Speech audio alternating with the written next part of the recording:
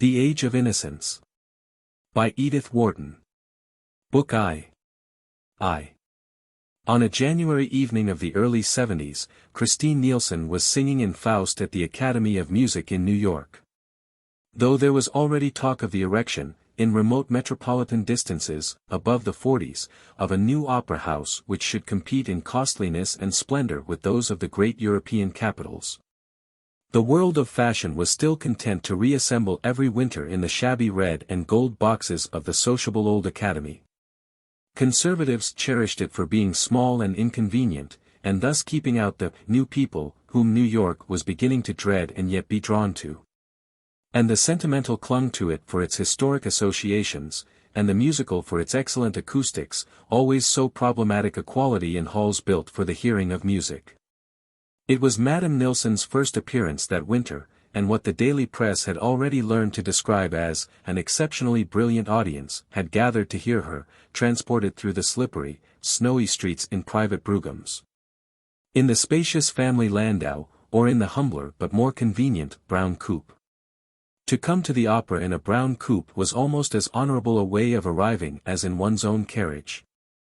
And departure by the same means had the immense advantage of enabling one, with a playful allusion to democratic principles, to scramble into the first brown conveyance in the line. Instead of waiting till the cold congested nose of one's own coachman gleamed under the portico of the academy. It was one of the great livery stableman's most masterly intuitions to have discovered that Americans want to get away from amusement even more quickly than they want to get to it. When Newland Archer opened the door at the back of the club box, the curtain had just gone up on the garden scene. There was no reason why the young man should not have come earlier, for he had dined at 7, alone with his mother and sister. And had lingered afterward over a cigar in the Gothic library with glazed black walnut bookcases and finial-topped chairs, which was the only room in the house where Mrs. Archer allowed smoking. But, in the first place, New York was a metropolis, and perfectly aware that in metropolises it was not the thing to arrive early at the opera. And what was or was not the thing played a part as important in Newland Archer's New York as the inscrutable totem terrors that had ruled the destinies of his forefathers thousands of years ago. The second reason for his delay was a personal one. He had dawdled over his cigar because he was at heart a dilettante, and thinking over a pleasure to come often gave him a subtler satisfaction than its realization. This was especially the case when the pleasure was a delicate one, as his pleasures mostly were. And on this occasion the moment he looked forward to was so rare and exquisite in quality that, well, if he had timed his arrival in accord with the prima donna's stage manager, he could not have entered the academy at a more significant moment than just as she was singing, he loves me not, he loves me. And sprinkling the falling daisy petals with notes as clear as dew. She sang, of course, Mama. And not, he loves me. Since an unalterable and unquestioned law of the musical world required that the German text of French operas sung by Swedish artists should be translated into Italian for the clearer understanding of English-speaking audiences. This seemed as natural to Newland Archer as all the other conventions on which his life was molded, such as the duty of using 2 silver-backed brushes with his monogram in blue enamel to part his hair. And of never appearing in society without a flower, preferably a gardenia, in his buttonhole. Mama, non me. The prima donna sang, and Mama. With a final burst of love triumphant, as she pressed the disheveled daisy to her lips and lifted her large eyes to the sophisticated countenance of the little brown Faustkapelle, who was vainly trying, in a tight purple velvet doublet and plumed cap, to look as pure and true as his artless victim. Newland Archer, leaning against the wall at the back of the club box, turned his eyes from the stage and scanned the opposite side of the house. Directly facing him was the box of old Mrs. Manson Minot, whose monstrous obesity had long since made it impossible for her to attend the opera, but who was always represented on fashionable nights by some of the younger members of the family. On this occasion, the front of the box was filled by her daughter-in-law, Mrs. Lovell Minot, and her daughter, Mrs. Welland. And slightly withdrawn behind these brocaded matrons sat a young girl in white with eyes ecstatically fixed on the stage lovers. As Madame Nilsson's Mama. Thrilled out above the silent house, the boxes always stopped talking during the daisy song, a warm pink mounted to the girl's cheek, mantled her brow to the roots of her fair braids, and suffused the young slope of her breast to the line where it met a modest tulle tucker fastened with a single gardenia. She dropped her eyes to the immense bouquet of lilies of the valley on her knee, and Newland Archer saw her white-gloved fingertips touch the flowers softly. He drew a breath of satisfied vanity and his eyes returned to the stage. No expense had been spared on the setting, which was acknowledged to be very beautiful even by people who shared his acquaintance with the opera houses of Paris and Vienna. The foreground, to the footlights, was covered with emerald green cloth. In the middle distant symmetrical mounds of woolly green moss bounded by croquet hoops formed the base of shrubs shaped like orange trees but studded with large pink and red roses. Gigantic pansies, considerably larger than the roses, and closely resembling the floral pen wipers made by female parishioners for fashionable clergymen, sprang from the moss beneath the rose trees. And here and there a daisy grafted on a rose branch flowered with a luxuriance prophetic of Mr. Luther Burbank's far-off prodigies. In the center of this enchanted garden Madame Nielsen, in white cashmere slashed with pale blue satin, a reticule dangling from a blue girdle, and large yellow braids carefully disposed on each side of her muslin chemisette, listened with downcast eyes to M. Capul's impassioned wooing, and affected a guileless incomprehension of his designs whenever, by word or glance, he persuasively indicated the ground-floor window of the neat brick villa projecting obliquely from the right wing. "The darling!" thought Newland Archer, his glance flitting back to the young girl with the lilies of the valley. "She doesn't even guess what it's all about." And he contemplated her absorbed young face with a thrill of possessorship in which pride in his own masculine initiation was mingled with a tender reverence for her abysmal purity. "We'll read Faust together, by the Italian lakes," he thought, somewhat hazily confusing the scene of his projected honeymoon with the masterpieces of literature which it would be his manly privilege to reveal to his bride. It was only that afternoon that May Welland had let him guess that she cared, New York's consecrated phrase of maiden avowal, and already his imagination, leaping ahead of the engagement ring, the betrothal kiss and the march from Lohengrin, pictured her at his side in some scene of old European witchery. He did not in the least wish the future Mrs. Newland Archer to be a simpleton. He meant her, thanks to his enlightening companionship, to develop a social tact and readiness of wit enabling her to hold her own with the most popular married women of the younger set, in which it was the recognized custom to attract masculine homage while playfully discouraging it. If he had probed to the bottom of his vanity, as he sometimes nearly did, he would have found there the wish that his wife should be as worldly wise and as eager to please as the married lady whose charms had held his fancy through 2 mildly agitated years. Without, of course, any hint of the frailty which had so nearly marred that unhappy being's life, and had disarranged his own plans for a whole winter.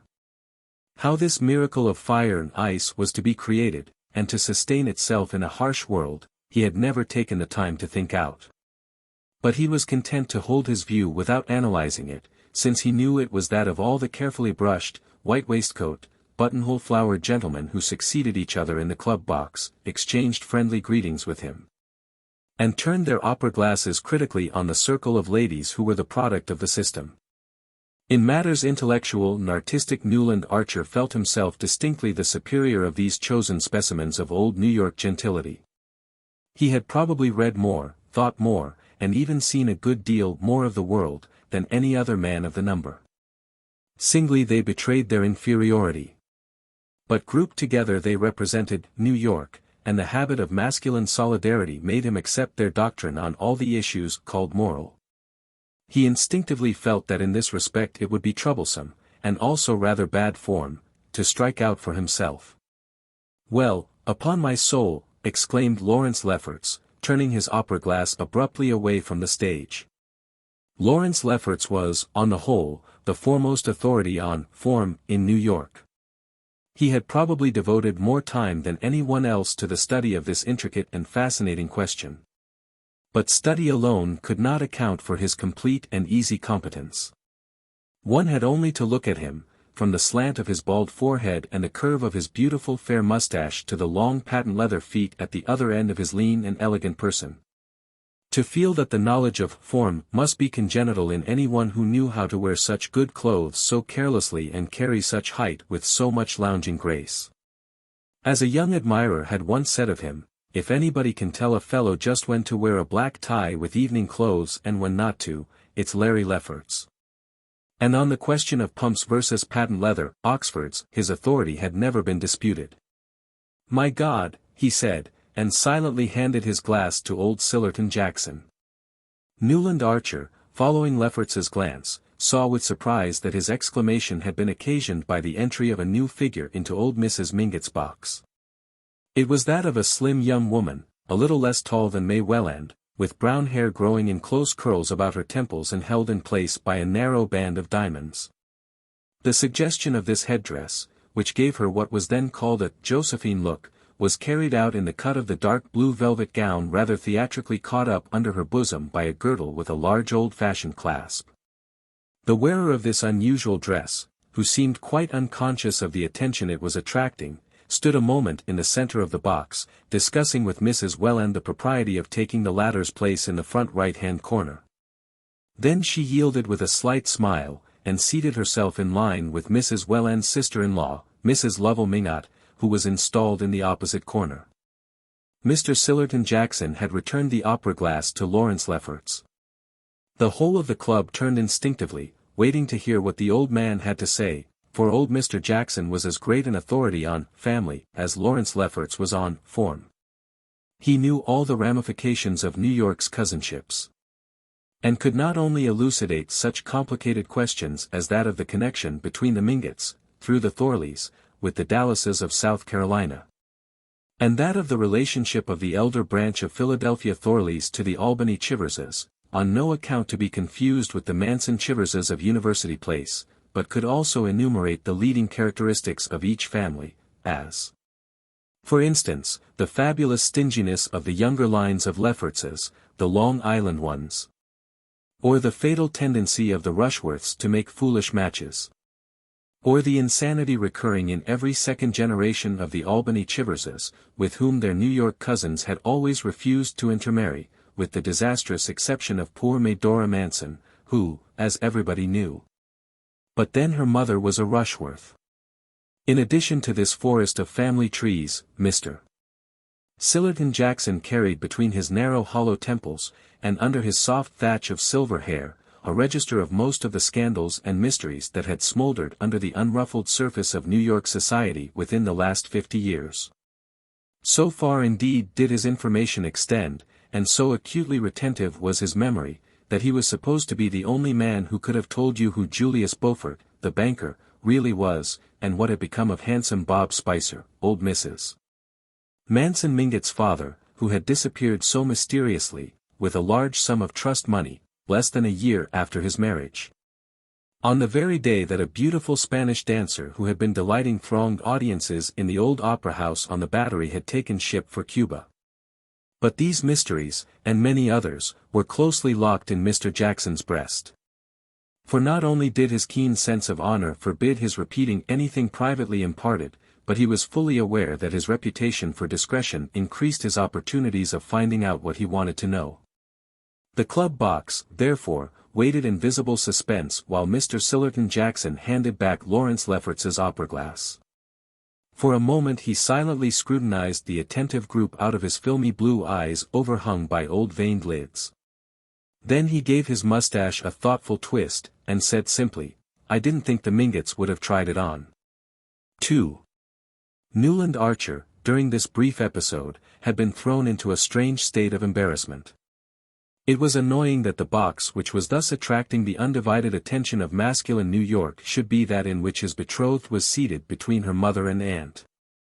And for a moment he could not identify the lady in the Empire dress, nor imagine why her presence created such excitement among the initiated. Then light dawned on him, and with it came a momentary rush of indignation. No, indeed. No one would have thought the Mingotts would have tried it on. But they had. They undoubtedly had. For the low-toned comments behind him left no doubt in Archer's mind that the young woman was May Welland's cousin, the cousin always referred to in the family as poor Ellen Olenska. Archer knew that she had suddenly arrived from Europe a day or two previously. He had even heard from Miss Welland, not disapprovingly, that she had been to see poor Ellen, who was staying with old Mrs. Minot. Archer entirely approved of family solidarity, and one of the qualities he most admired in the Mingotts was their resolute championship of the few black sheep that their blameless stock had produced. There was nothing mean or ungenerous in the young man's heart, and he was glad that his future wife should not be restrained by false prudery from being kind, in private, to her unhappy cousin. But to receive Countess Olenska in the family circle was a different thing from producing her in public, at the opera of all places, and in the very box with the young girl whose engagement to him, Newland Archer, was to be announced within a few weeks.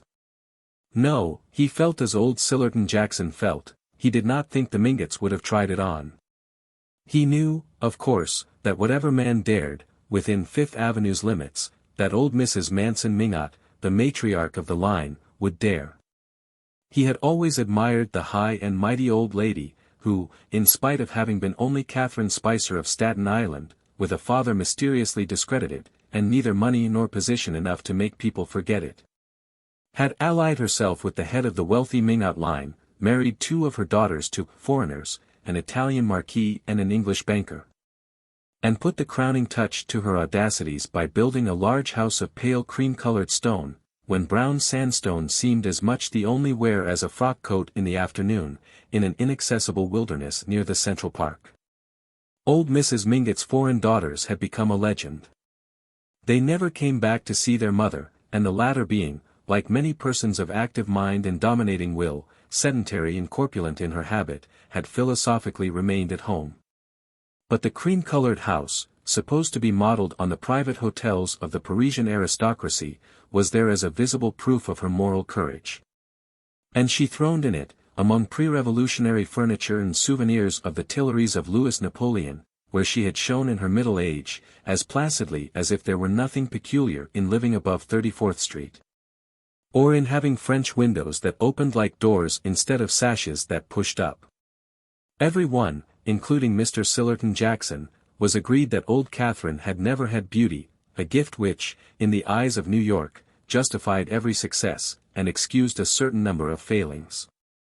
Unkind people said that, like her imperial namesake, she had won her way to success by strength of will and hardness of heart, and a kind of haughty effrontery that was somehow justified by the extreme decency and dignity of her private life. Mr. Manson Minot had died when she was only 28, and had tied up the money with an additional caution born of the general distrust of the Spicers. But his bold young widow went her way fearlessly, mingled freely in foreign society, married her daughters in heaven knew what corrupt and fashionable circles, hobnobbed with dukes and ambassadors, associated familiarly with papists, entertained opera singers, and was the intimate friend of Madame Taglioni, and all the while, as Sillerton Jackson was the first to proclaim, there had never been a breath on her reputation, the only respect, he always added, in which she differed from the earlier Catherine. Mrs. Manson Minot had long since succeeded in untying her husband's fortune, and had lived in affluence for half a century. But memories of her early straits had made her excessively thrifty, and though, when she bought a dress or a piece of furniture, she took care that it should be of the best, she could not bring herself to spend much on the transient pleasures of the table. Therefore, for totally different reasons, her food was as poor as Mrs. Archer's, and her wines did nothing to redeem it. Her relatives considered that the penury of her table discredited the Minot name, which had always been associated with good living. But people continued to come to her in spite of the made dishes and flat champagne.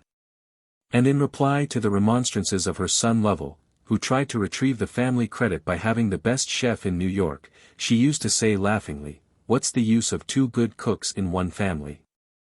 Now that I've married the girls and can't eat sauces." Newland Archer, as he mused on these things, had once more turned his eyes toward the Minot box. He saw that Mrs. Welland and her sister-in-law were facing their semicircle of critics with the Mingottian aplomb which old Catherine had inculcated in all her tribe, and that only May Welland betrayed.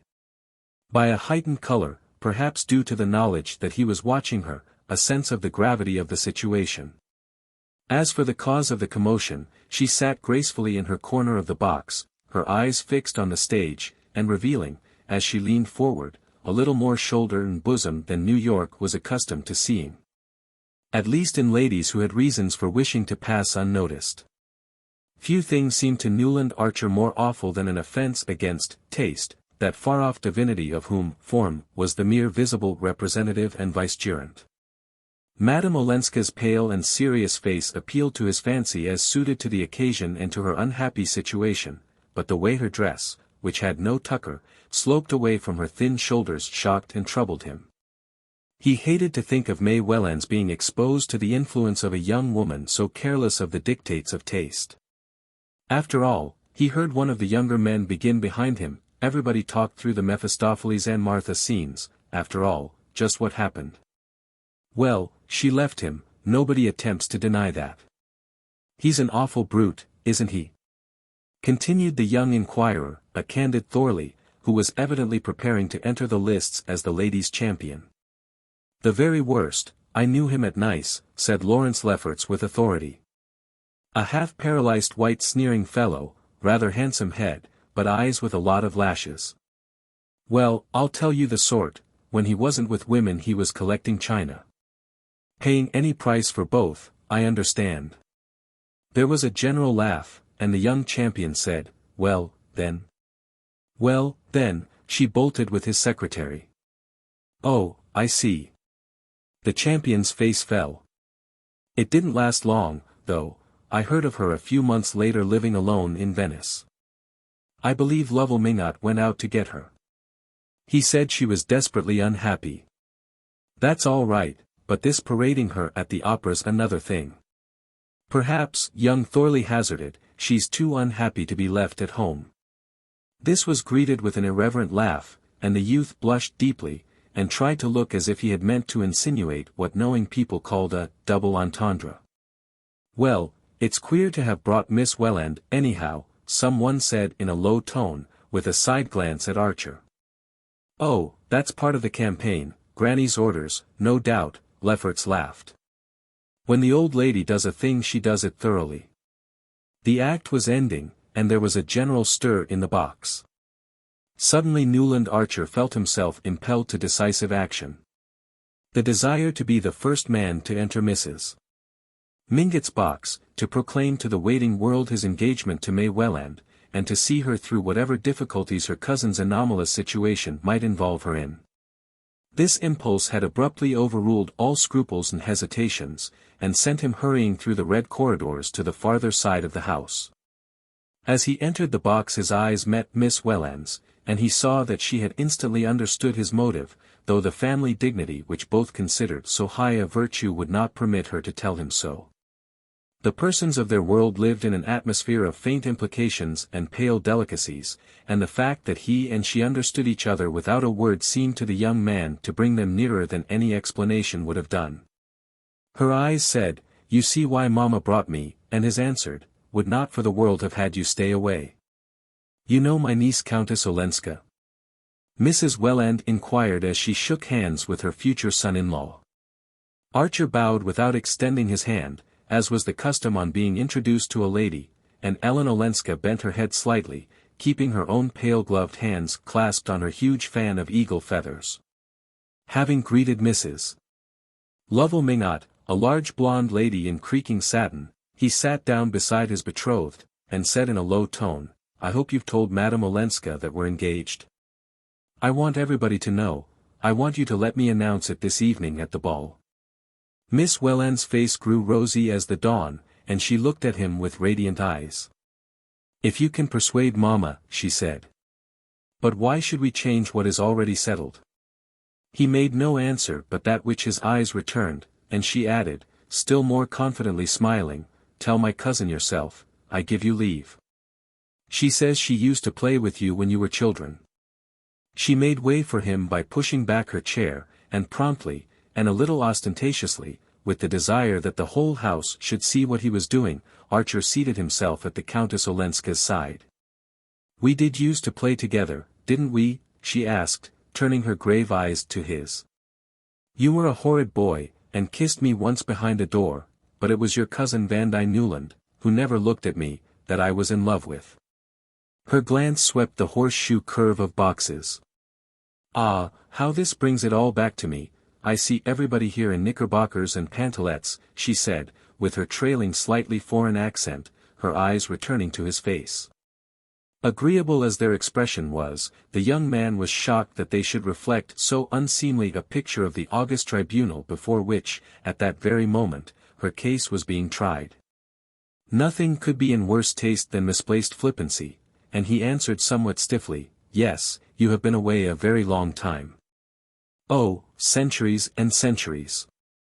So long," she said, "that I'm sure I'm dead and buried, and this dear old place is heaven," which, for reasons he could not define, struck Newland Archer as an even more disrespectful way of describing New York society. 3. It invariably happened in the same way. Mrs. Julius Beaufort, on the night of her annual ball, never failed to appear at the opera. Indeed, she always gave her ball on an opera night in order to emphasize her complete superiority to household cares, and her possession of a staff of servants competent to organize every detail of the entertainment in her absence. The Beaufort's house was one of the few in New York that possessed a ballroom. It antedated even Mrs. Manson Mingott's and the Headley Chiverses. And at a time when it was beginning to be thought provincial to put a crash over the drawing-room floor and move the furniture upstairs, the possession of a ballroom that was used for no other purpose, and left for 364 days of the year to shutter darkness, with its gilt chairs stacked in a corner and its chandelier in a bag. This undoubted superiority was felt to compensate for whatever was regrettable in the Beaufort past. Mrs. Archer, who was fond of coining her social philosophy into axioms, had once said, "We all have our pet common people," and though the phrase was a daring one, its truth was secretly admitted in many an exclusive bosom. But the Beauforts were not exactly common, some people said they were even worse.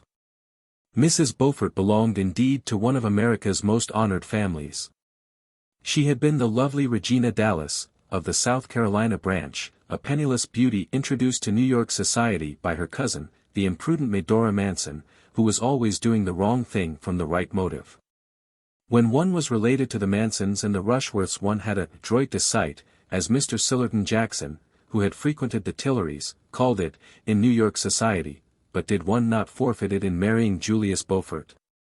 The question was, who was Beaufort? He passed for an Englishman, was agreeable, handsome, ill-tempered, hospitable and witty. He had come to America with letters of recommendation from old Mrs. Manson Mingott's English son-in-law, the banker, and had speedily made himself an important position in the world of affairs, but his habits were dissipated, his tongue was bitter, his antecedents were mysterious. And when Medora Manson announced her cousin's engagement to him, it was felt to be one more act of folly in poor Medora's long record of imprudences. But folly is as often justified of her children as wisdom, and 2 years after young Mrs. Beaufort's marriage it was admitted that she had the most distinguished house in New York. No one knew exactly how the miracle was accomplished. She was indolent, passive, the caustic even called her dull. But dressed like an idol, hung with pearls, growing younger and blonder and more beautiful each year, she throned in Mr. Beaufort's heavy brownstone palace, and drew all the world there without lifting her jeweled little finger. The knowing people said it was Beaufort himself who trained the servants, taught the chef new dishes, told the gardeners what hothouse flowers to grow for the dinner table and the drawing rooms, selected the guests, brewed the after-dinner punch and dictated the little notes his wife wrote to her friends. If he did, these domestic activities were privately performed, and he presented to the world the appearance of a careless and hospitable millionaire strolling into his own drawing-room with the detachment of an invited guest, and saying, "My wife's gloxinias are a marvel, aren't they? I believe she gets them out from Kew." Mr. Beaufort's secret, people were agreed, was the way he carried things off.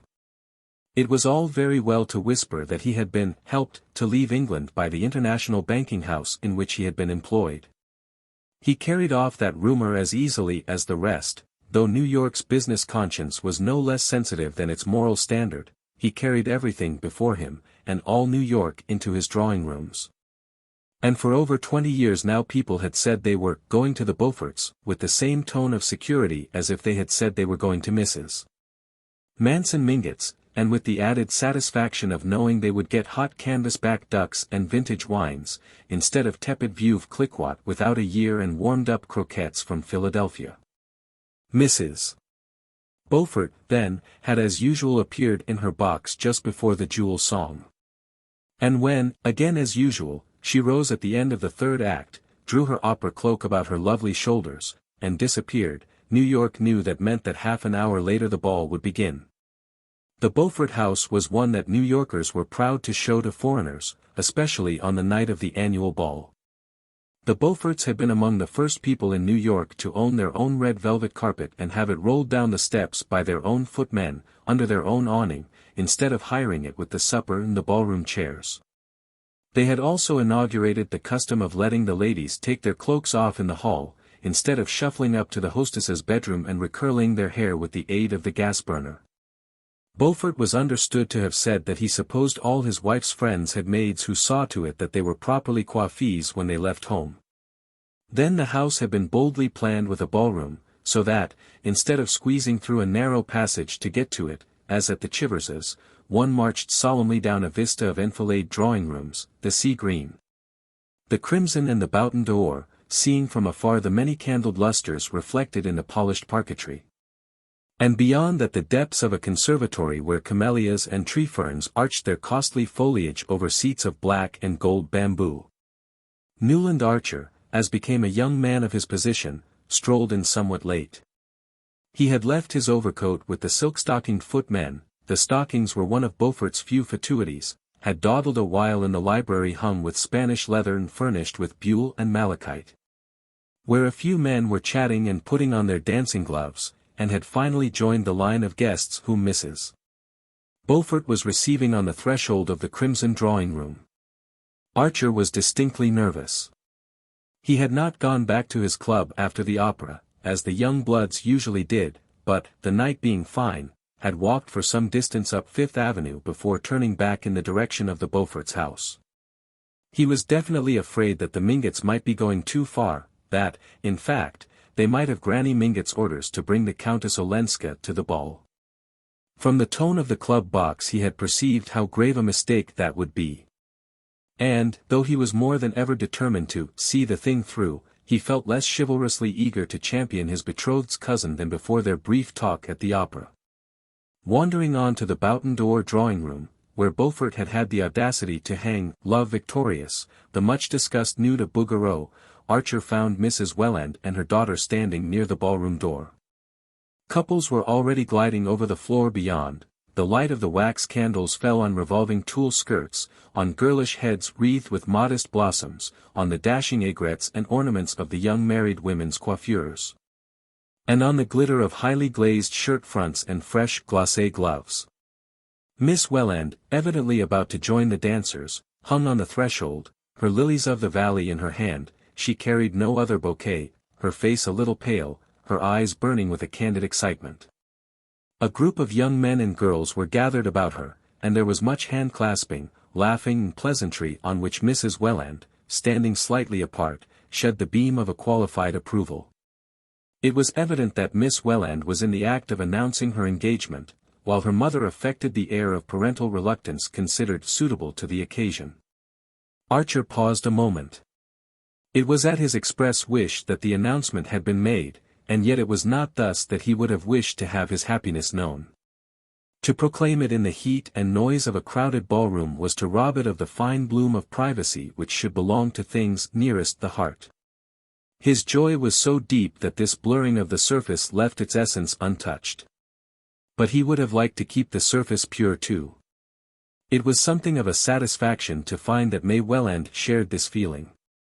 Her eyes fled to his beseechingly, and their look said, "Remember, we're doing this because it's right." No appeal could have found a more immediate response in Archer's breast, but he wished that the necessity of their action had been represented by some ideal reason, and not simply by poor Ellen Olenska. The group about Miss Welland made way for him with significant smiles, and after taking his share of the felicitations he drew his betrothed into the middle of the ballroom floor and put his arm about her waist. "Now we shan't have to talk," he said, smiling into her candid eyes, as they floated away on the soft waves of the blue Danube. She made no answer. Her lips trembled into a smile, but the eyes remained distant and serious, as if bent on some ineffable vision. "Dear," Archer whispered, pressing her to him, it was borne in on him that the first hours of being engaged, even if spent in a ballroom, had in them something grave and sacramental. What a new life it was going to be, with this whiteness, radiance, goodness at one's side. The dance over, the two, as became an affianced couple, wandered into the conservatory. And sitting behind a tall screen of tree ferns and camellias, Newland pressed her gloved hand to his lips. "You see, I did as you asked me to," she said. "Yes, I couldn't wait," he answered, smiling. After a moment he added, "Only I wish it hadn't had to be at a ball." "Yes, I know." She met his glance comprehendingly. "But after all, even here we're alone together, aren't we?" "Oh, dearest, always!" Archer cried. Evidently she was always going to understand, she was always going to say the right thing. The discovery made the cup of his bliss overflow, and he went on gaily, "The worst of it is that I want to kiss you and I can't." As he spoke he took a swift glance about the conservatory, assured himself of their momentary privacy, and catching her to him laid a fugitive pressure on her lips. To counteract the audacity of this proceeding he led her to a bamboo sofa in a less secluded part of the conservatory, and sitting down beside her broke a lily of the valley from her bouquet. She sat silent, and the world lay like a sunlit valley at their feet. "Did you tell my cousin Ellen?" she asked presently, as if she spoke through a dream. He roused himself, and remembered that he had not done so. Some invincible repugnance to speak of such things to the strange foreign woman had checked the words on his lips. "No, I hadn't the chance after all," he said, fibbing hastily. "Ah." She looked disappointed, but gently resolved on gaining her point. "You must, then, for I didn't either, and I shouldn't like her to think." "Of course not. But aren't you, after all, the person to do it?" She pondered on this. "If I'd done it at the right time, yes, but now that there's been a delay I think you must explain that I'd asked you to tell her at the opera, before our speaking about it to everybody here. Otherwise she might think I had forgotten her. You see, she's one of the family, and she's been away so long that she's rather sensitive." Archer looked at her glowingly. "Dear and great angel. Of course I'll tell her." He glanced a trifle apprehensively toward the crowded ballroom. "But I haven't seen her yet." "Has she come?" "No, at the last minute she decided not to." "At the last minute," he echoed, betraying his surprise that she should ever have considered the alternative possible. "Yes. She's awfully fond of dancing," the young girl answered simply. "But suddenly she made up her mind that her dress wasn't smart enough for a ball, though we thought it so lovely, and so my aunt had to take her home." "Oh, well," said Archer with happy indifference. Nothing about his betrothed pleased him more than her resolute determination to carry to its utmost limit that ritual of ignoring the unpleasant in which they had both been brought up. "She knows as well as I do," he reflected, "the real reason of her cousin's staying away, but I shall never let her see by the least sign that I am conscious of there being a shadow of a shade on poor Ellen Olenska's reputation." 4. In the course of the next day the first of the usual betrothal visits were exchanged. The New York ritual was precise and inflexible in such matters, and in conformity with it Newland Archer first went with his mother and sister to call on Mrs. Welland, after which he and Mrs. Welland and May drove out to old Mrs. Manson Mingott's to receive that venerable ancestress's blessing. A visit to Mrs. Manson Mingot was always an amusing episode to the young man. The house in itself was already an historic document, though not, of course, as venerable as certain other old family houses in University Place and Lower Fifth Avenue. Those were of the purest 1830, with a grim harmony of cabbage rose garlanded carpets, rosewood consoles, round-arched fireplaces with black marble mantels, and immense glazed bookcases of mahogany, whereas old Mrs. Mingot, who had built her house later, had bodily cast out the massive furniture of her prime, and mingled with the Mingot heirlooms the frivolous upholstery of the Second Empire. It was her habit to sit in a window of her sitting room on the ground floor, as if watching calmly for life and fashion to flow northward to her solitary doors. She seemed in no hurry to have them come, for her patience was equalled by her confidence. She was sure that presently the hoardings, the quarries, the one-story saloons, the wooden greenhouses in ragged gardens, and the rocks from which goats surveyed the scene, would vanish before the advance of residences as stately as her own, perhaps, for she was an impartial woman, even statelier. And that the cobble-stones over which the old clattering omnibuses bumped would be replaced by smooth asphalt, such as people reported having seen in Paris. Meanwhile, as every one she cared to see came to her, and she could fill her rooms as easily as the Beauforts, and without adding a single item to the menu of her suppers, she did not suffer from her geographic isolation. The immense accretion of flesh which had descended on her in middle life like a flood of lava on a doomed city had changed her from a plump active little woman with a neatly turned foot and ankle into something as vast and august as a natural phenomenon. She had accepted this submergence as philosophically as all her other trials, and now, in extreme old age, was rewarded by presenting to her mirror an almost unwrinkled expanse of firm pink and white flesh, in the center of which the traces of a small face survived as if awaiting excavation. A flight of smooth double chins led down to the dizzy depths of a still snowy bosom veiled in snowy muslins that were held in place by a miniature portrait of the late Mr. Mingot. And around and below, wave after wave of black silk surged away over the edges of a capacious armchair, with two tiny white hands poised like gulls on the surface of the billows. The burden of Mrs. Manson Mingot's flesh had long since made it impossible for her to go up and down stairs.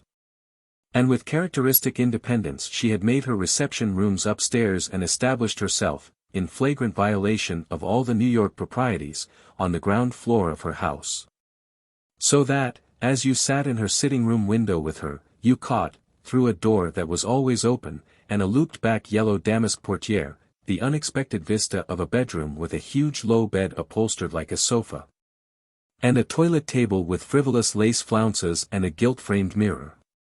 Her visitors were startled and fascinated by the foreignness of this arrangement, which recalled scenes in French fiction, and architectural incentives to immorality such as the simple American had never dreamed of. That was how women with lovers lived in the wicked old societies, in apartments with all the rooms on one floor, and all the indecent propinquities that their novels described. It amused Newland Archer, who had secretly situated the love scenes of Monsieur de Camers in Mrs. Mingot's bedroom, to picture her blameless life led in the stage setting of adultery. But he said to himself, with considerable admiration, that if a lover had been what she wanted, the intrepid woman would have had him too. To the general relief the Countess Olenska was not present in her grandmother's drawing-room during the visit of the betrothed couple. Mrs. Mingot said she had gone out. Which, on a day of such glaring sunlight and at the shopping hour, seemed in itself an indelicate thing for a compromised woman to do. But at any rate it spared them the embarrassment of her presence, and the faint shadow that her unhappy past might seem to shed on their radiant future. The visit went off successfully, as was to have been expected. Old Mrs. Mingot was delighted with the engagement, which, being long foreseen by watchful relatives, had been carefully passed upon in family council. And the engagement ring, a large thick sapphire set in invisible claws, met with her unqualified admiration. "It's the new setting, of course it shows the stone beautifully, but it looks a little bare to old-fashioned eyes," Mrs. Welland had explained, with a conciliatory side-glance at her future son-in-law. "Old-fashioned eyes? I hope you don't mean mine, my dear." "I like all the novelties," said the ancestress, lifting the stone to her small bright orbs, which no glasses had ever disfigured. Very handsome, she added, returning the jewel, very liberal. In my time a cameo set in pearls was thought sufficient. But it's the hand that sets off the ring, isn't it, my dear Mr. Archer? And she waved one of her tiny hands, with small pointed nails and rolls of aged fat encircling the wrist like ivory bracelets. Mine was modelled in Rome by the great Farajani. You should have May's done, no doubt he'll have it done, my child. Her hand is large, it's these modern sports that spread the joints, but the skin is white duck, and when's the wedding to be? She broke off, fixing her eyes on Archer's face. Oh, Mrs. Welland murmured, while the young man, smiling at his betrothed, replied, as soon as ever it can, if only you'll back me up, Mrs. Minot. We must give them time to get to know each other a little better, Mamma, Mrs. Welland interposed, with the proper affectation of reluctance, to which the ancestress rejoined, know each other. Fiddlesticks. Everybody in New York has always known everybody. Let the young man have his way, my dear. Don't wait till the bubble's off the wine. Marry them before Lent, I may catch pneumonia any winter now, and I want to give the wedding breakfast. These successive statements were received with the proper expressions of amusement, incredulity and gratitude. And the visit was breaking up in a vein of mild pleasantry when the door opened to admit the Countess Olenska, who entered in bonnet and mantle followed by the unexpected figure of Julius Beaufort. There was a cousinly murmur of pleasure between the ladies, and Mrs. Minot held out Farajani's model to the banker. Ha! Beaufort, this is a rare favor. She had an odd foreign way of addressing men by their surnames. Thanks. I wish it might happen oftener, said the visitor in his easy arrogant way. I'm generally so tied down, but I met the Countess Ellen in Madison Square, and she was good enough to let me walk home with her. Ah, I hope the house will be gayer, now that Ellen's here, cried Mrs. Minot with a glorious effrontery. Sit down, Beaufort, push up the yellow armchair, now I've got you I want a good gossip. I hear your ball was magnificent. And I understand you invited Mrs. Lemuel Struthers. Well, I've a curiosity to see the woman myself. She had forgotten her relatives, who were drifting out into the hall under Ellen Olenska's guidance. Old Mrs. Minot had always professed a great admiration for Julius Beaufort, and there was a kind of kinship in their cool domineering way and their shortcuts through the conventions. Now she was eagerly curious to know what had decided the Beauforts to invite, for the first time, Mrs. Lemuel Struthers, the widow of Struthers's shoe polish, who had returned the previous year from a long initiatory sojourn in Europe to lay siege to the tight little citadel of New York. Of course if you and Regina invite her the thing is settled. Well, we need new blood and new money, and I hear she's still very good looking, the carnivorous old lady declared. In the hall, while Mrs. Welland and May drew on their furs, Archer saw that the Countess Olenska was looking at him with a faintly questioning smile. Of course you know already, about May and me, he said, answering her look with a shy laugh. She scolded me for not giving you the news last night at the opera. I had her orders to tell you that we were engaged, but I couldn't, in that crowd. The smile passed from Countess Olenska's eyes to her lips. She looked younger, more like the bold brown Ellen Minot of his boyhood. Of course I know, yes. And I'm so glad. But one doesn't tell such things first in a crowd. The ladies were on the threshold and she held out her hand. Goodbye, come and see me some day, she said, still looking at Archer. In the carriage, on the way down Fifth Avenue, they talked pointedly of Mrs. Minot, of her age, her spirit, and all her wonderful attributes. No one alluded to Ellen Olenska, but Archer knew that Mrs. Welland was thinking, it's a mistake for Ellen to be seen, the very day after her arrival. Parading up Fifth Avenue at the crowded hour with Julius Beaufort, and the young man himself mentally added, and she ought to know that a man who's just engaged doesn't spend his time calling on married women. But I dare say in the set she's lived in they never do anything else. And, in spite of the cosmopolitan views on which he prided himself, he thanked heaven that he was a New Yorker, and about to ally himself with one of his own kind. The next evening old Mr. Sillerton Jackson came to dine with the Archers. Mrs. Archer was a shy woman and shrank from society, but she liked to be well informed as to its doings. Her old friend Mr.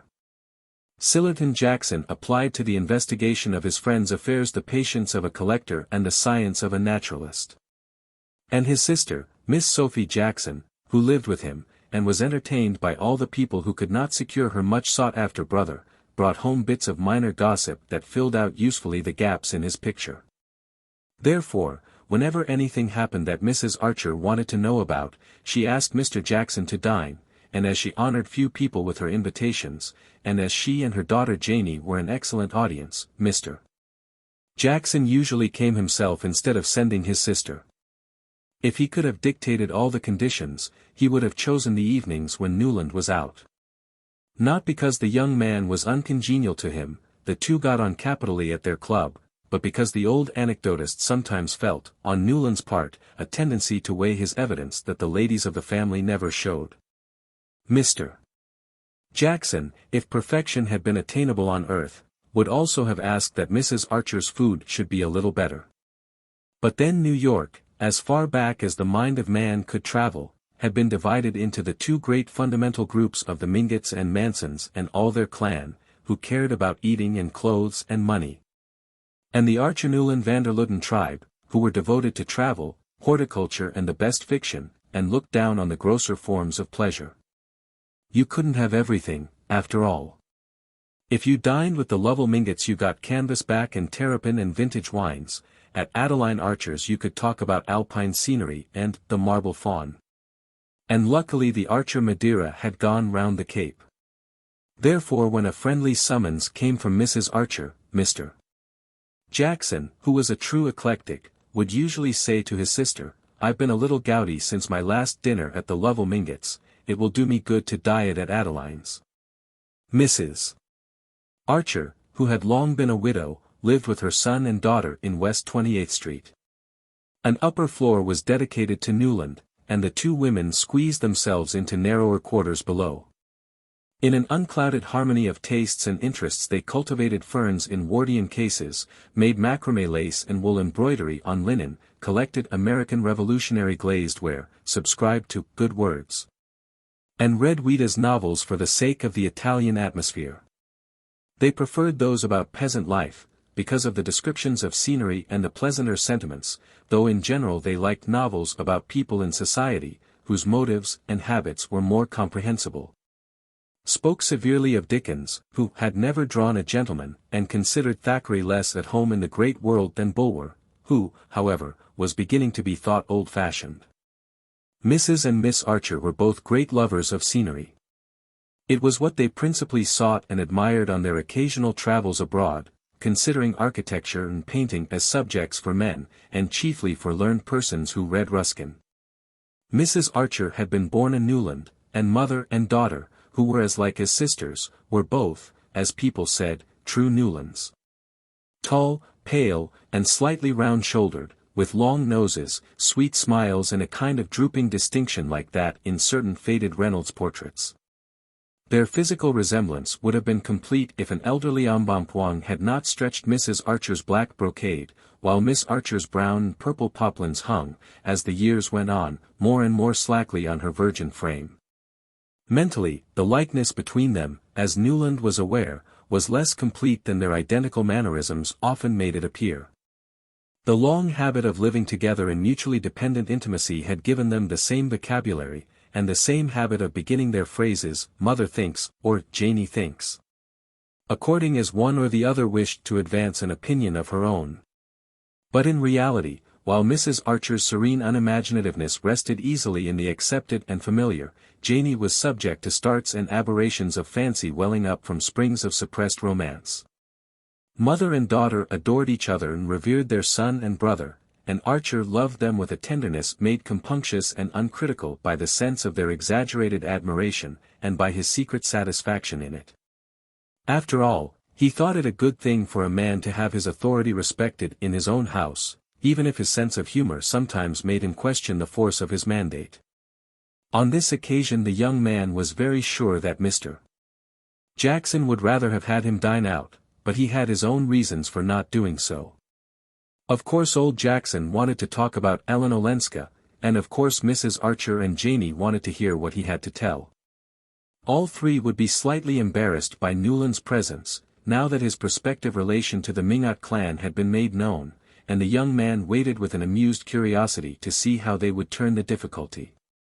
They began, obliquely, by talking about Mrs. Lemuel Struthers. "It's a pity the Beauforts asked her," Mrs. Archer said gently. "But then Regina always does what he tells her, and Beaufort." "Certain nuances escape Beaufort," said Mr. Jackson, cautiously inspecting the broiled shad, and wondering for the 1000th time why Mrs. Archer's cook always burnt the roe to a cinder. Newland, who had long shared his wonder, could always detect it in the older man's expression of melancholy disapproval. "Oh, necessarily, Beaufort is a vulgar man," said Mrs. Archer. "My grandfather Newland always used to say to my mother, 'Whatever you do, don't let that fellow Beaufort be introduced to the girls.'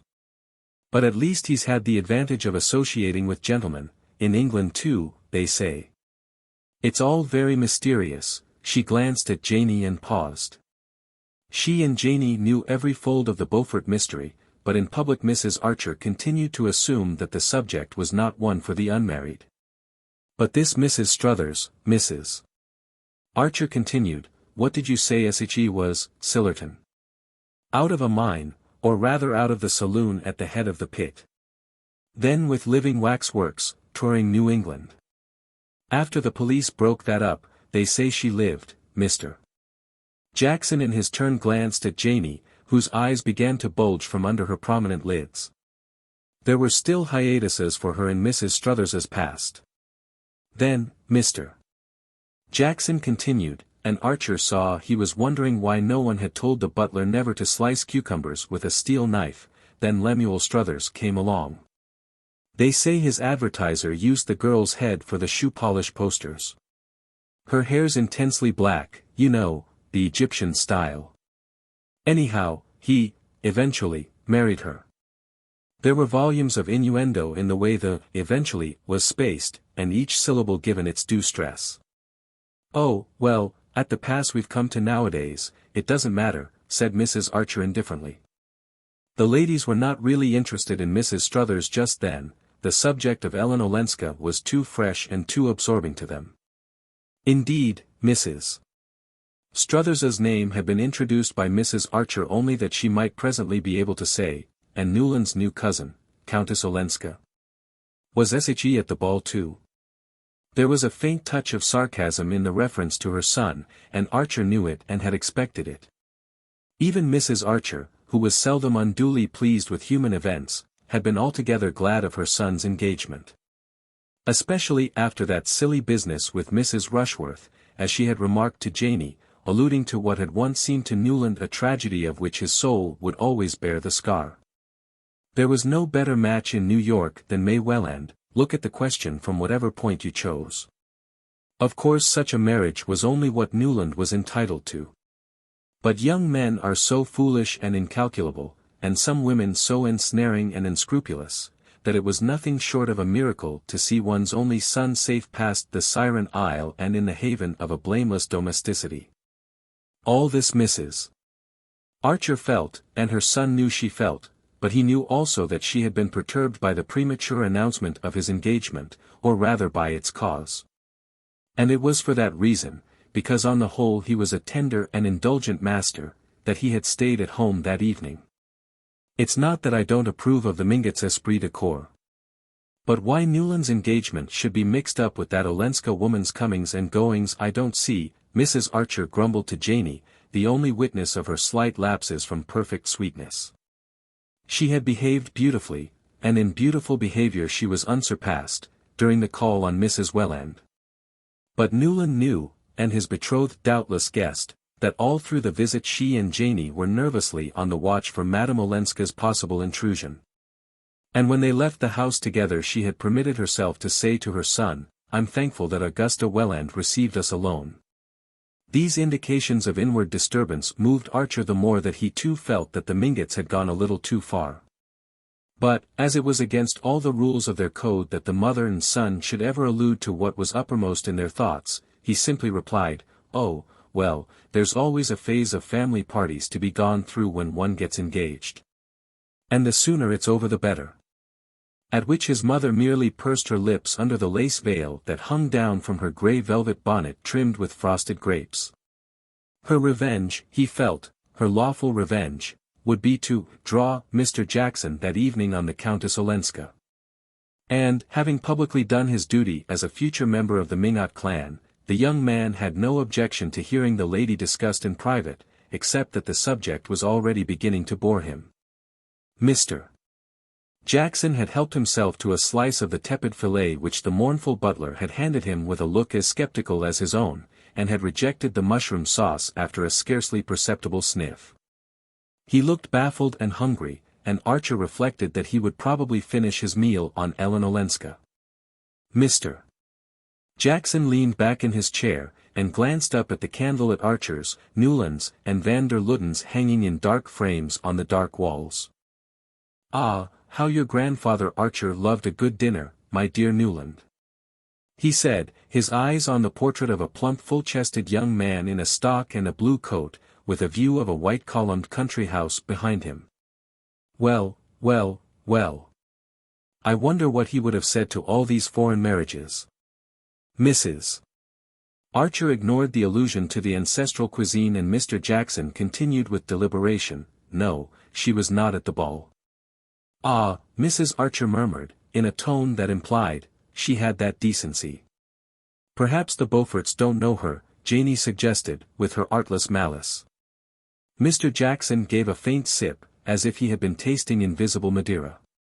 "Mrs.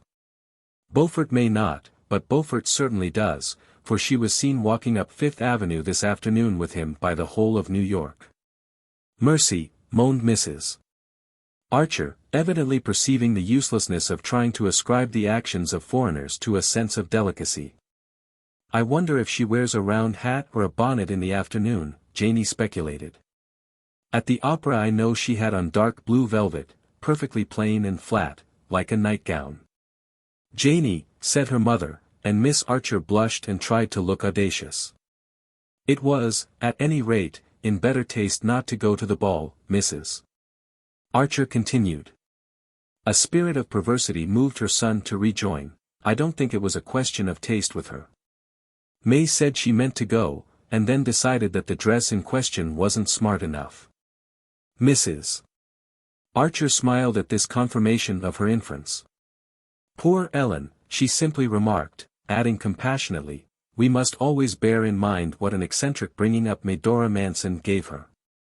What can you expect of a girl who was allowed to wear black satin at her coming-out ball?" "Ah, don't I remember her in it," said Mr. Jackson, adding, "Poor girl," in the tone of one who, while enjoying the memory, had fully understood at the time what the sight portended. "It's odd," Janey remarked, "that she should have kept such an ugly name as Ellen. I should have changed it to Elaine." She glanced about the table to see the effect of this. Her brother laughed. "Why Elaine?" "I don't know, it sounds more Polish," said Janey, blushing. "It sounds more conspicuous, and that can hardly be what she wishes," said Mrs. Archer distantly. "Why not?" broke in her son, growing suddenly argumentative. "Why shouldn't she be conspicuous if she chooses? Why should she slink about as if it were she who had disgraced herself? She's poor Ellen, certainly, because she had the bad luck to make a wretched marriage, but I don't see that that's a reason for hiding her head as if she were the culprit." "That, I suppose," said Mr. Jackson, speculatively, "is the line the Mingotts mean to take." The young man reddened. "I didn't have to wait for their cue, if that's what you mean, sir. Madame Olenska has had an unhappy life, that doesn't make her an outcast." "There are rumors," began Mr. Jackson, glancing at Janey. "Oh, I know," the secretary, the young man took him up. "Nonsense, mother, Janey's grown up. They say, don't they," he went on, that the secretary helped her to get away from her brute of a husband, who kept her practically a prisoner. Well, what if he did?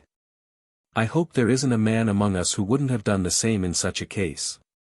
Mr. Jackson glanced over his shoulder to say to the sad butler, perhaps, that sauce, just a little, after all. Then, having helped himself, he remarked, I'm told she's looking for a house. She means to live here.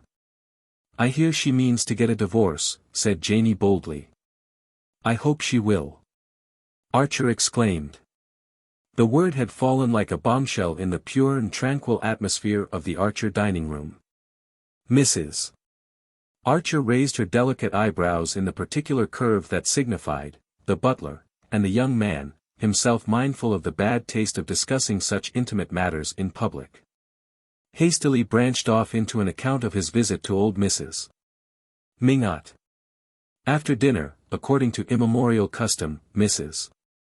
Archer and Janey trailed their long silk draperies up to the drawing-room, where, while the gentlemen smoked below stairs, they sat beside a Carcel lamp with an engraved globe, facing each other across a rosewood work table with a green silk bag under it, and stitched at the two ends of a tapestry band of field flowers destined to adorn an occasional chair in the drawing-room of young Mrs. Newland Archer. While this rite was in progress in the drawing-room, Archer settled Mr. Jackson in an armchair near the fire in the Gothic library and handed him a cigar. Mr. Jackson sank into the armchair with satisfaction, lit his cigar with perfect confidence. It was Newland who bought them, and stretching his thin old ankles to the coals, said, You say the secretary merely helped her to get away, my dear fellow? Well, he was still helping her a year later, then, for somebody met M living at Lausanne together. Newland reddened. Living together? Well, why not? Who had the right to make her life over if she hadn't? I'm sick of the hypocrisy that would bury alive a woman of her age if her husband prefers to live with harlots. He stopped and turned away angrily to light his cigar. Women ought to be free as we are, he declared, making a discovery of which he was too irritated to measure the terrific consequences. Mr. Sillerton Jackson stretched his ankles nearer the coals and emitted a sardonic whistle. Well, he said after a pause, apparently Count Olenska takes your view, for I never heard of his having lifted a finger to get his wife back. 6. That evening, after Mr. Jackson had taken himself away, and the ladies had retired to their chintz-curtained bedroom, Newland Archer mounted thoughtfully to his own study. A vigilant hand had, as usual, kept the fire alive and the lamp trimmed.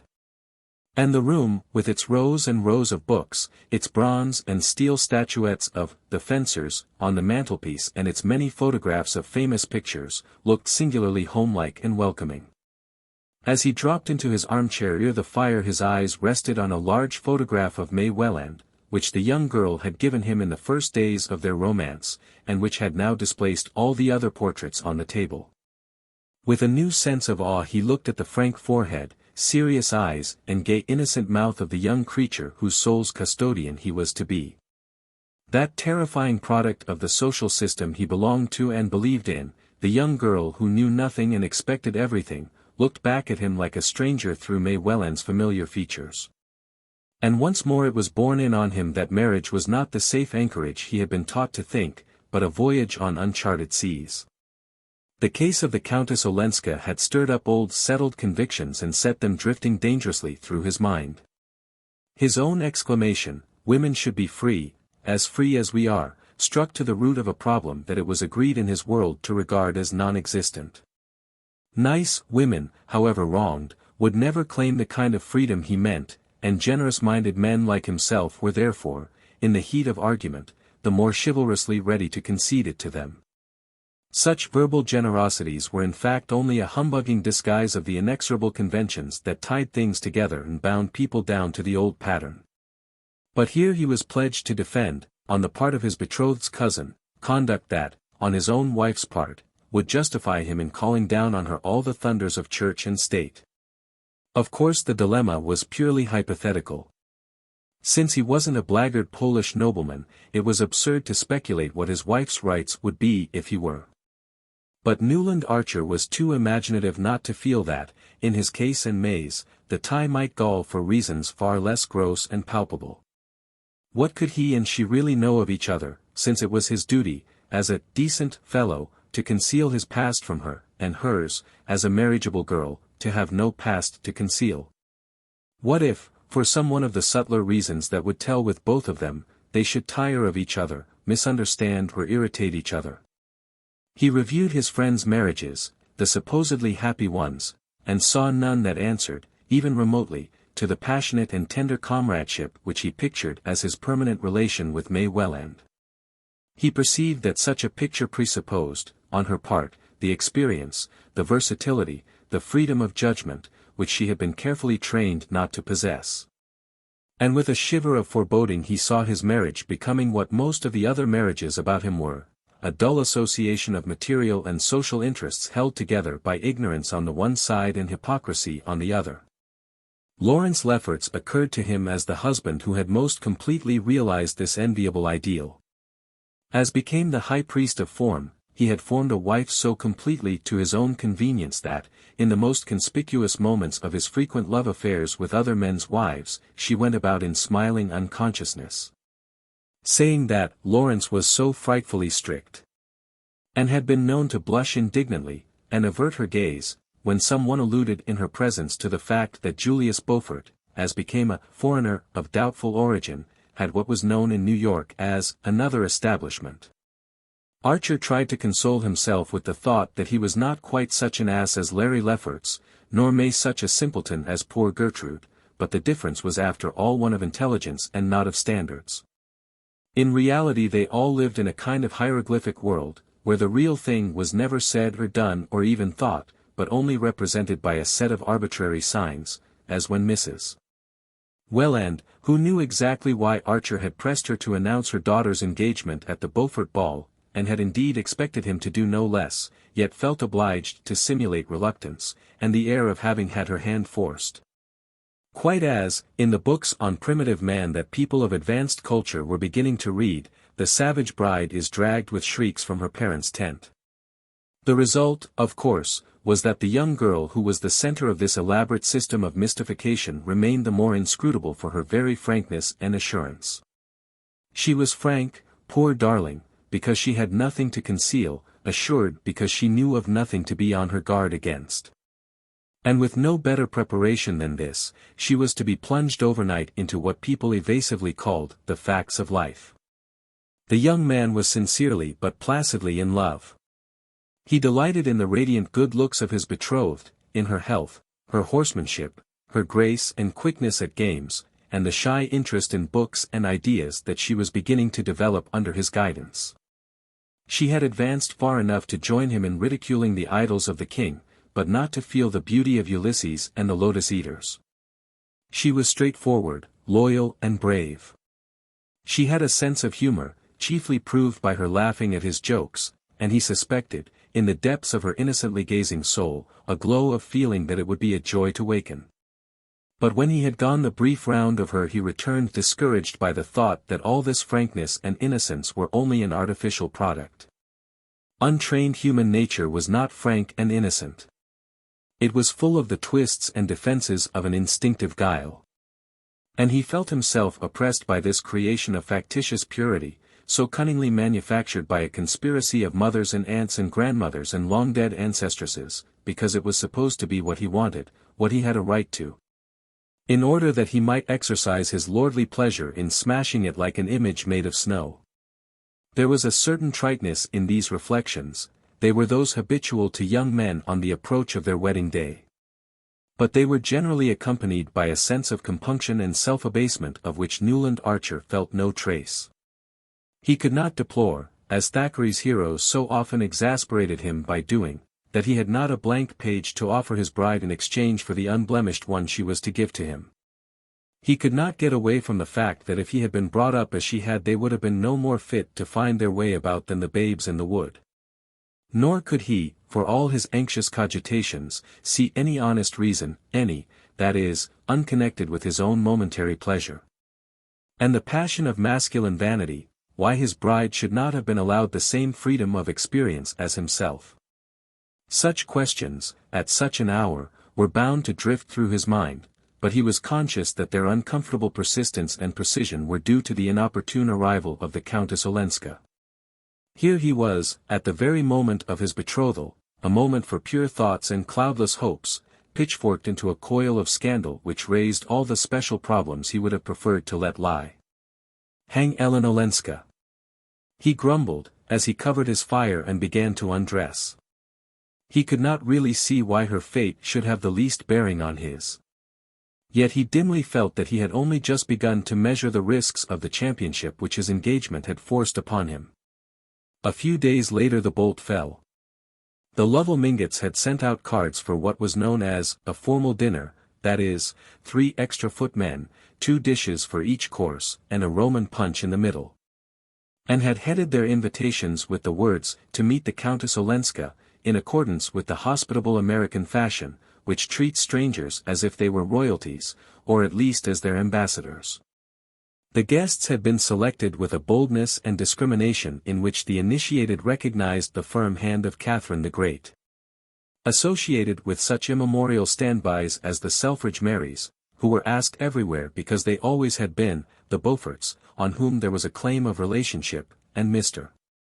Sillerton Jackson and his sister Sophie, who went wherever her brother told her to, were some of the most fashionable and yet most irreproachable of the dominant, young married, set, the Lawrence Leffertses, Mrs.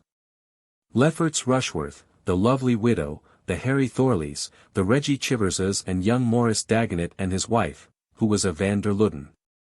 The company indeed was perfectly assorted, since all the members belonged to the little inner group of people who, during the long New York season, disported themselves together daily and nightly with apparently undiminished zest. 48 hours later the unbelievable had happened. Every one had refused the Mingotts' invitation except the Beauforts and old Mr. Jackson and his sister. The intended slight was emphasized by the fact that even the Reggie Chiverses, who were of the Mingott clan, were among those inflicting it. And by the uniform wording of the notes, in all of which the writers regretted that they were unable to accept, without the mitigating plea of a previous engagement that ordinary courtesy prescribed. New York society was, in those days, far too small, and too scant in its resources, for every one in it, including livery stable keepers, butlers and cooks, not to know exactly on which evenings people were free. And it was thus possible for the recipients of Mrs. Lovell Mingott's invitations to make cruelly clear their determination not to meet the Countess Olenska. The blow was unexpected, but the Mingotts, as their way was, met it gallantly. Mrs. Lovell Mingott confided the case to Mrs. Welland, who confided it to Newland Archer, who, aflame at the outrage, appealed passionately and authoritatively to his mother.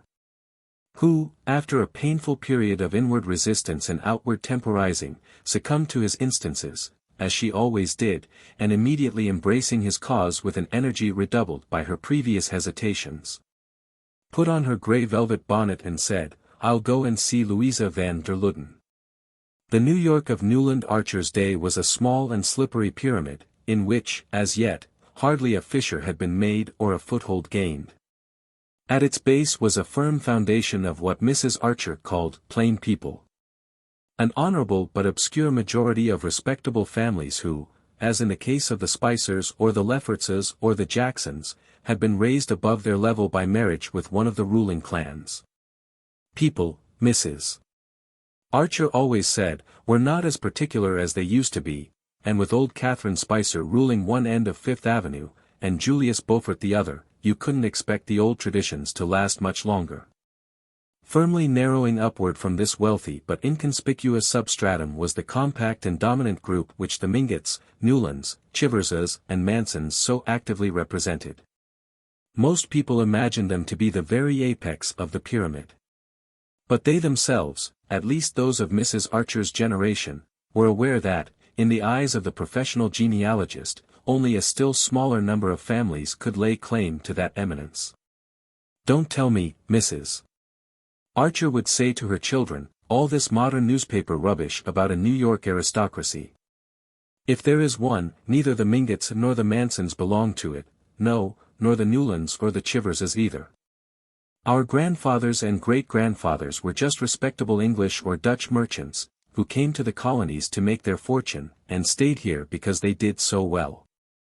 One of your great-grandfathers signed the Declaration, and another was a general on Washington's staff, and received General Burgoyne's sword after the Battle of Saratoga. These are things to be proud of, but they have nothing to do with rank or class. New York has always been a commercial community, and there are not more than 3 families in it who can claim an aristocratic origin in the real sense of the word. Mrs. Archer and her son and daughter, like everyone else in New York, knew who these privileged beings were, the Dagonets of Washington Square, who came of an old English county family allied with the Pitts and Foxes. The Lannings, who had intermarried with the descendants of Count de Grasse, and the Van der Luddens, direct descendants of the first Dutch governor of Manhattan. And related by pre-revolutionary marriages to several members of the French and British aristocracy. The Lannings survived only in the person of 2 very old but lively Miss Lannings, who lived cheerfully and reminiscently among family portraits and Chippendale. The Dagonets were a considerable clan, allied to the best names in Baltimore and Philadelphia. But the Van der Luddens, who stood above all of them, had faded into a kind of superterrestrial twilight, from which only 2 figures impressively emerged, those of Mr. and Mrs. Henry van der Luden. Mrs. Henry van der Luden had been Louisa Dagonet, and her mother had been the granddaughter of Colonel Du Lac, of an old Channel Island family, who had fought under Cornwallis and had settled in Maryland, after the war, with his bride. Lady Angelica Trevenna, 5th daughter of the Earl of St. Austri. The tie between the Dagonets, the Du Lacs of Maryland, and their aristocratic Cornish kinsfolk, the Trevennas, had always remained close and cordial. Mr. and Mrs. Van der Luden had more than once paid long visits to the present head of the House of Trevenna, the Duke of St. Austri, at his country seat in Cornwall and at St. Austri in Gloucestershire.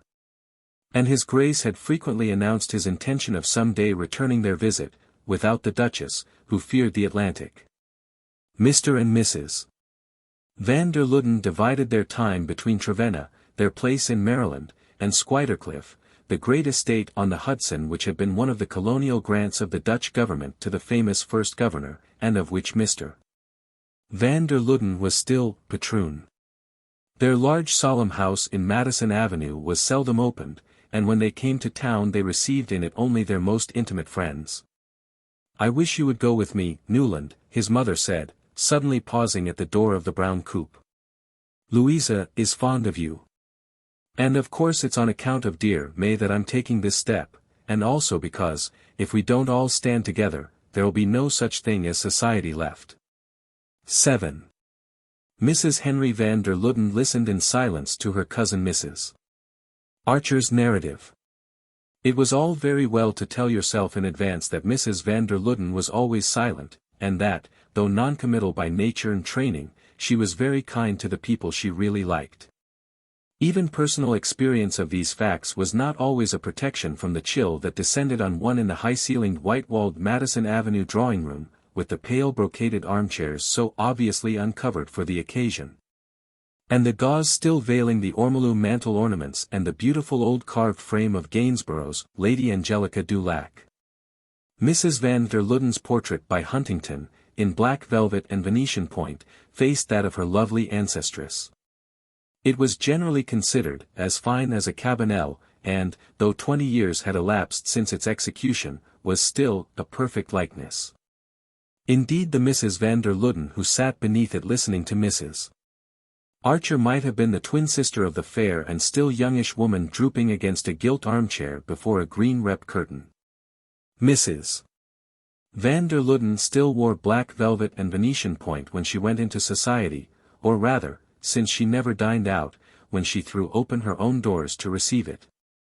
Her fair hair, which had faded without turning grey, was still parted in flat overlapping points on her forehead. And the straight nose that divided her pale blue eyes was only a little more pinched about the nostrils than when the portrait had been painted. She always, indeed, struck Newland Archer as having been rather gruesomely preserved in the airless atmosphere of a perfectly irreproachable existence, as bodies caught in glaciers keep for years a rosy life in death. Like all his family, he esteemed and admired Mrs. van der Luden. But he found her gentle bending sweetness less approachable than the grimness of some of his mother's old aunts, fierce spinsters who said no on principle before they knew what they were going to be asked. Mrs. van der Luden's attitude said neither yes nor no, but always appeared to incline to clemency till her thin lips, wavering into the shadow of a smile, made the almost invariable reply, "I shall first have to talk this over with my husband." She and Mr. van der Luden were so exactly alike that Archer often wondered how, after 40 years of the closest conjugality, two such merged identities ever separated themselves enough for anything as controversial as a talking over. But as neither had ever reached a decision without prefacing it by this mysterious conclave, Mrs. Archer and her son, having set forth their case, waited resignedly for the familiar phrase. Mrs. van der Luden, however, who had seldom surprised any one, now surprised them by reaching her long hand toward the bell-rope. "I think," she said, "I should like Henry to hear what you have told me." A footman appeared, to whom she gravely added, "If Mr. van der Luden has finished reading the newspaper, please ask him to be kind enough to come." She said reading the newspaper, in the tone in which a minister's wife might have said, presiding at a cabinet meeting, not from any arrogance of mind, but because the habit of a lifetime, and the attitude of her friends and relations, had led her to consider Mr. van der Luden's least gesture as having an almost sacerdotal importance. Her promptness of action showed that she considered the case as pressing as Mrs. Archer. But, lest she should be thought to have committed herself in advance, she added, with the sweetest look, "Henry always enjoys seeing you, dear Adeline, and he will wish to congratulate Newland." The double doors had solemnly reopened and between them appeared Mr. Henry van der Luden, tall, spare and frock-coated, with faded fair hair, a straight nose like his wife's and the same look of frozen gentleness in eyes that were merely pale grey instead of pale blue. Mr. van der Luden greeted Mrs. Archer with cousinly affability, proffered to Newland low-voiced congratulations couched in the same language as his wife's, and seated himself in one of the brocade armchairs with the simplicity of a reigning sovereign. "I had just finished reading the Times," he said, laying his long fingertips together. "In town my mornings are so much occupied that I find it more convenient to read the newspapers after luncheon." "Ah, there's a great deal to be said for that plan. Indeed I think my Uncle Egmont used to say he found it less agitating not to read the morning papers till after dinner," said Mrs. Archer responsively. "Yes, my good father abhorred hurry. But now we live in a constant rush," said Mr. van der Luden in measured tones, looking with pleasant deliberation about the large shrouded room which to Archer was so complete an image of its owners. "But I hope you had finished your reading, Henry," his wife interposed. "Quite, quite," he reassured her. "Then I should like Adeline to tell you." "Oh, it's really Newland's story," said his mother smiling. And proceeded to rehearse once more the monstrous tale of the affront inflicted on Mrs. Lovell Minot.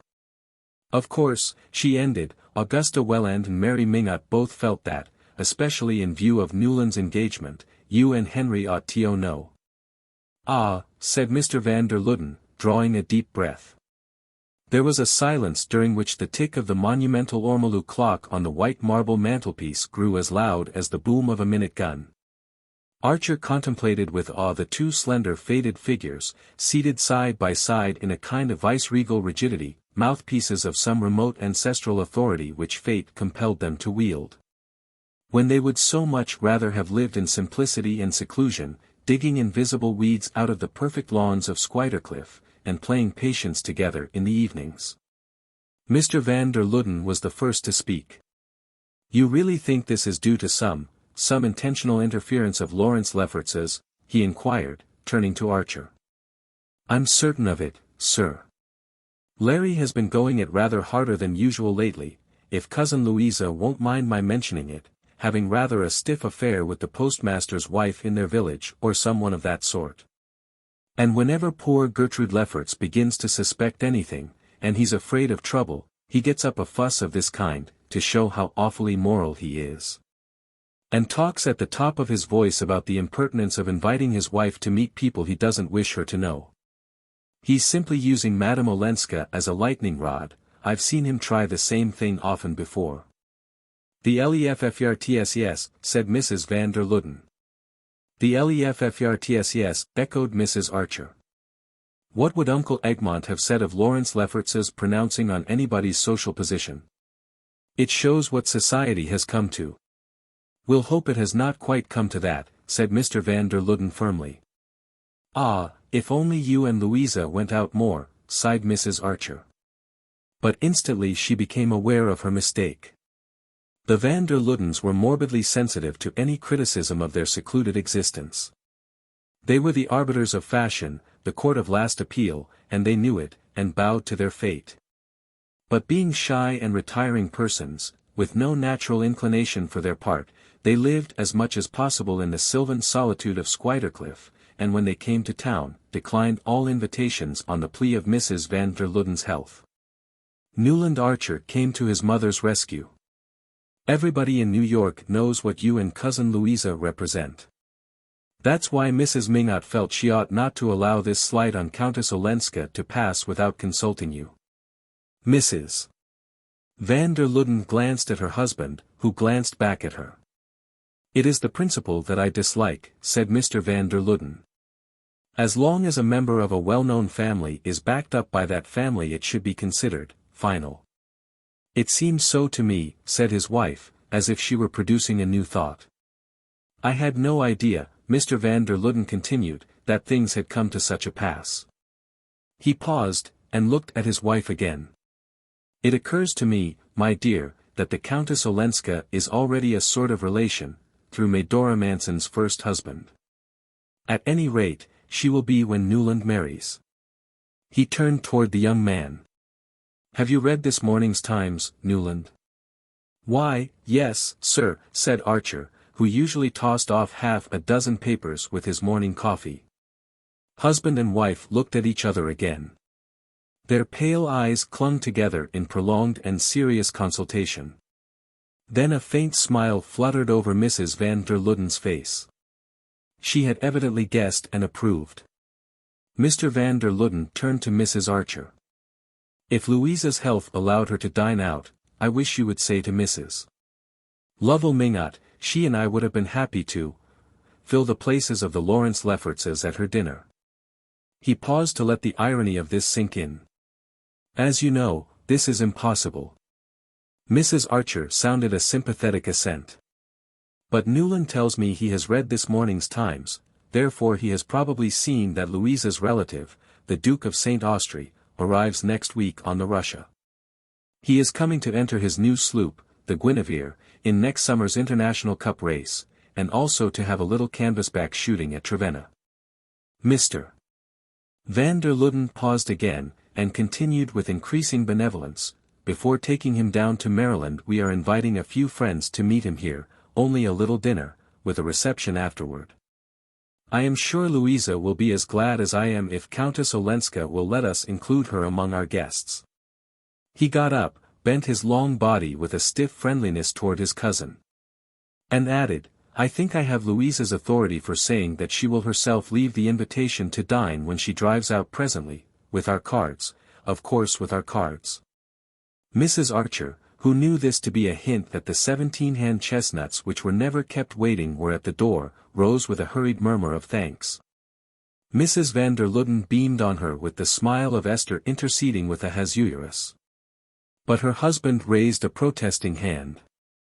There is nothing to thank me for, dear Adeline, nothing whatever. This kind of thing must not happen in New York. It shall not, as long as I can help it, he pronounced with sovereign gentleness as he steered his cousins to the door. 2 hours later, everyone knew that the great Seaspring barouche in which Mrs. van der Luden took the air at all seasons had been seen at old Mrs. Mingott's door, where a large square envelope was handed in, and that evening at the opera Mr. Sillerton Jackson was able to state that the envelope contained a card inviting the Countess Olenska to the dinner which the van der Ludens were giving the following week for their cousin, the Duke of St. Austry.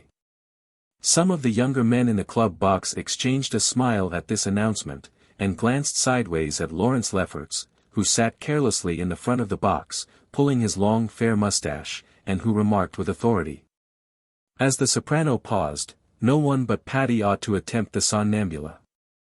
8. It was generally agreed in New York that the Countess Olenska had lost her looks. She had appeared there first, in Newland Archer's Boyhood, as a brilliantly pretty little girl of 9 or 10, of whom people said that she ought to be painted. Her parents had been continental wanderers, and after a roaming babyhood she had lost them both, and been taken in charge by her aunt, Medora Manson, also a wanderer, who was herself returning to New York to settle down. Poor Medora, repeatedly widowed, was always coming home to settle down, each time in a less expensive house, and bringing with her a new husband or an adopted child. But after a few months she invariably parted from her husband or quarreled with her ward, and, having got rid of her house at a loss, set out again on her wanderings. As her mother had been a Rushworth, and her last unhappy marriage had linked her to one of the crazy Chiverses, New York looked indulgently on her eccentricities. But when she returned with her little orphan niece, whose parents had been popular in spite of their regrettable taste for travel, people thought it a pity that the pretty child should be in such hands. Every one was disposed to be kind to little Ellen Maynard, though her dusky red cheeks and tight curls gave her an air of gaiety that seemed unsuitable in a child who should still have been in black for her parents. It was one of the misguided Medora's many peculiarities to flout the unalterable rules that regulated American mourning. And when she stepped from the steamer her family were scandalized to see that the crepe veil she wore for her own brother was 7 inches shorter than those of her sisters-in-law, while little Ellen was in crimson merino and amber beads. Like a gypsy foundling. But New York had so long resigned itself to Medora that only a few old ladies shook their heads over Ellen's gaudy clothes, while her other relations fell under the charm of her high color and high spirits. She was a fearless and familiar little thing, who asked disconcerting questions, made precocious comments, and possessed outlandish arts, such as dancing a Spanish shawl dance and singing Neapolitan love songs to a guitar. Under the direction of her aunt, whose real name was Mrs. Thorley Chivers, but who, having received a papal title, had resumed her first husband's patronymic, and called herself the Marchioness Manson. Because in Italy she could turn it into Manzoni, the little girl received an expensive but incoherent education, which included drawing from the model, a thing never dreamed of before, and playing the piano in quintets with professional musicians. Of course no good could come of this. And when, a few years later, poor Chivers finally died in a madhouse, his widow, draped in strange weeds, again pulled up stakes and departed with Ellen, who had grown into a tall bony girl with conspicuous eyes. For some time no more was heard of them. Then news came of Ellen's marriage to an immensely rich Polish nobleman of legendary fame, whom she had met at a ball at the Tuileries, and who was said to have princely establishments in Paris, Nice and Florence, a yacht at Cowes, and many square miles of shooting in Transylvania. She disappeared in a kind of sulphureous apotheosis, and when a few years later Medora again came back to New York, subdued, impoverished, mourning a third husband, and in quest of a still smaller house, people wondered that her rich niece had not been able to do something for her. Then came the news that Ellen's own marriage had ended in disaster, and that she was herself returning home to seek rest and oblivion among her kinsfolk. These things passed through Newland Archer's mind a week later as he watched the Countess Olenska enter the Van der Luden drawing-room on the evening of the momentous dinner. The occasion was a solemn one, and he wondered a little nervously how she would carry it off. She came rather late, one hand still unloved, and fastening a bracelet about her wrist. Yet she entered without any appearance of haste or embarrassment the drawing-room in which New York's most chosen company was somewhat awfully assembled. In the middle of the room she paused, looking about her with a grave mouth and smiling eyes. And in that instant Newland Archer rejected the general verdict on her looks. It was true that her early radiance was gone. The red cheeks had paled, she was thin, worn, a little older looking than her age, which must have been nearly 30. But there was about her the mysterious authority of beauty, a sureness in the carriage of the head, the movement of the eyes, which, without being in the least theatrical, struck his as highly trained and full of a conscious power. At the same time she was simpler in manner than most of the ladies present, and many people, as he heard afterward from Janey, were disappointed that her appearance was not more stylish, for stylishness was what New York most valued. It was, perhaps, Archer reflected, because her early vivacity had disappeared, because she was so quiet in her movements, her voice, and the tones of her low-pitched voice. New York had expected something a good deal more resonant in a young woman with such a history. The dinner was a somewhat formidable business. Dining with the van der Luddens was at best no light matter, and dining there with a duke who was their cousin was almost a religious solemnity. It pleased Archer to think that only an old New Yorker could perceive the shade of difference, to New York, between being merely a duke and being the van der Luddens' duke. New York took stray noblemen calmly, and even, except in the Struthers set, with a certain distrustful hauteur. But when they presented such credentials as these they were received with an old-fashioned cordiality that they would have been greatly mistaken in ascribing solely to their standing in Debrett. It was for just such distinctions that the young man cherished his old New York even while he smiled at it. The van der Luddens had done their best to emphasize the importance of the occasion. The Du Lac Sèvres and the Trevenna George II plate were out, so was the van der Luden Lowestoft East India Company, and the Dagonet Crown Derby. Mrs. van der Luden looked more than ever like a Cabanel, and Mrs. Archer, in her grandmother's seed pearls and emeralds, reminded her son of an Isabey miniature. All the ladies had on their handsomest jewels, but it was characteristic of the house and the occasion that these were mostly in rather heavy old-fashioned settings. And old Miss Lanning, who had been persuaded to come, actually wore her mother's cameos and a Spanish blonde shawl. The Countess Olenska was the only young woman at the dinner. Yet, as Archer scanned the smooth plump elderly faces between their diamond necklaces and towering ostrich feathers, they struck him as curiously immature compared with hers. It frightened him to think what must have gone to the making of her eyes. The Duke of St. Austry, who sat at his hostess's right, was naturally the chief figure of the evening. But if the Countess Olenska was less conspicuous than had been hoped, the Duke was almost invisible. Being a well-bred man he had not, like another recent ducal visitor, come to the dinner in a shooting jacket. But his evening clothes were so shabby and baggy, and he wore them with such an air of their being homespun, that, with his stooping way of sitting, and the vast beard spreading over his shirt front, he hardly gave the appearance of being in dinner attire. He was short, round-shouldered, sunburnt, with a thick nose, small eyes and a sociable smile. But he seldom spoke, and when he did it was in such low tones that, despite the frequent silences of expectation about the table, his remarks were lost to all but his neighbors. When the men joined the ladies after dinner the Duke went straight up to the Countess Olenska, and they sat down in a corner and plunged into animated talk. Neither seemed aware that the Duke should first have paid his respects to Mrs. Lovell Minot and Mrs. Headley Chivers, and the Countess have conversed with that amiable hypochondriac, Mr. Urban Dagonet of Washington Square, who, in order to have the pleasure of meeting her, had broken through his fixed rule of not dining out between January and April. The two chatted together for nearly 20 minutes. Then the Countess rose and, walking alone across the wide drawing-room, sat down at Newland Archer's side. It was not the custom in New York drawing-rooms for a lady to get up and walk away from one gentleman in order to seek the company of another. Etiquette required that she should wait, immovable as an idol, while the men who wished to converse with her succeeded each other at her side. But the Countess was apparently unaware of having broken any rule. She sat at perfect ease in a corner of the sofa beside Archer, and looked at him with the kindest eyes. "I want you to talk to me about May," she said. Instead of answering her he asked, "You knew the Duke before?" "Oh, yes, we used to see him every winter at Nice. He's very fond of gambling, he used to come to the house a great deal." She said it in the simplest manner, as if she had said, "He's fond of wildflowers." And after a moment she added candidly, "I think he's the dullest man I ever met." This pleased her companion so much that he forgot the slight shock her previous remark had caused him.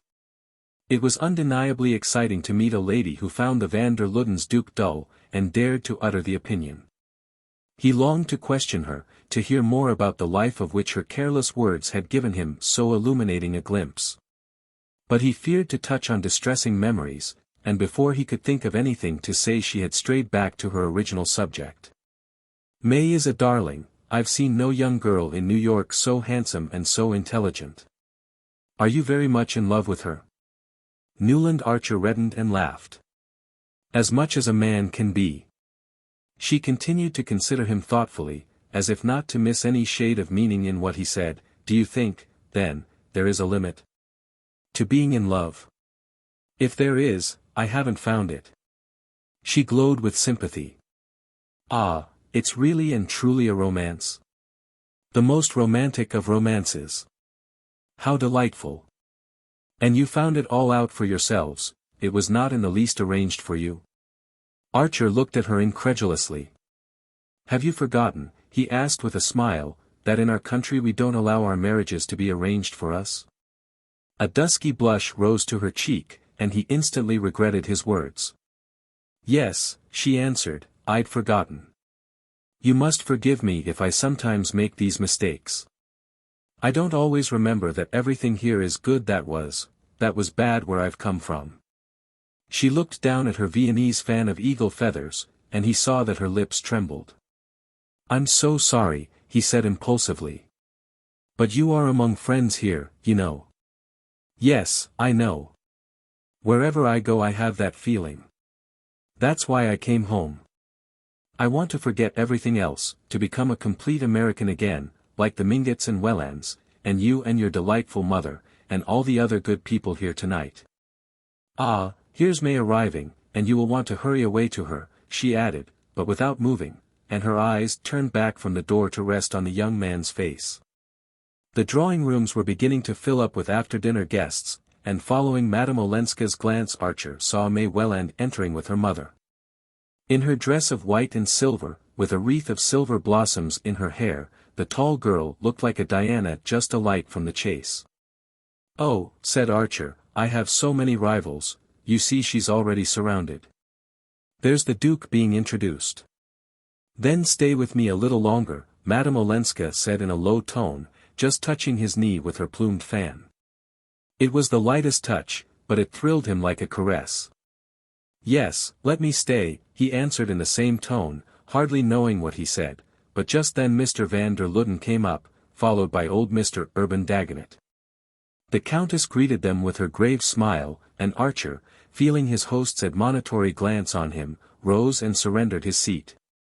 Madame Olenska held out her hand as if to bid him goodbye.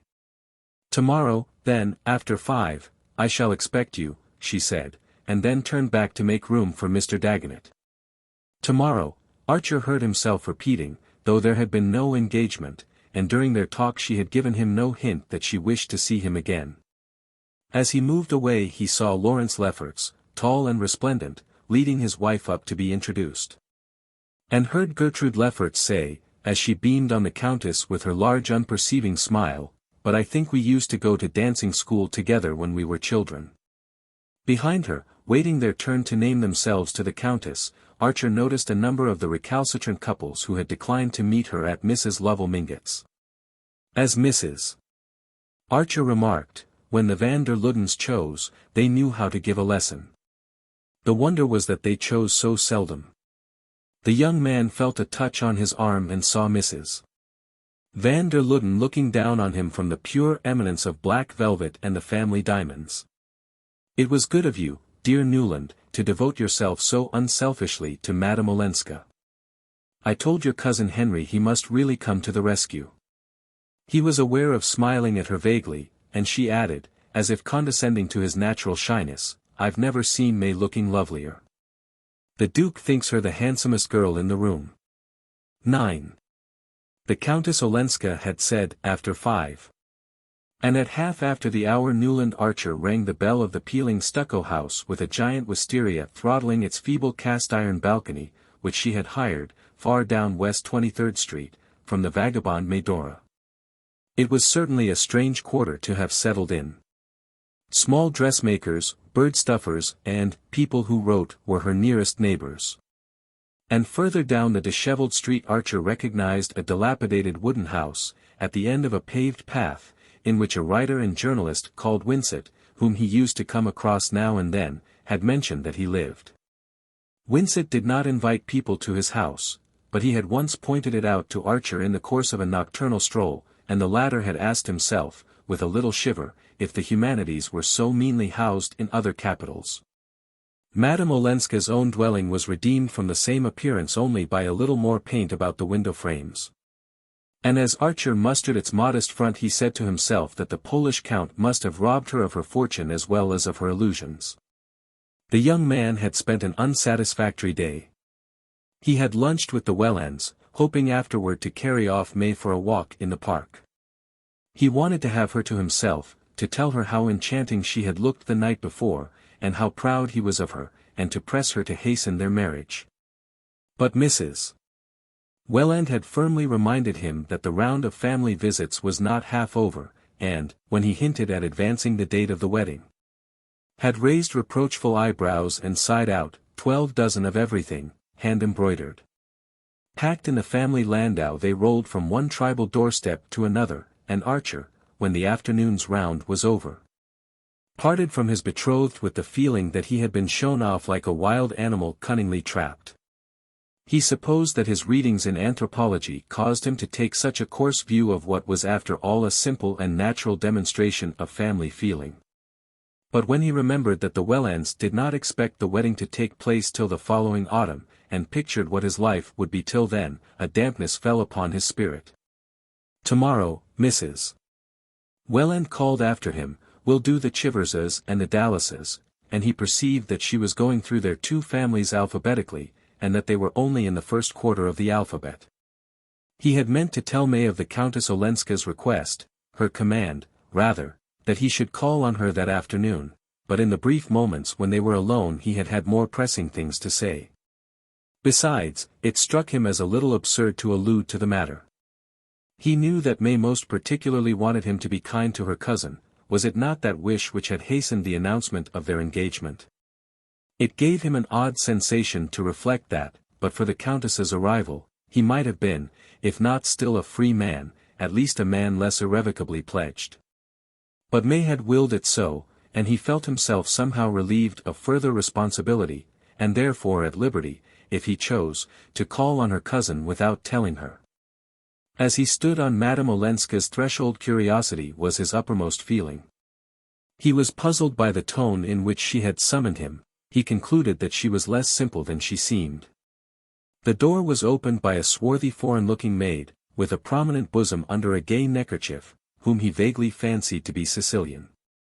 She welcomed him with all her white teeth, and answering his inquiries by a head shake of incomprehension led him through the narrow hall into a low fire-lit drawing-room. The room was empty, and she left him, for an appreciable time, to wonder whether she had gone to find her mistress, or whether she had not understood what he was there for. And thought it might be to wind the clock, of which he perceived that the only visible specimen had stopped.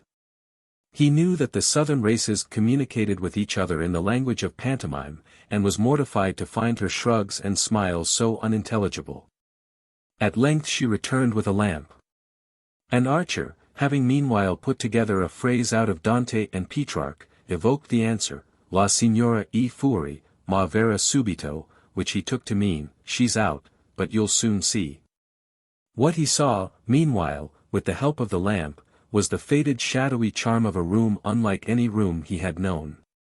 He knew that the Countess Olenska had brought some of her possessions with her, bits of wreckage, she called them, and these, he supposed, were represented by some small slender tables of dark wood, a delicate little Greek bronze on the chimney-piece, and a stretch of red damask nailed on the discolored wallpaper behind a couple of Italian-looking pictures in old frames. Newland Archer prided himself on his knowledge of Italian art. His boyhood had been saturated with Ruskin, and he had read all the latest books, John Addington Symonds, Vernon Lee's Euphorion, the essays of P.G. Haymerton, and a wonderful new volume called The Renaissance, by Walter Pater. He talked easily of Botticelli, and spoke of Fra Angelico with a faint condescension.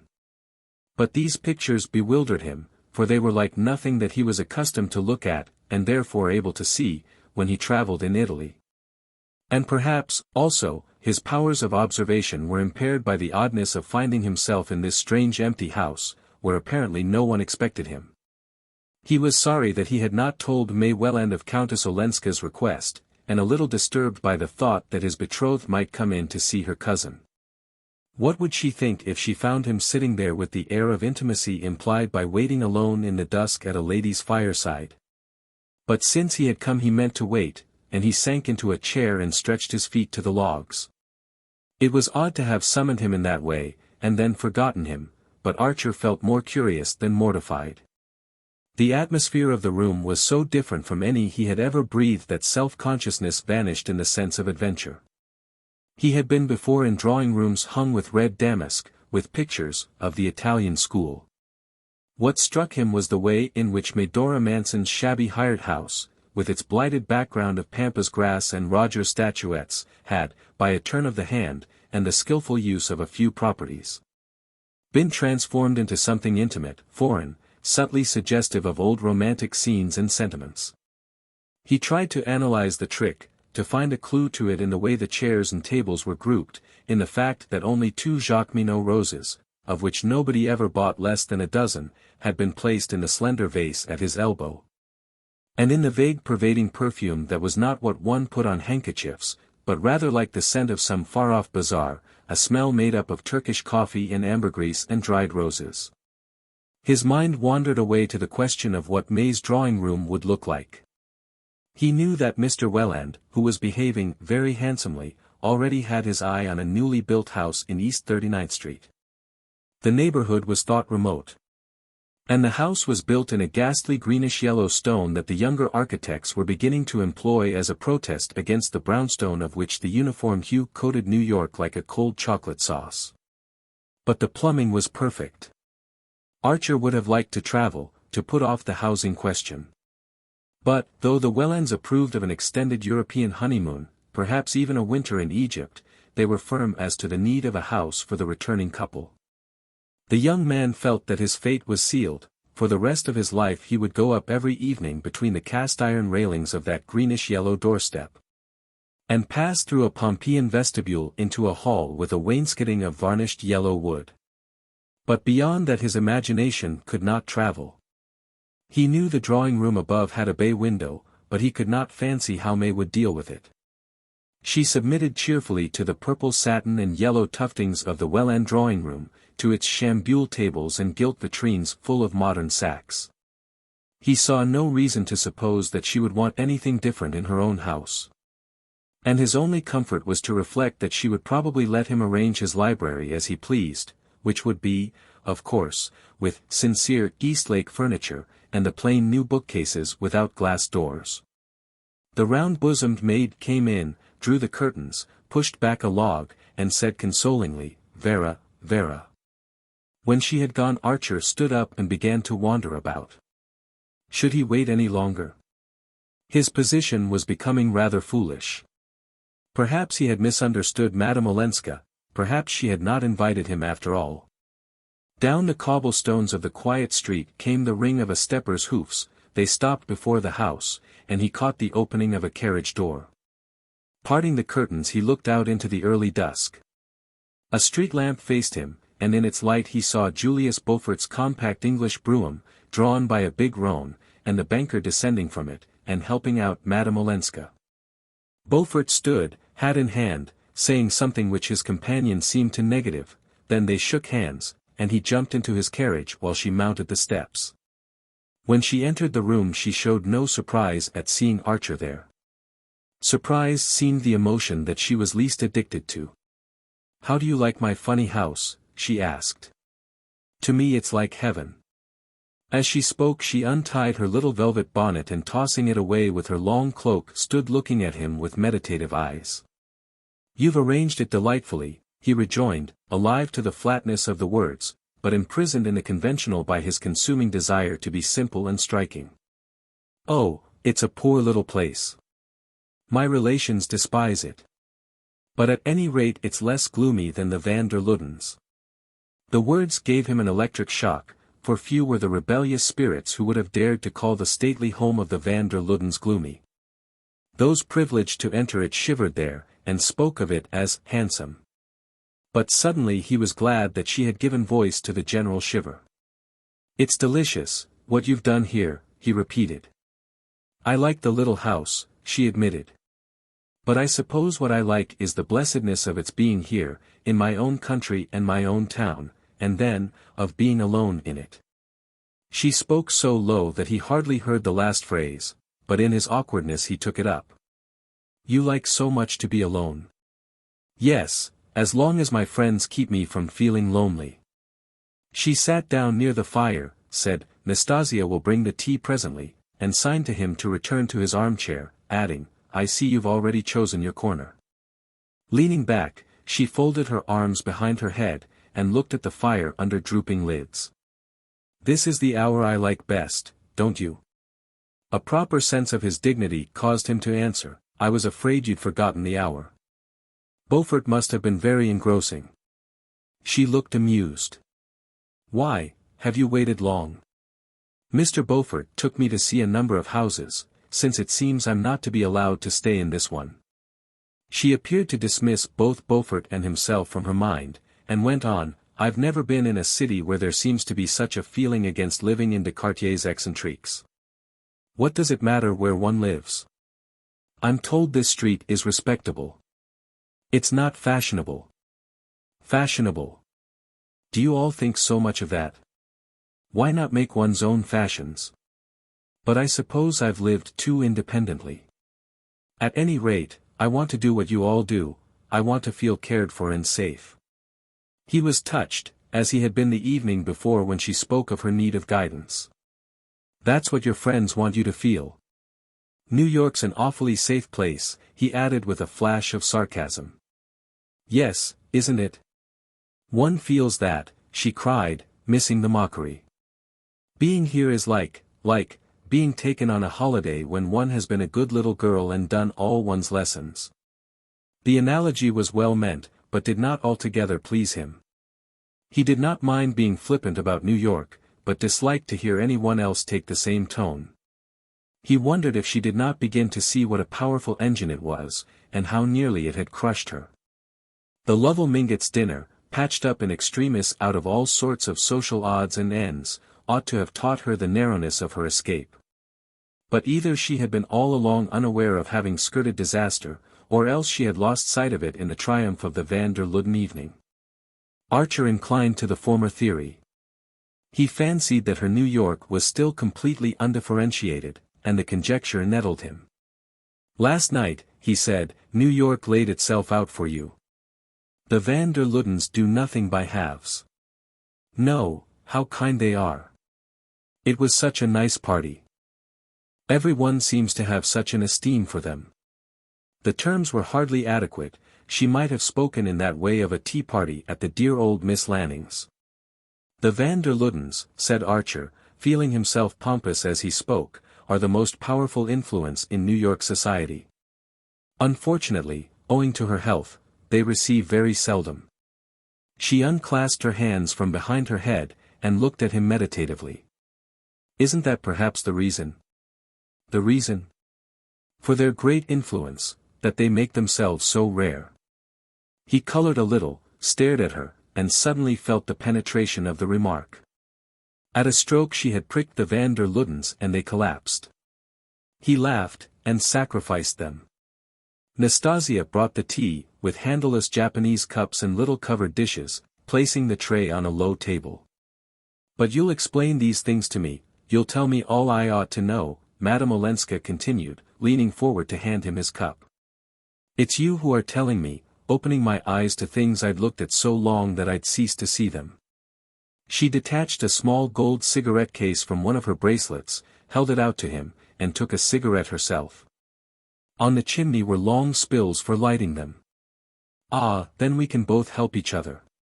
But I want help so much more. You must tell me just what to do."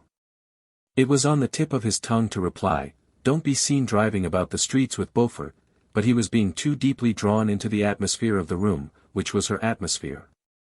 And to give advice of that sort would have been like telling someone who was bargaining for attar of roses in Samarkand that one should always be provided with Arctics for a New York winter. New York seemed much farther off than Samarkand, and if they were indeed to help each other she was rendering what might prove the first of their mutual services by making him look at his native city objectively. Viewed thus, as through the wrong end of a telescope, it looked disconcertingly small and distant, but then from Samarkand it would. A flame darted from the logs and she bent over the fire, stretching her thin hands so close to it that a faint halo shone about the oval nails. The light touched to russet the rings of dark hair escaping from her braids, and made her pale face paler. "There are plenty of people to tell you what to do," Archer rejoined, obscurely envious of them. "Oh, all my aunts.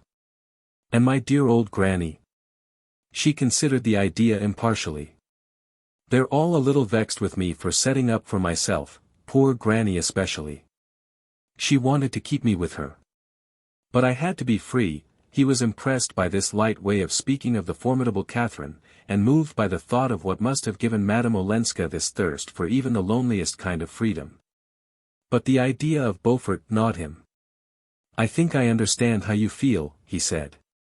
"Still, your family can advise you, explain differences, show you the way." She lifted her thin black eyebrows. "Is New York such a labyrinth? I thought it so straight up and down, like Fifth Avenue. And with all the cross streets numbered."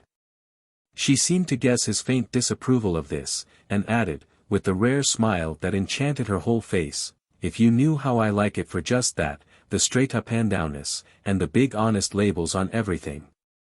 He saw his chance. "Everything may be labeled, but everybody is not. Perhaps. I may simplify too much, but you'll warn me if I do." She turned from the fire to look at him. "There are only two people here who make me feel as if they understood what I mean and could explain things to me, you and Mr. Beaufort." Archer winced at the joining of the names, and then, with a quick readjustment, understood, sympathized and pitied. So close to the powers of evil she must have lived that she still breathed more freely in their air. But since she felt that he understood her also, his business would be to make her see Beaufort as he really was, with all he represented, and abhor it. He answered gently, "I understand. But just at first don't let go of your old friend's hands, I mean the older women, your Granny Minot, Mrs. Welland, Mrs. van der Luden. They like and admire you, they want to help you." She shook her head and sighed. "Oh, I know. But on condition that they don't hear anything unpleasant. Aunt Welland put it in those very words when I tried. Does no one want to know the truth here, Mr. Archer? The real loneliness is living among all these kind people who only ask one to pretend." She lifted her hands to her face, and he saw her thin shoulders shaken by a sob. "Madame Olenska, oh, don't, Ellen," he cried, starting up and bending over her. He drew down one of her hands, clasping and chafing it like a child's while he murmured reassuring words, but in a moment she freed herself, and looked up at him with wet lashes. "Does no one cry here, either?" "I suppose there's no need to, in heaven," she said, straightening her loosened braids with a laugh, and bending over the tea kettle. It was burnt into his consciousness that he had called her Ellen, called her so twice. And that she had not noticed it. Far down the inverted telescope he saw the faint white figure of May Welland, in New York. Suddenly Nastasia put her head in to say something in her rich Italian.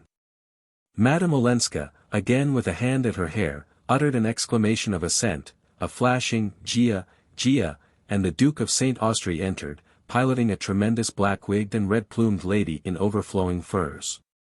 "My dear Countess, I've brought an old friend of mine to see you, Mrs. Struthers. She wasn't asked to the party last night, and she wants to know you." The Duke beamed on the group, and Madame Olenska advanced with a murmur of welcome toward the queer couple. She seemed to have no idea how oddly matched they were, nor what a liberty the Duke had taken in bringing his companion, and to do him justice, as Archer perceived, the Duke seemed as unaware of it himself. "Of course I want to know you, my dear," cried Mrs. Struthers in a round rolling voice that matched her bold feathers and her brazen wig. "I want to know everybody who's young and interesting and charming. And the Duke tells me you like music, didn't you, Duke? You're a pianist yourself, I believe. Well, do you want to hear Sarasate play tomorrow evening at my house? You know I've something going on every Sunday evening. It's the day when New York doesn't know what to do with itself, and so I say to it, come and be amused. And the Duke thought you'd be tempted by Sarasate. You'll find a number of your friends." Madame Olenska's face grew brilliant with pleasure. "How kind!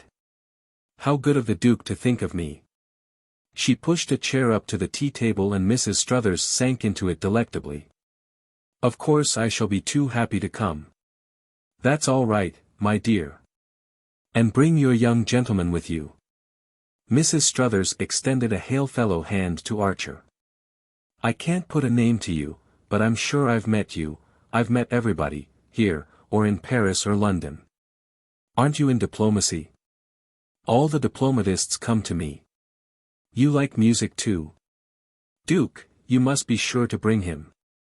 The Duke said, rather, from the depths of his beard, and Archer withdrew with a stiffly circular bow that made him feel as full of spine as a self-conscious schoolboy among careless and unnoticing elders. He was not sorry for the denouement of his visit, he only wished it had come sooner, and spared him a certain waste of emotion. As he went out into the wintry night, New York again became vast and imminent, and May Welland the loveliest woman in it. He turned into his florist's to send her the daily box of lilies of the valley which, to his confusion, he found he had forgotten that morning. As he wrote a word on his card and waited for an envelope he glanced about the embowered shop, and his eye lit on a cluster of yellow roses. He had never seen any as sun-golden before, and his first impulse was to send them to May instead of the lilies. But they did not look like her, there was something too rich, too strong, in their fiery beauty. In a sudden revulsion of mood, and almost without knowing what he did, he signed to the florist to lay the roses in another long box, and slipped his card into a second envelope, on which he wrote the name of the Countess Olenska. Then, just as he was turning away, he drew the card out again, and left the empty envelope on the box. "They'll go at once?" he inquired, pointing to the roses. The florist assured him that they would. The next day he persuaded May to escape for a walk in the park after luncheon. As was the custom in old-fashioned Episcopalian New York, she usually accompanied her parents to church on Sunday afternoons, but Mrs. Welland condoned her truancy, having that very morning won her over to the necessity of a long engagement, with time to prepare a hand-embroidered trousseau containing the proper number of dozens. The day was delectable. The bare vaulting of trees along the mall was sealed with lapis lazuli, and arched above snow that shone like splintered crystals. It was the weather to call out May's radiance, and she burned like a young maple in the frost. Archer was proud of the glances turned on her, and the simple joy of possessorship cleared away his underlying perplexities. "It's so delicious, waking every morning to smell lilies of the valley in one's room," she said. "Yesterday they came late. I hadn't time in the morning. But your remembering each day to send them makes me love them so much more than if you'd given a standing order, and they came every morning on the minute, like one's music teacher, as I know Gertrude Lefferts's did. For instance, when she and Lawrence were engaged." "Ah, they would," laughed Archer, amused at her keenness. He looked sideways at her fruit-like cheek and felt rich and secure enough to add, "When I sent your lilies yesterday afternoon I saw some rather gorgeous yellow roses and packed them off to Madame Olenska. Was that right? How dear of you. Anything of that kind delights her. It's odd she didn't mention it. She lunched with us today, and spoke of Mr. Beaufort's having sent her wonderful orchids, and Cousin Henry van der Luden a whole hamper of carnations from Squidercliff. She seems so surprised to receive flowers. Don't people send them in Europe? She thinks it's such a pretty custom." "Oh, well, no wonder mine were overshadowed by Beaufort's," said Archer irritably. Then he remembered that he had not put a card with the roses, and was vexed at having spoken of them. He wanted to say, "I called on your cousin yesterday," but hesitated. If Madame Olenska had not spoken of his visit, it might seem awkward that he should. Yet not to do so gave the affair an air of mystery that he disliked. To shake off the question, he began to talk of their own plans, their future, and Mrs. Welland's insistence on a long engagement. If you call it long. Isabel Chivers and Reggie were engaged for 2 years, Grace and Thorley for nearly a year and a half. Why aren't we very well off as we are? It was the traditional maidenly interrogation, and he felt ashamed of himself for finding it singularly childish. No doubt she simply echoed what was said for her. But she was nearing her 22nd birthday, and he wondered at what age nice women began to speak for themselves. Never, if we won't let them, I suppose, he mused, and recalled his mad outburst to Mr. Sillerton Jackson, women ought to be as free as we are. It would presently be his task to take the bandage from this young woman's eyes, and bid her look forth on the world. But how many generations of the women who had gone to her making had descended bandaged to the family vault? He shivered a little, remembering some of the new ideas in his scientific books, and the much-cited instance of the Kentucky cave fish, which had ceased to develop eyes because they had no use for them. What if, when he had bidden May Welland to open hers, they could only look out blankly at blankness? We might be much better off. We might be altogether together, we might travel. Her face lit up. That would be lovely, she owned, she would love to travel. But her mother would not understand their wanting to do things so differently. As if the mere differently didn't account for it, the wooer insisted. Newland. You're so original. She exulted. His heart sank, for he saw that he was saying all the things that young men in the same situation were expected to say, and that she was making the answers that instinct and tradition taught her to make, even to the point of calling him original. Original. We're all as like each other as those dolls cut out of the same folded paper. We're like patterns stenciled on a wall. Can't you and I strike out for ourselves, May? He had stopped and faced her in the excitement of their discussion, and her eyes rested on him with a bright unclouded admiration. Mercy, shall we elope? She laughed. If you would. You do love me, Newland. I'm so happy. But then, why not be happier? We can't behave like people in novels, though, can we? Why not, why not, why not? She looked a little bored by his insistence. She knew very well that they couldn't, but it was troublesome to have to produce a reason. I'm not clever enough to argue with you. But that kind of thing is rather vulgar, isn't it?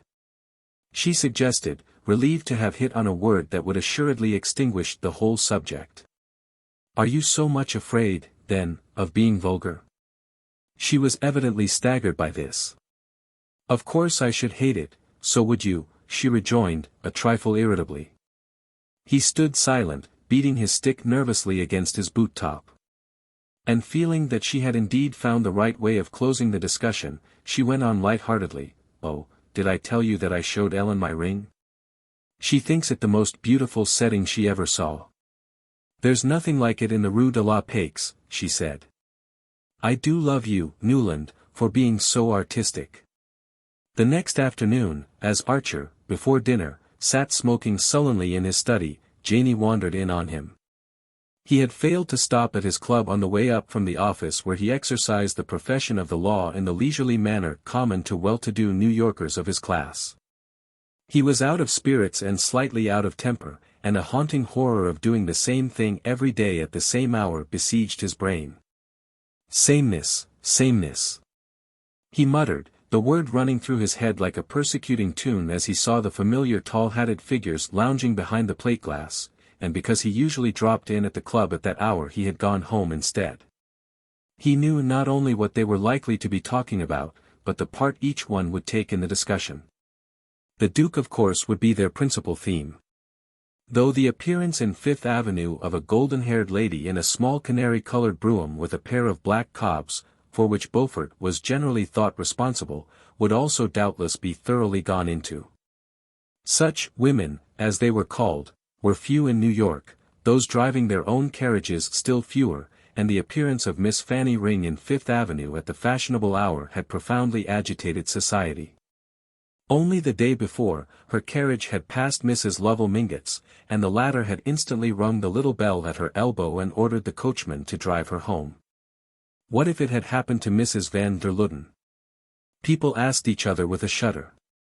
Archer could hear Lawrence Lefferts, at that very hour, holding forth on the disintegration of society.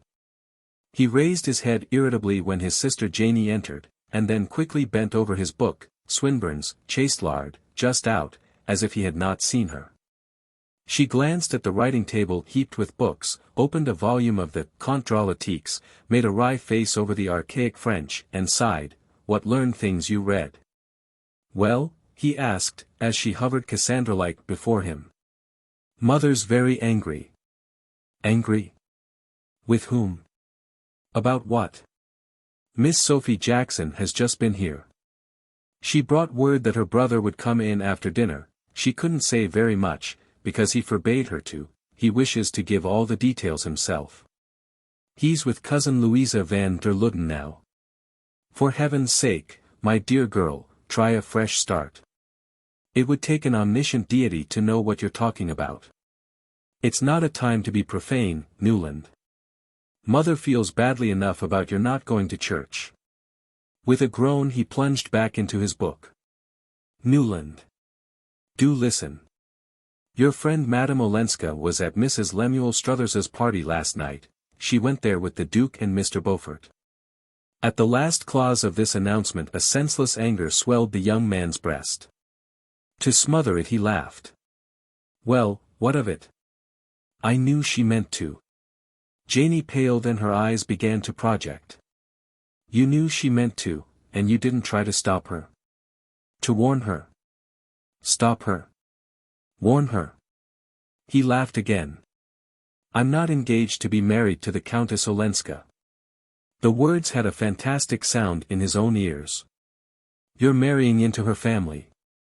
"Oh, family, family," he jeered. "Newland, don't you care about family? Not a brass farthing. Nor about what cousin Louisa van der Luden will think. Not the half of one, if she thinks such old maids rubbish." "Mother is not an old maid," said his virgin sister with pinched lips. He felt like shouting back, "Yes, she is, and so are the van der Ludens, and so we all are, when it comes to being so much as brushed by the wingtip of reality." But he saw her long gentle face puckering into tears, and felt ashamed of the useless pain he was inflicting. Hang Countess Olenska. "Don't be a goose, Janey, I'm not her keeper." "No. But you did ask the Wellands to announce your engagement sooner so that we might all back her up, and if it hadn't been for that cousin Louisa would never have invited her to the dinner for the Duke." "Well, what harm was there in inviting her? She was the best-looking woman in the room. She made the dinner a little less funereal than the usual van der Luden banquet. You know cousin Henry asked her to please you, he persuaded cousin Louisa. And now they're so upset that they're going back to Squidercliff tomorrow. I think, Newland, you'd better come down. You don't seem to understand how mother feels." In the drawing-room Newland found his mother. She raised a troubled brow from her needlework to ask, "Has Janey told you?" "Yes." He tried to keep his tone as measured as her own. "But I can't take it very seriously." "Not the fact of having offended cousin Louisa and cousin Henry? The fact that they can be offended by such a trifle as Countess Olenska's going to the house of a woman they consider common." "Consider? Well, who is?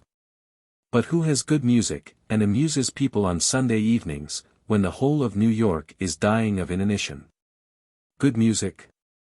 All I know is, there was a woman who got up on a table and sang the things they sing at the places you go to in Paris. There was smoking and champagne. Well, that kind of thing happens in other places, and the world still goes on. I don't suppose, dear, you're really defending the French Sunday? I've heard you often enough, mother, grumble at the English Sunday when we've been in London. New York is neither Paris nor London." "Oh, no, it's not," her son groaned. You mean, I suppose, that society here is not as brilliant? You're right, I dare say, but we belong here, and people should respect our ways when they come among us. Ellen Olenska especially, she came back to get away from the kind of life people lead in brilliant societies. Newland made no answer, and after a moment his mother ventured, I was going to put on my bonnet and ask you to take me to see Cousin Louisa for a moment before dinner. He frowned, and she continued, I thought you might explain to her what you've just said, that society abroad is different, that people are not as particular, and that Madame Olenska may not have realized how we feel about such things.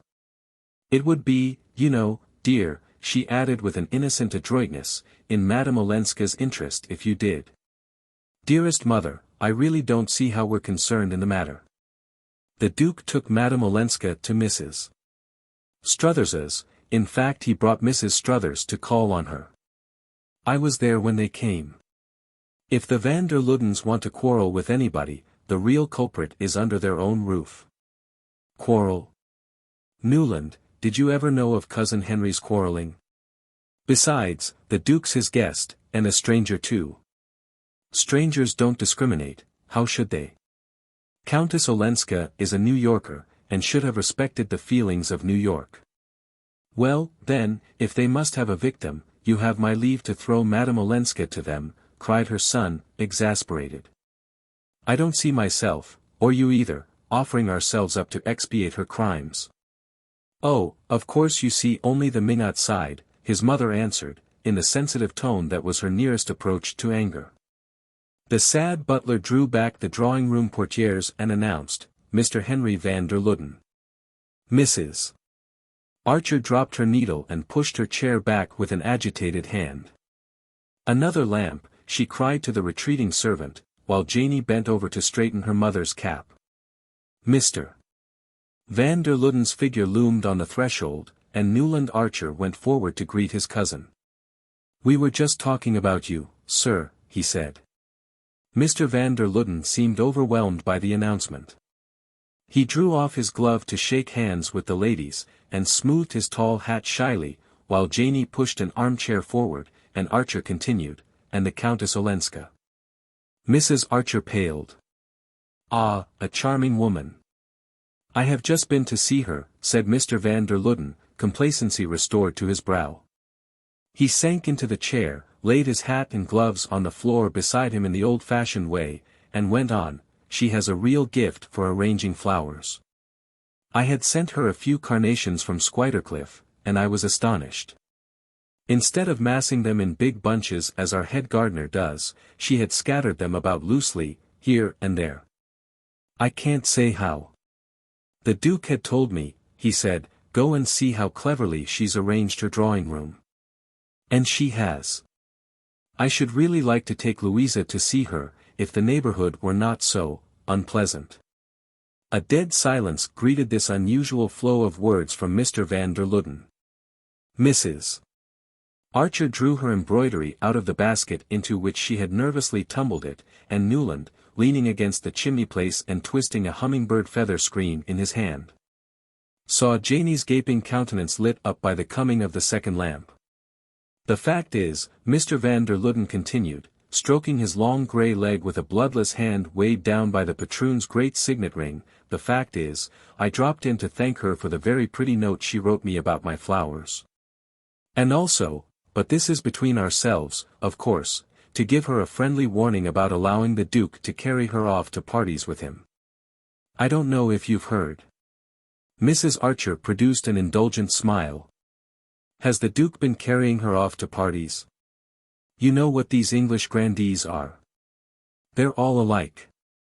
Louisa and I are very fond of our cousin, but it's hopeless to expect people who are accustomed to the European courts to trouble themselves about our little republican distinctions.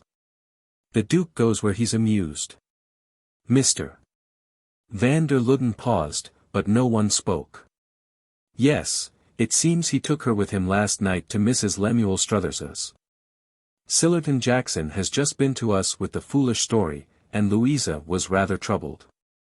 So I thought the shortest way was to go straight to Countess Olenska and explain, by the merest hint, you know, how we feel in New York about certain things. I felt I might, without indelicacy, because the evening she dined with us she rather suggested, rather let me see that she would be grateful for guidance. And she was. Mr. Van der Luden looked about the room with what would have been self-satisfaction on features less purged of the vulgar passions. On his face it became a mild benevolence which Mrs. Archer's countenance dutifully reflected. How kind you both are, dear Henry, always. Newland will particularly appreciate what you have done because of dear May and his new relations. She shot an admonitory glance at her son, who said, immensely, sir. But I was sure you'd like Madame Olenska. Mr. Van der Luden looked at him with extreme gentleness. I never ask to my house, my dear Newland, he said, anyone whom I do not like. And so I have just told Sillerton Jackson. With a glance at the clock he rose and added, but Louisa will be waiting. We are dining early, to take the Duke to the opera. After the portieres had solemnly closed behind their visitor a silence fell upon the Archer family. Gracious, how romantic, at last broke explosively from Janey. No one knew exactly what inspired her elliptic comments, and her relations had long since given up trying to interpret them. Mrs. Archer shook her head with a sigh. Provided it all turns out for the best, she said, in the tone of one who knows how surely it will not. Newland, you must stay and see Sillerton Jackson when he comes this evening. I really shan't know what to say to him. Poor mother. But he won't come, her son laughed, stooping to kiss away her frown. 11. Some 2 weeks later, Newland Archer, sitting in abstracted idleness in his private compartment of the office of Letterblair, Lamson and Lowe, attorneys at law, was summoned by the head of the firm. Old Mr. Letterblair, the accredited legal adviser of 3 generations of New York gentility, thrown behind his mahogany desk in evident perplexity. As he stroked his close-clipped white whiskers and ran his hand through the rumpled gray locks above his jutting brows. His disrespectful junior partner thought how much he looked like the family physician annoyed with a patient whose symptoms refused to be classified. My dear sir, he always addressed Archer as, Sir, I have sent for you to go into a little matter, a matter which, for the moment, I prefer not to mention either to Mr. Skipworth or Mr. Redwood. The gentlemen he spoke of were the other senior partners of the firm, for, as was always the case with legal associations of old standing in New York, all the partners named on the office letterhead were long since dead, and Mr. Letterblair, for example, was, professionally speaking, his own grandson. He leaned back in his chair with a furrowed brow. For family reasons, he continued. Archer looked up. The Minot family, said Mr. Letterblair with an explanatory smile and bow. Mrs. Manson Minot sent for me yesterday. Her granddaughter the Countess Olenska wishes to sue her husband for divorce. Certain papers have been placed in my hands. He paused and drummed on his desk. In view of your prospective alliance with the family I should like to consult you, to consider the case with you, before taking any farther steps. Archer felt the blood in his temples. He had seen the Countess Olenska only once since his visit to her, and then at the opera, in the Minot box. During this interval she had become a less vivid and importunate image, receding from his foreground as May Welland resumed her rightful place in it. He had not heard her divorce spoken of since Janey's first random allusion to it, and had dismissed the tale as unfounded gossip. Theoretically, the idea of divorce was almost as distasteful to him as to his mother, and he was annoyed that Mr. Letterblair, no doubt prompted by old Catherine Minot, should be so evidently planning to draw him into the affair. After all, there were plenty of Minot men for such jobs, and as yet he was not even a Minot by marriage. He waited for the senior partner to continue. Mr. Letterblair unlocked a drawer and drew out a packet. If you will run your eye over these papers. Archer frowned. I beg your pardon, sir. But just because of the prospective relationship, should prefer your consulting Mr. Skipworth or Mr. Redwood. Mr. Letterblair looked surprised and slightly offended. It was unusual for a junior to reject such an opening. He bowed. I respect your scruple, sir, but in this case I believe true delicacy requires you to do as I ask. Indeed, the suggestion is not mine but Mrs. Manson Mingott's and her son's. I have seen Lovell Mingot, and also Mr. Welland. They all named you. Archer felt his temper rising. He had been somewhat languidly drifting with events for the last fortnight, and letting May's fair looks and radiant nature obliterate the rather importunate pressure of the Mingot claims. But this behest of old Mrs. Mingott's roused him to a sense of what the clan thought they had the right to exact from a prospective son-in-law, and he chafed at the role. Her uncles ought to deal with this, he said. They have. The matter has been gone into by the family. They are opposed to the Countess's idea, but she is firm, and insists on a legal opinion. The young man was silent, he had not opened the packet in his hand. Does she want to marry again? I believe it is suggested, but she denies it. Then. Will you oblige me, Mr. Archer, by first looking through these papers? Afterward, when we have talked the case over, I will give you my opinion. Archer withdrew reluctantly with the unwelcome documents. Since their last meeting he had half unconsciously collaborated with events in ridding himself of the burden of Madame Olenska. His hour alone with her by the firelight had drawn them into a momentary intimacy on which the Duke of St. Austrey's intrusion with Mrs. Lemuel Struthers, and the Countess's joyous greeting of them, had rather providentially broken. 2 days later Archer had assisted at the comedy of her reinstatement in the Van der Luden's favor, and had said to himself, with a touch of tartness, that a lady who knew how to thank all-powerful elderly gentlemen to such good purpose for a bunch of flowers did not need either the private consolations or the public championship of a young man of his small compass. To look at the matter in this light simplified his own case and surprisingly furbished up all the dim domestic virtues. He could not picture May Welland, in whatever conceivable emergency, talking about her private difficulties and lavishing her confidences on strange men, and she had never seemed to him finer or fairer than in the week that followed. He had even yielded to her wish for a long engagement, since she had found the one disarming answer to his plea for haste. You know, when it comes to the point, your parents have always let you have your way ever since you were a little girl, he argued, and she had answered, with her clearest look, yes. And that's what makes it so hard to refuse the very last thing they'll ever ask of me as a little girl. That was the old New York note, that was the kind of answer he would like always to be sure of his wife's making. If one had habitually breathed the New York air there were times when anything less crystalline seemed stifling. The papers he had retired to read did not tell him much in fact. But they plunged him into an atmosphere in which he choked and spluttered. They consisted mainly of an exchange of letters between Count Olenski's solicitors and a French legal firm to whom the Countess had applied for the settlement of her financial situation. There was also a short letter from the Count to his wife. After reading it, Newland Archer rose, jammed the papers back into their envelope, and re-entered Mr. Letterblair's office. Here are the letters, sir. If you wish, I'll see Madame Olenska, he said in a constrained voice. Thank you, Mr. Archer. Come and dine with me tonight if you're free, and we'll go into the matter afterward, in case you wish to call on our client tomorrow. Newland Archer walked straight home again that afternoon. It was a winter evening of transparent clearness, with an innocent young moon above the housetops. And he wanted to fill his soul's lungs with the pure radiance, and not exchange a word with anyone till he and Mr. Letterblair were closeted together after dinner. It was impossible to decide otherwise than he had done. He must see Madame Olenska himself rather than let her secrets be bared to other eyes. A great wave of compassion had swept away his indifference and impatience. She stood before him as an exposed and pitiful figure, to be saved at all costs from farther wounding herself in her mad plunges against fate.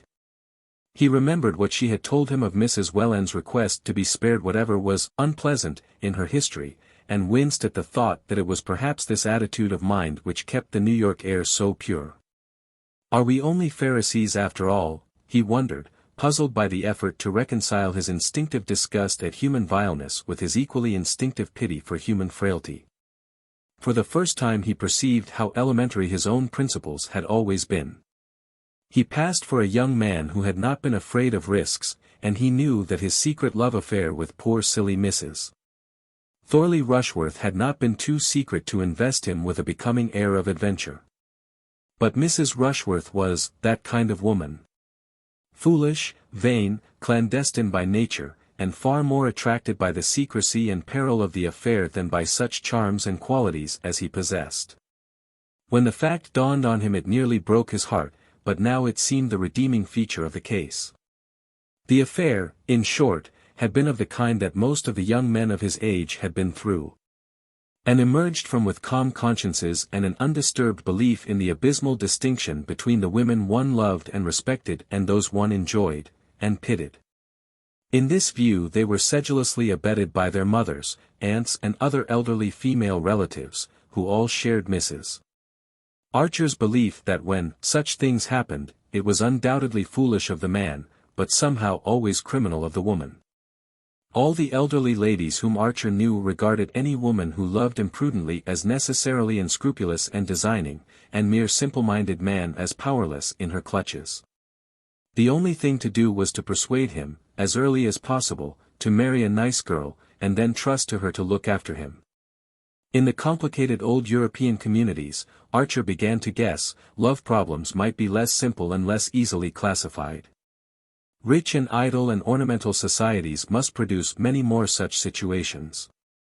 And there might even be one in which a woman naturally sensitive and aloof would yet, from the force of circumstances, from sheer defenselessness and loneliness, be drawn into a tie inexcusable by conventional standards.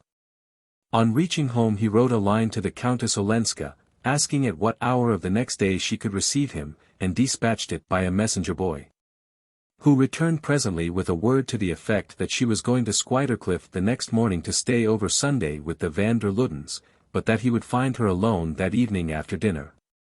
The note was written on a rather untidy half-sheet, without date or address, but her hand was firm and free. He was amused at the idea of her week-ending in the stately solitude of Squidercliff, but immediately afterward felt that there, of all places, she would most feel the chill of minds rigorously averted from the unpleasant. He was at Mr. Letterblair's punctually at 7, glad of the pretext for excusing himself soon after dinner. He had formed his own opinion from the papers entrusted to him, and did not especially want to go into the matter with his senior partner. Mr. Letterblair was a widower, and they dined alone, copiously and slowly, in a dark shabby room hung with yellowing prints of The Death of Chatham and The Coronation of Napoleon. On the sideboard, between fluted Sheraton knife cases, stood a decanter of O'Brien, and another of the old Lanning port, the gift of a client, which the wastrel Tom Lanning had sold off a year or two before his mysterious and discreditable death in San Francisco, an incident less publicly humiliating to the family than the sale of the cellar. After a velvety oyster soup came shad and cucumbers, then a young broiled turkey with corn fritters, followed by a canvas back with currant jelly and a celery mayonnaise. Mr. Letterblair, who lunched on a sandwich and tea, dined deliberately and deeply, and insisted on his guests doing the same. Finally, when the closing rites had been accomplished, the cloth was removed, cigars were lit, and Mr. Letterblair, leaning back in his chair and pushing the port westward, said, spreading his back agreeably to the coal fire behind him, "The whole family are against a divorce. And I think rightly." Archer instantly felt himself on the other side of the argument. "But why, sir? If there ever was a case." "Well, what's the use? She's here, he's there, the Atlantic's between them. She'll never get back $1 more of her money than what he's voluntarily returned to her. Their damned heathen marriage settlements take precious good care of that. As things go over there, Olenski's acted generously, he might have turned her out without a penny." The young man knew this and was silent. "I understand, though," Mr. Letterblair continued, "that she attaches no importance to the money. Therefore, as the family say, why not let well enough alone?" Archer had gone to the house an hour earlier in full agreement with Mr. Letterblair's view. But put into words by this selfish, well-fed and supremely indifferent old man, it suddenly became the Pharisaic voice of a society wholly absorbed in barricading itself against the unpleasant. "I think that's for her to decide." Have you considered the consequences if she decides for divorce? You mean the threat in her husband's letter? What weight would that carry? It's no more than the vague charge of an angry blackguard. Yes. But it might make some unpleasant talk if he really defends the suit. Unpleasant, said Archer explosively. Mr. Letterblair looked at him from under inquiring eyebrows, and the young man, aware of the uselessness of trying to explain what was in his mind, bowed acquiescently while his senior continued, divorce is always unpleasant. You agree with me? Mr. Letterblair resumed, after a waiting silence. Naturally, said Archer.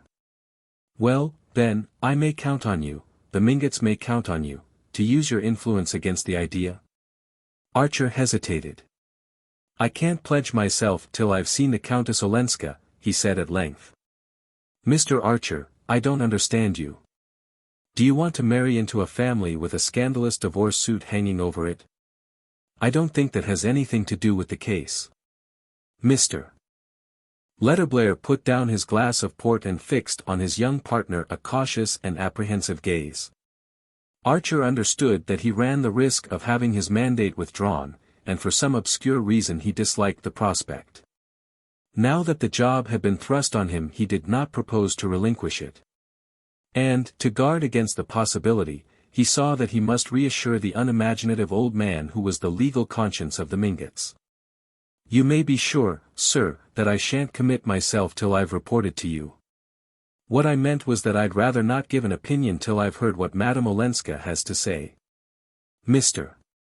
Letterblair nodded approvingly at an excess of caution worthy of the best New York tradition, and the young man, glancing at his watch, pleaded an engagement and took leave. 12. Old-fashioned New York dined at 7, and the habit of after-dinner calls, though derided in Archer's set, still generally prevailed. As the young man strolled up Fifth Avenue from Waverly Place, the long thoroughfare was deserted but for a group of carriages standing before the Reggie Chiverses, where there was a dinner for the Duke. And the occasional figure of an elderly gentleman in heavy overcoat and muffler ascending a brownstone doorstep and disappearing into a gas-lit hall. Thus, as Archer crossed Washington Square, he remarked that old Mr. Dulac was calling on his cousins the Dagonets, and turning down the corner of West 10th Street he saw Mr. Skipworth, of his own firm, obviously bound on a visit to the Miss Lannings. A little farther up Fifth Avenue, Beaufort appeared on his doorstep, darkly projected against a blaze of light, descended to his private brougham, and rolled away to a mysterious and probably unmentionable destination.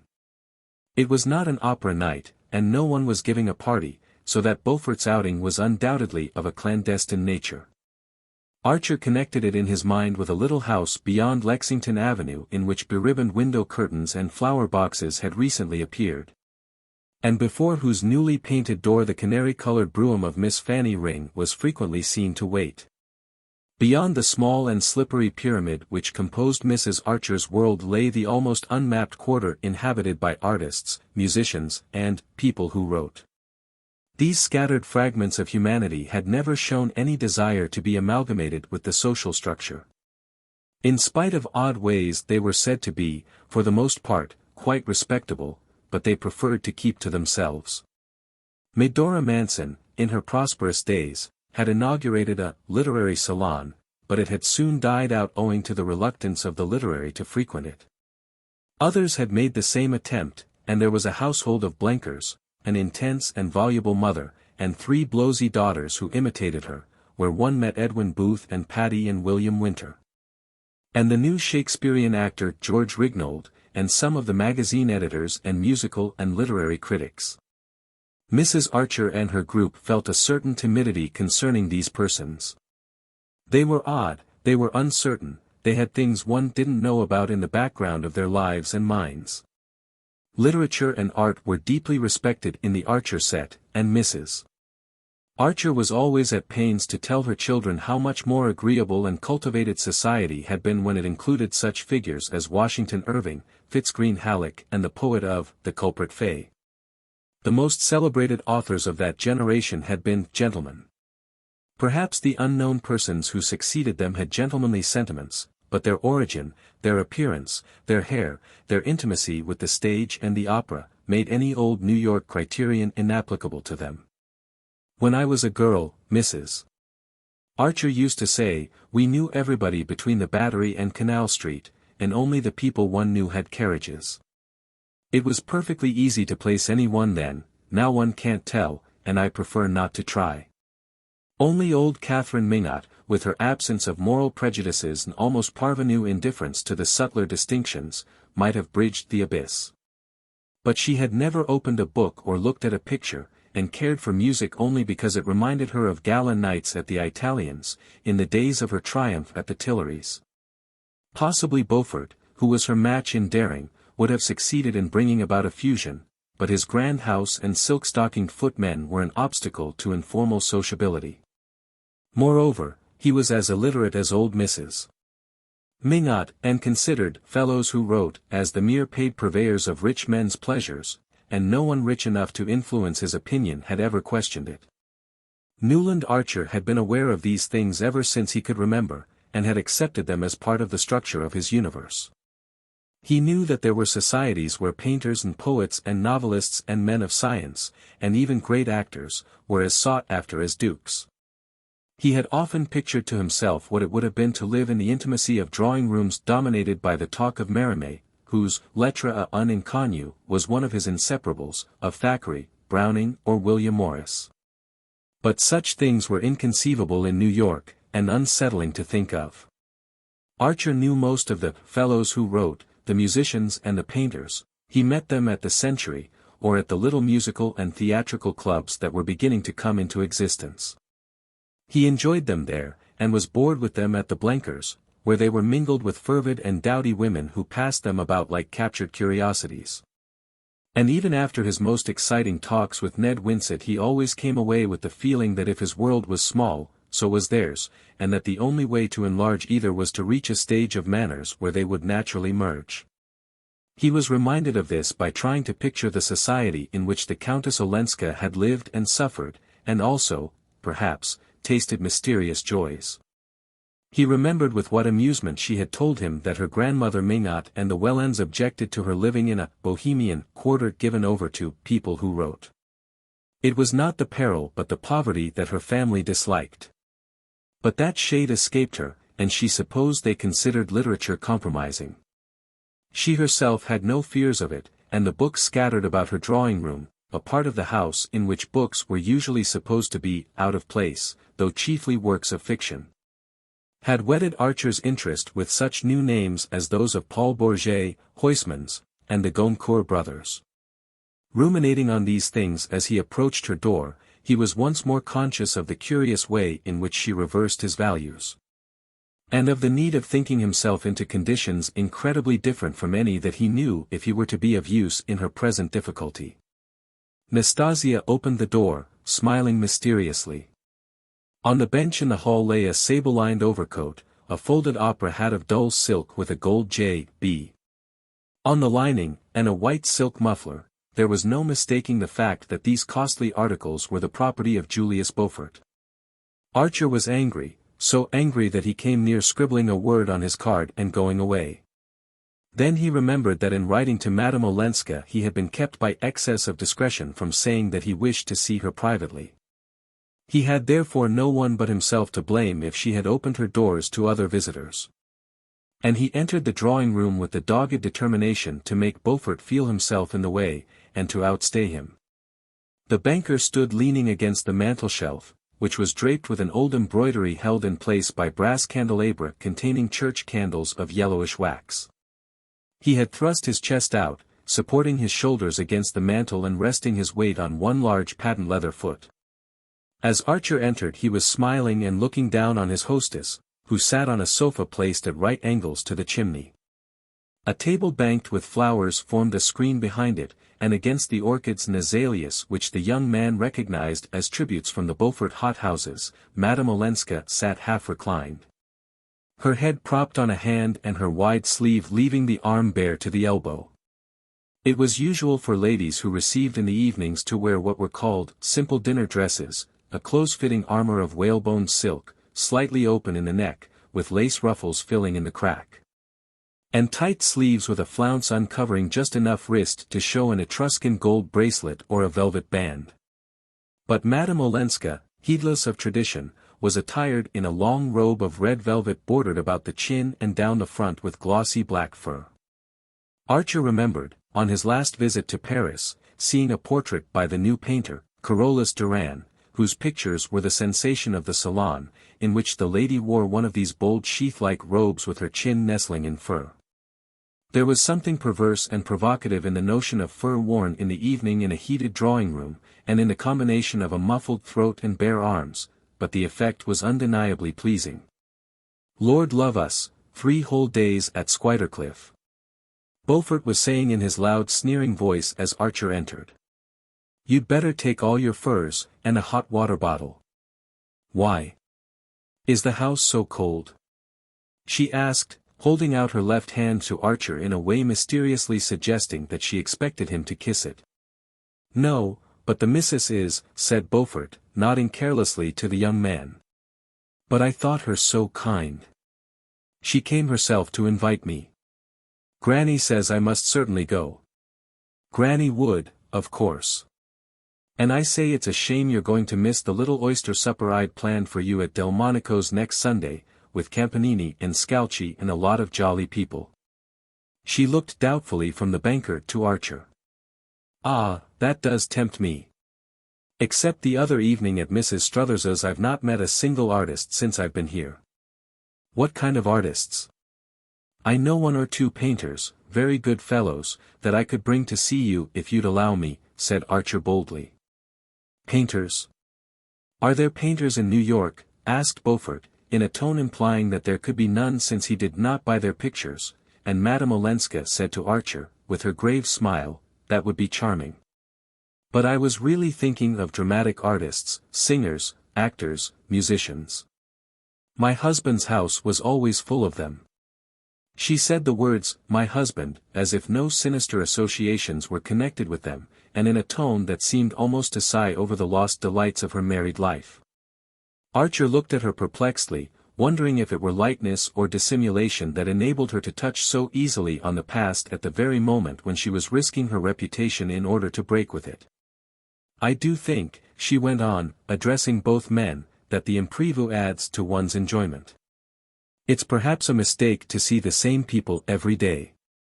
It's confoundedly dull, anyhow. New York is dying of dullness, Beaufort grumbled. And when I try to liven it up for you, you go back on me. Come, think better of it.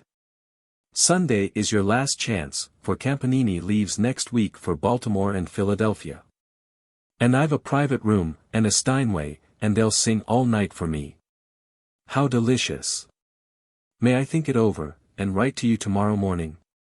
She spoke amiably, yet with the least hint of dismissal in her voice. Beaufort evidently felt it, and being unused to dismissals, stood staring at her with an obstinate line between his eyes. Why not now? It's too serious a question to decide at this late hour. Do you call it late? She returned his glance coolly. Yes, because I have still to talk business with Mr. Archer for a little while. Ah, Beaufort snapped. There was no appeal from her tone, and with a slight shrug he recovered his composure, took her hand, which he kissed with a practised air, and calling out from the threshold, I say, Newland. If you can persuade the Countess to stop in town of course you're included in the supper, left the room with his heavy important step. For a moment Archer fancied that Mr. Letterblair must have told her of his coming, but the irrelevance of her next remark made him change his mind. You know painters, then? You live in their milieu? She asked, her eyes full of interest. Oh, not exactly. I don't know that the arts have a milieu here, any of them, they're more like a very thinly settled outskirt. But you care for such things? Immensely. When I'm in Paris or London I never miss an exhibition. I try to keep up. She looked down at the tip of the little satin boot that peeped from her long draperies. I used to care immensely too, my life was full of such things. But now I want to try not to. You want to try not to? Yes, I want to cast off all my old life, to become just like everybody else here. Archer reddened. You'll never be like everybody else, he said. She raised her straight eyebrows a little. Ah, don't say that. If you knew how I hate to be different. Her face had grown as somber as a tragic mask.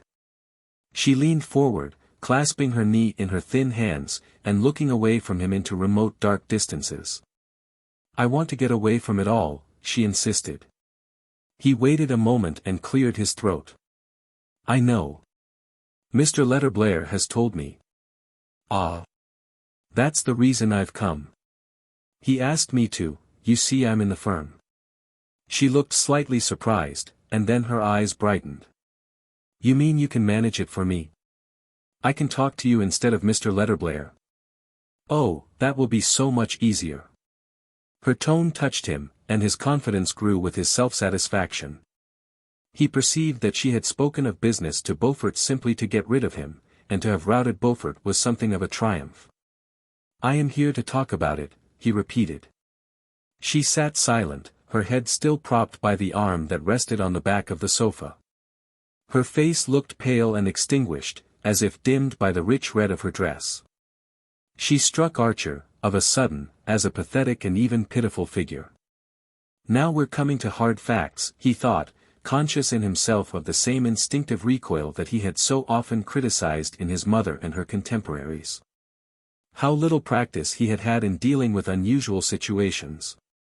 Their very vocabulary was unfamiliar to him, and seemed to belong to fiction and the stage. In face of what was coming he felt as awkward and embarrassed as a boy. After a pause Madame Olenska broke out with unexpected vehemence, I want to be free, I want to wipe out all the past. I understand that. Her face warmed. Then you'll help me? First, he hesitated, perhaps I ought to know a little more. She seemed surprised. You know about my husband, my life with him? He made a sign of assent. Well, then, what more is there? In this country are such things tolerated? I'm a Protestant, our church does not forbid divorce in such cases. Certainly not. They were both silent again, and Archer felt the spectre of Count Olenski's letter grimacing hideously between them. The letter filled only half a page, and was just what he had described it to be in speaking of it to Mr. Letterblair, the vague charge of an angry blackguard. But how much truth was behind it? Only Count Olenski's wife could tell. I've looked through the papers you gave to Mr. Letterblair, he said at length.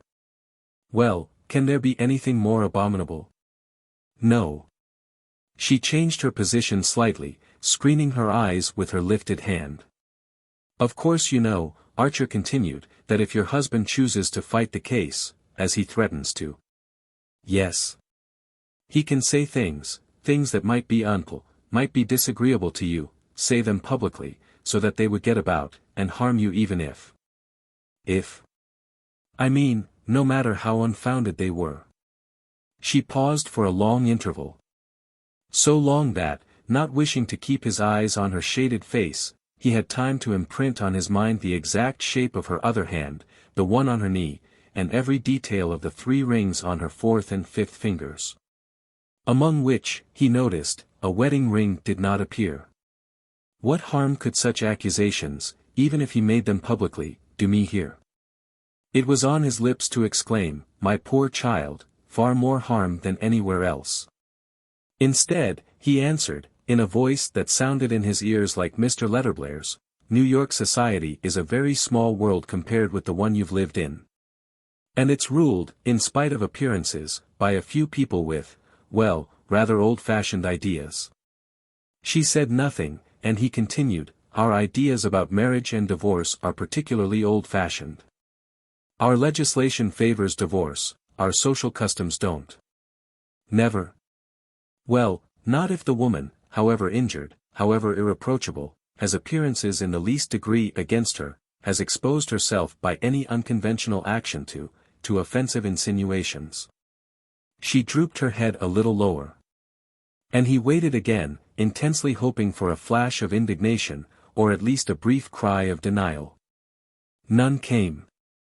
A little traveling clock ticked purringly at her elbow, and a log broke in two and sent up a shower of sparks. The whole hushed and brooding room seemed to be waiting silently with Archer. "Yes," she murmured at length, "that's what my family tell me." He winced a little. "It's not unnatural." "Our family," she corrected herself, and Archer colored. "For you'll be my cousin soon," she continued gently. "I hope so." "And you take their view?" He stood up at this, wandered across the room, stared with void eyes at one of the pictures against the old red damask, and came back irresolutely to her side. How could he say, "Yes, if what your husband hints is true, or if you've no way of disproving it?" "Sincerely," she interjected, as he was about to speak. He looked down into the fire. "Sincerely, then, what should you gain that would compensate for the possibility, the certainty, of a lot of beastly talk?" "But my freedom, is that nothing?" It flashed across him at that instant that the charge in the letter was true, and that she hoped to marry the partner of her guilt. How was he to tell her that, if she really cherished such a plan, the laws of the state were inexorably opposed to it? The mere suspicion that the thought was in her mind made him feel harshly and impatiently toward her. "But aren't you as free as air as it is?" he returned. "Who can touch you?" "Mr. Letterblair tells me the financial question has been settled." "Oh, yes," she said indifferently. "Well, then, is it worth while to risk what may be infinitely disagreeable and painful? Think of the newspapers, their vileness. It's all stupid and narrow and unjust, but one can't make over society." "No," she acquiesced. And her tone was so faint and desolate that he felt a sudden remorse for his own hard thoughts. The individual, in such cases, is nearly always sacrificed to what is supposed to be the collective interest. People cling to any convention that keeps the family together, protects the children, if there are any, he rambled on, pouring out all the stock phrases that rose to his lips in his intense desire to cover over the ugly reality which her silence seemed to have laid bare. Since she would not or could not say the one word that would have cleared the air, his wish was not to let her feel that he was trying to probe into her secret. Better keep on the surface, in the prudent old New York way, than risk uncovering a wound he could not heal. "It's my business, you know," he went on, "to help you to see these things as the people who are fondest of you see them. The Mingotts, the Wellands, the van der Luddens, all your friends and relations. If I didn't show you honestly how they judge such questions, it wouldn't be fair of me, would it?" He spoke insistently, almost pleading with her in his eagerness to cover up that yawning silence. She said slowly, "No, it wouldn't be fair." The fire had crumbled down to grayness, and one of the lamps made a gurgling appeal for attention. Madame Olenska rose, wounded up and returned to the fire, but without resuming her seat. Her remaining on her feet seemed to signify that there was nothing more for either of them to say, and Archer stood up also. "Very well. I will do what you wish," she said abruptly. The blood rushed to his forehead, and, taken aback by the suddenness of her surrender, he caught her two hands awkwardly in his. I do want to help you," he said. "You do help me. Good night, my cousin." He bent and laid his lips on her hands, which were cold and lifeless. She drew them away, and he turned to the door, found his coat and hat under the faint gas light of the hall, and plunged out into the winter night bursting with the belated eloquence of the inarticulate. 13. It was a crowded night at Wallack's Theatre. The play was The Chaffrown, with Dion Boucicault in the title role and Harry Montague and Ada Dias as the lovers. The popularity of the admirable English company was at its height, and the Chaffrown always packed the house. In the galleries the enthusiasm was unreserved.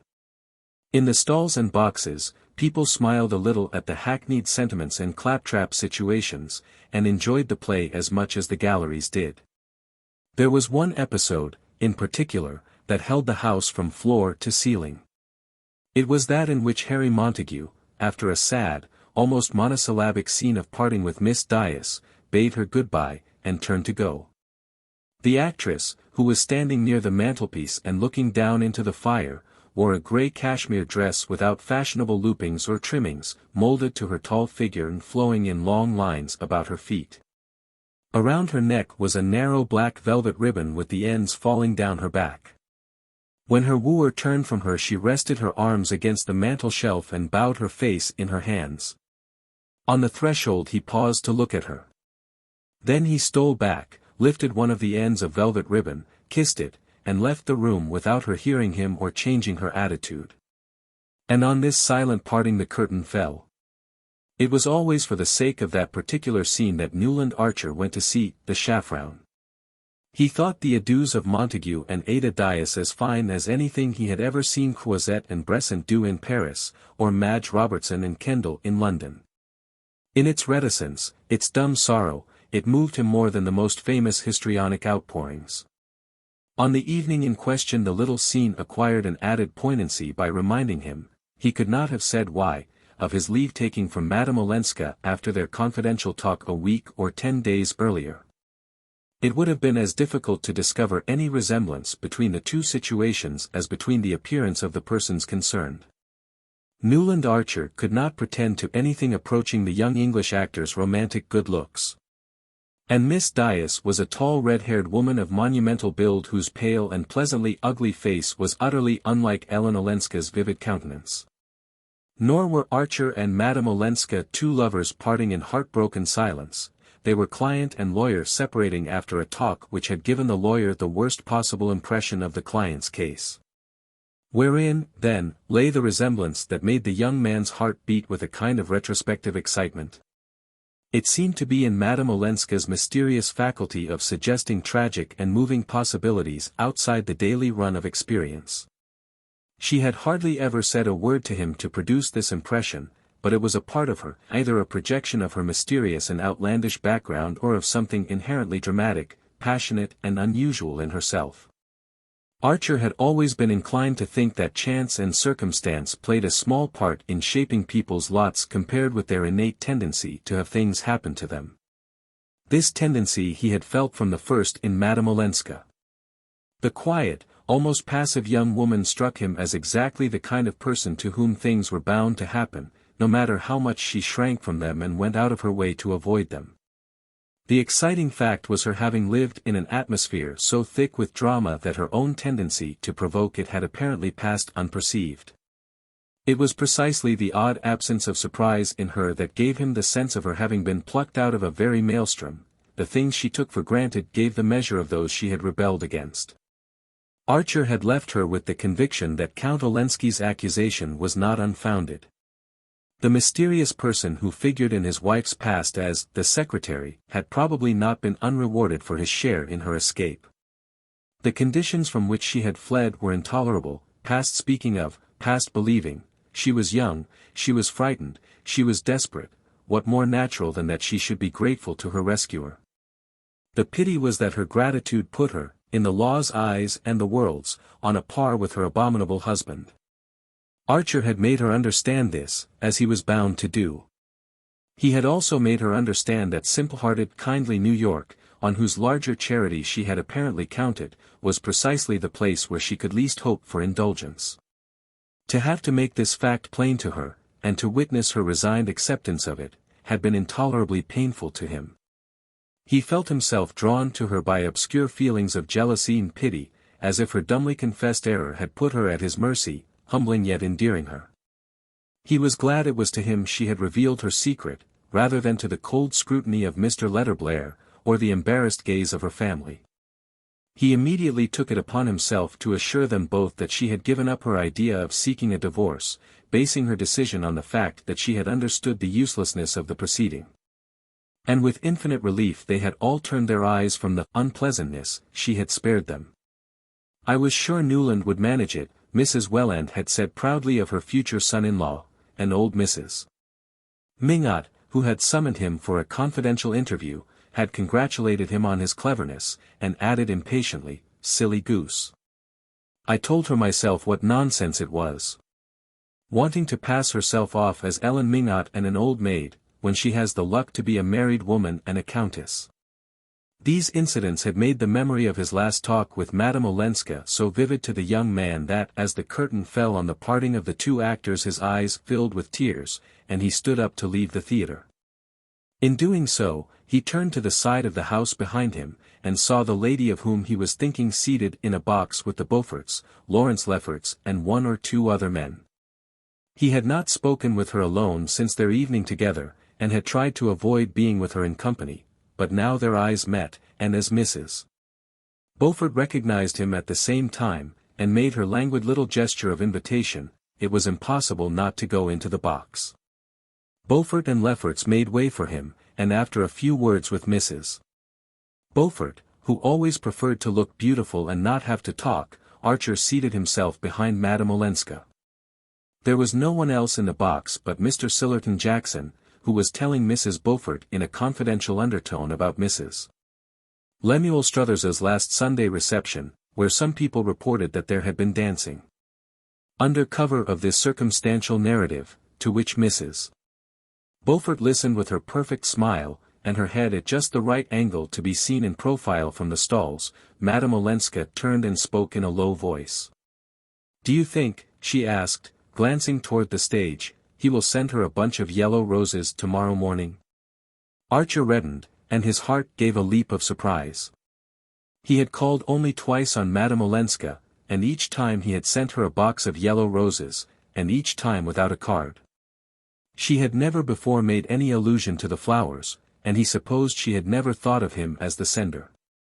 Now her sudden recognition of the gift, and her associating it with the tender leave-taking on the stage, filled him with an agitated pleasure. "I was thinking of that too, I was going to leave the theatre in order to take the picture away with me," he said. To his surprise her color rose, reluctantly and duskily. She looked down at the mother-of-pearl opera-glass in her smoothly gloved hands, and said, after a pause, "What do you do while May is away?"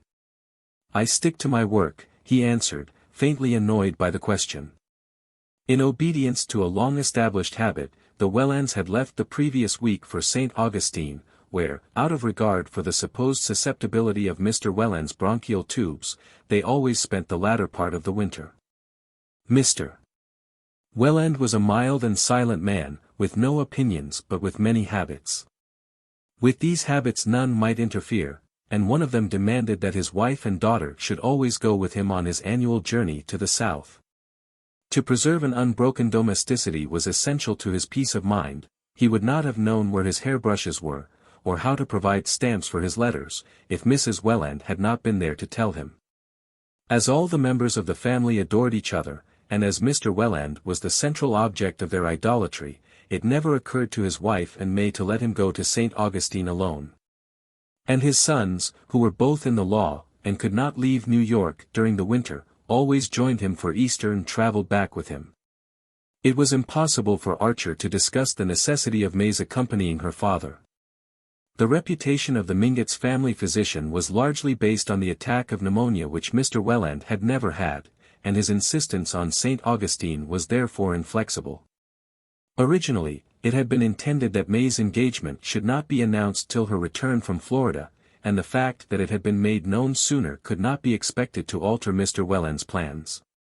Archer would have liked to join the travelers and have a few weeks of sunshine and boating with his betrothed, but he too was bound by custom and conventions. Little arduous as his professional duties were, he would have been convicted of frivolity by the whole Mingot clan if he had suggested asking for a holiday in midwinter.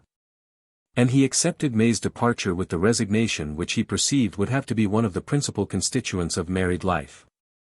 He was conscious that Madame Olenska was looking at him under lowered lids. "I have done what you wished, what you advised," she said abruptly. "Ah, I'm glad," he returned, embarrassed by her broaching the subject at such a moment. "I understand, that you were right," she went on a little breathlessly. "But sometimes life is difficult, perplexing. I know. And I wanted to tell you that I do feel you were right. And that I'm grateful to you," she ended, lifting her opera-glass quickly to her eyes as the door of the box opened and Beaufort's resonant voice broke in on them. Archer stood up, and left the box and the theatre. Only the day before he had received a letter from May Welland in which, with characteristic candor, she had asked him to be kind to Ellen, in their absence. She likes you and admires you so much, and you know, though she doesn't show it, she's still very lonely and unhappy. I don't think Granny understands her, or Uncle Lovell may not either. They really think she's much worldlier and fonder of society than she is. And I can quite see that New York must seem dull to her, though the family won't admit it. I think she's been used to lots of things we haven't got. Wonderful music, and picture shows, and celebrities, artists and authors and all the clever people you admire. Granny can't understand her wanting anything but lots of dinners and clothes, but I can see that you're almost the only person in New York who can talk to her about what she really cares for. His wise May, how he had loved her for that letter. But he had not meant to act on it, he was too busy, to begin with, and he did not care, as an engaged man, to play too conspicuously the part of Madame Olenska's champion. He had an idea that she knew how to take care of herself a good deal better than the ingenuous May imagined. She had Beaufort at her feet, Mr. van der Luden hovering above her like a protecting deity, and any number of candidates, Lawrence Lefferts among them, waiting their opportunity in the middle distance. Yet he never saw her, or exchanged a word with her, without feeling that, after all, May's ingenuousness almost amounted to a gift of divination. Ellen Olenska was lonely and she was unhappy. 14.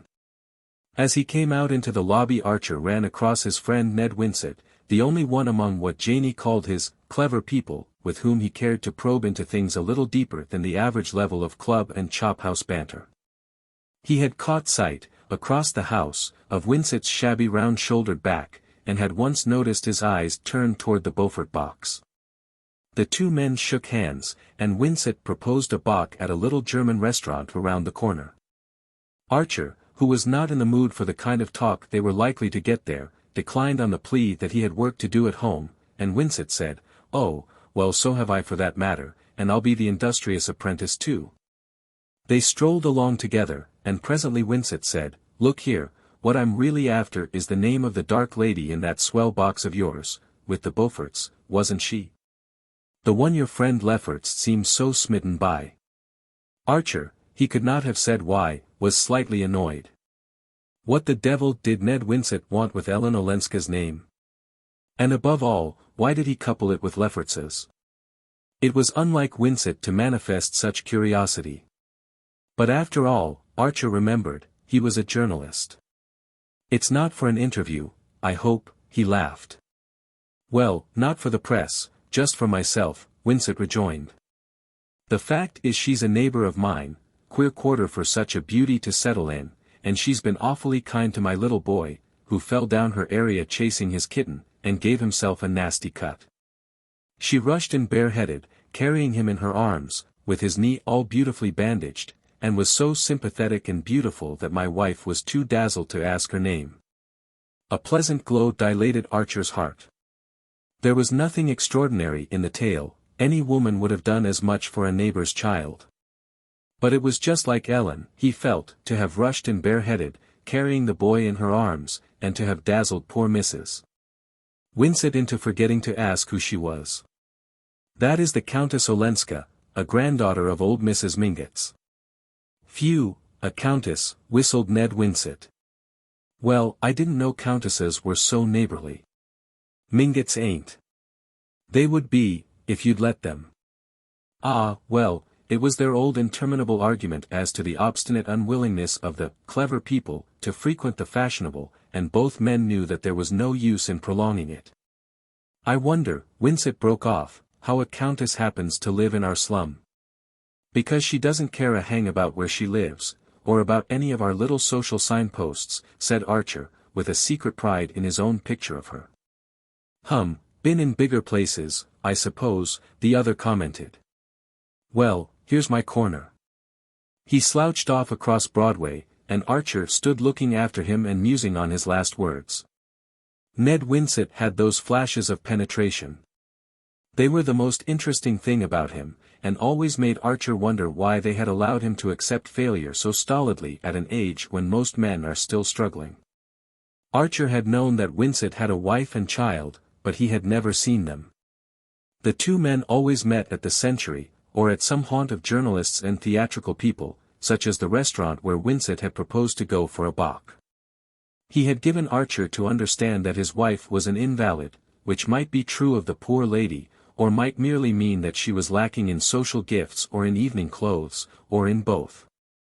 Winsett himself had a savage abhorrence of social observances. Archer, who dressed in the evening because he thought it cleaner and more comfortable to do so, and who had never stopped to consider that cleanliness and comfort are two of the costliest items in a modest budget, regarded Winsett's attitude as part of the boring, bohemian pose that always made fashionable people, who changed their clothes without talking about it, and were not forever harping on the number of servants one kept, seems so much simpler and less self-conscious than the others.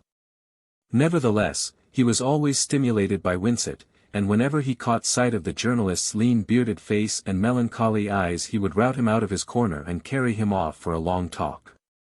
Winsett was not a journalist by choice. He was a pure man of letters, untimely born in a world that had no need of letters. But after publishing one volume of brief and exquisite literary appreciations, of which 120 copies were sold, 30 given away, and the balance eventually destroyed by the publishers, as per contract, to make room for more marketable material, he had abandoned his real calling, and taken a sub-editorial job on a women's weekly, where fashion plates and paper patterns alternated with New England love stories and advertisements of temperance drinks. On the subject of hearth fires, as the paper was called, he was inexhaustibly entertaining, but beneath his fun lurked the sterile bitterness of the still young man who has tried and given up. His conversation always made Archer take the measure of his own life, and feel how little it contained.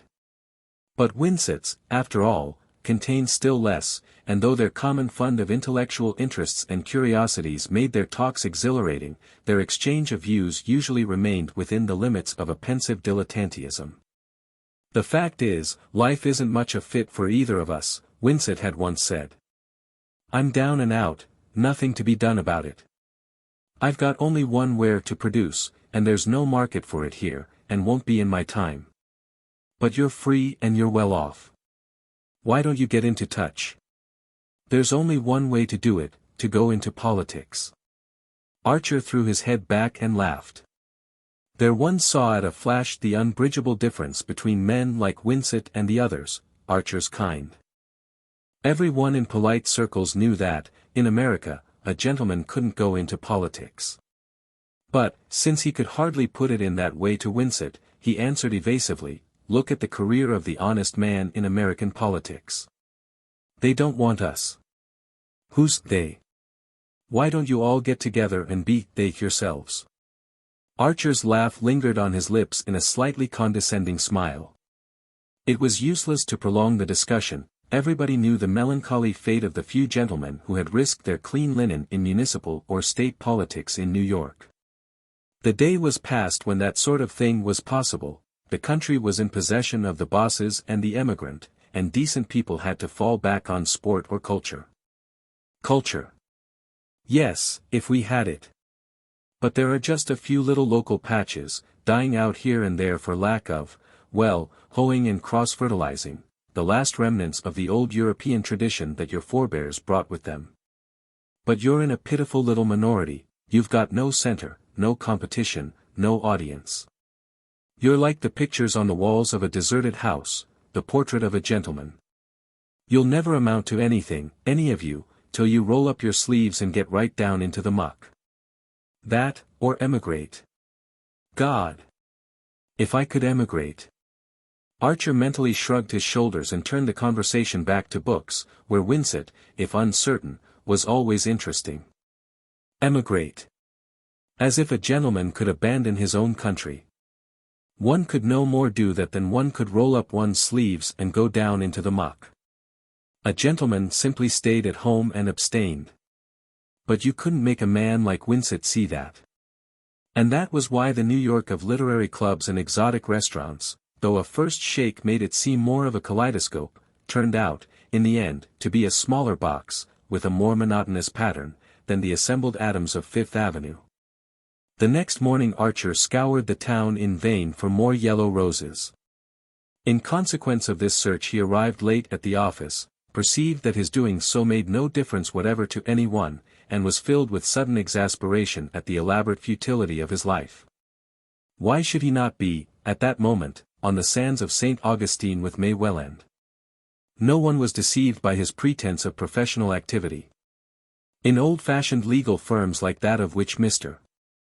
Letterblair was the head, and which were mainly engaged in the management of large estates and conservative investments, there were always 2 or 3 young men, fairly well off, and without professional ambition, who, for a certain number of hours of each day, sat at their desks accomplishing trivial tasks, or simply reading the newspapers. Though it was supposed to be proper for them to have an occupation, the crude fact of money-making was still regarded as derogatory, and the law, being a profession, was accounted a more gentlemanly pursuit than business. But none of these young men had much hope of really advancing in his profession, or any earnest desire to do so, and over many of them the green mold of the perfunctory was already perceptibly spreading. It made Archer shiver to think that it might be spreading over him too. He had, to be sure, other tastes and interests. He spent his vacations in European travel, cultivated the clever people May spoke of, and generally tried to keep up, as he had somewhat wistfully put it to Madame Olenska. But once he was married, what would become of this narrow margin of life in which his real experiences were lived? He had seen enough of other young men who had dreamed his dream, though perhaps less ardently, and who had gradually sunk into the placid and luxurious routine of their elders. From the office he sent a note by messenger to Madame Olenska, asking if he might call that afternoon, and begging her to let him find a reply at his club, but at the club he found nothing, nor did he receive any letter the following day. This unexpected silence mortified him beyond reason, and though the next morning he saw a glorious cluster of yellow roses behind a florist's window pane, he left it there. It was only on the 3rd morning that he received a line by post from the Countess Olenska. To his surprise it was dated from Squidercliff, whither the van der Luddens had promptly retreated after putting the Duke on board his steamer. "I ran away," the writer began abruptly, "without the usual preliminaries, the day after I saw you at the play, and these kind friends have taken me in. I wanted to be quiet, and think things over. You were right in telling me how kind they were. I feel myself so safe here. I wish that you were with us." She ended with a conventional, "Yours sincerely," and without any allusion to the date of her return. The tone of the note surprised the young man. What was Madame Olenska running away from, and why did she feel the need to be safe? His first thought was of some dark menace from abroad. Then he reflected that he did not know her epistolary style, and that it might run to picturesque exaggeration. Women always exaggerated. And moreover she was not wholly at her ease in English, which she often spoke as if she were translating from the French. Je me suis évadée, put in that way, the opening sentence immediately suggested that she might merely have wanted to escape from a boring round of engagements. Which was very likely true, for he judged her to be capricious, and easily wearied of the pleasure of the moment. It amused him to think of the van der Luddens having carried her off to Squidercliff on a second visit, and this time for an indefinite period. The doors of Squidercliff were rarely and grudgingly open to visitors, and a chilly weekend was the most ever offered to the few thus privileged. But Archer had seen, on his last visit to Paris, the delicious play of Labiche, Le Voyage de M. Perichon, and he remembered M. Perichon's dogged and undiscouraged attachment to the young man whom he had pulled out of the glacier. The van der Luddens had rescued Madame Olenska from a doom almost as icy. And though there were many other reasons for being attracted to her, Archer knew that beneath them all lay the gentle and obstinate determination to go on rescuing her. He felt a distinct disappointment on learning that she was away. And almost immediately remembered that, only the day before, he had refused an invitation to spend the following Sunday with the Reggie Chiverses at their house on the Hudson, a few miles below Squidercliff. He had had his fill long ago of the noisy friendly parties at Highbank, with coasting, ice boating, sleighing, long tramps in the snow, and a general flavor of mild flirting and milder practical jokes. He had just received a box of new books from his London bookseller, and had preferred the prospect of a quiet Sunday at home with his spoils. But he now went into the club writing room, wrote a hurried telegram, and told the servant to send it immediately. He knew that Mrs. Reggie didn't object to her visitors suddenly changing their minds, and that there was always a room to spare in her elastic house. 15. Newland Archer arrived at the Chiverses on Friday evening, and on Saturday went conscientiously through all the rites appertaining to a weekend at Highbank. In the morning he had a spin in the iceboat with his hostess and a few of the hardier guests. In the afternoon he went over the farm with Reggie, and listened, in the elaborately appointed stables, to long and impressive disquisitions on the horse. After tea he talked in a corner of the fire-lit hall with a young lady who had professed herself broken-hearted when his engagement was announced, but was now eager to tell him of her own matrimonial hopes. And finally, about midnight, he assisted in putting a goldfish in one visitor's bed, dressed up a burglar in the bathroom of a nervous aunt, and saw in the small hours by joining in a pillow fight that ranged from the nurseries to the basement. But on Sunday after luncheon he borrowed a cutter, and drove over to Squidercliff. People had always been told that the house at Squidercliff was an Italian villa. Those who had never been to Italy believed it, so did some who had. The house had been built by Mr. van der Luden in his youth, on his return from the Grand Tour, and in anticipation of his approaching marriage with Miss Louisa Dagonet. It was a large square wooden structure, with tongued and grooved walls painted pale green and white, a Corinthian portico, and fluted pilasters between the windows. From the high ground on which it stood a series of terraces bordered by balustrades and urns descended in the steel engraving style to a small irregular lake with an asphalt edge overhung by rare weeping conifers. To the right and left, the famous weedless lawns studded with specimen trees, each of a different variety, rolled away to long ranges of grass crested with elaborate cast-iron ornaments. And below, in a hollow, lay the four-roomed stone house which the first patroon had built on the land granted him in 1612. Against the uniform sheet of snow and the greyish winter sky the Italian villa loomed up rather grimly. Even in summer it kept its distance, and the boldest coleus bed had never ventured nearer than 30 feet from its awful front. Now, as Archer rang the bell, the long tinkle seemed to echo through a mausoleum. And the surprise of the butler who at length responded to the call was as great as though he had been summoned from his final sleep. Happily Archer was of the family, and therefore, irregular though his arrival was, entitled to be informed that the Countess Olenska was out, having driven to afternoon service with Mrs. van der Luden exactly 3/4 of an hour earlier. Mr. van der Luden, the butler continued, is in, sir, but my impression is that he is either finishing his nap or else reading yesterday's Evening Post. I heard him say, sir, on his return from church this morning, that he intended to look through the Evening Post after luncheon. If you like, sir, I might go to the library door and listen. But Archer, thanking him, said that he would go and meet the ladies, and the butler, obviously relieved, closed the door on him majestically. A groom took the cutter to the stables, and Archer struck through the park to the high road. The village of Squidercliff was only a mile and a half away, but he knew that Mrs. van der Luden never walked, and that he must keep to the road to meet the carriage. Presently, however, coming down a footpath that crossed the highway, he caught sight of a slight figure in a red cloak, with a big dog running ahead. He hurried forward, and Madame Olenska stopped short with a smile of welcome. "Ah, you've come," she said, and drew her hand from her muff. The red cloak made her look gay and vivid, like the Ellen Ming out of old days. And he laughed as he took her hand, and answered, "I came to see what you were running away from." Her face clouded over, but she answered, "Ah, well, you will see, presently." The answer puzzled him. "Why, do you mean that you've been overtaken?" She shrugged her shoulders, with a little movement like Nastasia's, and rejoined in a lighter tone, "Shall we walk on? I'm so cold after the sermon. And what does it matter, now you're here to protect me?" The blood rose to his temples and he caught a fold of her cloak. "Ellen, what is it? You must tell me." "Oh, presently, Let's run a race first, my feet are freezing to the ground, she cried. And gathering up the cloak she fled away across the snow, the dog leaping about her with challenging barks. For a moment Archer stood watching, his gaze delighted by the flash of the red meteor against the snow. Then he started after her, and they met, panting and laughing, at a wicket that led into the park.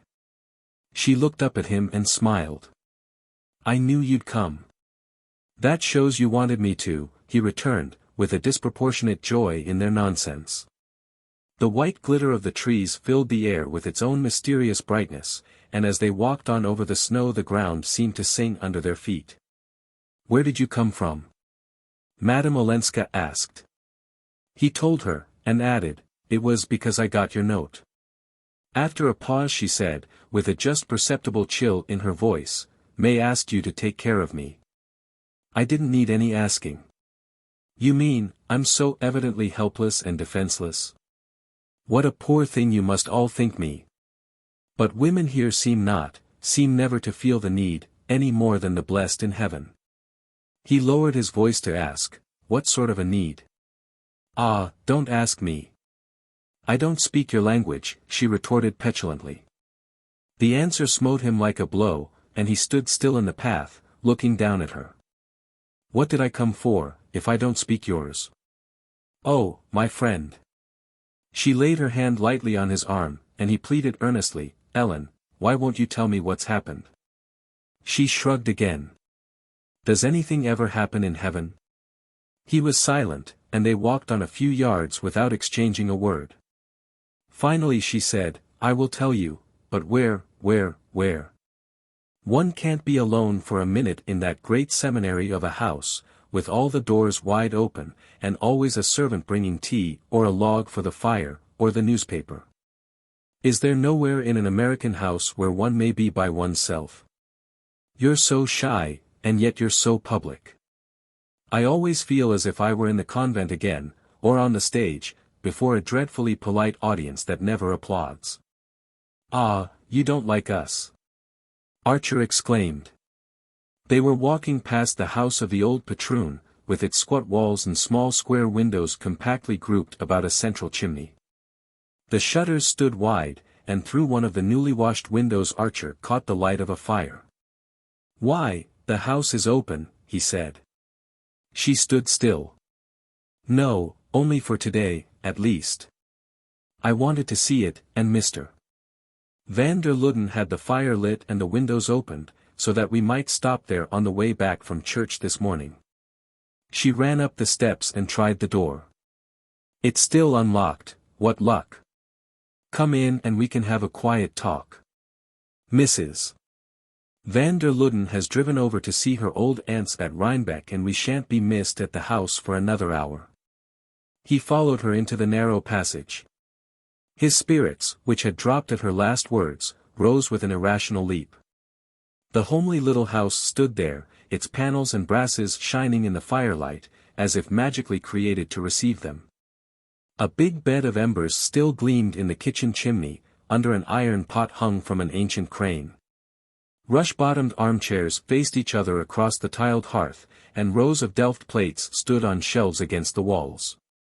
Archer stooped over and threw a log upon the embers. Madame Olenska, dropping her cloak, sat down in one of the chairs. Archer leaned against the chimney and looked at her. "You're laughing now, but when you wrote me you were unhappy," he said. "Yes."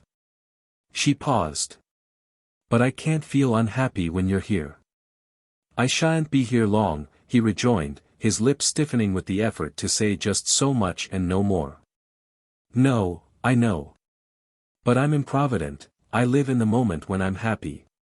The word stole through him like a temptation, and to close his senses to it he moved away from the hearth and stood gazing out at the black tree boles against the snow. But it was as if she too had shifted her place, and he still saw her, between himself and the trees, drooping over the fire with her indolent smile.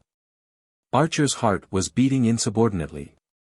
What if it were from him that she had been running away, and if she had waited to tell him so till they were here alone together in this secret room? "Ellen, if I'm really a help to you, if you really wanted me to come, tell me what's wrong, tell me what it is you're running away from," he insisted.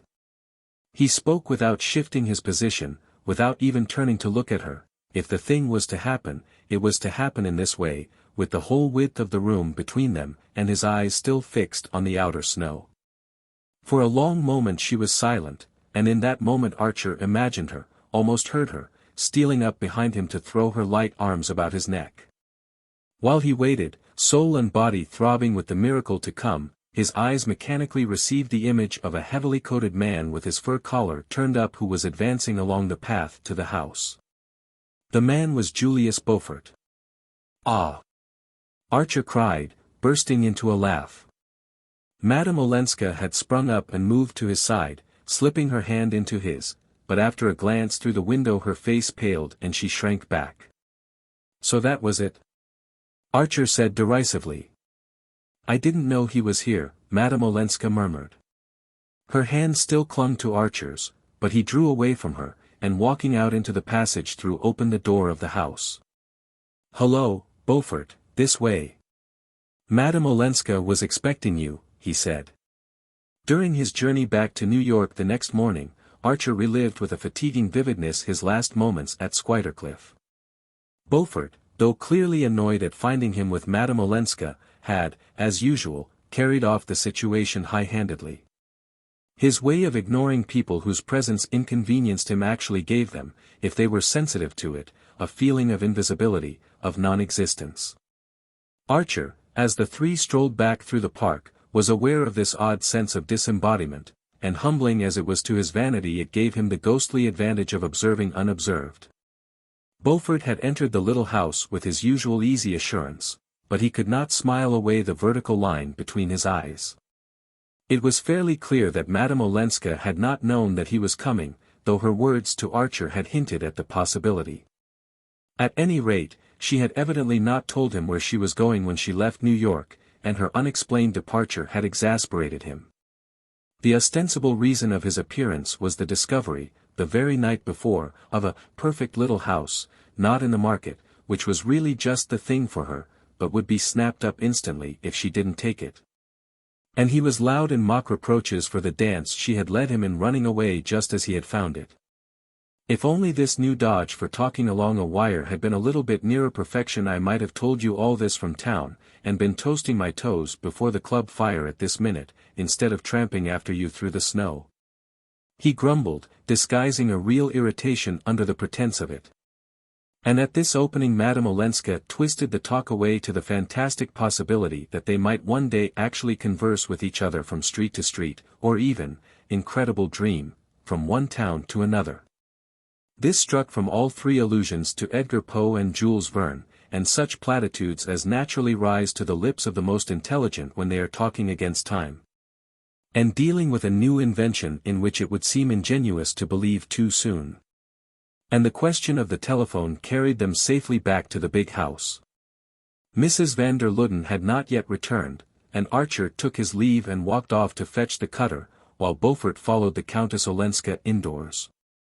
It was probable that, little as the van der Ludens encouraged unannounced visits, he could count on being asked to dine, and sent back to the station to catch the 9 o'clock train. But more than that he would certainly not get, for it would be inconceivable to his hosts that a gentleman traveling without luggage should wish to spend the night. And distasteful to them to propose it to a person with whom they were on terms of such limited cordiality as Beaufort. Beaufort knew all this, and must have foreseen it, and his taking the long journey for so small a reward gave the measure of his impatience. He was undeniably in pursuit of the Countess Olenska. And Beaufort had only one object in view in his pursuit of pretty women. His dull and childless home had long since palled on him, and in addition to more permanent consolations he was always in quest of amorous adventures in his own set. This was the man from whom Madame Olenska was avowedly flying. The question was whether she had fled because his importunities displeased her, or because she did not wholly trust herself to resist them. Unless, indeed, all her talk of flight had been a blind, and her departure no more than a maneuver. Archer did not really believe this. Little as he had actually seen of Madame Olenska, he was beginning to think that he could read her face, and if not her face, her voice, and both had betrayed annoyance, and even dismay, at Beaufort's sudden appearance. But, after all, if this were the case, was it not worse than if she had left New York for the express purpose of meeting him? If she had done that, she ceased to be an object of interest, she threw in her lot with the vulgarest of dissemblers. A woman engaged in a love affair with Beaufort, classed herself irretrievably. No, it was worse 1,000 times if, judging Beaufort, and probably despising him, she was yet drawn to him by all that gave him an advantage over the other men about her, his habit of 2 continents and 2 societies. His familiar association with artists and actors and people generally in the world's eye, and his careless contempt for local prejudices. Beaufort was vulgar, he was uneducated, he was purse-proud. But the circumstances of his life, and a certain native shrewdness, made him better worth talking to than many men, morally and socially his betters, whose horizon was bounded by the Battery and the Central Park. How should any one coming from a wider world not feel the difference and be attracted by it? Madame Olenska, in a burst of irritation, had said to Archer that he and she did not talk the same language. And the young man knew that in some respects this was true. But Beaufort understood every turn of her dialect, and spoke it fluently. His view of life, his tone, his attitude, were merely a coarser reflection of those revealed in Count Olenski's letter. This might seem to be to his disadvantage with Count Olenski's wife, but Archer was too intelligent to think that a young woman like Ellen Olenska would necessarily recoil from everything that reminded her of her past. She might believe herself wholly in revolt against it, but what had charmed her in it would still charm her, even though it were against her will. Thus, with a painful impartiality, did the young man make out the case for Beaufort, and for Beaufort's victim. A longing to enlighten her was strong in him, and there were moments when he imagined that all she asked was to be enlightened. That evening he unpacked his books from London. The box was full of things he had been waiting for impatiently. A new volume of Herbert Spencer, another collection of the prolific Alphonse Daudet's brilliant tales, and a novel called Middlemarch, as to which there had lately been interesting things said in the reviews. He had declined 3 dinner invitations in favor of this feast, but though he turned the pages with the sensuous joy of the book lover, he did not know what he was reading, and one book after another dropped from his hand. Suddenly, among them, he lit on a small volume of verse which he had ordered because the name had attracted him, The House of Life. He took it up, and found himself plunged in an atmosphere unlike any he had ever breathed in books. So warm, so rich, and yet so ineffably tender, that it gave a new and haunting beauty to the most elementary of human passions. All through the night he pursued through those enchanted pages the vision of a woman who had the face of Ellen Olenska. But when he woke the next morning, and looked out at the brownstone houses across the street, and thought of his desk in Mr. Letterblair's office, and the family pew in Grace Church, his hour in the park of Squidercliff became as far outside the pale of probability as the visions of the night. "Mercy, how pale you look, Newland." Janey commented over the coffee cups at breakfast, and his mother added, "Newland, dear, I've noticed lately that you've been coughing. I do hope you're not letting yourself be overworked." For it was the conviction of both ladies that, under the iron despotism of his senior partners, the young man's life was spent in the most exhausting professional labors, and he had never thought it necessary to undeceive them. The next 2 or 3 days dragged by heavily.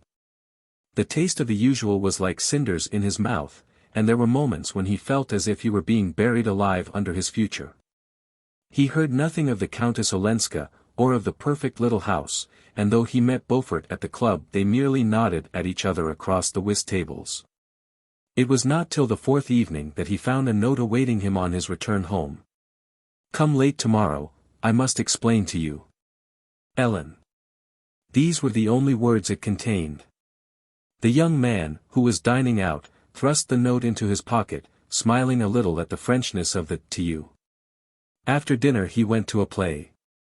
And it was not until his return home, after midnight, that he drew Madame Olenska's missive out again and reread it slowly a number of times. There were several ways of answering it, and he gave considerable thought to each one during the watches of an agitated night. That on which, when morning came, he finally decided was to pitch some clothes into a portmanteau and jump on board a boat that was leaving that very afternoon for St. Augustine. 16.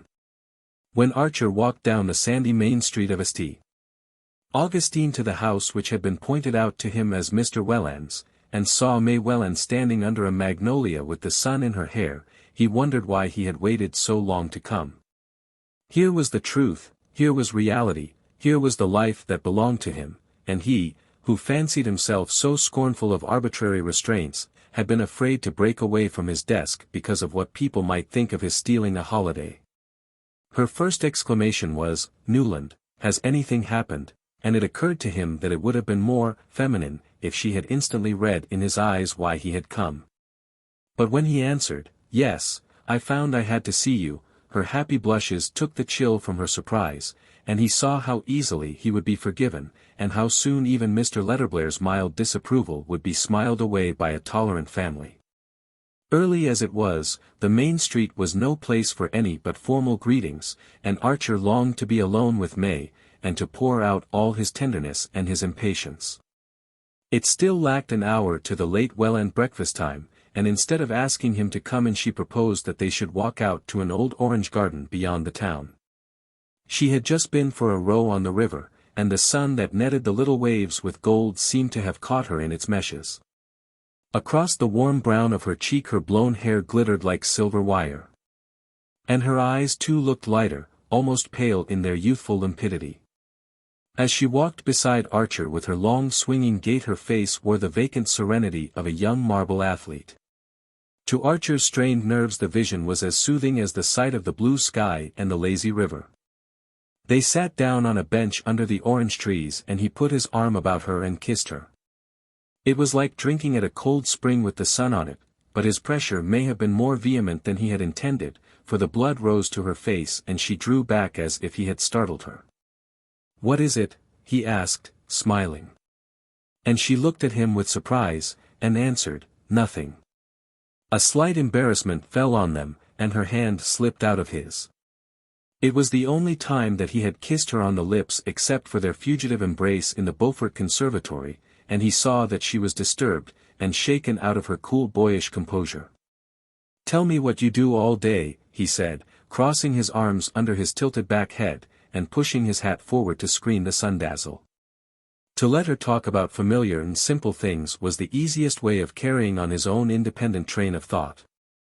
And he sat listening to her simple chronicle of swimming, sailing and riding, varied by an occasional dance at the primitive inn when a man-of-war came in. A few pleasant people from Philadelphia and Baltimore were picnicking at the inn, and the Selfridge Marys had come down for 3 weeks because Kate Mary had had bronchitis. They were planning to lay out a lawn tennis court on the sands.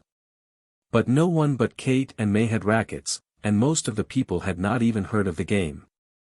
All this kept her very busy, and she had not had time to do more than look at the little vellum book that Archer had sent her the week before, the Sonnets from the Portuguese.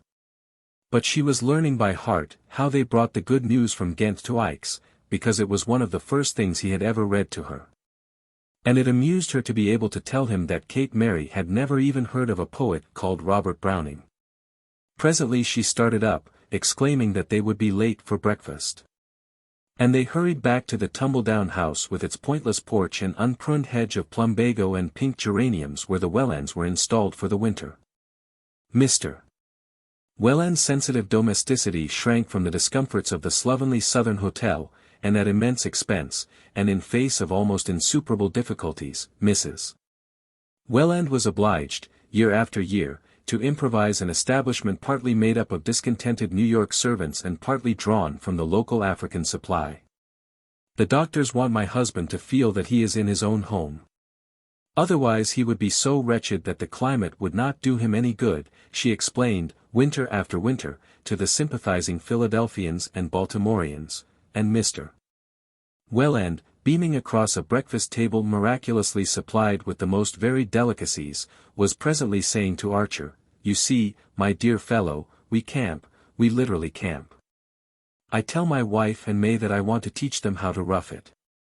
Mr. and Mrs. Welland had been as much surprised as their daughter by the young man's sudden arrival, but it had occurred to him to explain that he had felt himself on the verge of a nasty cold, and this seemed to Mr.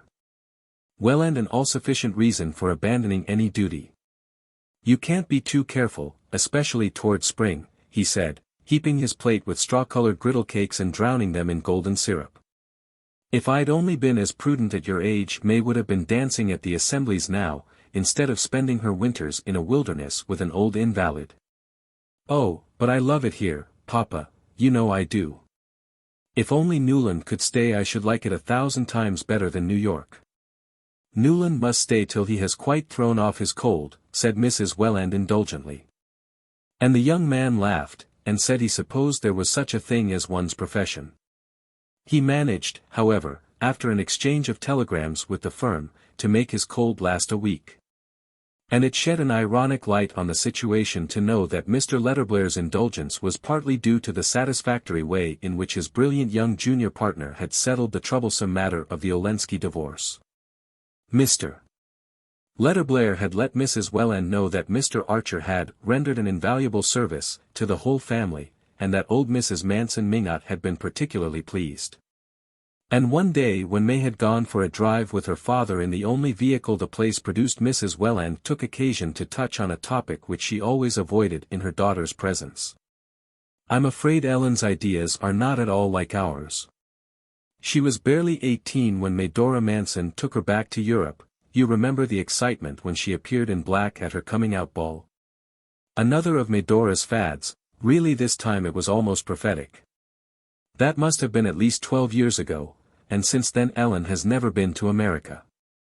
No wonder she is completely Europeanized. But European society is not given to divorce.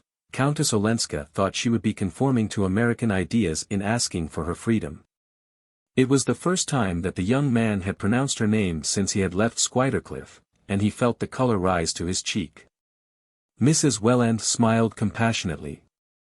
"That is just like the extraordinary things that foreigners invent about us. They think we dine at 2 o'clock and countenance divorce. That is why it seems to me so foolish to entertain them when they come to New York.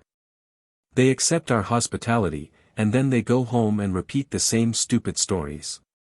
Archer made no comment on this, and Mrs. Welland continued, "But we do most thoroughly appreciate your persuading Ellen to give up the idea.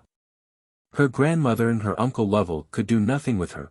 Both of them have written that her changing her mind was entirely due to your influence. In fact, she said so to her grandmother. She has an unbounded admiration for you. Poor Ellen, she was always a wayward child. I wonder what her fate will be. What we've all contrived to make it," he felt like answering. "If you'd all of you rather she should be Beaufort's mistress than some decent fellow's wife, you've certainly gone the right way about it." He wondered what Mrs. Welland would have said if he had uttered the words instead of merely thinking them. He could picture the sudden decomposure of her firm placid features, to which a lifelong mastery over trifles had given an air of factitious authority. Traces still lingered on them of a fresh beauty like her daughter's. And he asked himself if May's face was doomed to thicken into the same middle-aged image of invincible innocence. Ah, no, he did not want May to have that kind of innocence, the innocence that seals the mind against imagination and the heart against experience. "I verily believe, Mrs. Welland continued, that if the horrible business had come out in the newspapers it would have been my husband's death blow. I don't know any of the details, I only ask not to, as I told poor Ellen when she tried to talk to me about it. Having an invalid to care for, I have to keep my mind bright and happy." But Mr. Welland was terribly upset. He had a slight temperature every morning while we were waiting to hear what had been decided. It was the horror of his girls learning that such things were possible, but of course, dear Newland, you felt that too. We all knew that you were thinking of May. "I'm always thinking of May," the young man rejoined, rising to cut short the conversation. He had meant to seize the opportunity of his private talk with Mrs. Welland to urge her to advance the date of his marriage. But he could think of no arguments that would move her, and with a sense of relief he saw Mr. Welland and May driving up to the door. His only hope was to plead again with May, and on the day before his departure he walked with her to the ruinous garden of the Spanish mission. The background lent itself to allusions to European scenes. And May, who was looking her loveliest under a wide-brimmed hat that cast a shadow of mystery over her two clear eyes, kindled into eagerness as he spoke of Granada and the Alhambra. "We might be seeing it all this spring, even the Easter ceremonies at Seville," he urged, exaggerating his demands in the hope of a larger concession. "Easter in Seville? And it will be Lent next week," she laughed. "Why shouldn't we be married in Lent?" he rejoined, but she looked so shocked that he saw his mistake. "Of course I didn't mean that, dearest, but soon after Easter, so that we could sail at the end of April. I know I could arrange it at the office." She smiled dreamily upon the possibility, but he perceived that to dream of it sufficed her. It was like hearing him read aloud out of his poetry books the beautiful things that could not possibly happen in real life. "Oh, do go on, Newland, I do love your descriptions. But why should they be only descriptions? Why shouldn't we make them real? We shall, dearest, of course, next year." Her voice lingered over it. "Don't you want them to be real sooner? Can't I persuade you to break away now?" She bowed her head, vanishing from him under her conniving hat brim. "Why should we dream away another year? Look at me, dear. Don't you understand how I want you for my wife?" For a moment she remained motionless. Then she raised on him eyes of such despairing dearness that he half released her waist from his hold. But suddenly her look changed and deepened inscrutably. "I'm not sure if I do understand," she said. Is it because you're not certain of continuing to care for me?" Archer sprang up from his seat. "My God, perhaps, I don't know," he broke out angrily. May Welland rose also. As they faced each other she seemed to grow in womanly stature and dignity. Both were silent for a moment, as if dismayed by the unforeseen trend of their words, then she said in a low voice, "If that is it, is there someone else?" "Someone else, between you and me?" He echoed her words slowly, as though they were only half intelligible and he wanted time to repeat the question to himself. She seemed to catch the uncertainty of his voice, for she went on in a deepening tone, "Let us talk frankly, Newland. Sometimes I've felt a difference in you, especially since our engagement has been announced." "Dear, what madness!" he recovered himself to exclaim. She met his protest with a faint smile. "If it is, it won't hurt us to talk about it."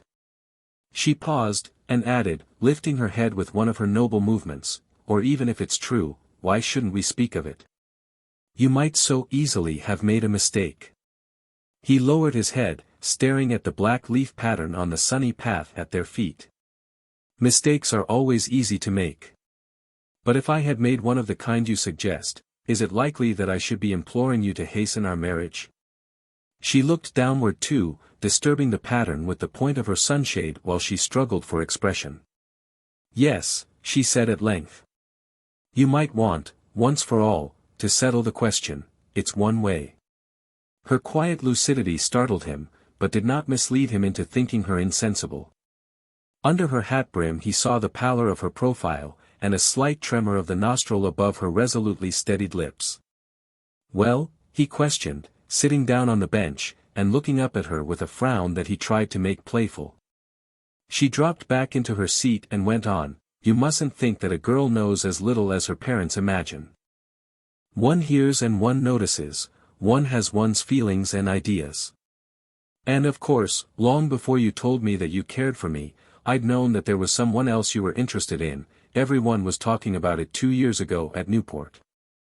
And once I saw you sitting together on the veranda at a dance, and when she came back into the house her face was sad, and I felt sorry for her. I remembered it afterward, when we were engaged." Her voice had sunk almost to a whisper, and she sat clasping and unclasping her hands about the handle of her sunshade. The young man laid his upon them with a gentle pressure, his heart dilated with an inexpressible relief.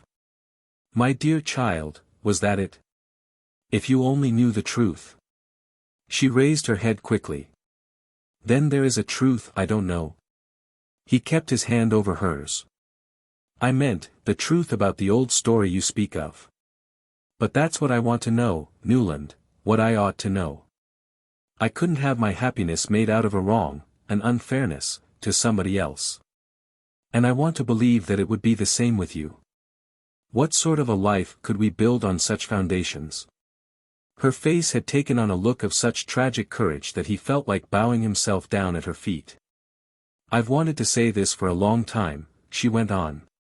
I've wanted to tell you that, when two people really love each other, I understand that there may be situations which make it right that they should go against public opinion. And if you feel yourself in any way pledged to the person we've spoken of, and if there is any way in which you can fulfill your pledge, even by her getting a divorce. Newland, don't give her up because of me. His surprise at discovering that her fears had fastened upon an episode so remote and so completely of the past as his love affair with Mrs. Thorley Rushworth gave way to wonder at the generosity of her view. There was something superhuman in an attitude so recklessly unorthodox, and if other problems had not pressed on him he would have been lost in wonder at the prodigy of the Welland's daughter urging him to marry his former mistress. But he was still dizzy with the glimpse of the precipice they had skirted, and full of a new awe at the mystery of young girlhood. For a moment he could not speak, then he said, "There is no pledge, no obligation whatever, of the kind you think. Such cases don't always present themselves quite as simply as. But that's no matter. I love your generosity, because I feel as you do about those things. I feel that each case must be judged individually, on its own merits. Irrespective of stupid conventionalities. I mean, each woman's right to her liberty." He pulled himself up, startled by the turn his thoughts had taken, and went on, looking at her with a smile, "Since you understand so many things, dearest, can't you go a little farther? And understand the uselessness of our submitting to another form of the same foolish conventionalities? If there's no one and nothing between us, isn't that an argument for marrying quickly, rather than for more delay?" She flushed with joy and lifted her face to his. As he bent to it he saw that her eyes were full of happy tears. But in another moment she seemed to have descended from her womanly eminence to helpless and timorous girlhood, and he understood that her courage and initiative were all for others, and that she had none for herself. It was evident that the effort of speaking had been much greater than her studied composure betrayed, and that at his first word of reassurance she had dropped back into the usual, as a too adventurous child takes refuge in its mother's arms. Archer had no heart to go on pleading with her. He was too much disappointed at the vanishing of the new being who had cast that one deep look at him from her transparent eyes. May seemed to be aware of his disappointment, but without knowing how to alleviate it, and they stood up and walked silently home. 17. Your cousin the Countess called on Mother while you were away, Janie Archer announced to her brother on the evening of his return. The young man, who was dining alone with his mother and sister, glanced up in surprise and saw Mrs. Archer's gaze demurely bent on her plate. Mrs. Archer did not regard her seclusion from the world as a reason for being forgotten by it, and Newland guessed that she was slightly annoyed that he should be surprised by Madame Olenska's visit. She had on a black velvet polonaise with jet buttons, and a tiny green monkey muff. I never saw her so stylishly dressed, Janie continued.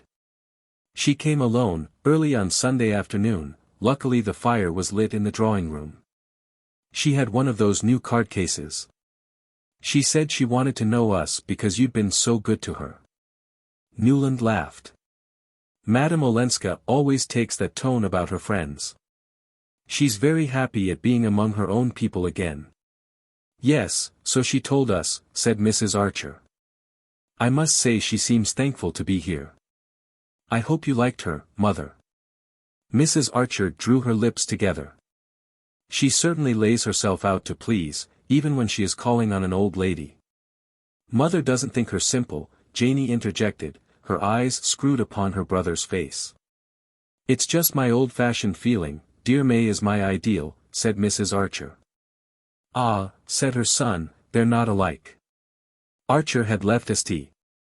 Augustine charged with many messages for old Mrs. Mingot, and a day or two after his return to town he called on her. The old lady received him with unusual warmth. She was grateful to him for persuading the Countess Olenska to give up the idea of a divorce, and when he told her that he had deserted the office without leave, and rushed down to St. Augustine simply because he wanted to see May, she gave an adipose chuckle and patted his knee with her puffball hand. So you kicked over the traces, did you?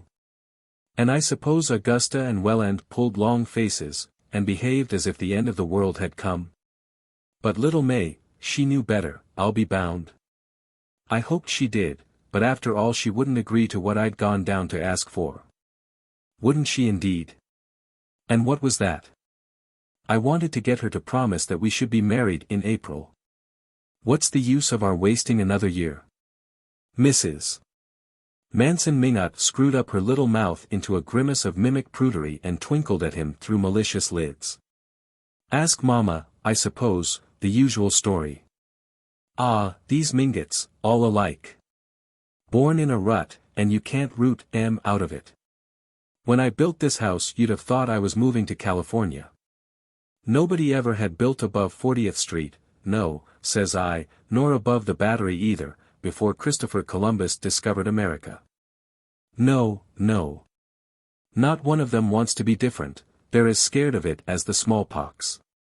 My dear Mr. Archer, I thank my stars I'm nothing but a vulgar spicer, but there's not one of my own children that takes after me but my little Ellen. She broke off, still twinkling at him, and asked, with the casual irrelevance of old age, now, why in the world didn't you marry my little Ellen? Archer laughed. For one thing, she wasn't there to be married. No, to be sure, more's the pity. And now it's too late, her life is finished. She spoke with the cold-blooded complacency of the aged throwing earth into the grave of young hopes. The young man's heart grew chill, and he said hurriedly, Can't I persuade you to use your influence with the Wellands, Mrs. Minot? I wasn't made for long engagements. Old Catherine beamed on him approvingly. No, I can see that. You've got a quick eye. When you were a little boy I've no doubt you liked to be helped first.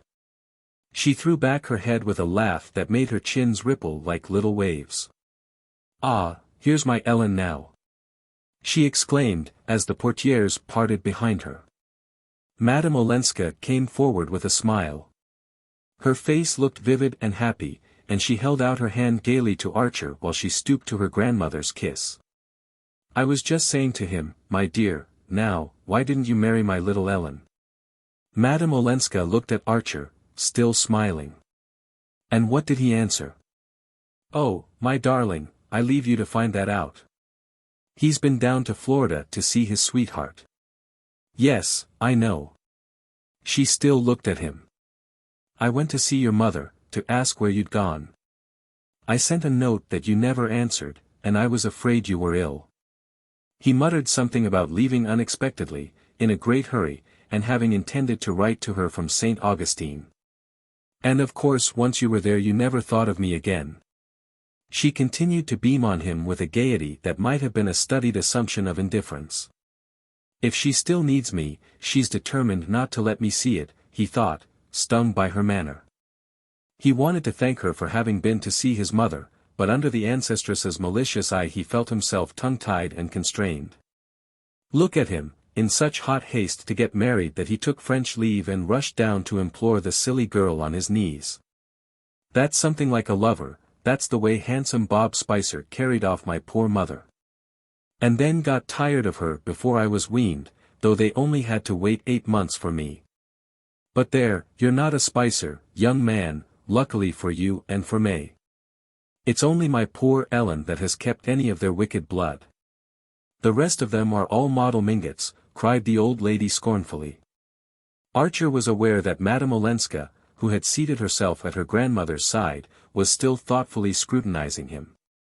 The gaiety had faded from her eyes, and she said with great gentleness, Surely, Granny, we can persuade them between us to do as he wishes. Archer rose to go, and as his hand met Madame Olenska's he felt that she was waiting for him to make some allusion to her unanswered letter. When can I see you? He asked, as she walked with him to the door of the room. Whenever you like. But it must be soon if you want to see the little house again. I am moving next week. A pang shot through him at the memory of his lamplit hours in the low-studded drawing-room. Few as they had been, they were thick with memories. Tomorrow evening?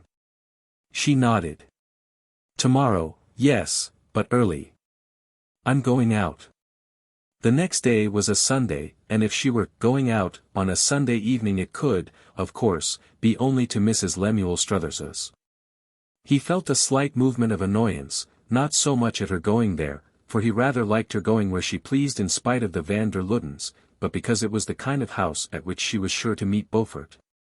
Where she must have known beforehand that she would meet him, and where she was probably going for that purpose.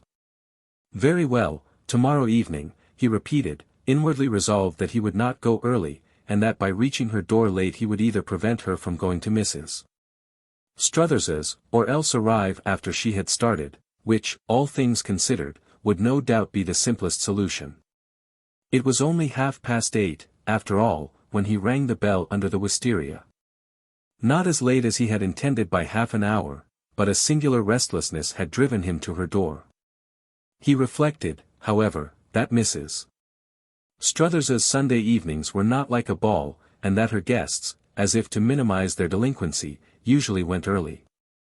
The one thing he had not counted on, in entering Madame Olenska's hall, was to find hats and overcoats there. Why had she bidden him to come early if she was having people to dine? On a closer inspection of the garments beside which Nastasia was laying his own, his resentment gave way to curiosity. The overcoats were in fact the very strangest he had ever seen under a polite roof, and it took but a glance to assure himself that neither of them belonged to Julius Beaufort. One was a shaggy yellow ulster of reach-me-down cut, the other a very old and rusty cloak with a cape, something like what the French called a McFarlane.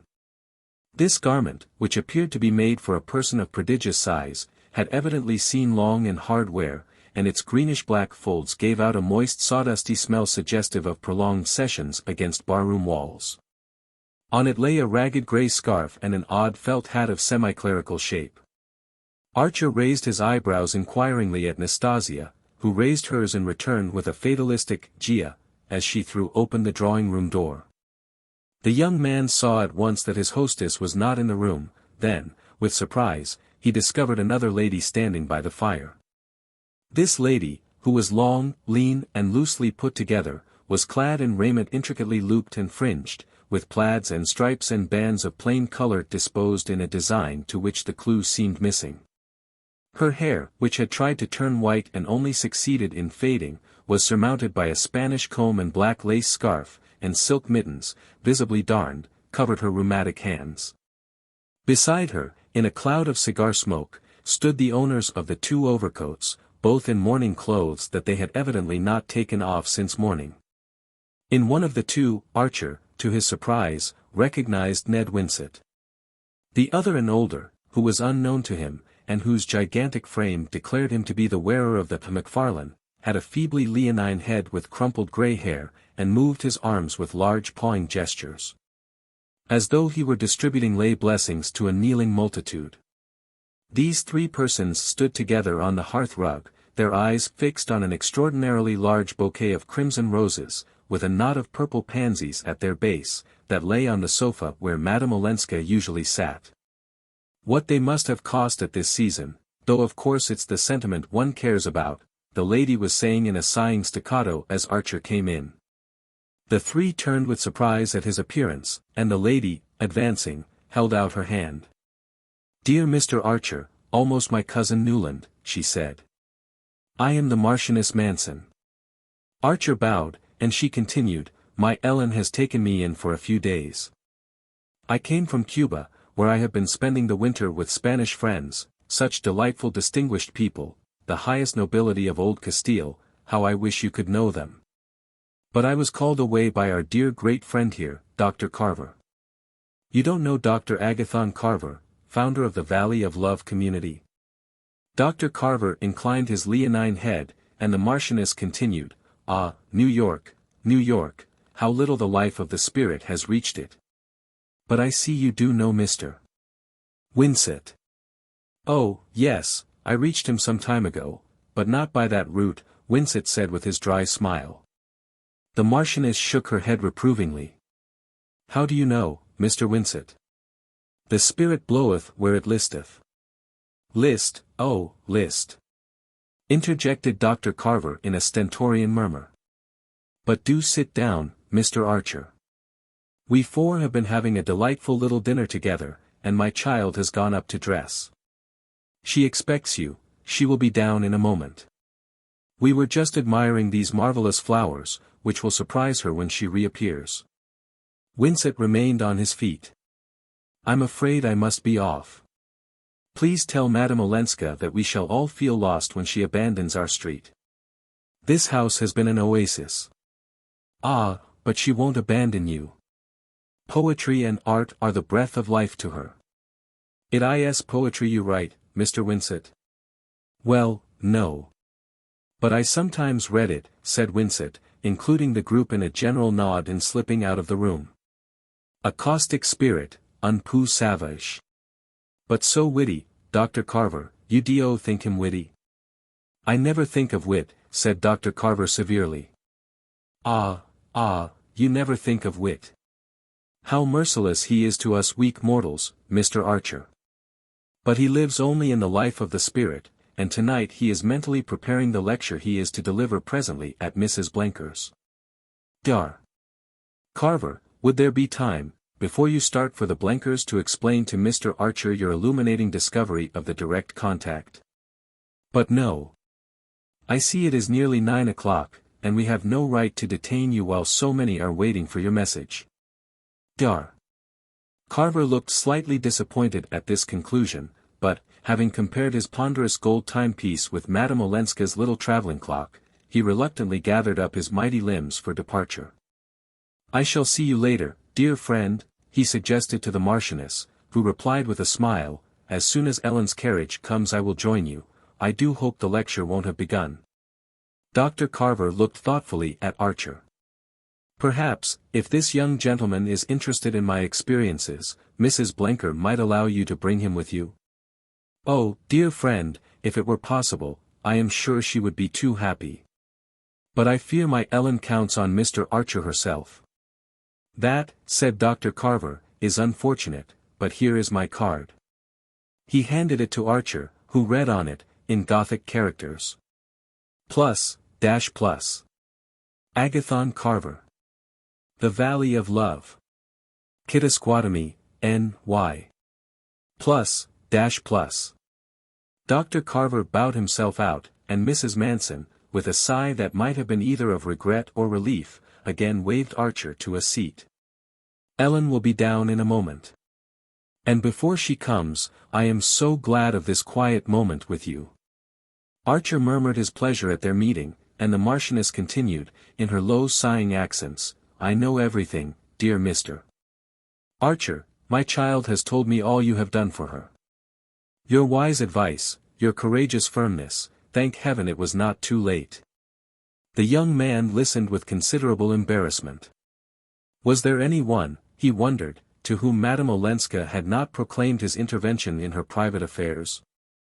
Madame Olenska exaggerates, I simply gave her a legal opinion, as she asked me to. Ah, but in doing it you were the unconscious instrument of, what word have we moderns for providence, Mr. Archer, cried the lady, tilting her head on one side and drooping her lids mysteriously. Little did you know that at that very moment I was being appealed to, being approached, in fact, from the other side of the Atlantic.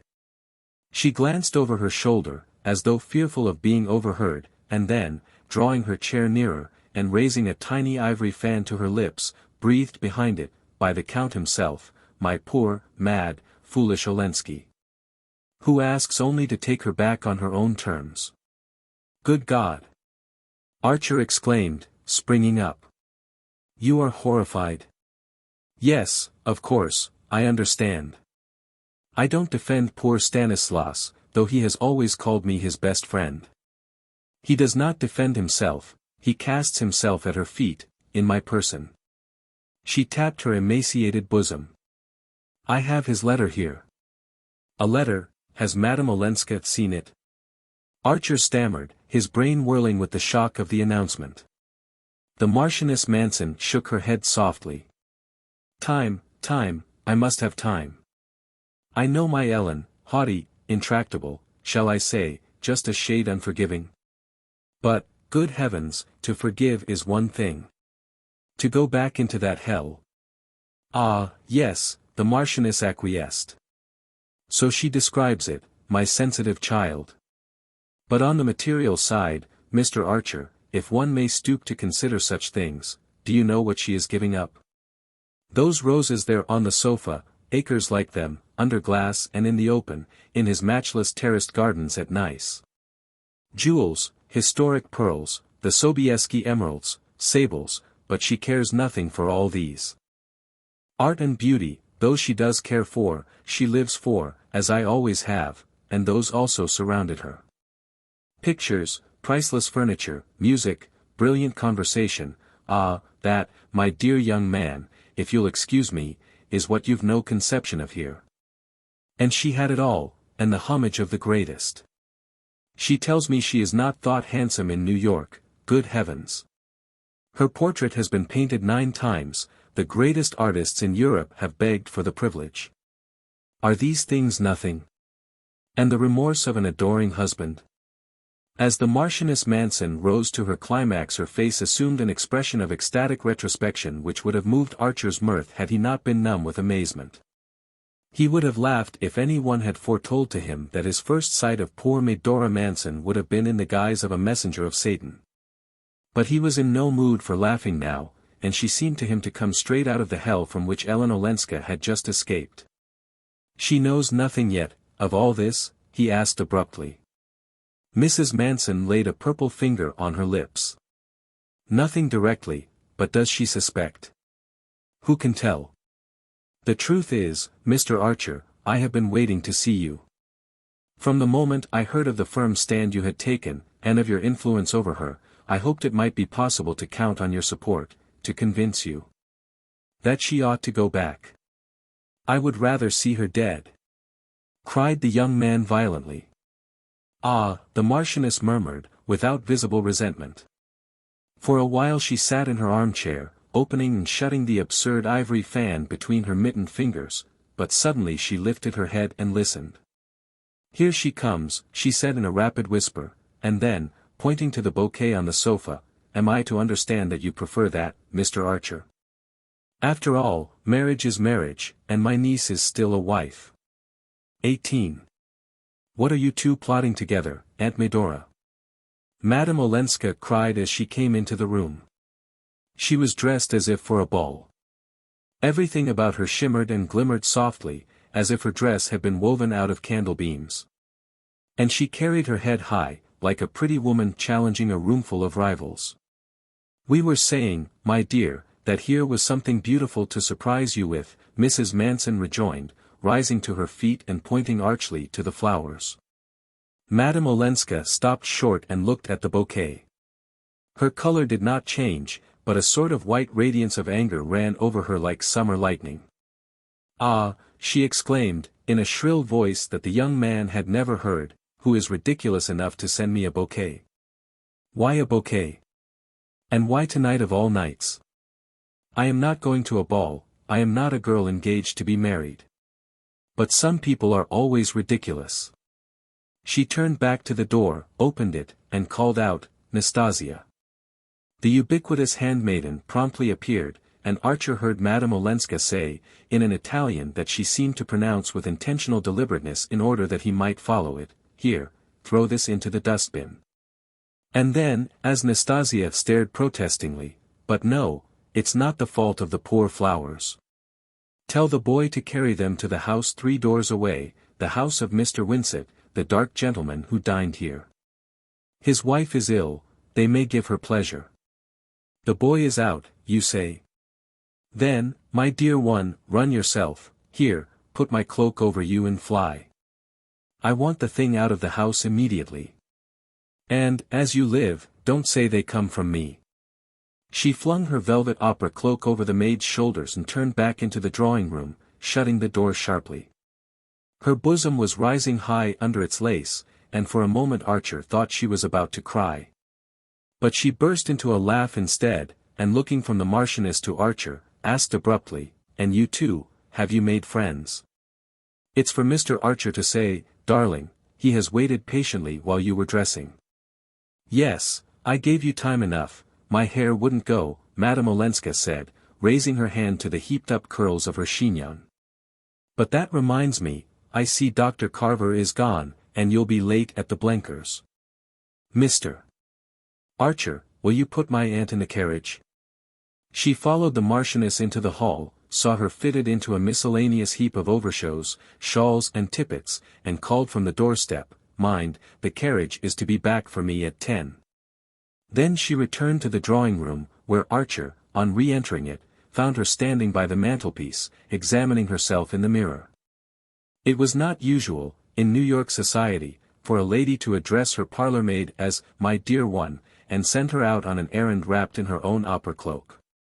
And Archer, through all his deeper feelings, tasted the pleasurable excitement of being in a world where action followed on emotion with such Olympian speed. Madame Olenska did not move when he came up behind her, and for a second their eyes met in the mirror, then she turned, threw herself into her sofa corner, and sighed out, "There's time for a cigarette." He handed her the box and lit a spill for her, and as the flame flashed up into her face she glanced at him with laughing eyes and said, "What do you think of me in a temper?" Archer paused a moment. Then he answered with sudden resolution, "It makes me understand what your aunt has been saying about you." "I knew she'd been talking about me." "Well? She said you were used to all kinds of things, splendors and amusements and excitements, that we could never hope to give you here." Madame Olenska smiled faintly into the circle of smoke about her lips. "Medora is incorrigibly romantic. It has made up to her for so many things." Archer hesitated again, and again took his risk. "Is your aunt's romanticism always consistent with accuracy?" "You mean, does she speak the truth?" Her niece considered.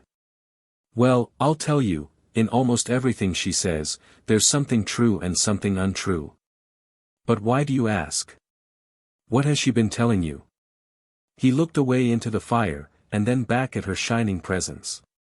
His heart tightened with the thought that this was their last evening by that fireside, and that in a moment the carriage would come to carry her away.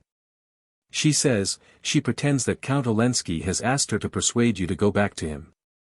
Madame Olenska made no answer. She sat motionless, holding her cigarette in her half-lifted hand. The expression of her face had not changed, and Archer remembered that he had before noticed her apparent incapacity for surprise. "You knew, then?" he broke out. She was silent for so long that the ash dropped from her cigarette. She brushed it to the floor. "She has hinted about a letter, poor darling." "Medora's hints. Is it at your husband's request that she has arrived here suddenly?" Madame Olenska seemed to consider this question also. "There again, one can't tell. She told me she had had a spiritual summons, whatever that is, from Dr. Carver. I'm afraid she's going to marry Dr. Carver.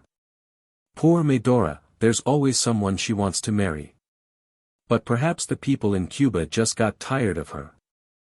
I think she was with them as a sort of paid companion. Really, I don't know why she came. But you do believe she has a letter from your husband?"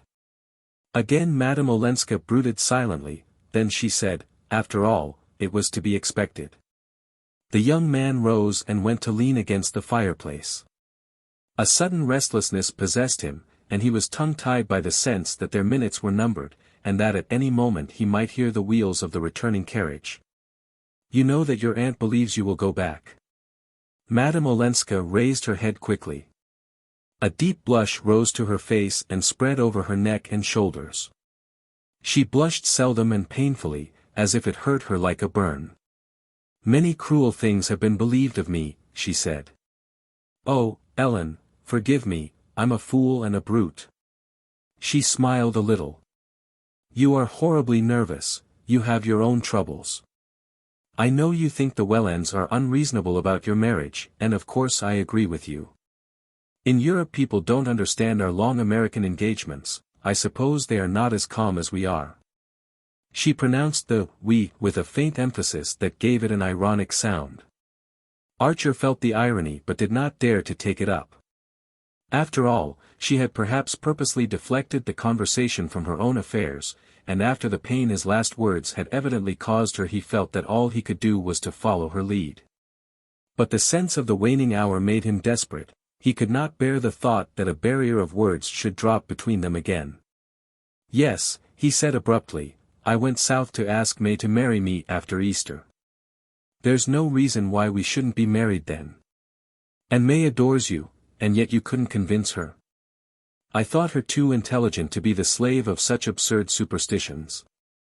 "She is too intelligent, she's not their slave." Madame Olenska looked at him. "Well, then, I don't understand." Archer reddened, and hurried on with a rush. "We had a frank talk, almost the first.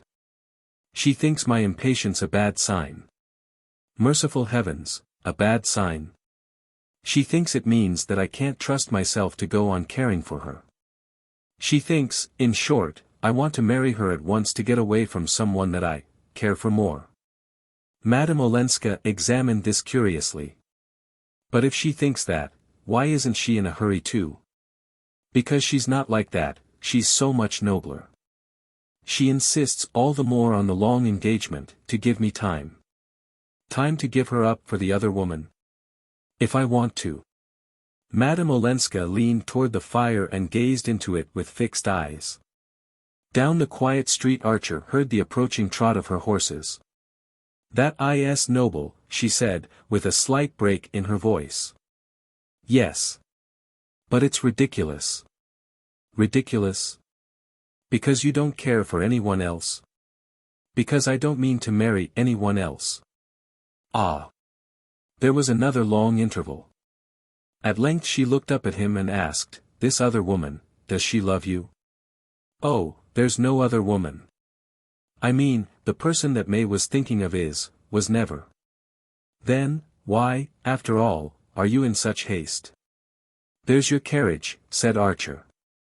She half rose and looked about her with absent eyes. Her fan and gloves lay on the sofa beside her and she picked them up mechanically. "Yes, I suppose I must be going." "You're going to Mrs. Struthers's?" "Yes." She smiled and added, "I must go where I am invited, or I should be too lonely." "Why not come with me?" Archer felt that at any cost he must keep her beside him, must make her give him the rest of her evening. Ignoring her question, he continued to lean against the chimney-piece, his eyes fixed on the hand in which she held her gloves and fan, as if watching to see if he had the power to make her drop them. "May guessed the truth," he said. "There is another woman, but not the one she thinks." Ellen Olenska made no answer, and did not move.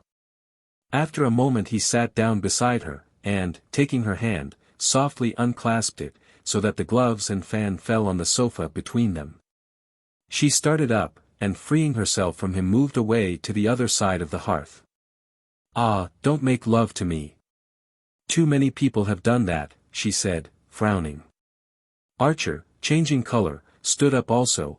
It was the bitterest rebuke she could have given him. "I have never made love to you," he said, "and I never shall. But you are the woman I would have married if it had been possible for either of us." "Possible for either of us?" She looked at him with unfeigned astonishment. "And you say that, when it's you who've made it impossible?" He stared at her, groping in a blackness through which a single arrow of light tore its blinding way. "I've made it impossible." You, she cried, her lip trembling like a child's on the verge of tears. "Isn't it you who made me give up divorcing, give it up because you showed me how selfish and wicked it was, how one must sacrifice one's self to preserve the dignity of marriage, and to spare one's family the publicity, the scandal. And because my family was going to be your family, for May's sake and for yours, I did what you told me, what you proved to me that I ought to do." "Ah," she broke out with a sudden laugh, "I've made no secret of having done it for you." She sank down on the sofa again, crouching among the festive ripples of her dress like a stricken masquerader, and the young man stood by the fireplace and continued to gaze at her without moving. "Good God," he groaned. When I thought. You thought. Ah, don't ask me what I thought. Still looking at her, he saw the same burning flush creep up her neck to her face. She sat upright, facing him with a rigid dignity. I do ask you. Well, then, there were things in that letter you asked me to read. My husband's letter? Yes. I had nothing to fear from that letter, absolutely nothing. All I feared was to bring notoriety, scandal, on the family, on you and May. Good God, he groaned again, bowing his face in his hands. The silence that followed lay on them with the weight of things final and irrevocable. It seemed to Archer to be crushing him down like his own gravestone. In all the wide future he saw nothing that would ever lift that load from his heart. He did not move from his place, or raise his head from his hands, his hidden eyeballs went on staring into utter darkness. At least I loved you, he brought out. On the other side of the hearth, from the sofa corner where he supposed that she still crouched, he heard a faint stifled crying like a child's. He started up and came to her side. Ellen! What madness! Why are you crying? Nothing's done that can't be undone. I'm still free, and you're going to be. He had her in his arms, her face like a wet flower at his lips, and all their vain terrors shriveling up like ghosts at sunrise. The one thing that astonished him now was that he should have stood for 5 minutes arguing with her across the width of the room, when just touching her made everything so simple. She gave him back all his kiss, but after a moment he felt her stiffening in his arms, and she put him aside and stood up. Ah, my poor Newland, I suppose this had to be. But it doesn't in the least alter things, she said, looking down at him in her turn from the hearth. It alters the whole of life for me. No, no, it mustn't, it can't. You're engaged to May Welland, and I'm married. He stood up too, flushed and resolute. Nonsense. It's too late for that sort of thing. We've no right to lie to other people or to ourselves. We won't talk of your marriage, but do you see me marrying May after this? She stood silent, resting her thin elbows on the mantelpiece, her profile reflected in the glass behind her. One of the locks of her chignon had become loosened and hung on her neck, she looked haggard and almost old. I don't see you, she said at length, putting that question to May. Do you?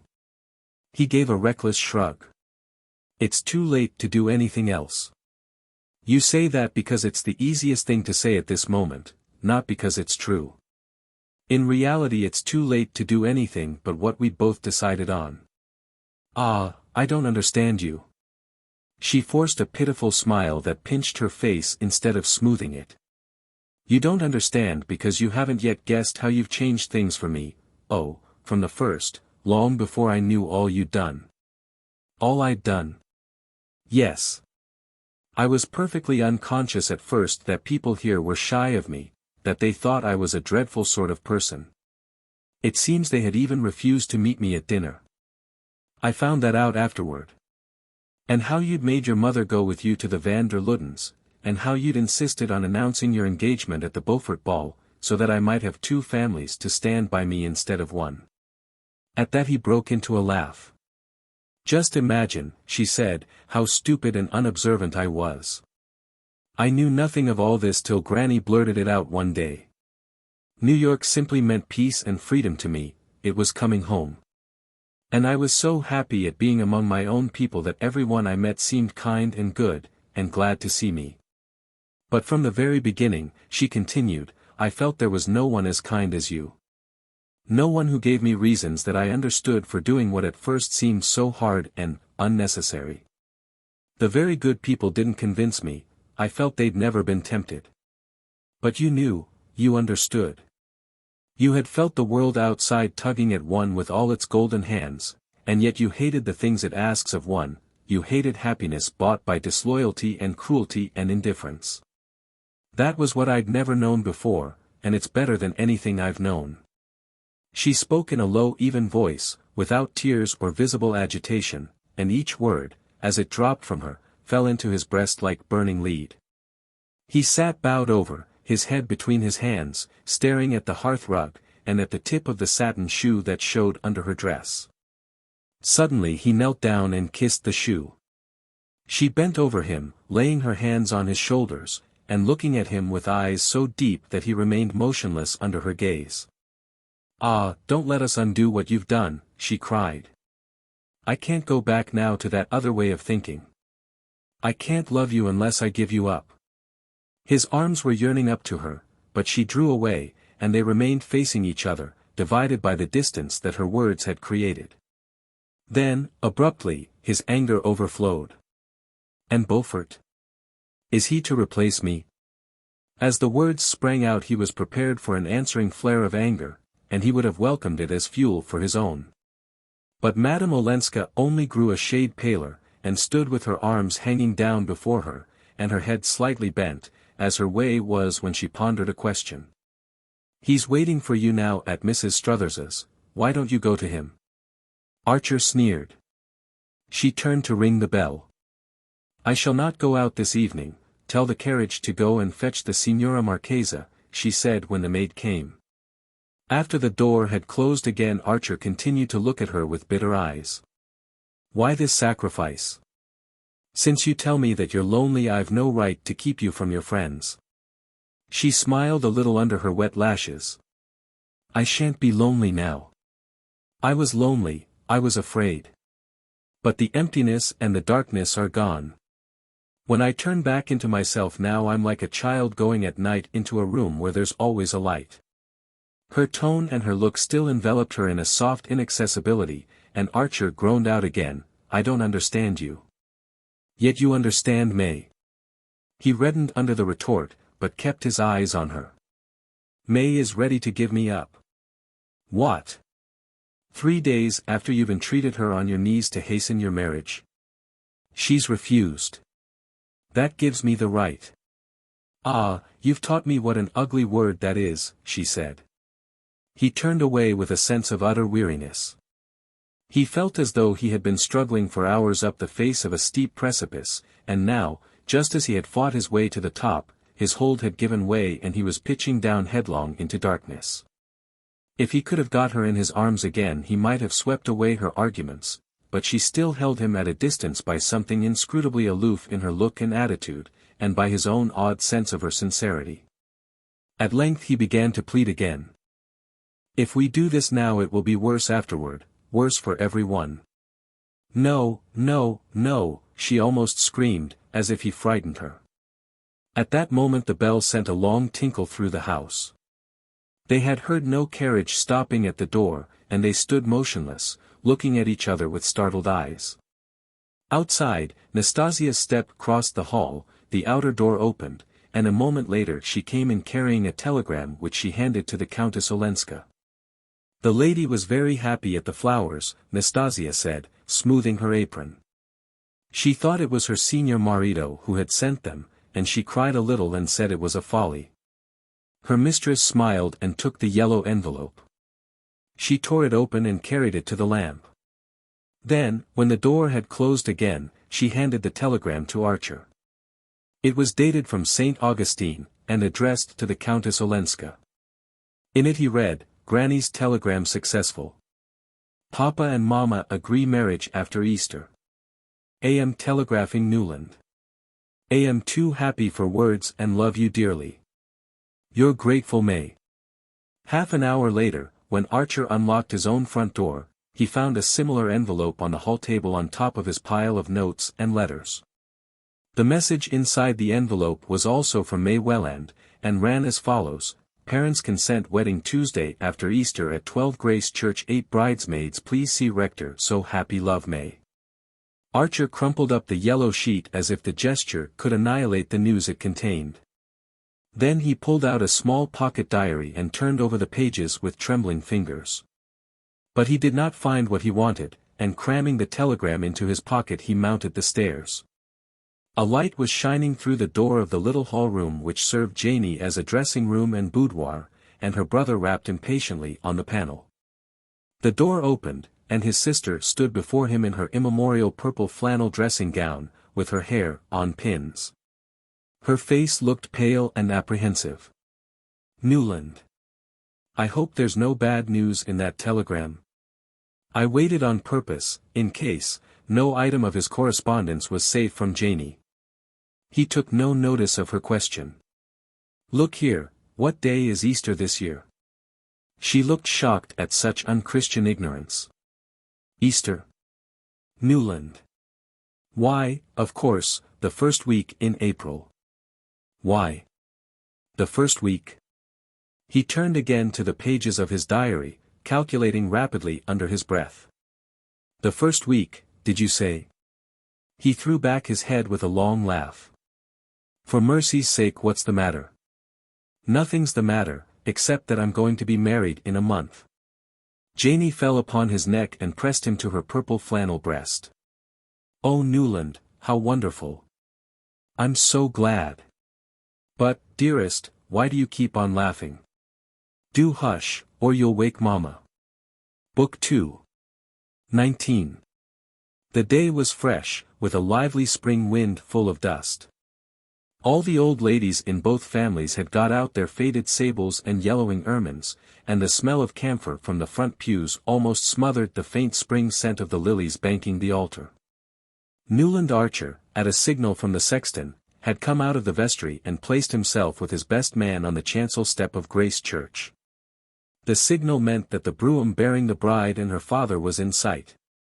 But there was sure to be a considerable interval of adjustment and consultation in the lobby, where the bridesmaids were already hovering like a cluster of Easter blossoms. During this unavoidable lapse of time the bridegroom, in proof of his eagerness, was expected to expose himself alone to the gaze of the assembled company.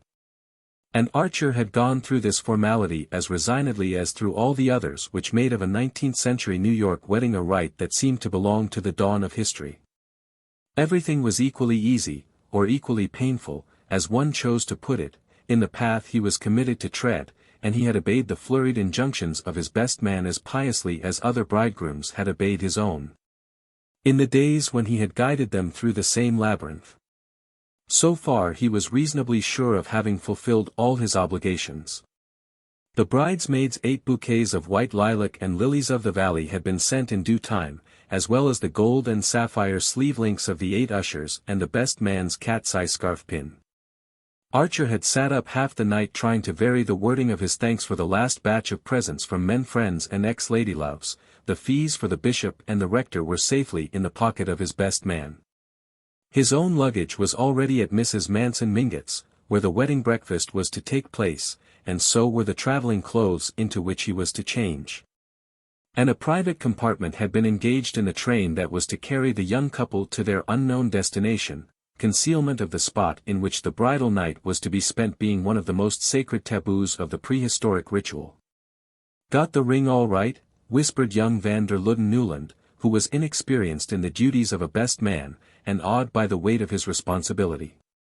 Archer made the gesture which he had seen so many bridegrooms make. With his unloved right hand he felt in the pocket of his dark grey waistcoat, and assured himself that the little gold circlet, engraved inside, Newland to May, April, 187, was in its place. Then, resuming his former attitude, his tall hat and pearl-grey gloves with black stitchings grasped in his left hand, he stood looking at the door of the church. Overhead, Handel's march swelled pompously through the imitation stone vaulting, carrying on its waves the faded drift of the many weddings at which, with cheerful indifference, he had stood on the same chancel step watching other brides float up the nave toward other bridegrooms. How like a first night at the opera, he thought, recognizing all the same faces in the same boxes, pews, and wondering if, when the last trump sounded, Mrs. Selfridge Mary would be there with the same towering ostrich feathers in her bonnet, and Mrs. Beaufort with the same diamond earrings and the same smile, and whether suitable proscenium seats were already prepared for them in another world. After that there was still time to review, one by one, the familiar countenances in the first rows. The women sharp with curiosity and excitement, the men sulky with the obligation of having to put on their frock coats before luncheon, and fight for food at the wedding breakfast. Too bad the breakfast is at old Catherine's, the bridegroom could fancy Reggie Chivers saying. But I'm told that Lovell Minot insisted on its being cooked by his own chef, so it ought to be good if one can only get at it. And he could imagine Sillerton Jackson adding with authority, "My dear fellow, haven't you heard? It's to be served at small tables, in the New English fashion." Archer's eyes lingered a moment on the left-hand pew, where his mother, who had entered the church on Mr. Henry van der Luyden's arm, sat weeping softly under her Chantilly veil, her hands in her grandmother's ermine muff. Poor Janie! He thought, looking at his sister, even by screwing her head around she can see only the people in the few front pews, and they're mostly dowdy Newlands and Dagonets. On the hither side of the white ribbon dividing off the seats reserved for the families he saw Beaufort, tall and red-faced, scrutinizing the women with his arrogant stare. Beside him sat his wife, all silvery chinchilla and violets. And on the far side of the ribbon, Lawrence Lefferts's sleekly brushed head seemed to mount guard over the invisible deity of good form, who presided at the ceremony. Archer wondered how many flaws Lefferts's keen eyes would discover in the ritual of his divinity, then he suddenly recalled that he too had once thought such questions important. The things that had filled his days seemed now like a nursery parody of life, or like the wrangles of medieval schoolmen over metaphysical terms that nobody had ever understood. A stormy discussion as to whether the wedding presents should be shown had darkened the last hours before the wedding.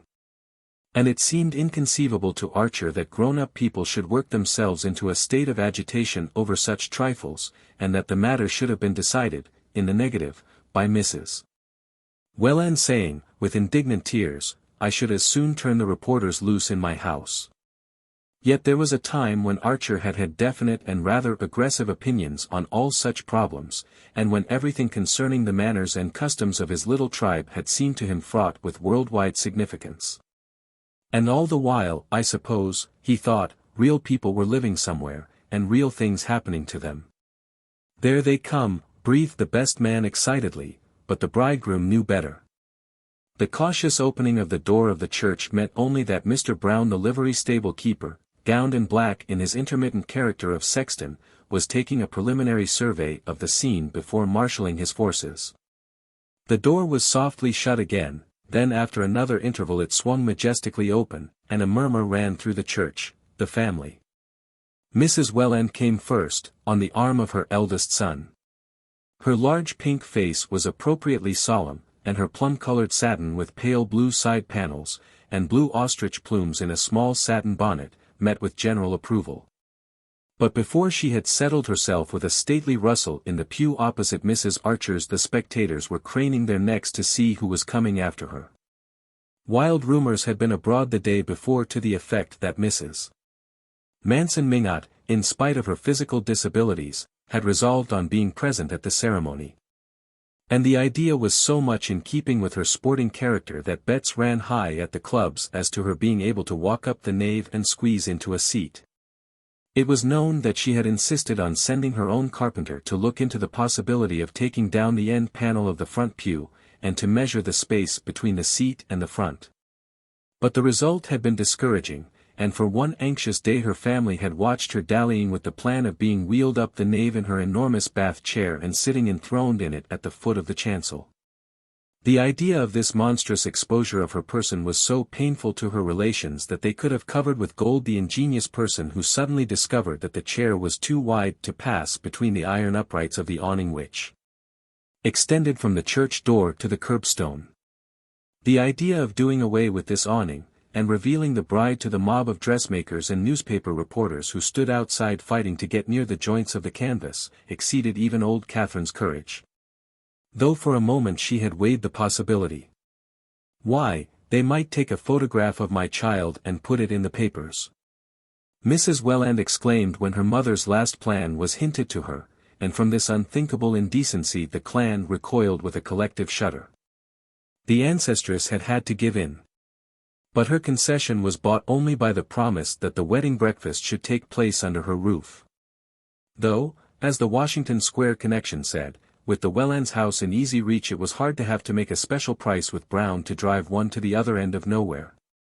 Though all these transactions had been widely reported by the Jacksons, a sporting minority still clung to the belief that old Catherine would appear in church. And there was a distinct lowering of the temperature when she was found to have been replaced by her daughter-in-law. Mrs. Lovell Minot had the high color and glassy stare induced in ladies of her age and habit by the effort of getting into a new dress.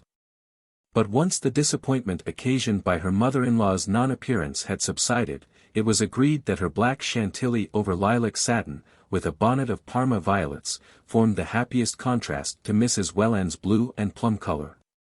Far different was the impression produced by the gaunt and mincing lady who followed on Mr. Mingott's arm, in a wild dishevelment of stripes and fringes and floating scarves.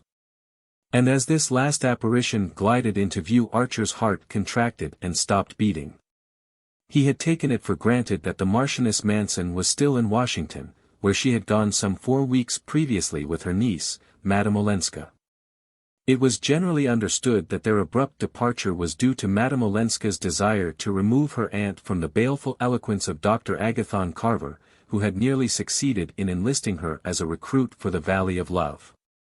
And in the circumstances no one had expected either of the ladies to return for the wedding. For a moment Archer stood with his eyes fixed on Medora's fantastic figure, straining to see who came behind her. But the little procession was at an end, for all the lesser members of the family had taken their seats, and the 8 tall ushers, gathering themselves together like birds or insects preparing for some migratory maneuver, were already slipping through the side doors into the lobby. "Newland, I say, she's here," the best man whispered. Archer roused himself with a start.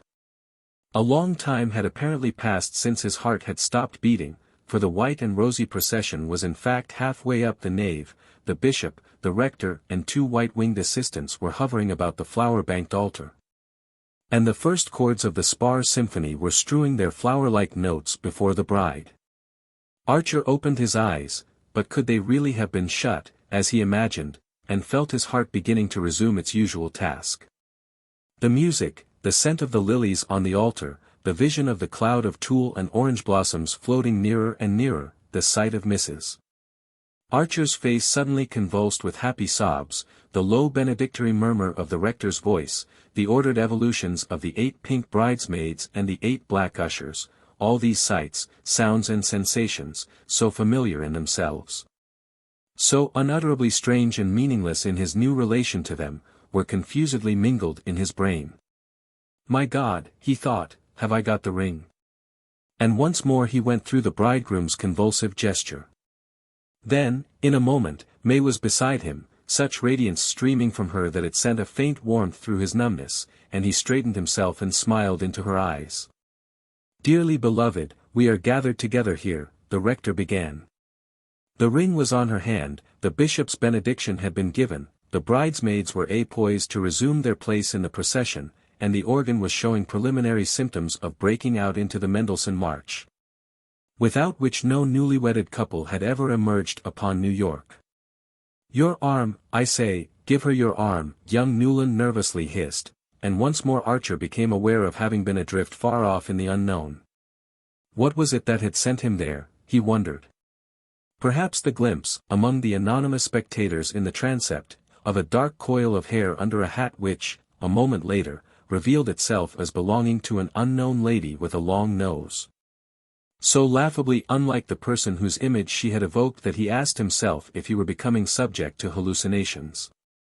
And now he and his wife were pacing slowly down the nave, carried forward on the light Mendelssohn ripples, the spring day beckoning to them through widely opened doors, and Mrs. Welland's chestnuts, with big white favors on their frontlets, curvetting and showing off at the far end of the canvas tunnel. The footman, who had a still bigger white favor on his lapel, wrapped May's white cloak about her, and Archer jumped into the brougham at her side. She turned to him with a triumphant smile and their hands clasped under her veil. "Darling," Archer said, and suddenly the same black abyss yawned before him and he felt himself sinking into it, deeper and deeper, while his voice rambled on smoothly and cheerfully. "Yes, of course I thought I'd lost the ring.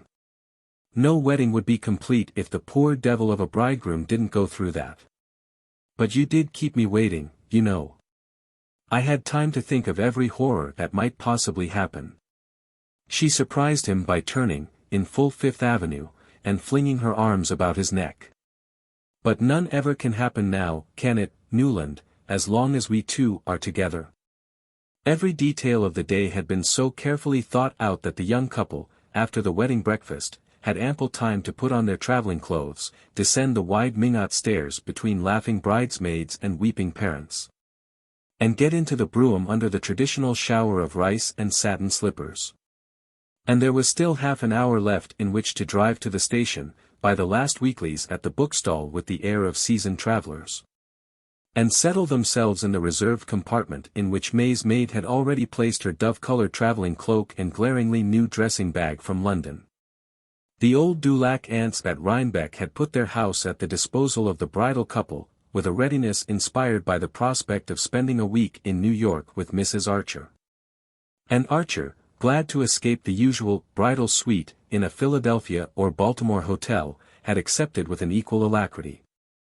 May was enchanted at the idea of going to the country, and childishly amused at the vain efforts of the 8 bridesmaids to discover where their mysterious retreat was situated. It was thought very English to have a country house lent to one, and the fact gave a last touch of distinction to what was generally conceded to be the most brilliant wedding of the year. But where the house was no one was permitted to know, except the parents of bride and groom, who, when taxed with the knowledge, pursed their lips and said mysteriously, "Ah, they didn't tell us," which was manifestly true, since there was no need to.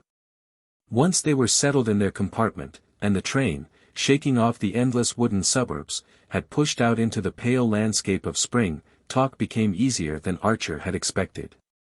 May was still, in look and tone, the simple girl of yesterday, eager to compare notes with him as to the incidents of the wedding, and discussing them as impartially as a bridesmaid talking it all over with an usher. At first Archer had fancied that this detachment was the disguise of an inward tremor, but her clear eyes revealed only the most tranquil unawareness. She was alone for the first time with her husband.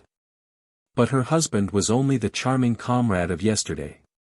There was no one whom she liked as much, no one whom she trusted as completely, and the culminating lark of the whole delightful adventure of engagement and marriage was to be off with him alone on a journey, like a grown-up person. Like a married woman, in fact. It was wonderful that, as he had learned in the mission garden at St. Augustine, such depths of feeling could coexist with such absence of imagination. But he remembered how, even then, she had surprised him by dropping back to inexpressive girlishness as soon as her conscience had been eased of its burden. And he saw that she would probably go through life dealing to the best of her ability with each experience as it came, but never anticipating any by so much as a stolen glance.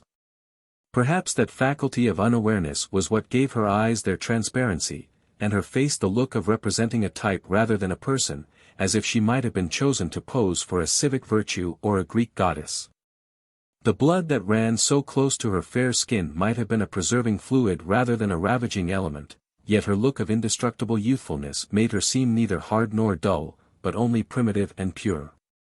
In the thick of this meditation Archer suddenly felt himself looking at her with the startled gaze of a stranger, and plunged into a reminiscence of the wedding breakfast and of Granny Mingott's immense and triumphant pervasion of it. May settled down to frank enjoyment of the subject. "I was surprised, though, weren't you, that Aunt Medora came after all? Ellen wrote that they were neither of them well enough to take the journey. I do wish it had been she who had recovered. Did you see the exquisite old lace she sent me?" He had known that the moment must come sooner or later, but he had somewhat imagined that by force of willing he might hold it at bay.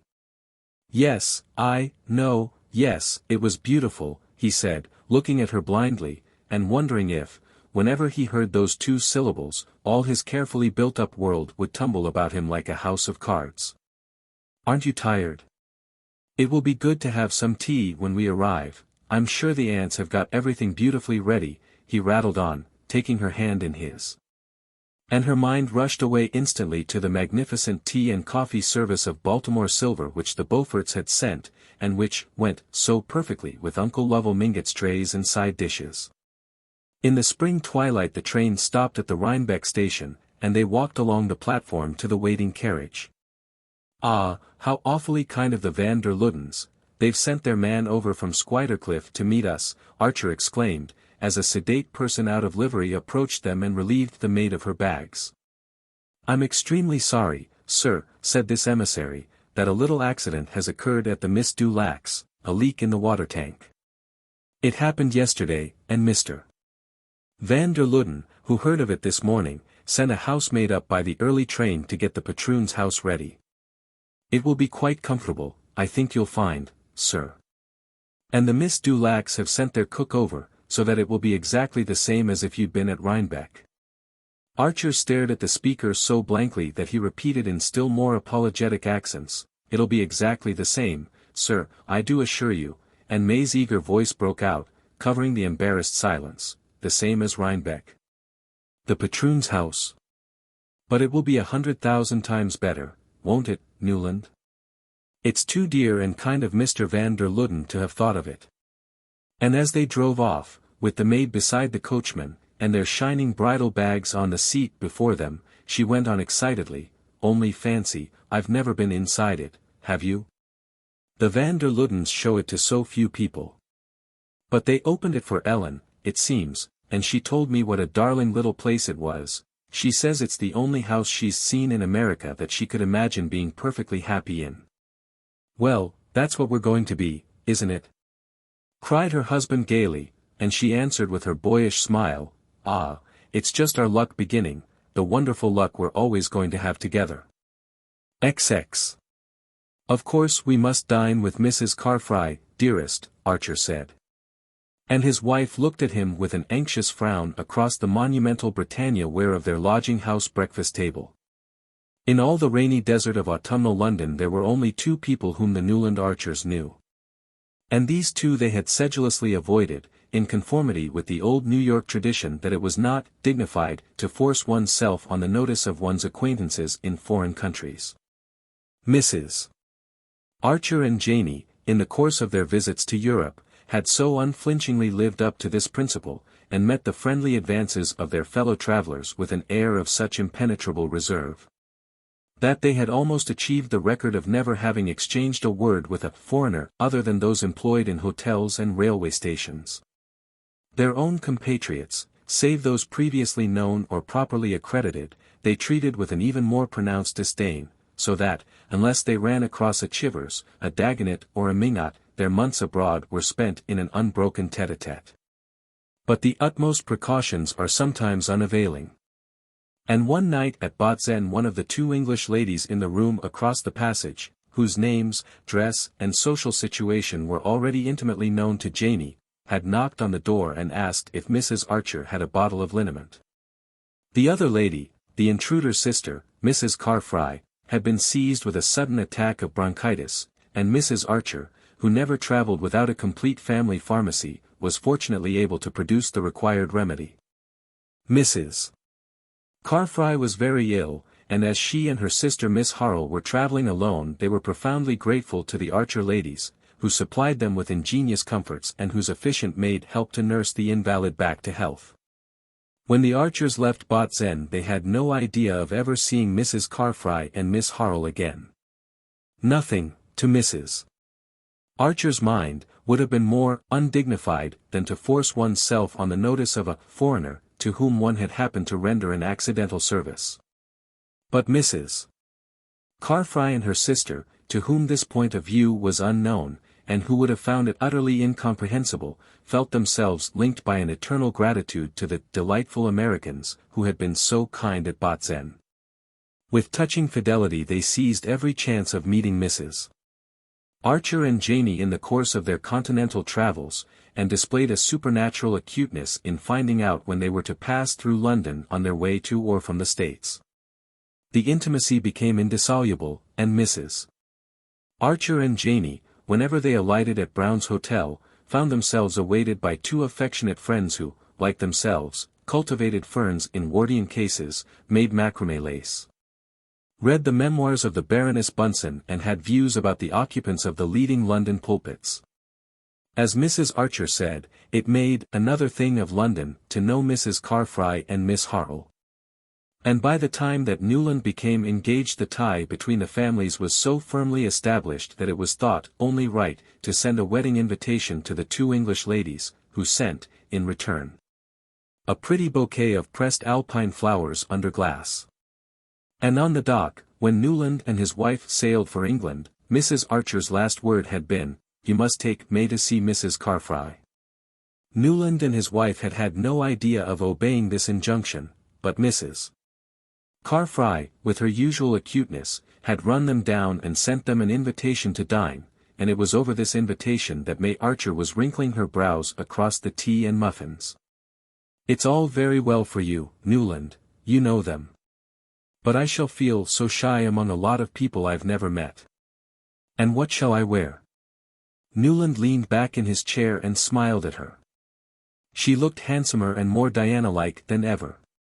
The moist English air seemed to have deepened the bloom of her cheeks and softened the slight hardness of her virginal features, or else it was simply the inner glow of happiness, shining through like a light under ice. "Where, dearest? I thought a trunkful of things had come from Paris last week." "Yes, of course. I meant to say that I shan't know which to wear." She pouted a little. "I've never dined out in London, and I don't want to be ridiculous." He tried to enter into her perplexity. "But don't Englishwomen dress just like everybody else in the evening?" "Newland. How can you ask such funny questions? When they go to the theatre in old ball dresses and bare heads." "Well, perhaps they wear new ball dresses at home, but at any rate Mrs. Carfry and Miss Harrel won't. They'll wear caps like my mother's, and shawls, very soft shawls." "Yes, but how will the other women be dressed?" "Not as well as you, dear," he rejoined, wondering what had suddenly developed in her Janie's morbid interest in clothes. She pushed back her chair with a sigh. "That's dear of you, Newland, but it doesn't help me much." He had an inspiration. "Why not wear your wedding dress? That can't be wrong, can it?" "Oh, dearest. If I only had it here. But it's gone to Paris to be made over for next winter, and Worth hasn't sent it back." "Oh, well," said Archer, getting up. "Look here, the fog's lifting. If we made a dash for the National Gallery we might manage to catch a glimpse of the pictures." The Newland Archers were on their way home, after a 3 months wedding tour which May, in writing to her girl friends, vaguely summarized as blissful. They had not gone to the Italian lakes. On reflection, Archer had not been able to picture his wife in that particular setting. Her own inclination, after a month with the Paris dressmakers, was for mountaineering in July and swimming in August. This plan they punctually fulfilled, spending July at Interlaken and Grindelwald, and August at a little place called Etretat, on the Normandy coast, which someone had recommended as quaint and quiet. Once or twice, in the mountains, Archer had pointed southward and said, "There's Italy," and May, her feet in a gentian bed, had smiled cheerfully, and replied, "It would be lovely to go there next winter, if only you didn't have to be in New York." But in reality traveling interested her even less than he had expected. She regarded it, once her clothes were ordered, as merely an enlarged opportunity for walking, riding, swimming, and trying her hand at the fascinating new game of lawn tennis. And when they finally got back to London, where they were to spend a fortnight while he ordered his clothes, she no longer concealed the eagerness with which she looked forward to sailing. In London nothing interested her but the theatres and the shops. And she found the theatres less exciting than the Paris cafés chantants where, under the blossoming horse-chestnuts of the Champs-Élysées, she had had the novel experience of looking down from the restaurant terrace on an audience of cocottes. And having her husband interpret to her as much of the songs as he thought suitable for bridal ears. Archer had reverted to all his old inherited ideas about marriage. It was less trouble to conform with the tradition and treat May exactly as all his friends treated their wives than to try to put into practice the theories with which his untrammeled bachelorhood had dallied. There was no use in trying to emancipate a wife who had not the dimmest notion that she was not free. And he had long since discovered that May's only use of the liberty she supposed herself to possess would be to lay it on the altar of her wifely adoration. Her innate dignity would always keep her from making the gift abjectly. And a day might even come, as it once had, when she would find strength to take it altogether back if she thought she were doing it for his own good. But with a conception of marriage so uncomplicated and incurious as hers, such a crisis could be brought about only by something visibly outrageous in his own conduct, and the fineness of her feeling for him made that unthinkable. Whatever happened, he knew, she would always be loyal, gallant and unresentful, and that pledged him to the practice of the same virtues. All this tended to draw him back into his old habits of mind.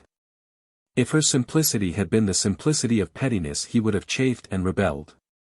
But since the lines of her character, though so few, were on the same fine mold as her face, she became the tutelary divinity of all his old traditions and reverences. Such qualities were scarcely of the kind to enliven foreign travel, though they made her so easy and pleasant a companion, but he saw at once how they would fall into place in their proper setting. He had no fear of being oppressed by them, for his artistic and intellectual life would go on, as it always had, outside the domestic circle. And within it there would be nothing small and stifling. Coming back to his wife would never be like entering a stuffy room after a tramp in the open. And when they had children, the vacant corners in both their lives would be filled. All these things went through his mind during their long slow drive from Mayfair to South Kensington, where Mrs. Carfry and her sister lived. Archer too would have preferred to escape their friend's hospitality. In conformity with the family tradition, he had always travelled as a sightseer and looker-on, affecting a haughty unconsciousness of the presence of his fellow beings. Once only, just after Harvard, he had spent a few gay weeks at Florence with a band of queer Europeanized Americans, dancing all night with titled ladies in palaces, and gambling half the day with the rakes and dandies of the fashionable club. But it had all seemed to him, though the greatest fun in the world, as unreal as a carnival. These queer cosmopolitan women, deep in complicated love affairs which they appeared to feel the need of retailing to every one they met. And the magnificent young officers and elderly dyed wits who were the subjects or the recipients of their confidences, were too different from the people Archer had grown up among, too much like expensive and rather malodorous hothouse exotics, to detain his imagination long. To introduce his wife into such a society was out of the question, and in the course of his travels no other had shown any marked eagerness for his company. Not long after their arrival in London he had run across the Duke of St. Austri, and the Duke, instantly and cordially recognizing him, had said, "Look me up, won't you?" But no proper-spirited American would have considered that a suggestion to be acted on, and the meeting was without a sequel. They had even managed to avoid May's English aunt, the banker's wife, who was still in Yorkshire. In fact, they had purposely postponed going to London till the autumn in order that their arrival during the season might not appear pushing and snobbish to these unknown relatives. "Probably there'll be nobody at Mrs. Carfry's. London's a desert at this season, and you've made yourself much too beautiful," Archer said to May, who sat at his side in the hansom so spotlessly splendid in her sky-blue cloak edged with swansdown that it seemed wicked to expose her to the London grime. "I don't want them to think that we dress like savages," she replied, with a scorn that Pocahontas might have resented, and he was struck again by the religious reverence of even the most unworldly American women for the social advantages of dress. "It's their armor," he thought, "their defense against the unknown, and their defiance of it." And he understood for the first time the earnestness with which May, who was incapable of tying a ribbon in her hair to charm him, had gone through the solemn rite of selecting and ordering her extensive wardrobe. He had been right in expecting the party at Mrs. Carfry's to be a small one. Besides their hostess and her sister, they found, in the long chilly drawing-room, only another shawled lady, a genial vicar who was her husband, a silent lad whom Mrs. Carfry named as her nephew, and a small dark gentleman with lively eyes whom she introduced as his tutor, pronouncing a French name as she did so.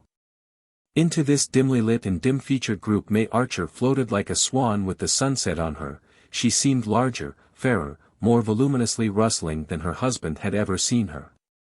And he perceived that the rosiness and rustlingness were the tokens of an extreme and infantile shyness. "What on earth will they expect me to talk about?" Her helpless eyes implored him, at the very moment that her dazzling apparition was calling forth the same anxiety in their own bosoms. But beauty, even when distrustful of itself, awakens confidence in the manly heart. And the vicar and the French-named tutor were soon manifesting to May their desire to put her at her ease. In spite of their best efforts, however, the dinner was a languishing affair. Archer noticed that his wife's way of showing herself at her ease with foreigners was to become more uncompromisingly local in her references, so that, though her loveliness was an encouragement to admiration, her conversation was a chill to repartee. The vicar soon abandoned the struggle, but the tutor, who spoke the most fluent and accomplished English, gallantly continued to pour it out to her until the ladies, to the manifest relief of all concerned, went up to the drawing-room. The vicar, after a glass of port, was obliged to hurry away to a meeting, and the shy nephew, who appeared to be an invalid, was packed off to bed. But Archer and the tutor continued to sit over their wine, and suddenly Archer found himself talking as he had not done since his last symposium with Ned Winsett. The Carfry nephew, it turned out, had been threatened with consumption, and had had to leave Harrow for Switzerland, where he had spent 2 years in the milder air of Lake Leman. Being a bookish youth, he had been entrusted to M. Riviere, who had brought him back to England, and was to remain with him till he went up to Oxford the following spring, and M. Riviere added with simplicity that he should then have to look out for another job. It seemed impossible, Archer thought, that he should be long without one, so varied were his interests and so many his gifts. He was a man of about 30, with a thin ugly face. May would certainly have called him common-looking, to which the play of his ideas gave an intense expressiveness, but there was nothing frivolous or cheap in his animation. His father, who had died young, had filled a small diplomatic post, and it had been intended that the son should follow the same career. But an insatiable taste for letters had thrown the young man into journalism, then into authorship, apparently unsuccessful. And at length, after other experiments and vicissitudes which he spared his listener, into tutoring English youths in Switzerland. Before that, however, he had lived much in Paris, frequented the Goncourt Grenier, been advised by Maupassant not to attempt to write, even that seemed to Archer a dazzling honor, and had often talked with Mérimée in his mother's house. He had obviously always been desperately poor and anxious, having a mother and an unmarried sister to provide for, and it was apparent that his literary ambitions had failed. His situation, in fact, seemed, materially speaking, no more brilliant than Ned Winsett's, but he had lived in a world in which, as he said, no one who loved ideas need hunger mentally. As it was precisely of that love that poor Winsett was starving to death, Archer looked with a sort of vicarious envy at this eager impecunious young man who had fared so richly in his poverty.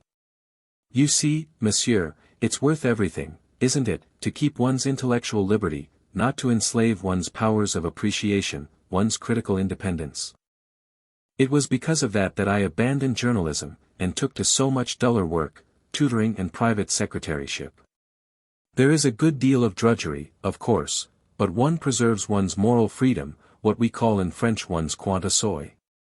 And when one hears good talk one can join in it without compromising any opinions but one's own, or one can listen, and answer it inwardly. Ah, good conversation, there's nothing like it, is there?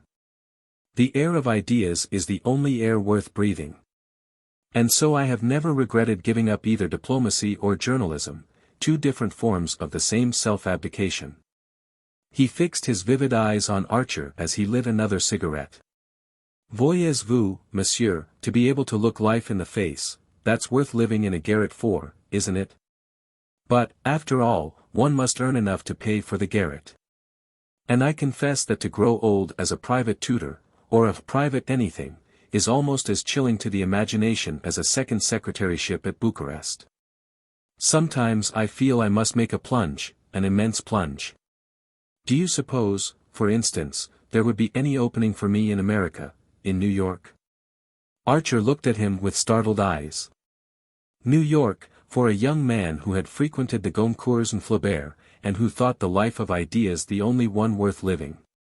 He continued to stare at M. Riviere perplexedly, wondering how to tell him that his very superiorities and advantages would be the surest hindrance to success. New York, but must it be especially New York? He stammered, utterly unable to imagine what lucrative opening his native city could offer to a young man to whom good conversation appeared to be the only necessity. A sudden flush rose under M. Riviere's sallow skin. I thought it your metropolis, is not the intellectual life more active there?" he rejoined. Then, as if fearing to give his hearer the impression of having asked a favor, he went on hastily, "One throws out random suggestions, more to one's self than to others. In reality, I see no immediate prospect," and rising from his seat he added, without a trace of constraint, "but Mrs. Carfry will think that I ought to be taking you upstairs." During the homeward drive Archer pondered deeply on this episode. His hour with M. Riviere had put new air into his lungs, and his first impulse had been to invite him to dine the next day, but he was beginning to understand why married men did not always immediately yield to their first impulses. "That young tutor is an interesting fellow, we had some awfully good talk after dinner about books and things," he threw out tentatively in the hansom. May roused herself from one of the dreamy silences into which he had read so many meanings before 6 months of marriage had given him the key to them. "The little Frenchman? Wasn't he dreadfully common?" she questioned coldly. And he guessed that she nursed a secret disappointment at having been invited out in London to meet a clergyman and a French tutor. The disappointment was not occasioned by the sentiment ordinarily defined as snobbishness, but by old New York's sense of what was due to it when it risked its dignity in foreign lands. If May's parents had entertained the Carfrys in Fifth Avenue they would have offered them something more substantial than a parson and a schoolmaster.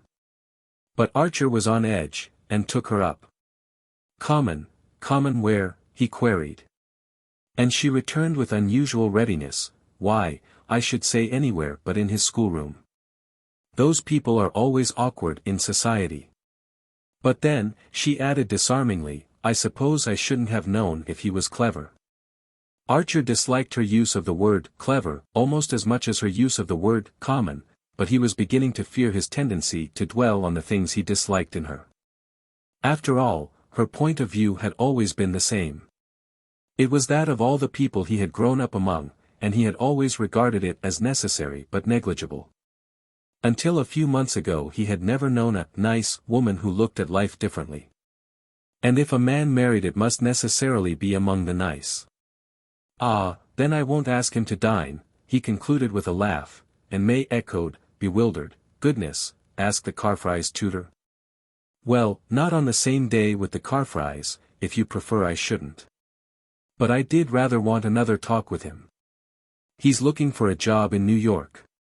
Her surprise increased with her indifference, he almost fancied that she suspected him of being tainted with foreignness. "A job in New York? What sort of a job? People don't have French tutors, what does he want to do?" "Chiefly to enjoy good conversation, I understand," her husband retorted perversely, and she broke into an appreciative laugh. "Oh, Newland, how funny. Isn't that French?" On the whole, he was glad to have the matter settled for him by her refusing to take seriously his wish to invite M. Riviere. Another after-dinner talk would have made it difficult to avoid the question of New York. And the more Archer considered it the less he was able to fit M. Riviere into any conceivable picture of New York as he knew it. He perceived with a flash of chilling insight that in future many problems would be thus negatively solved for him. But as he paid the hansom and followed his wife's long train into the house he took refuge in the comforting platitude that the first 6 months were always the most difficult in marriage. "After that I suppose we shall have pretty nearly finished rubbing off each other's angles," he reflected, but the worst of it was that May's pressure was already bearing on the very angles whose sharpness he most wanted to keep. 21. The small bright lawn stretched away smoothly to the big bright sea. The turf was hemmed with an edge of scarlet geranium and coleus, and cast-iron vases painted in chocolate color, standing at intervals along the winding path that led to the sea. Looped their garlands of petunia and ivy geranium above the neatly raked gravel. Halfway between the edge of the cliff and the square wooden house, which was also chocolate-colored, but with the tin roof of the veranda striped in yellow and brown to represent an awning, 2 large targets had been placed against a background of shrubbery. On the other side of the lawn, facing the targets, was pitched a real tent, with benches and garden seats about it. A number of ladies in summer dresses and gentlemen in grey frock coats and tall hats stood on the lawn or sat upon the benches. And every now and then a slender girl in starched muslin would step from the tent, bow in hand, and speed her shaft at one of the targets, while the spectators interrupted their talk to watch the result. Newland Archer, standing on the veranda of the house, looked curiously down upon this scene. On each side of the shiny painted steps was a large blue china flower pot on a bright yellow china stand. A spiky green plant filled each pot, and below the veranda ran a wide border of blue hydrangeas edged with more red geraniums. Behind him, the French windows of the drawing rooms through which he had passed gave glimpses, between swaying lace curtains, of glassy parquet floors island with chintz poufs, dwarf armchairs, and velvet tables covered with trifles in silver. The Newport Archery Club always held its August meeting at the Beauforts. The sport, which had hitherto known no rival but croquet, was beginning to be discarded in favor of lawn tennis. But the latter game was still considered too rough and inelegant for social occasions, and as an opportunity to show off pretty dresses and graceful attitudes the bow and arrow held their own. Archer looked down with wonder at the familiar spectacle. It surprised him that life should be going on in the old way when his own reactions to it had so completely changed. It was Newport that had first brought home to him the extent of the change. In New York, during the previous winter, after he and May had settled down in the new greenish-yellow house with the bow window and the Pompeian vestibule, he had dropped back with relief into the old routine of the office. And the renewal of this daily activity had served as a link with his former self.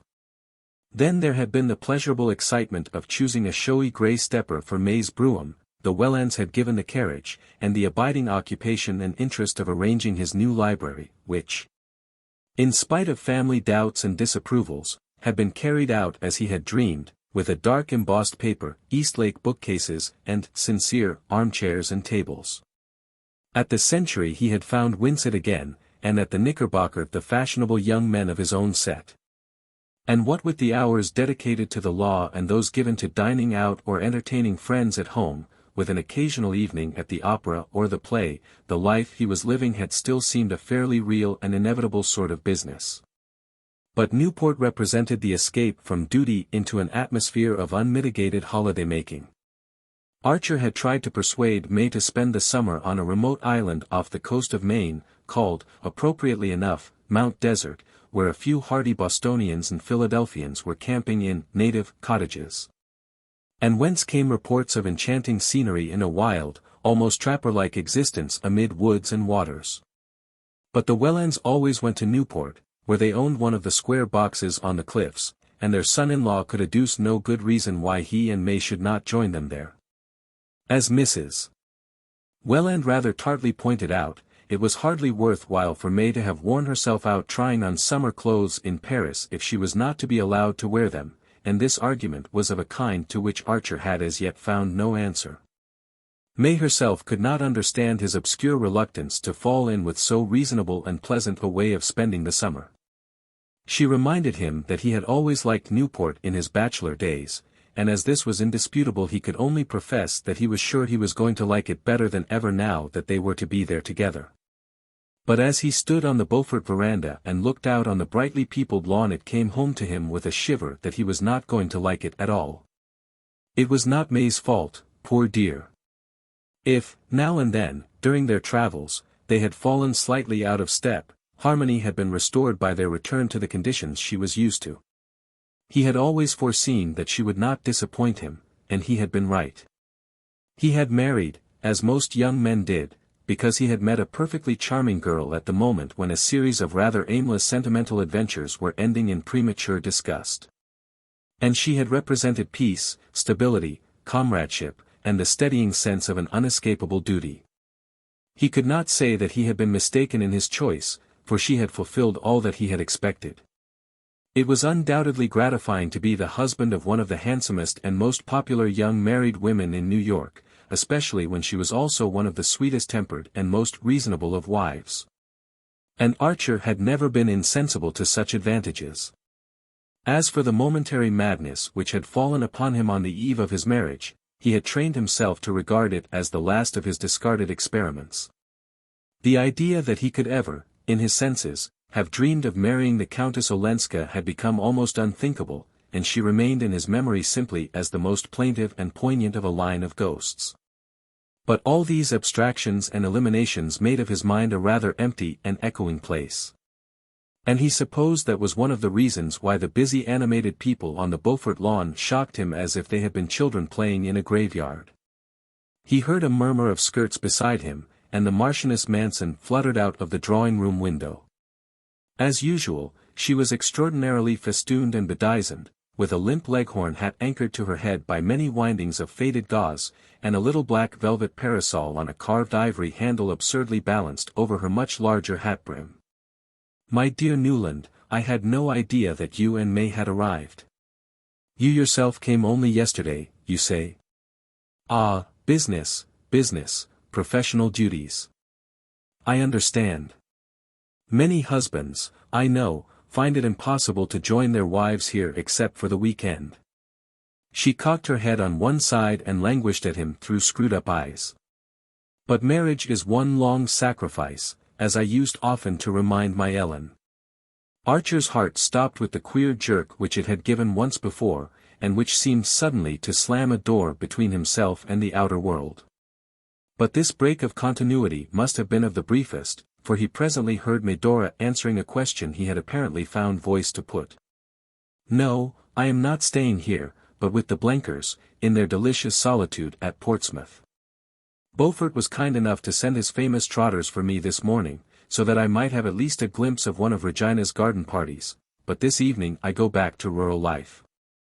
The Blenkers, dear original beings, have hired a primitive old farmhouse at Portsmouth where they gather about them representative people."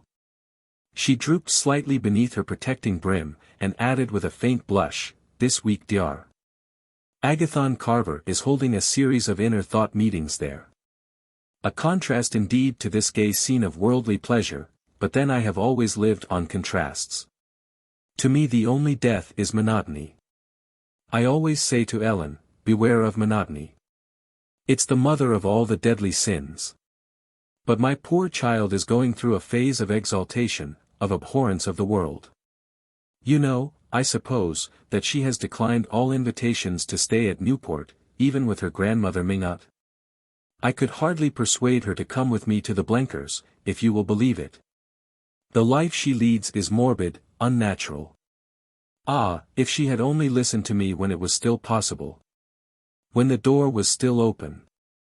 But shall we go down and watch this absorbing match? I hear your May is one of the competitors." Strolling toward them from the tent, Beaufort advanced over the lawn, tall, heavy, too tightly buttoned into a London frock coat, with one of his own orchids in its buttonhole.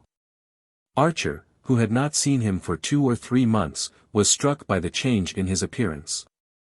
In the hot summer light his floridness seemed heavy and bloated, and but for his erect square-shouldered walk he would have looked like an overfed and overdressed old man. There were all sorts of rumors afloat about Beaufort. In the spring he had gone off on a long cruise to the West Indies in his new steam yacht, and it was reported that, at various points where he had touched, a lady resembling Miss Fanny Ring had been seen in his company. The steam yacht, built in the Clyde, and fitted with tiled bathrooms and other unheard-of luxuries, was said to have cost him $500,000. And the pearl necklace which he had presented to his wife on his return was as magnificent as such expiatory offerings are apt to be. Beaufort's fortune was substantial enough to stand the strain. And yet the disquieting rumors persisted, not only in Fifth Avenue but in Wall Street. Some people said he had speculated unfortunately in railways, others that he was being bled by one of the most insatiable members of her profession. And to every report of threatened insolvency Beaufort replied by a fresh extravagance, the building of a new row of orchid houses, the purchase of a new string of race horses, or the addition of a new Meissonier or Cabanel to his picture gallery. He advanced toward the Marchioness and Newland with his usual half-sneering smile. "Hullo, Medora.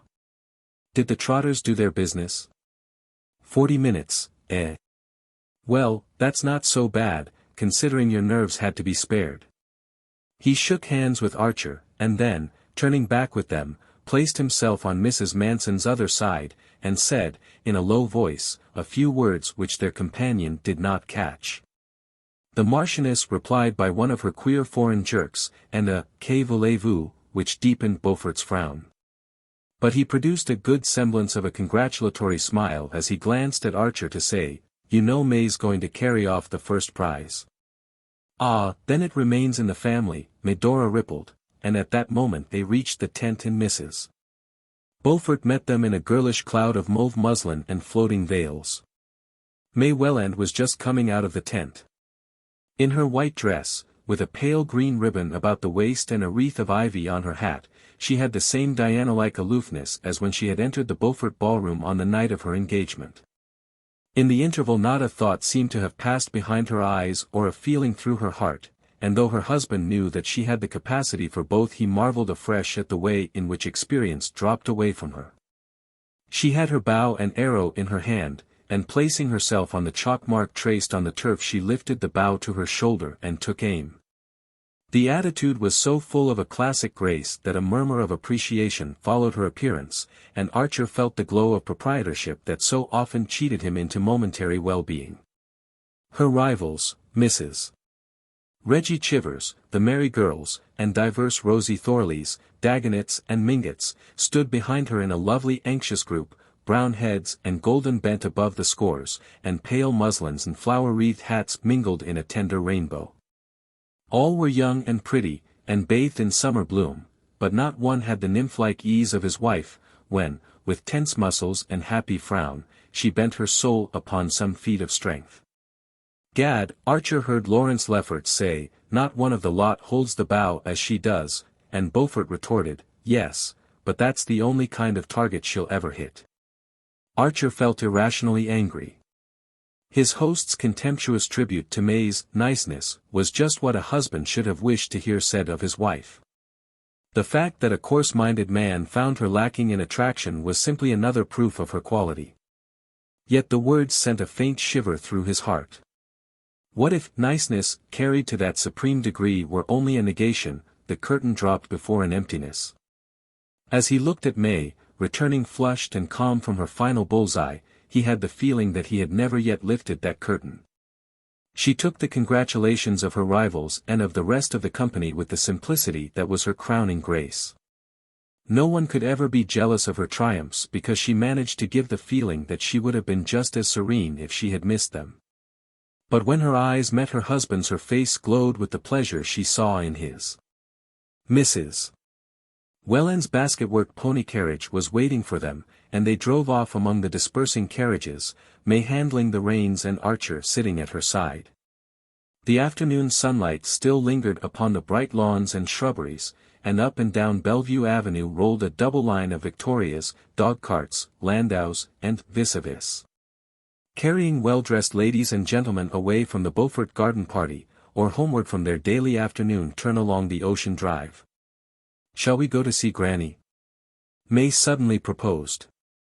"I should like to tell her myself that I've won the prize. There's lots of time before dinner." Archer acquiesced, and she turned the ponies down Narragansett Avenue, crossed Spring Street and drove out toward the rocky moorland beyond. In this unfashionable region Catherine the Great, always indifferent to precedent and thrifty of purse, had built herself in her youth a many-peaked and cross-beamed cottage-orn on a bit of cheap land overlooking the bay. Here, in a thicket of stunted oaks, her verandas spread themselves above the island-dotted waters. A winding drive led up between iron stags and blue glass balls embedded in mounds of geraniums to a front door of highly varnished walnut under a striped veranda roof. And behind it ran a narrow hall with a black and yellow star-patterned parquet floor, upon which opened 4 small square rooms with heavy flock papers under ceilings on which an Italian house painter had lavished all the divinities of Olympus. One of these rooms had been turned into a bedroom by Mrs. Minot when the burden of flesh descended on her, and in the adjoining one she spent her days, enthroned in a large armchair between the open door and window, and perpetually waving a palm-leaf fan which the prodigious projection of her bosom kept so far from the rest of her person that the air it set in motion stirred only the fringe of the antimacassars on the chair arms. Since she had been the means of hastening his marriage, old Catherine had shown to Archer the cordiality which a service rendered excites toward the person served.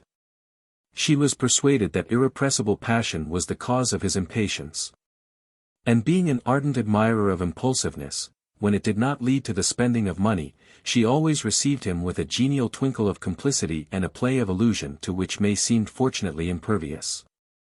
She examined and appraised with much interest the diamond-tipped arrow which had been pinned on May's bosom at the conclusion of the match, remarking that in her day a filigree brooch would have been thought enough. But that there was no denying that Beaufort did things handsomely. Quite an heirloom, in fact, my dear, the old lady chuckled. You must leave it in fee to your eldest girl. She pinched May's white arm and watched the color flood her face. Well, well, what have I said to make you shake out the red flag? Ain't there going to be any daughters, only boys, eh? Good gracious, look at her blushing again, all over her blushes. What, can't I say that either? Mercy me, when my children beg me to have all those gods and goddesses painted out overhead, I always say I'm too thankful to have somebody about me that nothing can shock. Archer burst into a laugh, and May echoed it, crimson to the eyes. Well, now tell me all about the party, please, my dears, for I shall never get a straight word about it out of that silly Medora, the ancestress continued, and, as May exclaimed, Cousin Medora. But I thought she was going back to Portsmouth. She answered placidly, so she is, but she's got to come here first to pick up Ellen. Ah, you didn't know Ellen had come to spend the day with me? Such fol-de-rol, her not coming for the summer. But I gave up arguing with young people about 50 years ago. Ellen, Ellen, she cried in her shrill old voice, trying to bend forward far enough to catch a glimpse of the lawn beyond the veranda. There was no answer, and Mrs. Minot rapped impatiently with her stick on the shiny floor. A mulatto maid-servant in a bright turban, replying to the summons, informed her mistress that she had seen Miss Ellen going down the path to the shore, and Mrs. Minot turned to Archer. Run down and fetch her, like a good grandson, this pretty lady will describe the party to me, she said, and Archer stood up as if in a dream. He had heard the Countess Olenska's name pronounced often enough during the year and a half since they had last met, and was even familiar with the main incidents of her life in the interval. He knew that she had spent the previous summer at Newport, where she appeared to have gone a great deal into society, but that in the autumn she had suddenly sublet the perfect house which Beaufort had been at such pains to find for her, and decided to establish herself in Washington. There, during the winter, he had heard of her, as one always heard of pretty women in Washington, as shining in the brilliant diplomatic society that was supposed to make up for the social shortcomings of the administration. He had listened to these accounts, and to various contradictory reports on her appearance, her conversation, her point of view and her choice of friends, with the detachment with which one listens to reminiscences of some one long since dead. Not till Medora suddenly spoke her name at the archery match had Ellen Olenska become a living presence to him again. The Marchioness's foolish lisp had called up a vision of the little fire-lit drawing-room and the sound of the carriage wheels returning down the deserted street. He thought of a story he had read, of some peasant children in Tuscany lighting a bunch of straw in a wayside cavern, and revealing old silent images in their painted tomb. The way to the shore descended from the bank on which the house was perched to a walk above the water planted with weeping willows. Through their veil Archer caught the glint of the lime rock, with its whitewashed turret and the tiny house in which the heroic lighthouse keeper, Ida Lewis, was living her last venerable years.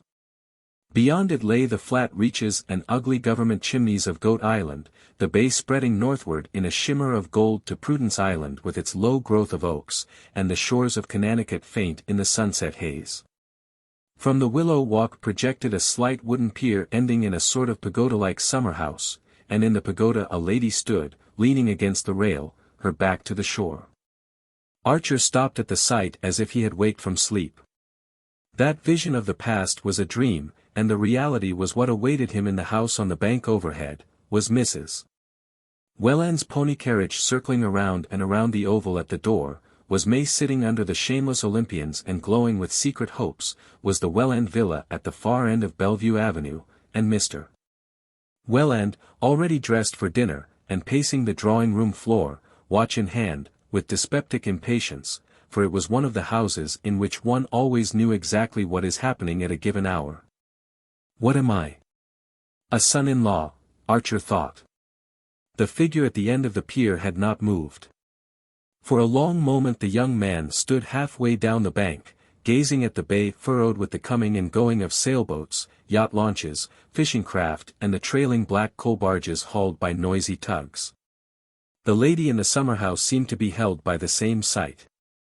Beyond the grey bastions of Fort Adams a long-drawn sunset was splintering up into 1,000 fires, and the radiance caught the sail of a catboat as it beat out through the channel between the lime rock and the shore. Archer, as he watched, remembered the scene in the Chaffrown, and Montague lifting Ada Dyas's ribbon to his lips without her knowing that he was in the room. She doesn't know, she hasn't guessed. Shouldn't I know if she came up behind me, I wonder, he mused, and suddenly he said to himself, if she doesn't turn before that sail crosses the lime rock light I'll go back. The boat was gliding out on the receding tide. It slid before the lime rock, blotted out Ida Lewis's little house, and passed across the turret in which the light was hung. Archer waited till a wide space of water sparkled between the last reef of the island and the stern of the boat. But still the figure in the summer-house did not move. He turned and walked up the hill. "I'm sorry you didn't find Ellen, I should have liked to see her again," May said as they drove home through the dusk. "But perhaps she wouldn't have cared, she seemed so changed." "Changed," echoed her husband in a colorless voice, his eyes fixed on the pony's twitching ears. "So indifferent to her friends, I mean. Giving up New York and her house, and spending her time with such queer people. Fancy how hideously uncomfortable she must be at the Blenkers. She says she does it to keep Cousin Medora out of mischief, to prevent her marrying dreadful people. But I sometimes think we've always bored her." Archer made no answer, and she continued, with a tinge of hardness that he had never before noticed in her frank fresh voice, "After all, I wonder if she wouldn't be happier with her husband." He burst into a laugh. "Sancta simplicitas," he exclaimed, and as she turned a puzzled frown on him he added, "I don't think I ever heard you say a cruel thing before." "Cruel?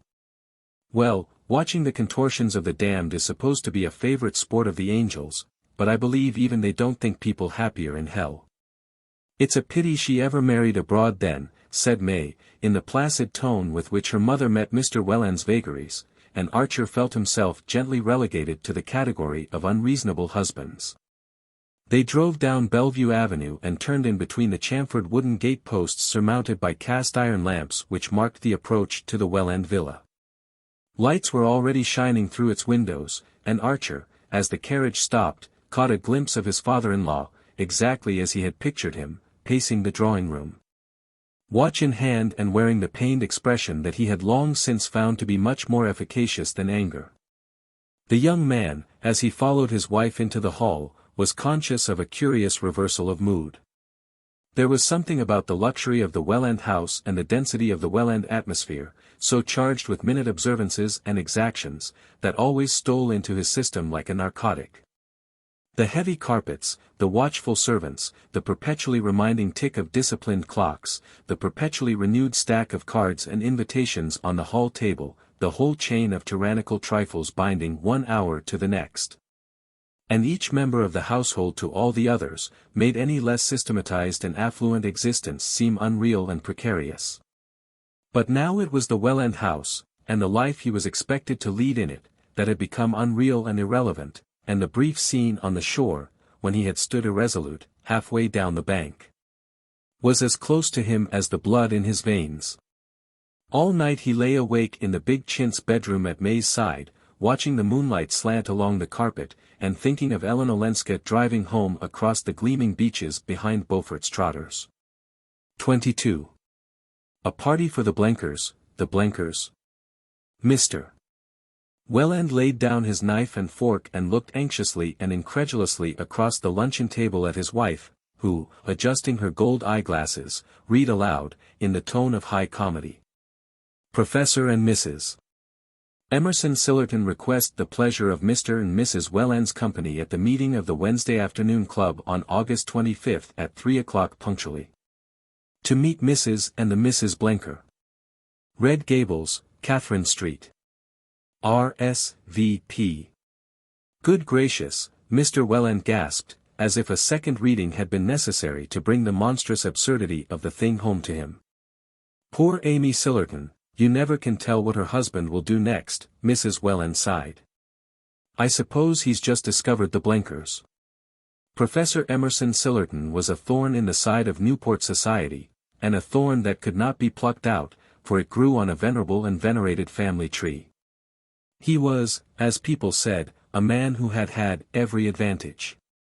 His father was Sillerton Jackson's uncle, his mother a Pennilow of Boston. On each side there was wealth and position, and mutual suitability. Nothing, as Mrs. Welland had often remarked, nothing on earth obliged Emerson Sillerton to be an archaeologist, or indeed a professor of any sort, or to live in Newport in winter, or do any of the other revolutionary things that he did. But at least, if he was going to break with tradition and flout society in the face, he need not have married poor Amy Dagonet, who had a right to expect something different, and money enough to keep her own carriage. No one in the Minot set could understand why Amy Sillerton had submitted so tamely to the eccentricities of a husband who filled the house with long-haired men and short-haired women, and, when he traveled, took her to explore tombs in Yucatan instead of going to Paris or Italy. But there they were, set in their ways, and apparently unaware that they were different from other people. And when they gave one of their dreary annual garden parties, every family on the cliffs, because of the Sillerton-Pennilow Dagonet connection, had to draw lots and send an unwilling representative. It's a wonder, Mrs. Welland remarked, that they didn't choose the cup race day. Do you remember, 2 years ago, they're giving a party for a black man on the day of Julia Mingott's the dancent? Luckily this time there's nothing else going on that I know of, for of course some of us will have to go. Mr. Welland sighed nervously. Some of us, my dear, more than one.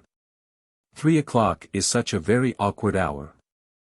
I have to be here at 3:30 to take my drops. It's really no use trying to follow Bencom's new treatment if I don't do it systematically, and if I join you later, of course I shall miss my drive. At the thought he laid down his knife and fork again, and a flush of anxiety rose to his finely wrinkled cheek. There's no reason why you should go at all, my dear, his wife answered with a cheerfulness that had become automatic. I have some cards to leave at the other end of Bellevue Avenue, and I'll drop in at about 3:30 and stay long enough to make poor Amy feel that she hasn't been slighted. She glanced hesitatingly at her daughter. And if Newland's afternoon is provided for, perhaps May can drive you out with the ponies, and try their new russet harness. It was a principle in the Welland family that people's days and hours should be what Mrs. Welland called, provided for.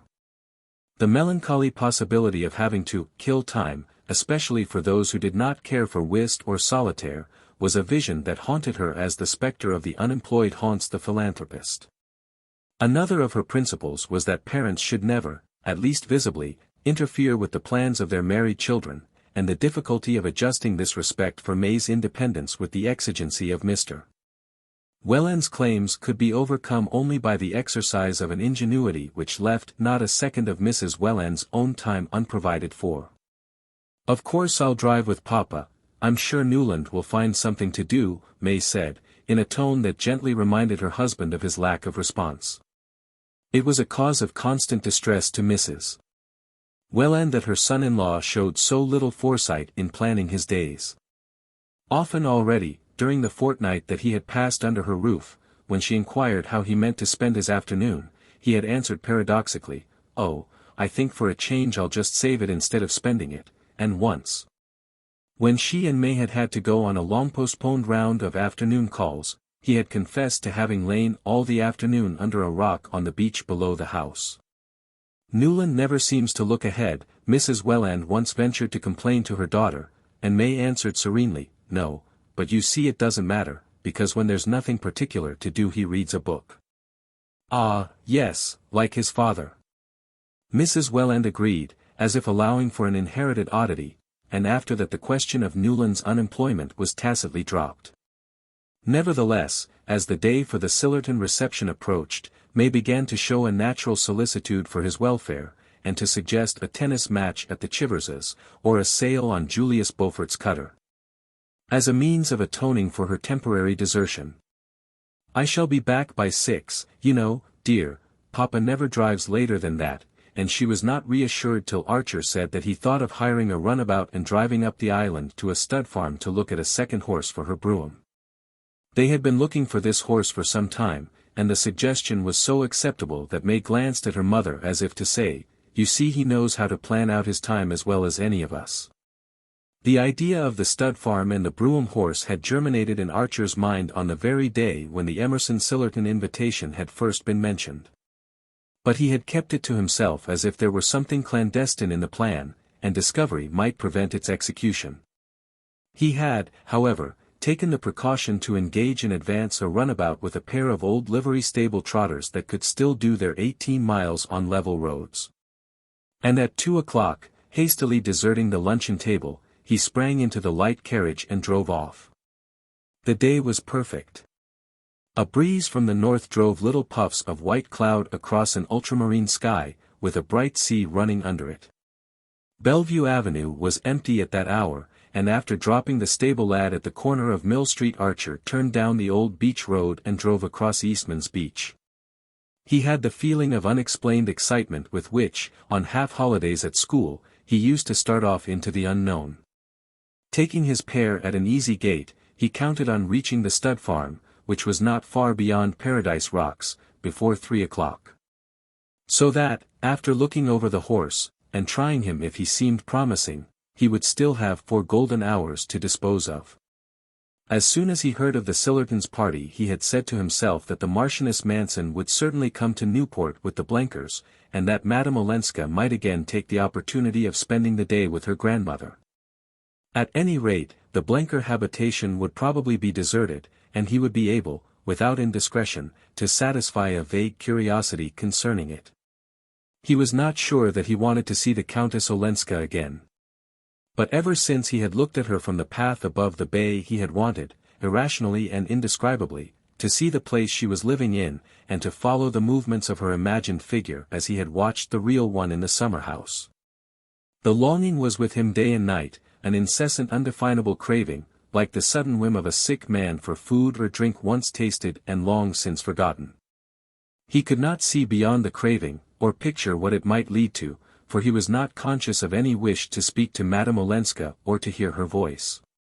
He simply felt that if he could carry away the vision of the spot of earth she walked on, and the way the sky and sea enclosed it, the rest of the world might seem less empty. When he reached the stud farm, a glance showed him that the horse was not what he wanted. Nevertheless he took a turn behind it in order to prove to himself that he was not in a hurry. But at 3 o'clock he shook out the reins over the trotters and turned into the by-roads leading to Portsmouth. The wind had dropped and a faint haze on the horizon showed that a fog was waiting to steal up the Saconet on the turn of the tide. But all about him fields and woods were steeped in golden light. He drove past grey-shingled farmhouses in orchards, past hayfields and groves of oak, past villages with white steeples rising sharply into the fading sky. And at last, after stopping to ask the way of some men at work in a field, he turned down a lane between high banks of goldenrod and brambles. At the end of the lane was the blue glimmer of the river. To the left, standing in front of a clump of oaks and maples, he saw a long tumble-down house with white paint peeling from its clapboards. On the roadside facing the gateway stood one of the open sheds in which the New Englander shelters his farming implements and visitors hitch their teams. Archer, jumping down, led his pair into the shed, and after tying them to a post turned toward the house. The patch of lawn before it had relapsed into a hayfield. But to the left an overgrown box garden full of dahlias and rusty rose bushes encircled a ghostly summer house of trellis work that had once been white, surmounted by a wooden cupid who had lost his bow and arrow but continued to take ineffectual aim. Archer leaned for a while against the gate. No one was in sight, and not a sound came from the open windows of the house, a grizzled Newfoundland dozing before the door seemed as ineffectual a guardian as the arrowless Cupid. It was strange to think that this place of silence and decay was the home of the turbulent Blenkers, yet Archer was sure that he was not mistaken. For a long time he stood there, content to take in the scene, and gradually falling under its drowsy spell, but at length he roused himself to the sense of the passing time. Should he look his fill and then drive away? He stood irresolute, wishing suddenly to see the inside of the house, so that he might picture the room that Madame Olenska sat in. There was nothing to prevent his walking up to the door and ringing the bell. If, as he supposed, she was away with the rest of the party, he could easily give his name, and ask permission to go into the sitting room to write a message. But instead, he crossed the lawn and turned toward the box garden. As he entered it he caught sight of something bright-colored in the summer house, and presently made it out to be a pink parasol. The parasol drew him like a magnet, he was sure it was hers. He went into the summer house, and sitting down on the rickety seat picked up the silken thing and looked at its carved handle, which was made of some rare wood that gave out an aromatic scent. Archer lifted the handle to his lips. He heard a rustle of skirts against the box, and sat motionless, leaning on the parasol handle with clasped hands, and letting the rustle come nearer without lifting his eyes. He had always known that this must happen.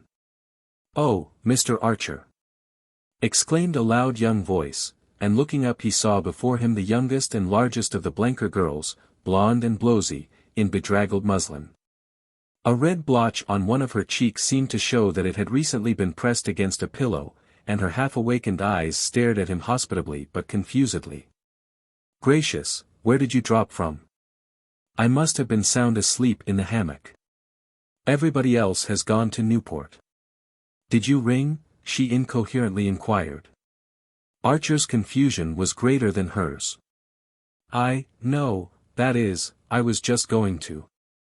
I had to come up the island to see about a horse, and I drove over on a chance of finding Mrs. Blenker and your visitors. But the house seemed empty, so I sat down to wait."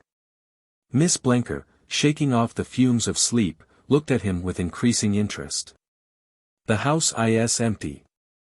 Mother's not here, or the Marchioness, or anybody but me."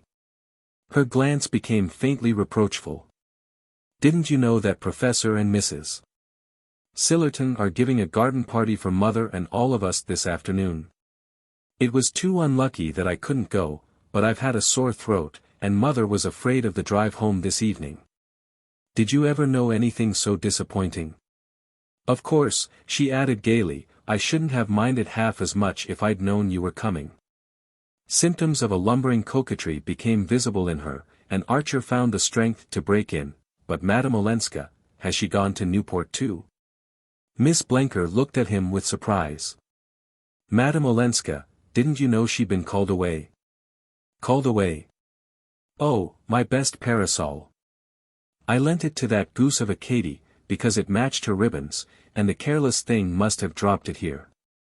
We Blenkers are all like that, real bohemians."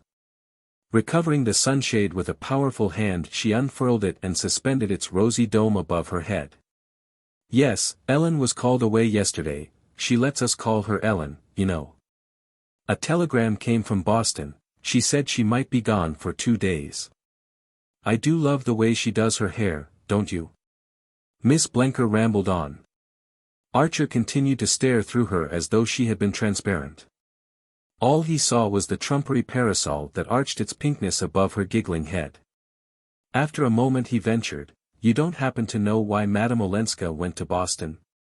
I hope it was not on account of bad news." Miss Blenker took this with a cheerful incredulity. "Oh, I don't believe so. She didn't tell us what was in the telegram. I think she didn't want the Marchioness to know. She's so romantic looking, isn't she? Doesn't she remind you of Mrs. Scott Siddons when she reads Lady Geraldine's Courtship? Did you never hear her?" Archer was dealing hurriedly with crowding thoughts. His whole future seemed suddenly to be unrolled before him. And passing down its endless emptiness he saw the dwindling figure of a man to whom nothing was ever to happen.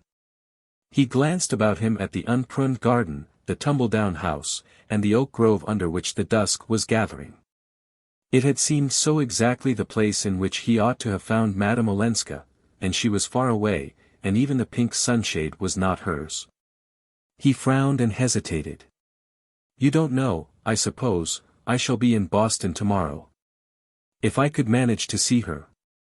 He felt that Miss Blenker was losing interest in him, though her smile persisted. "Oh, of course, how lovely of you. She's staying at the Parker house, it must be horrible there in this weather." After that Archer was but intermittently aware of the remarks they exchanged. He could only remember stoutly resisting her entreaty that he should await the returning family and have high tea with them before he drove home. At length, with his hostess still at his side, he passed out of range of the wooden Cupid, unfastened his horses and drove off. At the turn of the lane he saw Miss Blenker standing at the gate and waving the pink parasol. 23. The next morning, when Archer got out of the Fall River train, he emerged upon a steaming midsummer Boston. The streets near the station were full of the smell of beer and coffee and decaying fruit, and a shirt-sleeved populace moved through them with the intimate abandon of boarders going down the passage to the bathroom. Archer found a cab and drove to the Somerset Club for breakfast. Even the fashionable quarters had the air of untidy domesticity to which no excess of heat ever degrades the European cities. Caretakers in calico lounged on the doorsteps of the wealthy, and the common looked like a pleasure ground on the morrow of a Masonic picnic. If Archer had tried to imagine Ellen Olenska in improbable scenes, he could not have called up any into which it was more difficult to fit her than this heat-prostrated and deserted Boston. He breakfasted with appetite and method, beginning with a slice of melon, and studying a morning paper while he waited for his toast and scrambled eggs.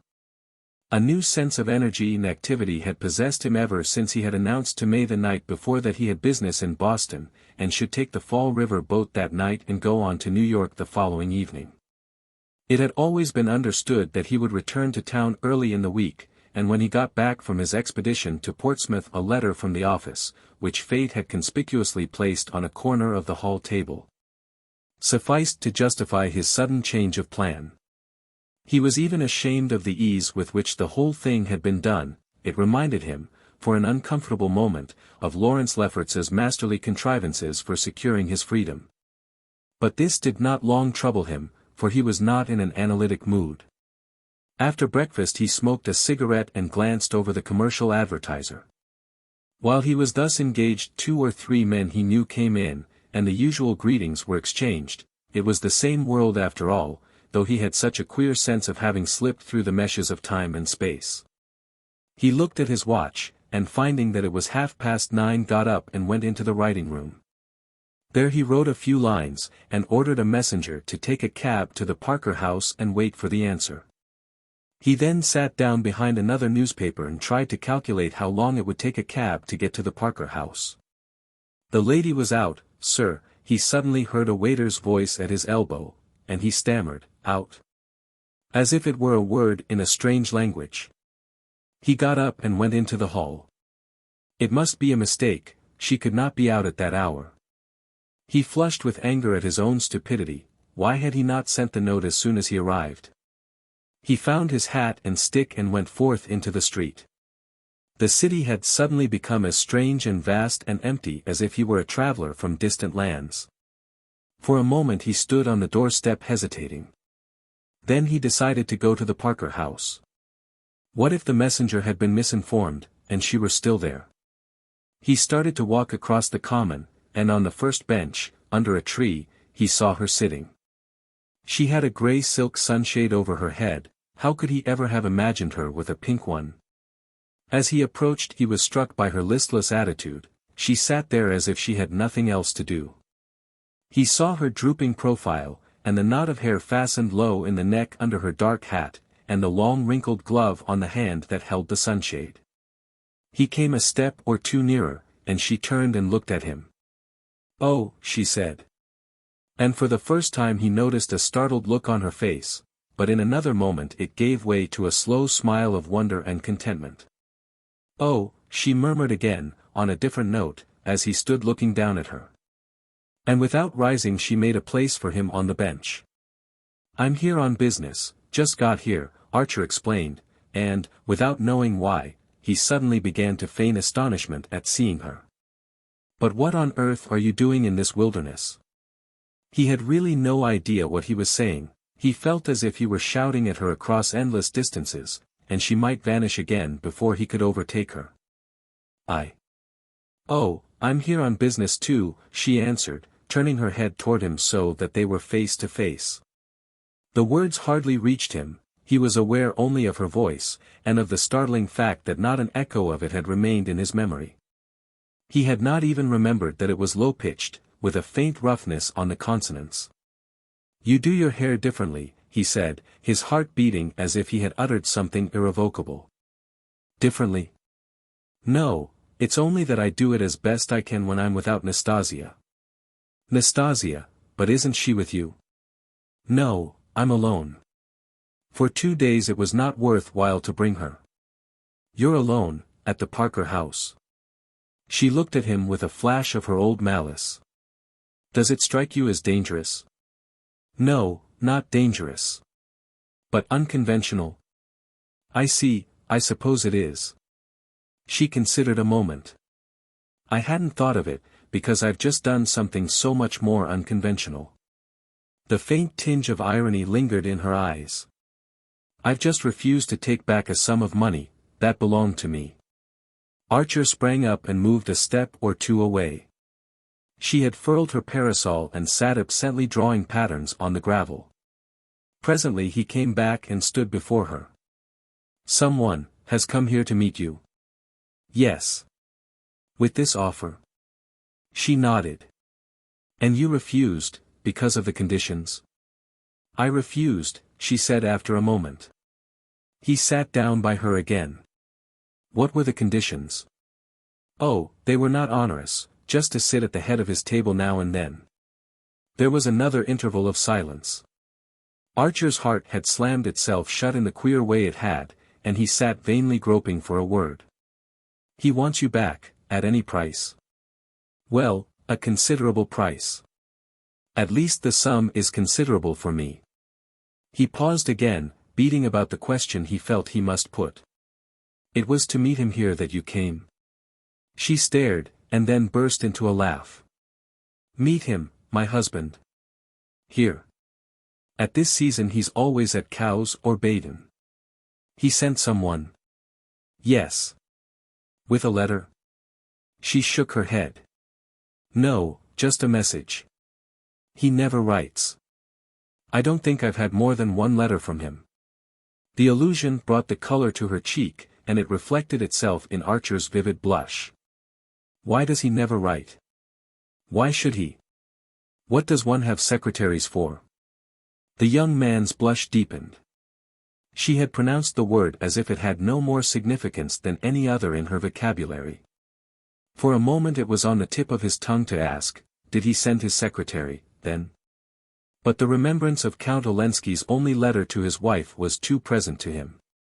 He paused again, and then took another plunge. "And the person?"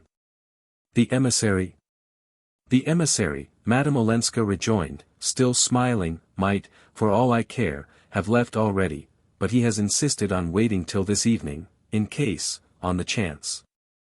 "And you came out here to think the chance over?" "I came out to get a breath of air. The hotel's too stifling. I'm taking the afternoon train back to Portsmouth."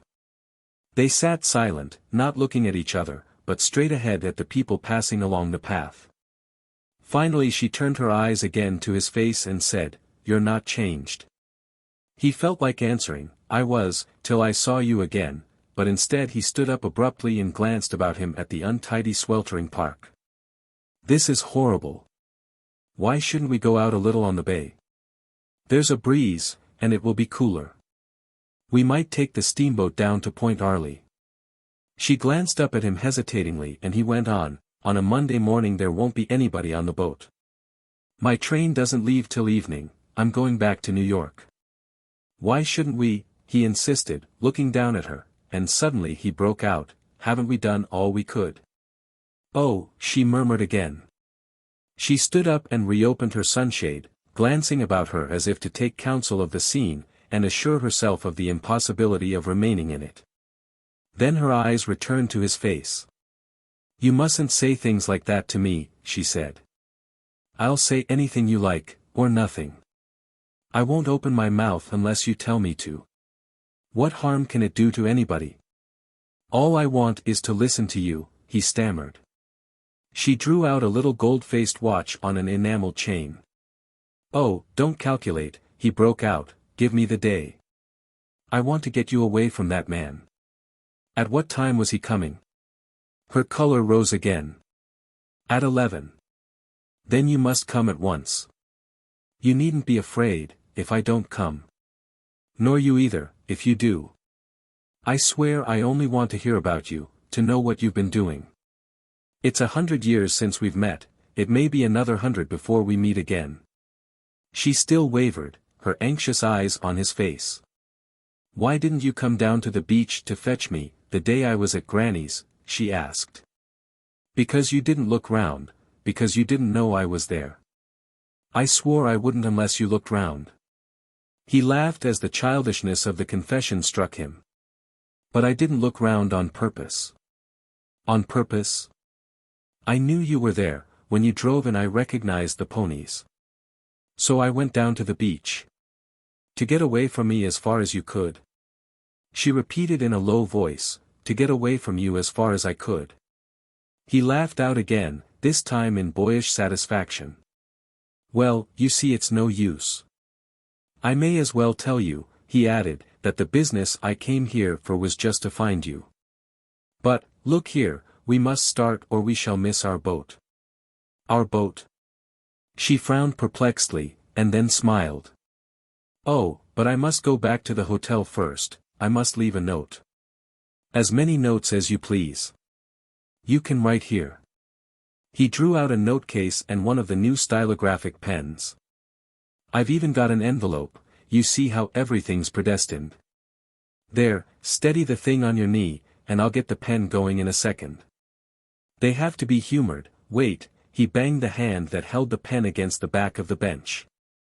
"It's like jerking down the mercury in a thermometer, just a trick. Now try." She laughed, and bending over the sheet of paper which he had laid on his note case, began to write.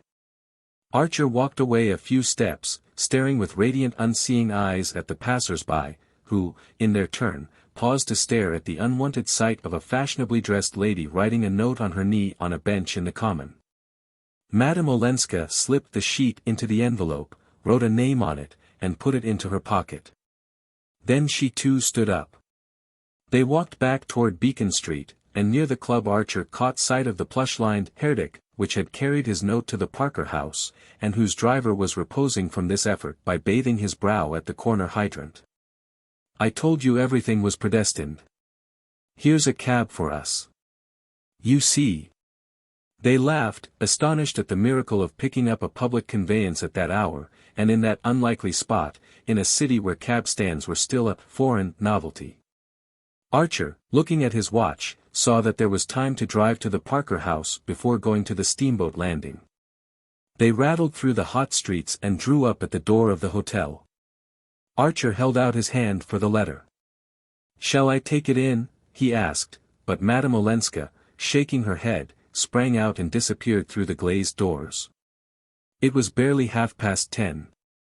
But what if the emissary, impatient for her reply, and not knowing how else to employ his time, were already seated among the travelers with cooling drinks at their elbows of whom Archer had caught a glimpse as she went in? He waited, pacing up and down before the herdic. A Sicilian youth with eyes like Nastasia's offered to shine his boots, and an Irish matron to sell him peaches. And every few moments the doors opened to let out hot men with straw hats tilted far back, who glanced at him as they went by. He marveled that the door should open so often, and that all the people it let out should look so like each other, and so like all the other hot men who, at that hour, through the length and breadth of the land, were passing continuously in and out of the swinging doors of hotels. And then, suddenly, came a face that he could not relate to the other faces. He caught but a flash of it, for his pacings had carried him to the farthest point of his beat, and it was in turning back to the hotel that he saw, in a group of typical countenances, the lank and weary, the round and surprised, the lantern-jawed and mild, this other face that was so many more things at once, and things so different. It was that of a young man, pale too, and half extinguished by the heat, or worry, or both, but somehow, quicker, vivider, more conscious, or perhaps seeming so because he was so different. Archer hung a moment on a thin thread of memory, but it snapped and floated off with the disappearing face, apparently that of some foreign businessman, looking doubly foreign in such a setting. He vanished in the stream of passers-by, and Archer resumed his patrol. He did not care to be seen watch in hand within view of the hotel, and his unaided reckoning of the lapse of time led him to conclude that, if Madame Olenska was so long in reappearing, it could only be because she had met the emissary and been waylaid by him. At the thought Archer's apprehension rose to anguish. "If she doesn't come soon I'll go in and find her," he said. The doors swung open again and she was at his side. They got into the Herdic, and as it drove off he took out his watch and saw that she had been absent just 3 minutes. In the clatter of loose windows that made talk impossible they bumped over the disjointed cobblestones to the wharf. Seated side by side on a bench of the half-empty boat they found that they had hardly anything to say to each other, or rather that what they had to say communicated itself best in the blessed silence of their release and their isolation. As the paddle wheels began to turn, and wharves and shipping to recede through the veil of heat, it seemed to Archer that everything in the old familiar world of habit was receding also. He longed to ask Madame Olenska if she did not have the same feeling, the feeling that they were starting on some long voyage from which they might never return. But he was afraid to say it, or anything else that might disturb the delicate balance of her trust in him. In reality he had no wish to betray that trust. There had been days and nights when the memory of their kiss had burned and burned on his lips, the day before even, on the drive to Portsmouth, the thought of her had run through him like fire.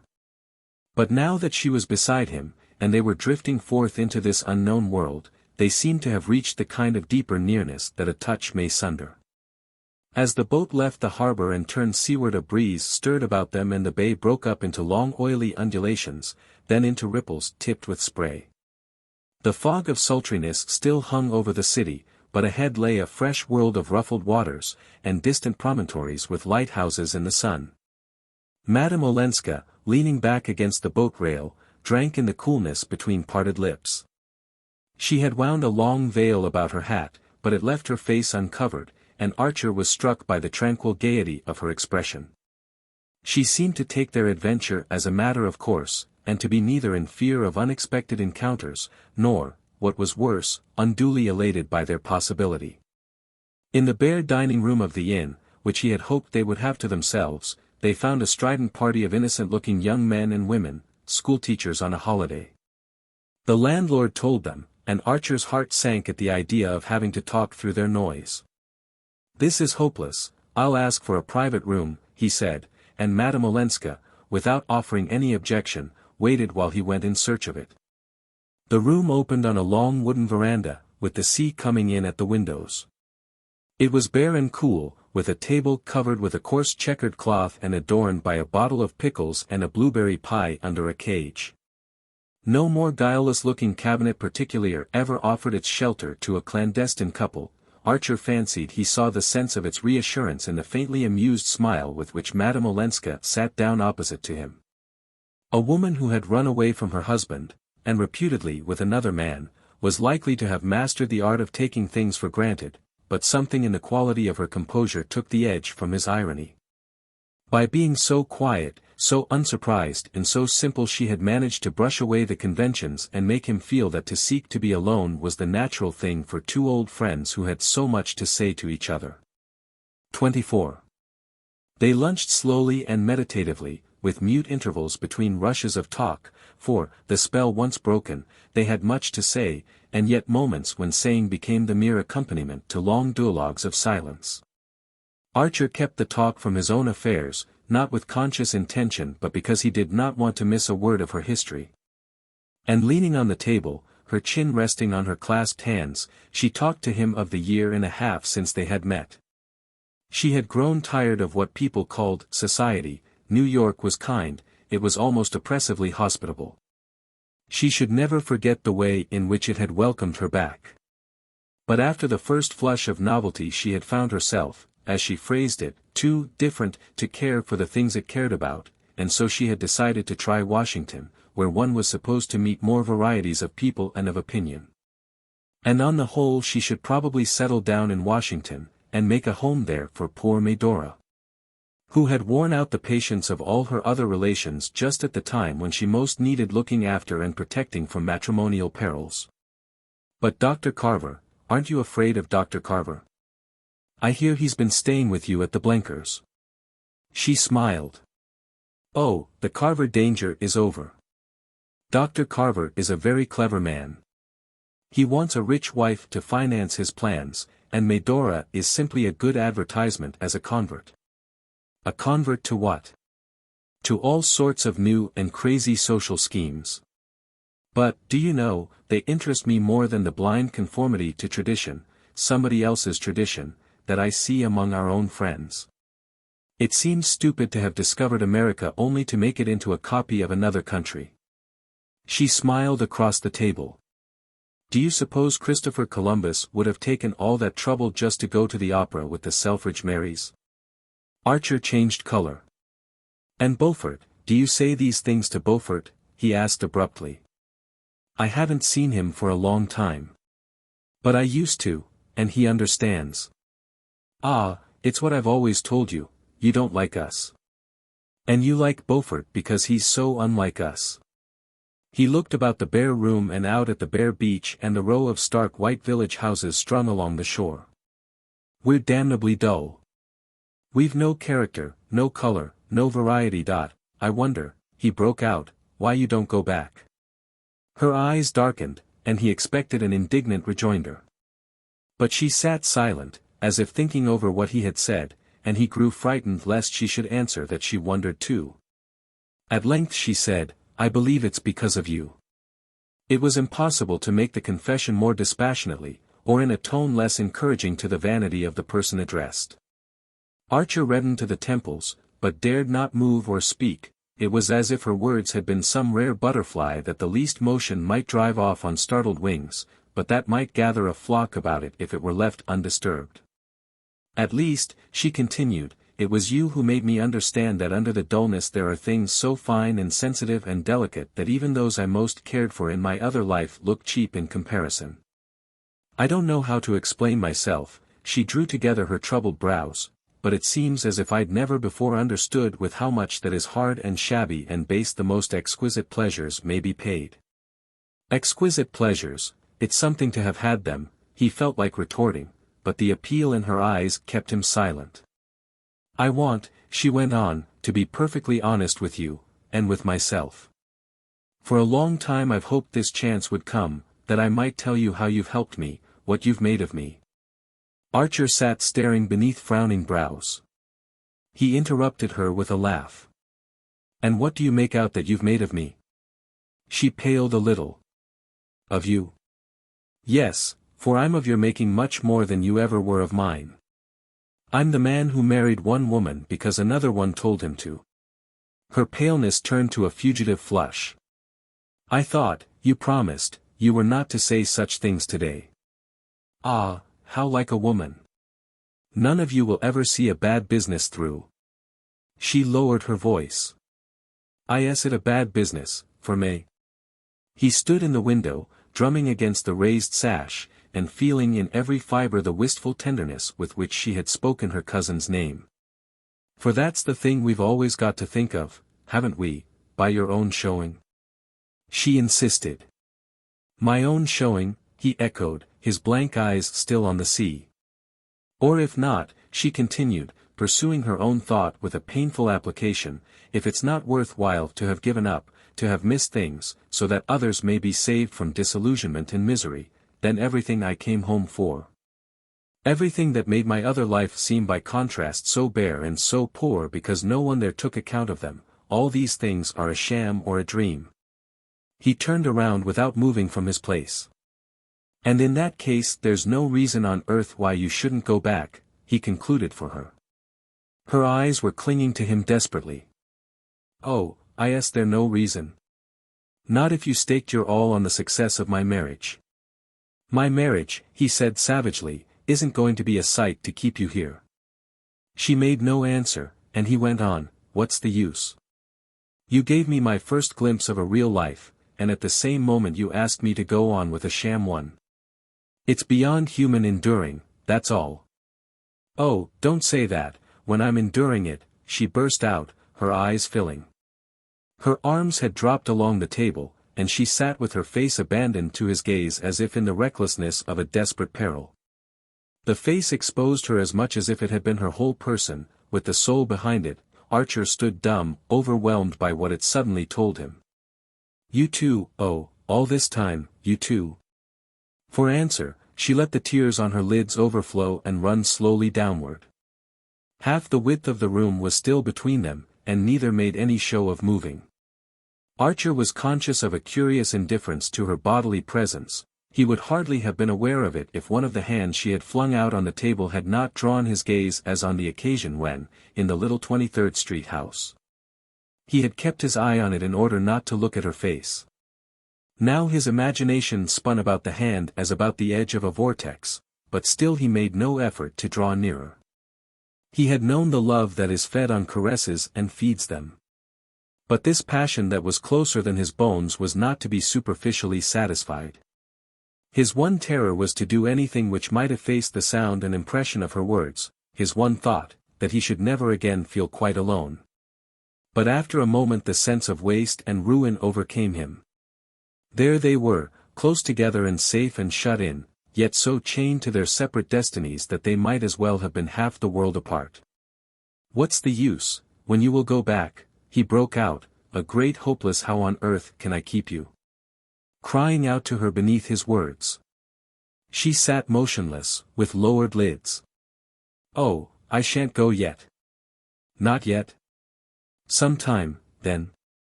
Some time that you already foresee?" At that she raised her clearest eyes. "I promise you, not as long as you hold out. Not as long as we can look straight at each other like this." He dropped into his chair. What her answer really said was, "If you lift a finger you'll drive me back to all the abominations you know of, and all the temptations you half guess." He understood it as clearly as if she had uttered the words, and the thought kept him anchored to his side of the table in a kind of moved and sacred submission. "What a life for you," he groaned. "Oh, as long as it's a part of yours." "And mine a part of yours?" She nodded. "And that's to be all, for either of us?" "Well, it is all, isn't it?" At that he sprang up, forgetting everything but the sweetness of her face. She rose too, not as if to meet him or to flee from him, but quietly, as though the worst of the task were done and she had only to wait, so quietly that, as he came close, her outstretched hands acted not as a check but as a guide to him. They fell into his, while her arms, extended but not rigid, kept him far enough off to let her surrendered face say the rest. They may have stood in that way for a long time, or only for a few moments. But it was long enough for her silence to communicate all she had to say, and for him to feel that only one thing mattered. He must do nothing to make this meeting their last.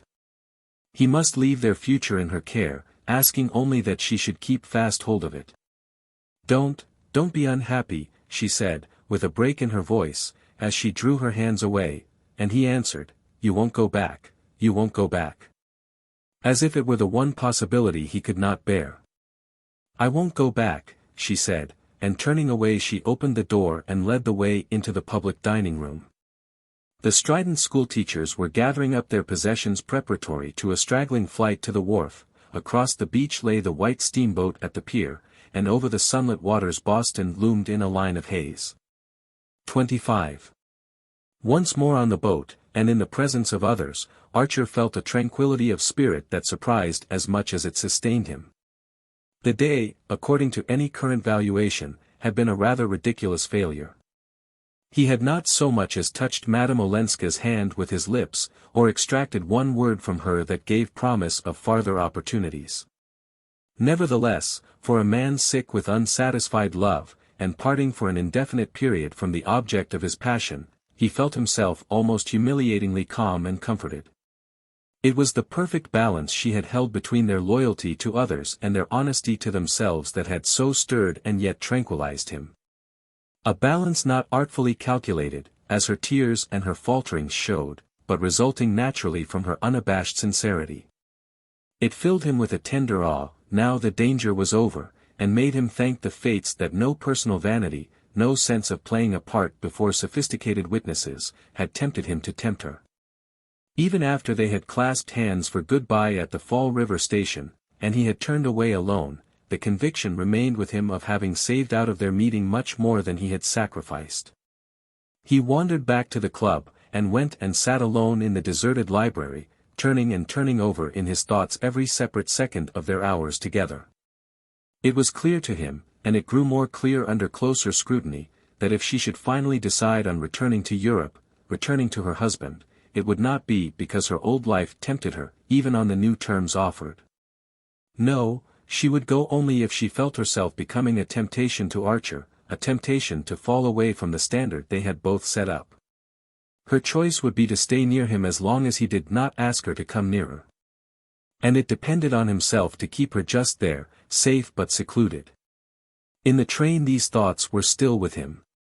They enclosed him in a kind of golden haze, through which the faces about him looked remote and indistinct. He had a feeling that if he spoke to his fellow travelers they would not understand what he was saying. In this state of abstraction he found himself, the following morning, waking to the reality of a stifling September day in New York. The heat-withered faces in the long train streamed past him, and he continued to stare at them through the same golden blur. But suddenly, as he left the station, one of the faces detached itself, came closer and forced itself upon his consciousness. It was, as he instantly recalled, the face of the young man he had seen, the day before, passing out of the Parker House, and had noted as not conforming to type, as not having an American hotel face. The same thing struck him now. And again he became aware of a dim stir of former associations. The young man stood looking about him with the dazed air of the foreigner flung upon the harsh mercies of American travel. Then he advanced toward Archer, lifted his hat, and said in English, "Surely, monsieur, we met in London." "Ah, to be sure, in London." Archer grasped his hand with curiosity and sympathy. "So you did get here, after all?" he exclaimed, casting a wondering eye on the astute and haggard little countenance of young Carfry's French tutor. "Oh, I got here, yes," Riviere smiled with drawn lips. "But not for long, I return the day after tomorrow." He stood grasping his light valise in one neatly gloved hand, and gazing anxiously, perplexedly, almost appealingly, into Archer's face. "I wonder, monsieur, since I've had the good luck to run across you, if I might. I was just going to suggest it, come to luncheon, won't you? Downtown, I mean, if you'll look me up in my office I'll take you to a very decent restaurant in that quarter." Riviere was visibly touched and surprised. "You're too kind. But I was only going to ask if you would tell me how to reach some sort of conveyance. There are no porters, and no one here seems to listen. I know, our American stations must surprise you. When you ask for a porter they give you chewing gum. But if you'll come along I'll extricate you, and you must really lunch with me, you know." The young man, after a just perceptible hesitation, replied, with profuse thanks, and in a tone that did not carry complete conviction, that he was already engaged. But when they had reached the comparative reassurance of the street he asked if he might call that afternoon. Archer, at ease in the midsummer leisure of the office, fixed an hour and scribbled his address, which the Frenchman pocketed with reiterated thanks and a wide flourish of his hat. A horse car received him, and Archer walked away. Punctually at the hour Riviere appeared, shaved, smoothed out, but still unmistakably drawn and serious. Archer was alone in his office, and the young man, before accepting the seat he proffered, began abruptly, I believe I saw you, sir, yesterday in Boston." The statement was insignificant enough, and Archer was about to frame an assent when his words were checked by something mysterious yet illuminating in his visitor's insistent gaze. "It is extraordinary, very extraordinary, M. Riviere continued, that we should have met in the circumstances in which I find myself." "What circumstances?" Archer asked, wondering a little crudely if he needed money. M. Riviere continued to study him with tentative eyes.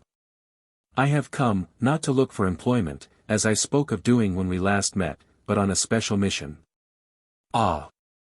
Archer exclaimed. In a flash the two meetings had connected themselves in his mind.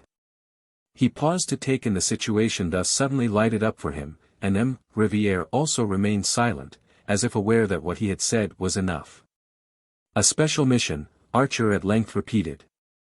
The young Frenchman, opening his palms, raised them slightly, and the two men continued to look at each other across the office desk till Archer roused himself to say, "Do sit down," whereupon M. Riviere bowed, took a distant chair, and again waited. "It was about this mission that you wanted to consult me?" Archer finally asked. M. Riviere bent his head. "Not in my own behalf, on that score I have fully dealt with myself. I should like, if I may, to speak to you about the Countess Olenska." Archer had known for the last few minutes that the words were coming. But when they came they sent the blood rushing to his temples as if he had been caught by a bent-back branch in a thicket. "And on whose behalf," he said, "do you wish to do this?" M. Riviere met the question sturdily. "Well, I might say hers, if it did not sound like a liberty. Shall I say instead, on behalf of abstract justice?" Archer considered him ironically. "In other words, you are Count Olenski's messenger?" He saw his blush more darkly reflected in M. Riviere's sallow countenance. "Not to you, monsieur. If I come to you, it is on quite other grounds." "What right have you, in the circumstances, to be on any other ground?" Archer retorted. "If you're an emissary, you're an emissary." The young man considered. "My mission is over, as far as the Countess Olenska goes, it has failed." "I can't help that," Archer rejoined on the same note of irony. "No, but you can help, M." Riviere paused, turned his hat about in his still carefully gloved hands, looked into its lining and then back at Archer's face.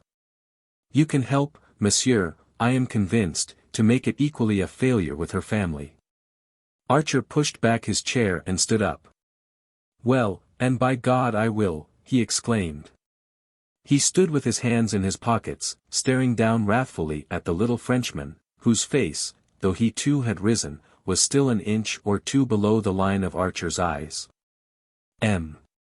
Riviere paled to his normal hue, paler than that his complexion could hardly turn. "Why the devil," Archer explosively continued, "should you have thought, since I suppose you're appealing to me on the ground of my relationship to Madame Olenska, that I should take a view contrary to the rest of her family?" The change of expression in M. Riviere's face was for a time his only answer. His look passed from timidity to absolute distress. For a young man of his usually resourceful mien it would have been difficult to appear more disarmed and defenseless. "Oh, monsieur. I can't imagine," Archer continued, "why you should have come to me when there are others so much nearer to the Countess, still less why you thought I should be more accessible to the arguments I suppose you were sent over with." M. Riviere took this onslaught with a disconcerting humility. "The arguments I want to present to you, monsieur, are my own and not those I was sent over with." "Then I see still less reason for listening to them." M.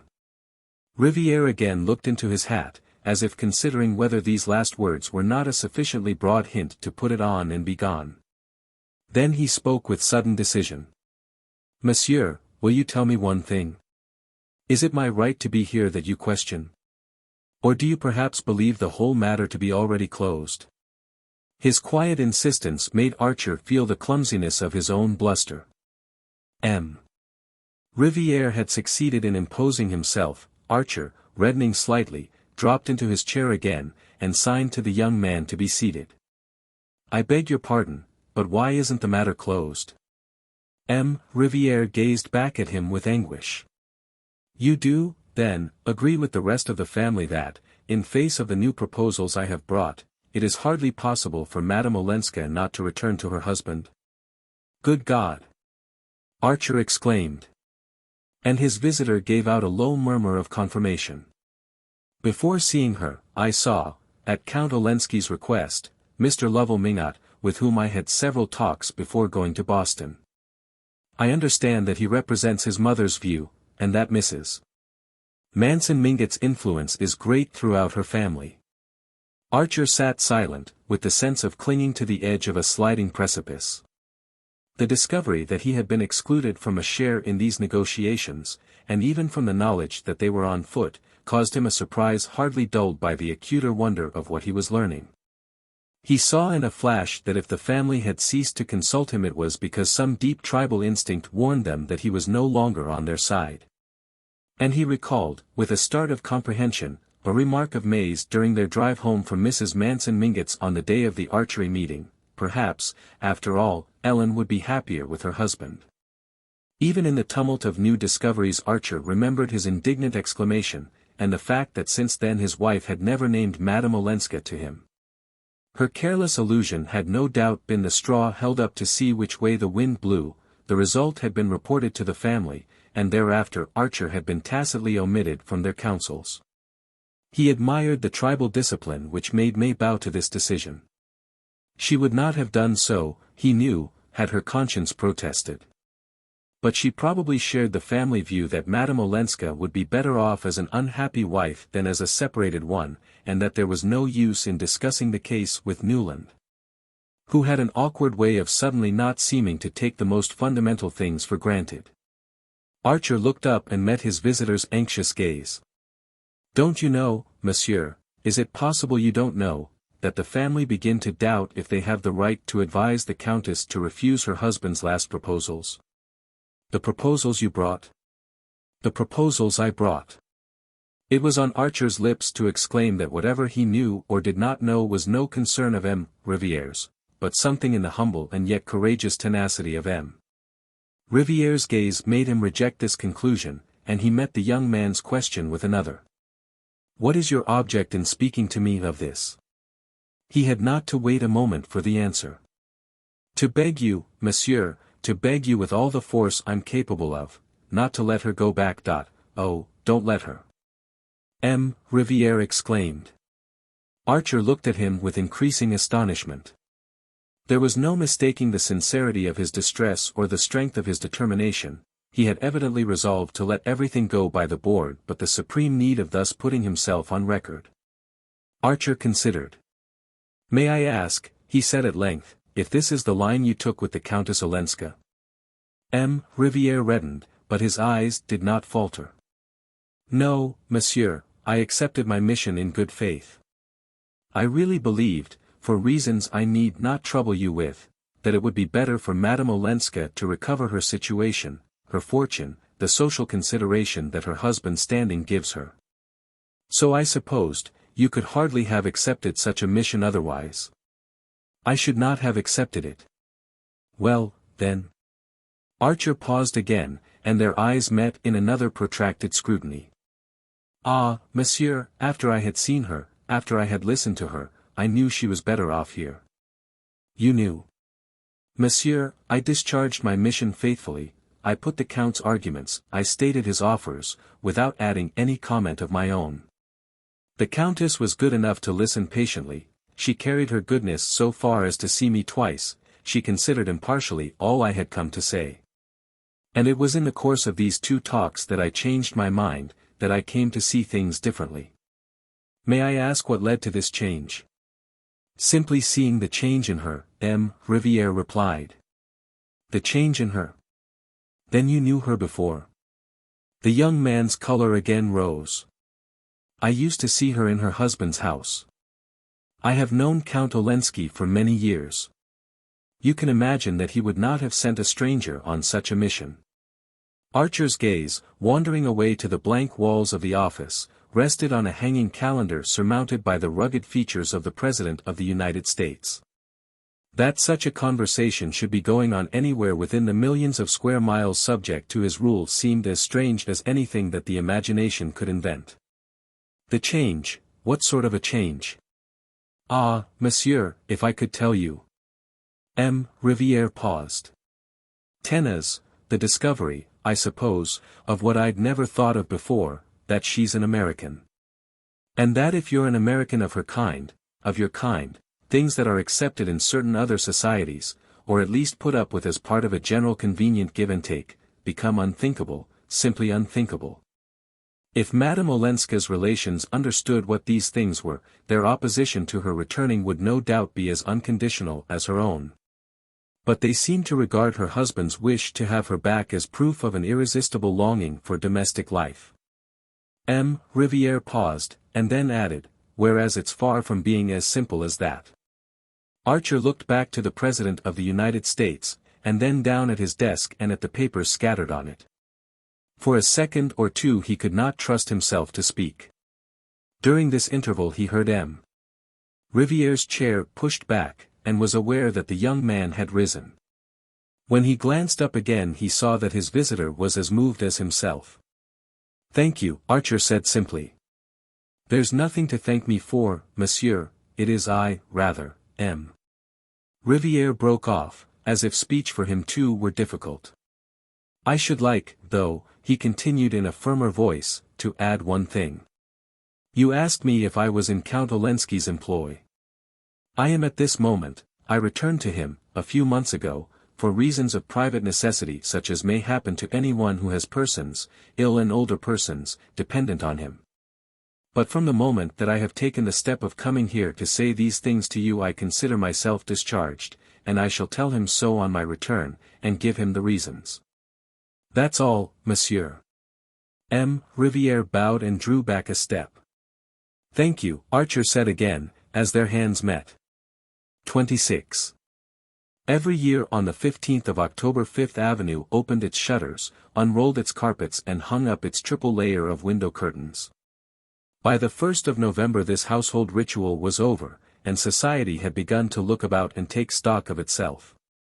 By the 15th the season was in full blast, opera and theaters were putting forth their new attractions, dinner engagements were accumulating, and dates for dances being fixed. And punctually at about this time Mrs.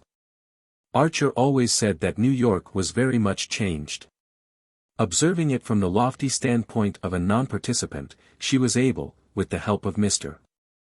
Sillerton Jackson and Miss Sophie, to trace each new crack in its surface, and all the strange weeds pushing up between the ordered rows of social vegetables. It had been one of the amusements of Archer's youth to wait for this annual pronouncement of his mother's, and to hear her enumerate the minute signs of disintegration that his careless gaze had overlooked. For New York, to Mrs. Archer's mind, never changed without changing for the worse, and in this view Miss Sophie Jackson heartily concurred. Mr. Sillerton Jackson, as became a man of the world, suspended his judgment and listened with an amused impartiality to the lamentations of the ladies. But even he never denied that New York had changed. And Newland Archer, in the winter of the second year of his marriage, was himself obliged to admit that if it had not actually changed it was certainly changing. These points had been raised, as usual, at Mrs. Archer's Thanksgiving dinner. At the date when she was officially enjoined to give thanks for the blessings of the year it was her habit to take a mournful though not embittered stock of her world, and wonder what there was to be thankful for. At any rate, not the state of society, if it could be said to exist, was rather a spectacle on which to call down biblical imprecations, and in fact, every one knew what the Reverend Dr. Ashmore meant when he chose a text from Jeremiah, chapter 2, verse 25, for his Thanksgiving sermon. Dr. Ashmore, the new rector of St. Matthew's, had been chosen because he was very advanced. His sermons were considered bold in thought and novel in language. When he fulminated against fashionable society he always spoke of its trend, and to Mrs. Archer it was terrifying and yet fascinating to feel herself part of a community that was trending. There's no doubt that Dr. Ashmore is right, there is a marked trend, she said, as if it were something visible and measurable, like a crack in a house. It was odd, though, to preach about it on Thanksgiving, Miss Jackson opined. And her hostess drily rejoined, "Oh, he means us to give thanks for what's left." Archer had been wont to smile at these annual vaticinations of his mother's. But this year even he was obliged to acknowledge, as he listened to an enumeration of the changes, that the trend was visible. "The extravagance in dress," Miss Jackson began. "Sillerton took me to the first night of the opera, and I can only tell you that Jane Mary's dress was the only one I recognized from last year, and even that had the front panel changed. Yet I know she got it out from Worth only 2 years ago, because my seamstress always goes in to make over her Paris dresses before she wears them." "Ah, Jane Mary is one of us," said Mrs. Archer sighing, as if it were not such an enviable thing to be in an age when ladies were beginning to flaunt abroad their Paris dresses as soon as they were out of the custom house, instead of letting them mellow under lock and key. In the manner of Mrs. Archer's contemporaries. "Yes, she's one of the few. In my youth," Miss Jackson rejoined, "it was considered vulgar to dress in the newest fashions. And Amy Sillerton has always told me that in Boston the rule was to put away one's Paris dresses for 2 years. Old Mrs. Baxter Pennilow, who did everything handsomely, used to import 12 a year, 2 velvet, 2 satin, 2 silk, and the other 6 of poplin and the finest cashmere. It was a standing order, and as she was ill for 2 years before she died they found 48 Worth dresses that had never been taken out of tissue paper. And when the girls left off their mourning they were able to wear the first lot at the symphony concerts without looking in advance of the fashion.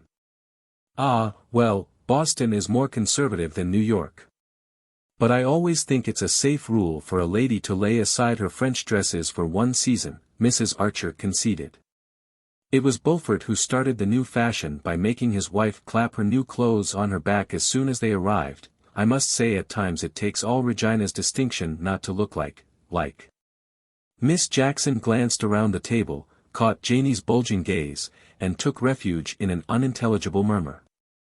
"Like her rivals," said Mr. Sillerton Jackson, with the air of producing an epigram. "Oh," the ladies murmured, and Mrs. Archer added, partly to distract her daughter's attention from forbidden topics, "Poor Regina. Her Thanksgiving hasn't been a very cheerful one, I'm afraid. Have you heard the rumors about Beaufort's speculations, Sillerton?" Mr. Jackson nodded carelessly. Everyone had heard the rumors in question, and he scorned to confirm a tale that was already common property. A gloomy silence fell upon the party. No one really liked Beaufort, and it was not wholly unpleasant to think the worst of his private life, but the idea of his having brought financial dishonor on his wife's family was too shocking to be enjoyed even by his enemies. Archer's New York tolerated hypocrisy in private relations, but in business matters it exacted a limpid and impeccable honesty. It was a long time since any well-known banker had failed discreditably. But everyone remembered the social extinction visited on the heads of the firm when the last event of the kind had happened. It would be the same with the Beauforts, in spite of his power and her popularity. Not all the league strength of the Dallas connection would save poor Regina if there were any truth in the reports of her husband's unlawful speculations. The talk took refuge in less ominous topics. But everything they touched on seemed to confirm Mrs. Archer's sense of an accelerated trend.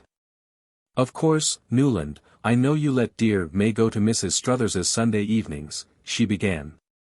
And May interposed gaily, "Oh, you know, everybody goes to Mrs. Struthers's now, and she was invited to Granny's last reception." It was thus, Archer reflected, that New York managed its transitions, conspiring to ignore them till they were well over, and then, in all good faith, imagining that they had taken place in a preceding age.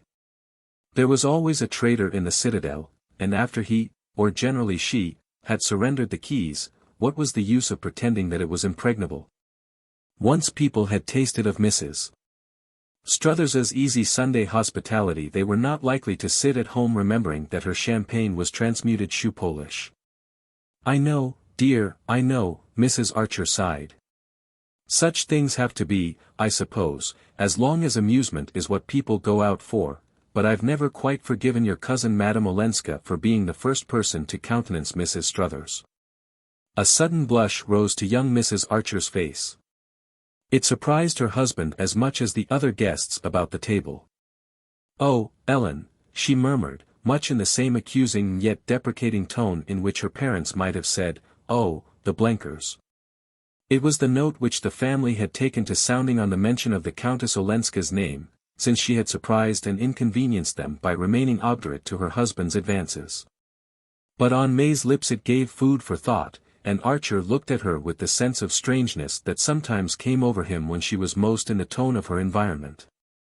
His mother, with less than her usual sensitiveness to atmosphere, still insisted, "I've always thought that people like the Countess Olenska, who have lived in aristocratic societies, ought to help us to keep up our social distinctions, instead of ignoring them."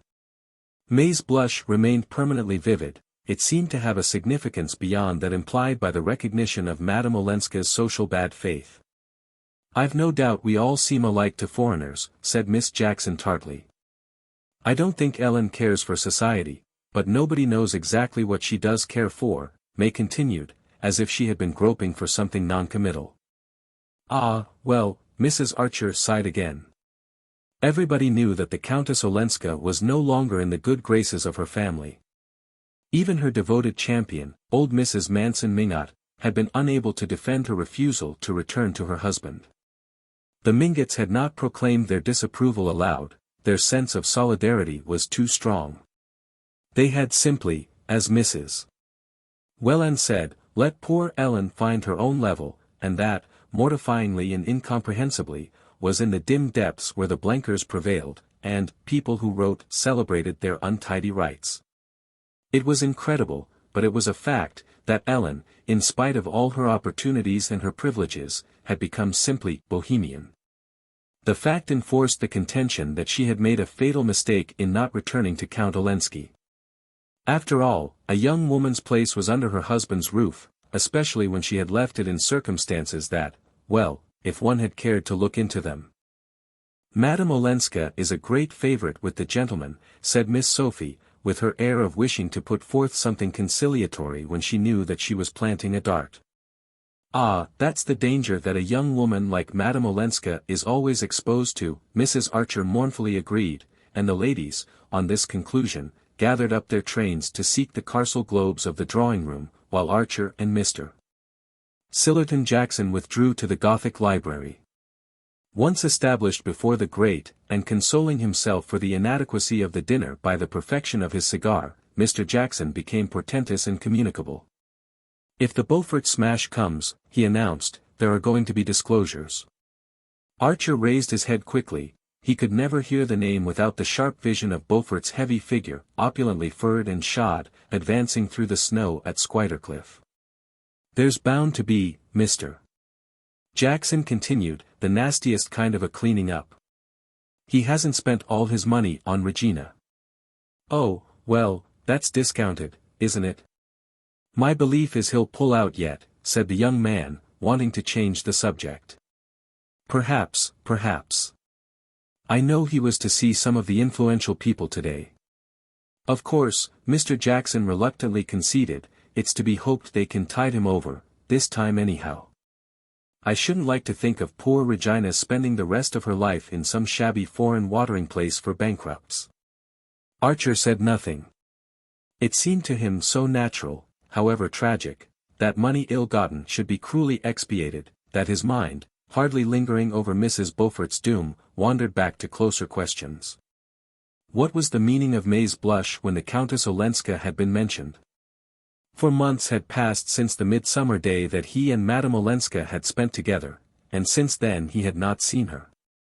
He knew that she had returned to Washington, to the little house which she and Medora Manson had taken there. He had written to her once, a few words, asking when they were to meet again, and she had even more briefly replied, "Not yet." Since then there had been no farther communication between them, and he had built up within himself a kind of sanctuary in which she throned among his secret thoughts and longings. Little by little it became the scene of his real life, of his only rational activities. Thither he brought the books he read, the ideas and feelings which nourished him, his judgments and his visions. Outside it, in the scene of his actual life, he moved with a growing sense of unreality and insufficiency. Blundering against familiar prejudices and traditional points of view as an absent-minded man goes on bumping into the furniture of his own room. Absent, that was what he was, so absent from everything most densely real and near to those about him that it sometimes startled him to find they still imagined he was there. He became aware that Mr. Jackson was clearing his throat preparatory to farther revelations. "I don't know, of course, how far your wife's family are aware of what people say about Madame Olenska's refusal to accept her husband's latest offer." Archer was silent, and Mr. Jackson obliquely continued, "It's a pity, it's certainly a pity, that she refused it." "A pity? In God's name, why?" Mr. Jackson looked down his leg to the unwrinkled sock that joined it to a glossy pump. "Well, to put it on the lowest ground, what's she going to live on now? Now? If Beaufort—" Archer sprang up, his fist banging down on the black walnut edge of the writing table. The wells of the brass double inkstand danced in their sockets. "What the devil do you mean, sir?" Mr. Jackson, shifting himself slightly in his chair, turned a tranquil gaze on the young man's burning face. "Well, I have it on pretty good authority, in fact, on old Catherine's herself, that the family reduced Countess Olenska's allowance considerably when she definitely refused to go back to her husband. And as, by this refusal, she also forfeits the money settled on her when she married, which Olenska was ready to make over to her if she returned, why, what the devil do you mean, my dear boy, by asking me what I mean?" Mr. Jackson good-humoredly retorted. Archer moved toward the mantelpiece and bent over to knock his ashes into the grate. "I don't know anything of Madame Olenska's private affairs. But I don't need to be certain that what you insinuate—" "Oh, I don't, it's Lefferts, for one," Mr. Jackson interposed. "Lefferts, who made love to her and got snubbed for it." Archer broke out contemptuously. "Ah, did he?" snapped the other, as if this were exactly the fact he had been laying a trap for. He still sat sideways from the fire, so that his hard old gaze held Archer's face as if in a spring of steel. Well, it's a pity she didn't go back before Beaufort's cropper," he repeated. "If she goes now, and if he fails, it will only confirm the general impression, which isn't by any means peculiar to Lefferts, by the way." "Oh, she won't go back now, less than ever." Archer had no sooner said it than he had once more the feeling that it was exactly what Mr. Jackson had been waiting for. The old gentleman considered him attentively. "That's your opinion, eh? Well, no doubt you know. But everybody will tell you that the few pennies Medora Manson has left are all in Beaufort's hands, and how the two women are to keep their heads above water unless he does, I can't imagine. Of course, Madame Olenska may still soften old Catherine, who's been the most inexorably opposed to her staying, and old Catherine could make her any allowance she chooses. But we all know that she hates parting with good money. And the rest of the family have no particular interest in keeping Madame Olenska here." Archer was burning with unavailing wrath. He was exactly in the state when a man is sure to do something stupid, knowing all the while that he is doing it. He saw that Mr. Jackson had been instantly struck by the fact that Madame Olenska's differences with her grandmother and her other relations were not known to him. And that the old gentleman had drawn his own conclusions as to the reasons for Archer's exclusion from the family councils. This fact warned Archer to go warily, but the insinuations about Beaufort made him reckless. He was mindful, however, if not of his own danger, at least of the fact that Mr. Jackson was under his mother's roof, and consequently his guest. Old New York scrupulously observed the etiquette of hospitality, and no discussion with a guest was ever allowed to degenerate into a disagreement. "Shall we go up and join my mother?" he suggested curtly, as Mr. Jackson's last cone of ashes dropped into the brass ashtray at his elbow. On the drive homeward May remained oddly silent. Through the darkness, he still felt her enveloped in her menacing blush. What its menace meant he could not guess, but he was sufficiently warned by the fact that Madame Olenska's name had evoked it. They went upstairs, and he turned into the library. She usually followed him. But he heard her passing down the passage to her bedroom. "May," he called out impatiently, and she came back, with a slight glance of surprise at his tone. "This lamp is smoking again. I should think the servants might see that it's kept properly trimmed," he grumbled nervously. "I'm so sorry, it shan't happen again," she answered, in the firm bright tone she had learned from her mother. And it exasperated Archer to feel that she was already beginning to humor him like a younger Mr. Welland. She bent over to lower the wick, and as the light struck up on her white shoulders and the clear curves of her face he thought, how young she is. For what endless years this life will have to go on. He felt, with a kind of horror, his own strong youth and the bounding blood in his veins. "Look here," he said suddenly, "I may have to go to Washington for a few days, soon, next week perhaps." Her hand remained on the key of the lamp as she turned to him slowly. The heat from its flame had brought back a glow to her face, but it paled as she looked up. "On business?" she asked, in a tone which implied that there could be no other conceivable reason, and that she had put the question automatically, as if merely to finish his own sentence. "On business, naturally. There's a patent case coming up before the Supreme Court." He gave the name of the inventor, and went on furnishing details with all Lawrence Lefferts's practiced glibness, while she listened attentively, saying at intervals, "Yes, I see. The change will do you good," she said simply, when he had finished. "And you must be sure to go and see Ellen," she added, looking him straight in the eyes with her cloudless smile, and speaking in the tone she might have employed in urging him not to neglect some irksome family duty. It was the only word that passed between them on the subject. But in the code in which they had both been trained it meant, "Of course you understand that I know all that people have been saying about Ellen, and heartily sympathize with my family in their effort to get her to return to her husband. I also know that, for some reason you have not chosen to tell me, you have advised her against this course, which all the older men of the family, as well as our grandmother, agree in approving. And that it is owing to your encouragement that Ellen defies us all, and exposes herself to the kind of criticism of which Mr. Sillerton Jackson probably gave you, this evening, the hint that has made you so irritable. Hints have indeed not been wanting. But since you appear unwilling to take them from others, I offer you this one myself.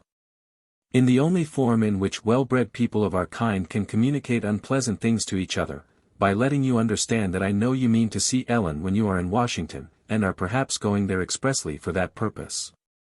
And that, since you are sure to see her, I wish you to do so with my full and explicit approval, and to take the opportunity of letting her know what the course of conduct you have encouraged her in is likely to lead to."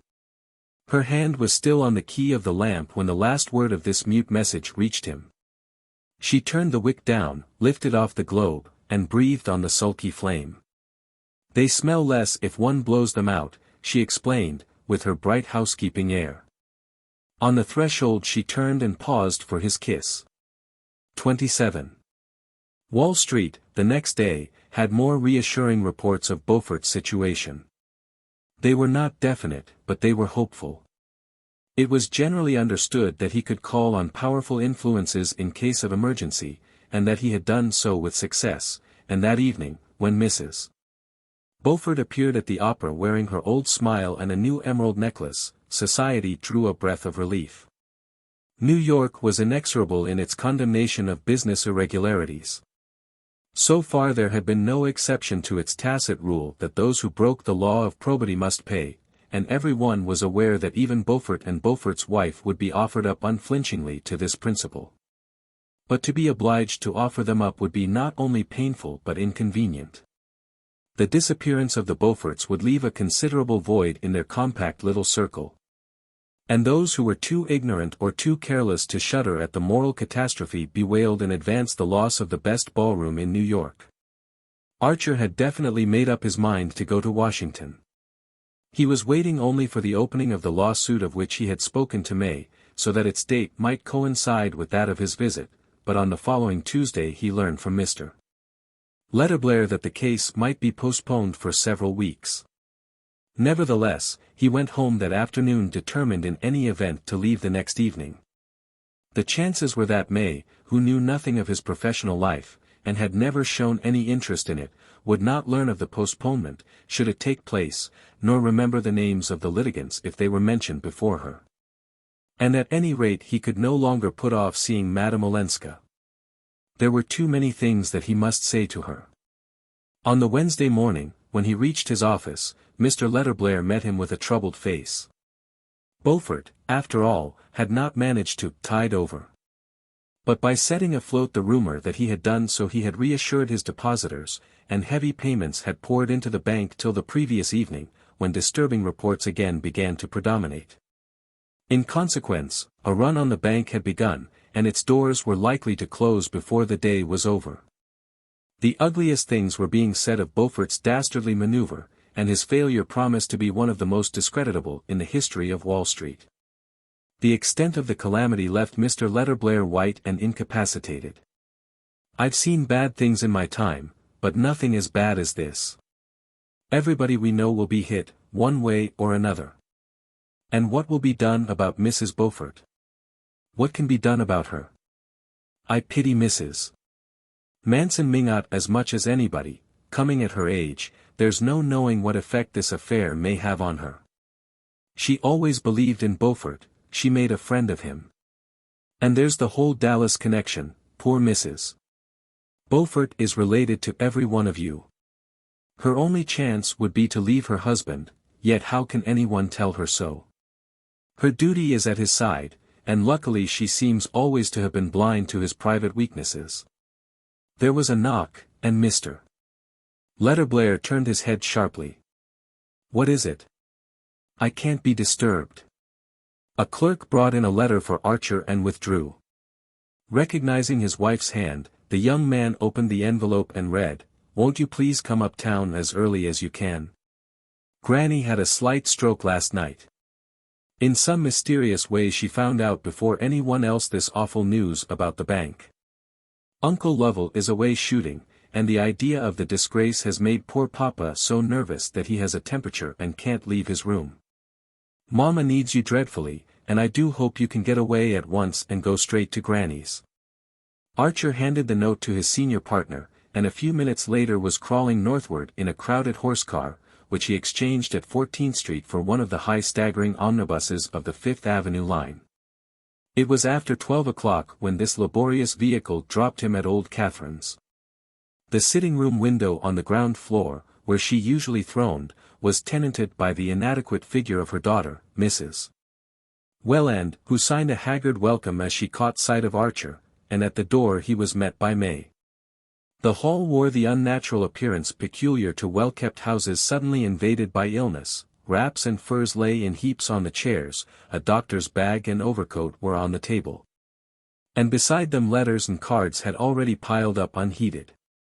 May looked pale but smiling. Dr. Ben Combe, who had just come for the second time, took a more hopeful view, and Mrs. Mingot's dauntless determination to live and get well was already having an effect on her family.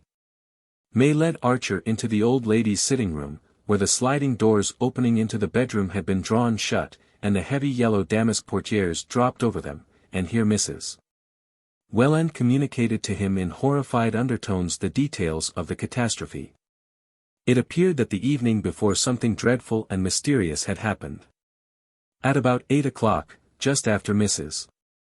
Mingot had finished the game of solitaire that she always played after dinner, the doorbell had rung, and a lady so thickly veiled that the servants did not immediately recognize her had asked to be received.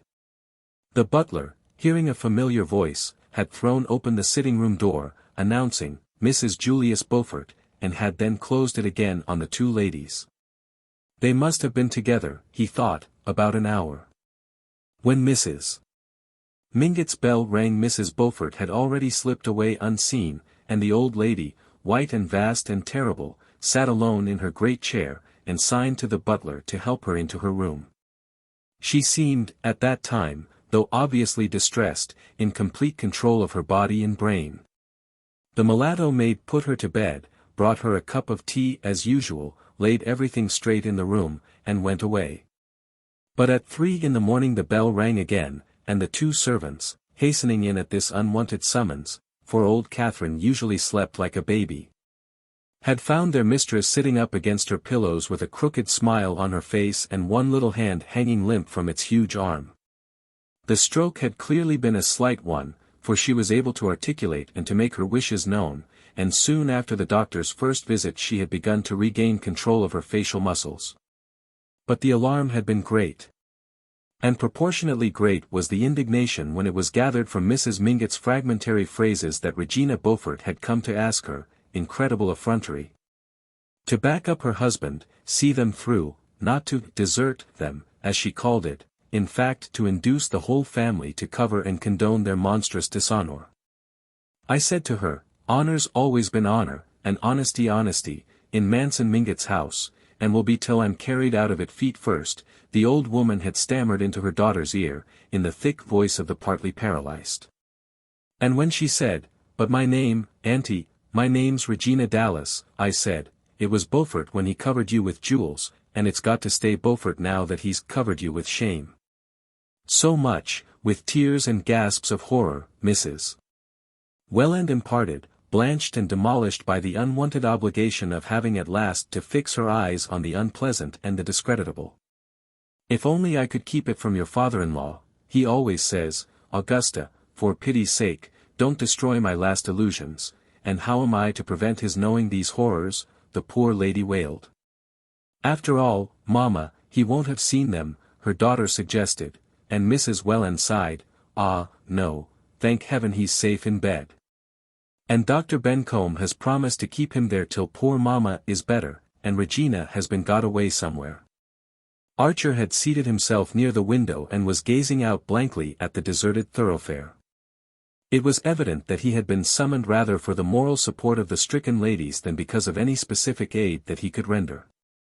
Mr. Lovell Mingott had been telegraphed for, and messages were being dispatched by hand to the members of the family living in New York. And meanwhile there was nothing to do but to discuss in hushed tones the consequences of Beaufort's dishonor and of his wife's unjustifiable action. Mrs. Lovell Mingott, who had been in another room writing notes, presently reappeared, and added her voice to the discussion.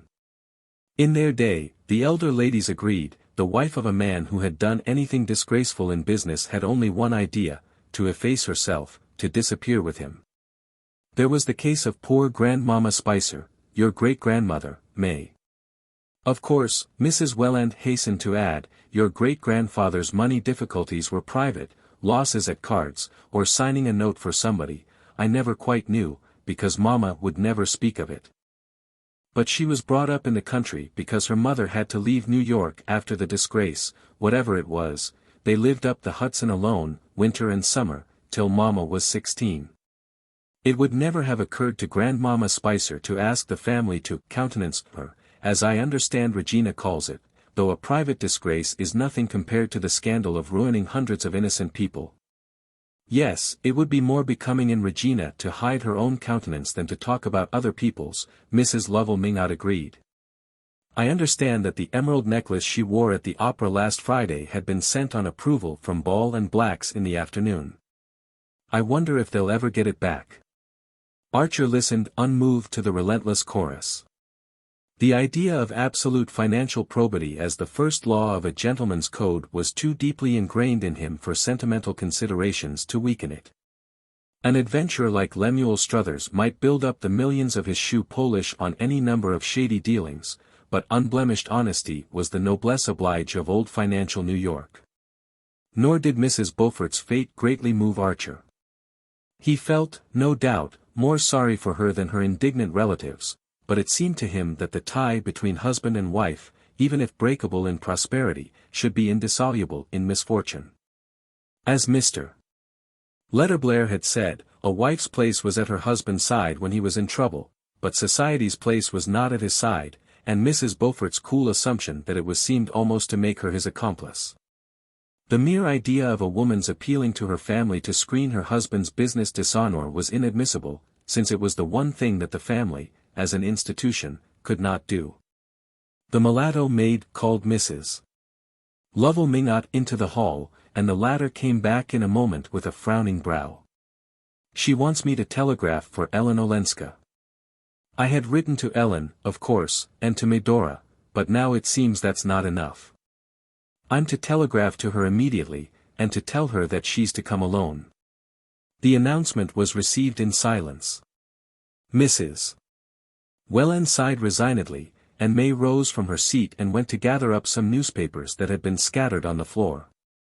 "I suppose it must be done," Mrs. Lovell Maynot continued, as if hoping to be contradicted. And May turned back toward the middle of the room.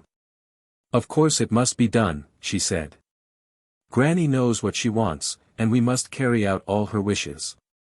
Shall I write the telegram for you, Auntie? If it goes at once Ellen can probably catch tomorrow morning's train." She pronounced the syllables of the name with a peculiar clearness, as if she had tapped on two silver bells. "Well, it can't go at once. Jasper and the pantry boy are both out with notes and telegrams." May turned to her husband with a smile. "But here's Newland, ready to do anything. Will you take the telegram, Newland? There'll be just time before luncheon." Archer rose with a murmur of readiness, and she seated herself at old Catherine's rosewood bonheur du jour, and wrote out the message in her large immature hand. When it was written she blotted it neatly and handed it to Archer. "What a pity," she said, "that you and Ellen will cross each other on the way. Newland," she added, turning to her mother and aunt, "is obliged to go to Washington about a patent lawsuit that is coming up before the Supreme Court. I suppose Uncle Lovell will be back by tomorrow night, and with Granny improving so much it doesn't seem right to ask Newland to give up an important engagement for the firm, does it?" She paused, as if for an answer, and Mrs. Welland hastily declared, "Oh, of course not, darling. Your Granny would be the last person to wish it." As Archer left the room with the telegram, he heard his mother-in-law add, presumably to Mrs. Lovell Maynot, "But why on earth she should make you telegraph for Ellen Olenska," and May's clear voice rejoin, "Perhaps it's to urge on her again that after all her duty is with her husband." The outer door closed on Archer and he walked hastily away toward the telegraph office. 28. "OLOL, how'd yer spell it, anyhow?" asked the tart young lady to whom Archer had pushed his wife's telegram across the brass ledge of the Western Union office. "Olenska, Olenska," he repeated, drawing back the message in order to print out the foreign syllables above May's rambling script. "It's an unlikely name for a New York telegraph office, at least in this quarter," an unexpected voice observed. And turning around Archer saw Lawrence Lefferts at his elbow, pulling an imperturbable mustache and affecting not to glance at the message. "Hello, Newland, thought I'd catch you here. I've just heard of old Mrs. Mingott's stroke. And as I was on my way to the house I saw you turning down this street and nipped after you. I suppose you've come from there?" Archer nodded, and pushed his telegram under the lattice. "Very bad, eh?" Lefferts continued. "Wiring to the family, I suppose. I gather it is bad, if you're including Countess Olenska." Archer's lips stiffened, he felt a savage impulse to dash his fist into the long vain handsome face at his side. "Why?" he questioned. Lefferts, who was known to shrink from discussion, raised his eyebrows with an ironic grimace that warned the other of the watching damsel behind the lattice. Nothing could be worse form, the look reminded Archer, than any display of temper in a public place. Archer had never been more indifferent to the requirements of form, but his impulse to do Lawrence Lefferts a physical injury was only momentary. The idea of bandying Ellen Olenska's name with him at such a time, and on whatsoever provocation, was unthinkable. He paid for his telegram, and the two young men went out together into the street. There Archer, having regained his self-control, went on, "Mrs. Minot is much better, the doctor feels no anxiety whatever." And Lefferts, with profuse expressions of relief, asked him if he had heard that there were beastly bad rumors again about Beaufort.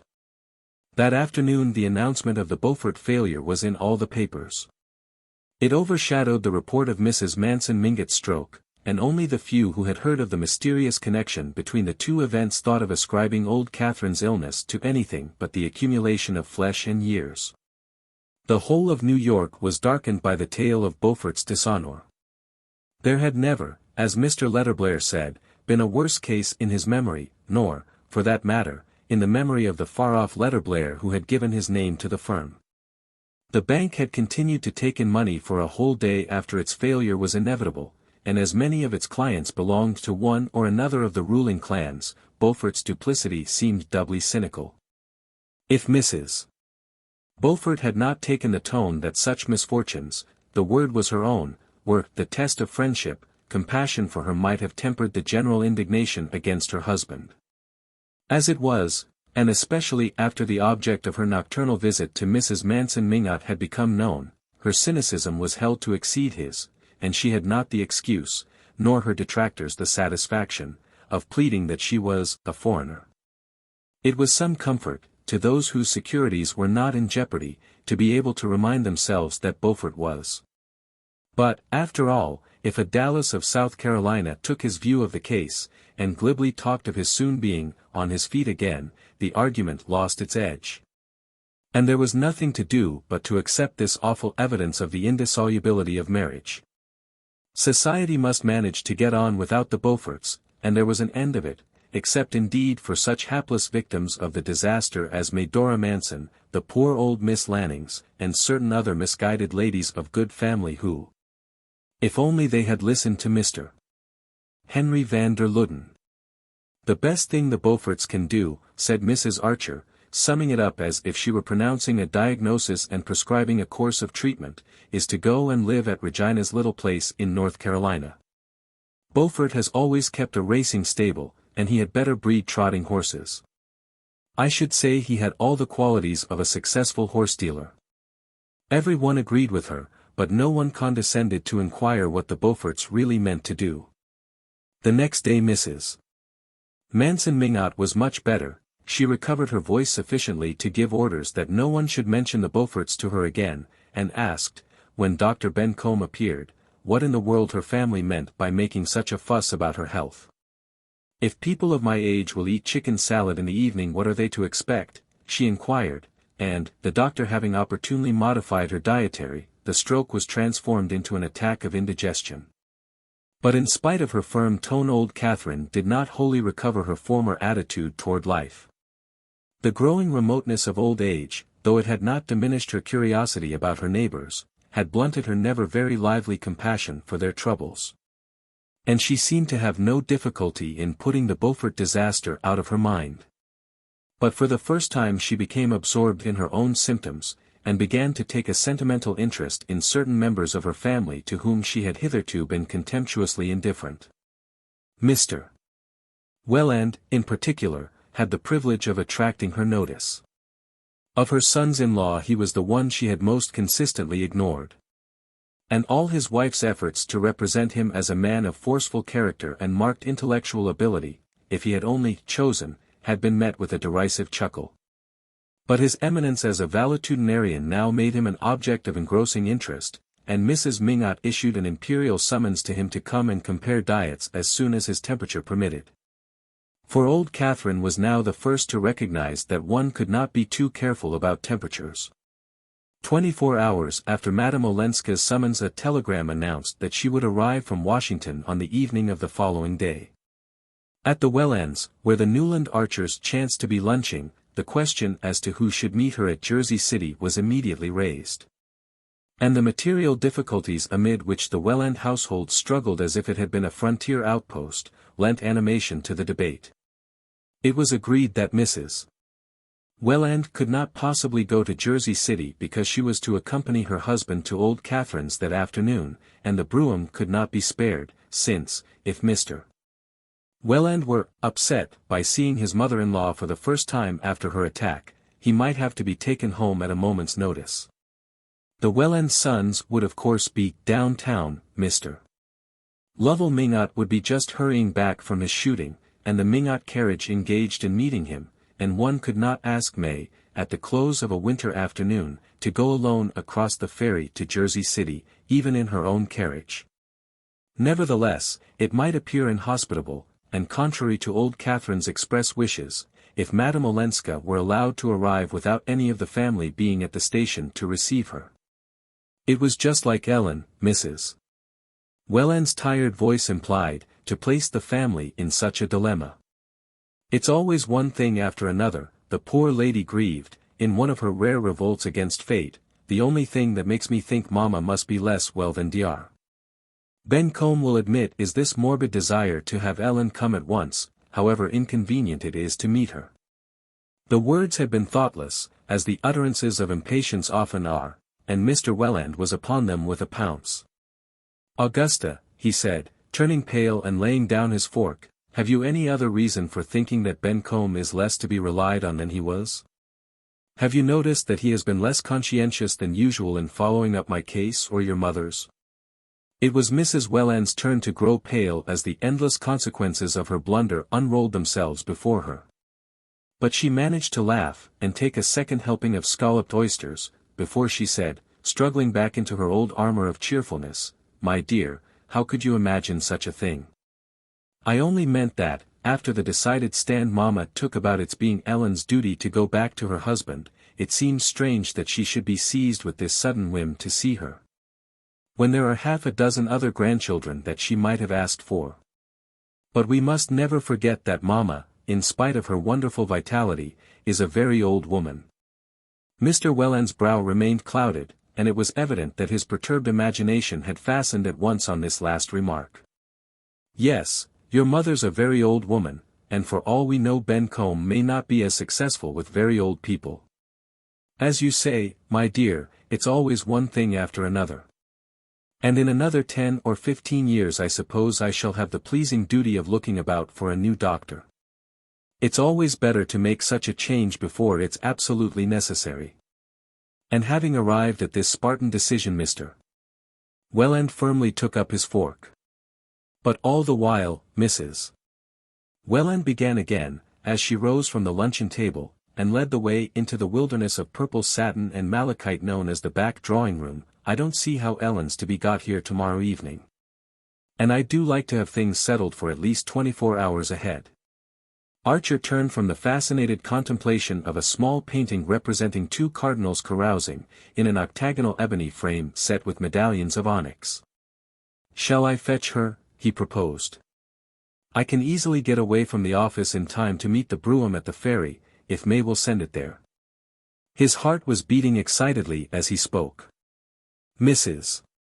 Welland heaved a sigh of gratitude, and May, who had moved away to the window, turned to shed on him a beam of approval.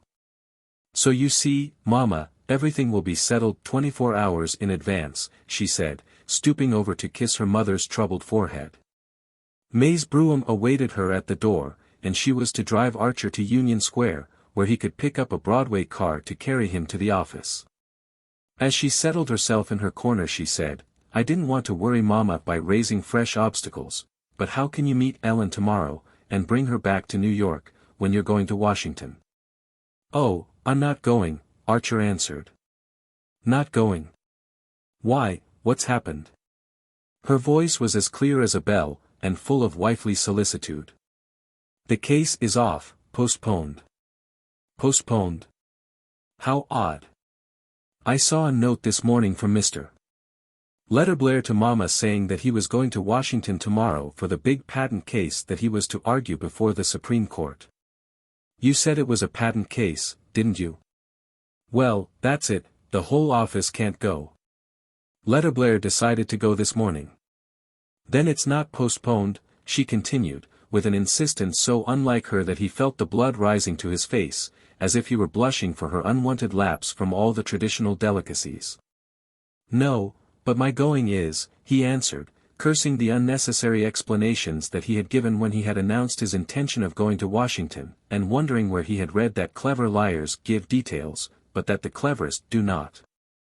It did not hurt him half as much to tell May an untruth as to see her trying to pretend that she had not detected him. "I'm not going till later on, luckily for the convenience of your family," he continued, taking base refuge in sarcasm. As he spoke he felt that she was looking at him, and he turned his eyes to hers in order not to appear to be avoiding them. Their glances met for a second, and perhaps let them into each other's meanings more deeply than either cared to go. "Yes. It is awfully convenient," May brightly agreed, "that you should be able to meet Ellen after all. You saw how much Mama appreciated your offering to do it." "Oh, I'm delighted to do it." The carriage stopped, and as he jumped out she leaned to him and laid her hand on his. "Goodbye, dearest," she said, her eyes so blue that he wondered afterward if they had shone on him through tears. He turned away and hurried across Union Square, repeating to himself, in a sort of inward chant, "It's all of 2 hours from Jersey City to Old Catherine's. It's all of 2 hours, and it may be more." 29. His wife's dark blue brougham, with the wedding varnish still on it, met Archer at the ferry, and conveyed him luxuriously to the Pennsylvania terminus in Jersey City. It was a somber snowy afternoon, and the gas lamps were lit in the big reverberating station. As he paced the platform, waiting for the Washington Express, he remembered that there were people who thought there would one day be a tunnel under the Hudson through which the trains of the Pennsylvania Railway would run straight into New York. They were of the brotherhood of visionaries who likewise predicted the building of ships that would cross the Atlantic in 5 days, the invention of a flying machine, lighting by electricity, telephonic communication without wires, and other Arabian Night marvels. "I don't care which of their visions comes true," Archer mused, "as long as the tunnel isn't built yet." In his senseless schoolboy happiness he pictured Madame Olenska's descent from the train, his discovery of her a long way off, among the throngs of meaningless faces, her clinging to his arm as he guided her to the carriage. Their slow approach to the wharf among slipping horses, laden carts, vociferating teamsters, and then the startling quiet of the ferry boat, where they would sit side by side under the snow, in the motionless carriage, while the earth seemed to glide away under them, rolling to the other side of the sun. It was incredible, the number of things he had to say to her, and in what eloquent order they were forming themselves on his lips. The clanging and groaning of the train came nearer, and it staggered slowly into the station like a prey-laden monster into its lair. Archer pushed forward, elbowing through the crowd, and staring blindly into window after window of the high-hung carriages. And then, suddenly, he saw Madame Olenska's pale and surprised face close at hand, and had again the mortified sensation of having forgotten what she looked like. They reached each other, their hands met, and he drew her arm through his. "This way, I have the carriage," he said. After that it all happened as he had dreamed. He helped her into the brougham with her bags, and had afterward the vague recollection of having properly reassured her about her grandmother and given her a summary of the Beaufort situation. He was struck by the softness of her, poor Regina. Meanwhile the carriage had worked its way out of the coil about the station, and they were crawling down the slippery incline to the wharf, menaced by swaying coal carts, bewildered horses, disheveled express wagons, and an empty hearse. Ah! That hearse! She shut her eyes as it passed, and clutched at Archer's hand. "If only it doesn't mean, poor Granny." "Oh, no, no, she's much better, she's all right, really." "There, we've passed it," he exclaimed, as if that made all the difference. Her hand remained in his, and as the carriage lurched across the gangplank onto the ferry he bent over, unbuttoned her tight brown glove, and kissed her palm as if he had kissed a relic. She disengaged herself with a faint smile, and he said, "You didn't expect me today?" "Oh, no. I meant to go to Washington to see you. I'd made all my arrangements, I very nearly crossed you in the train." "Oh," she exclaimed, as if terrified by the narrowness of their escape. "Do you know, I hardly remembered you." "Hardly remembered me? I mean, how shall I explain? It's always so. Each time you happen to me all over again." "Oh, yes, I know. I know. Do I too, to you?" he insisted. She nodded, looking out of the window. "Ellen, Ellen, Ellen."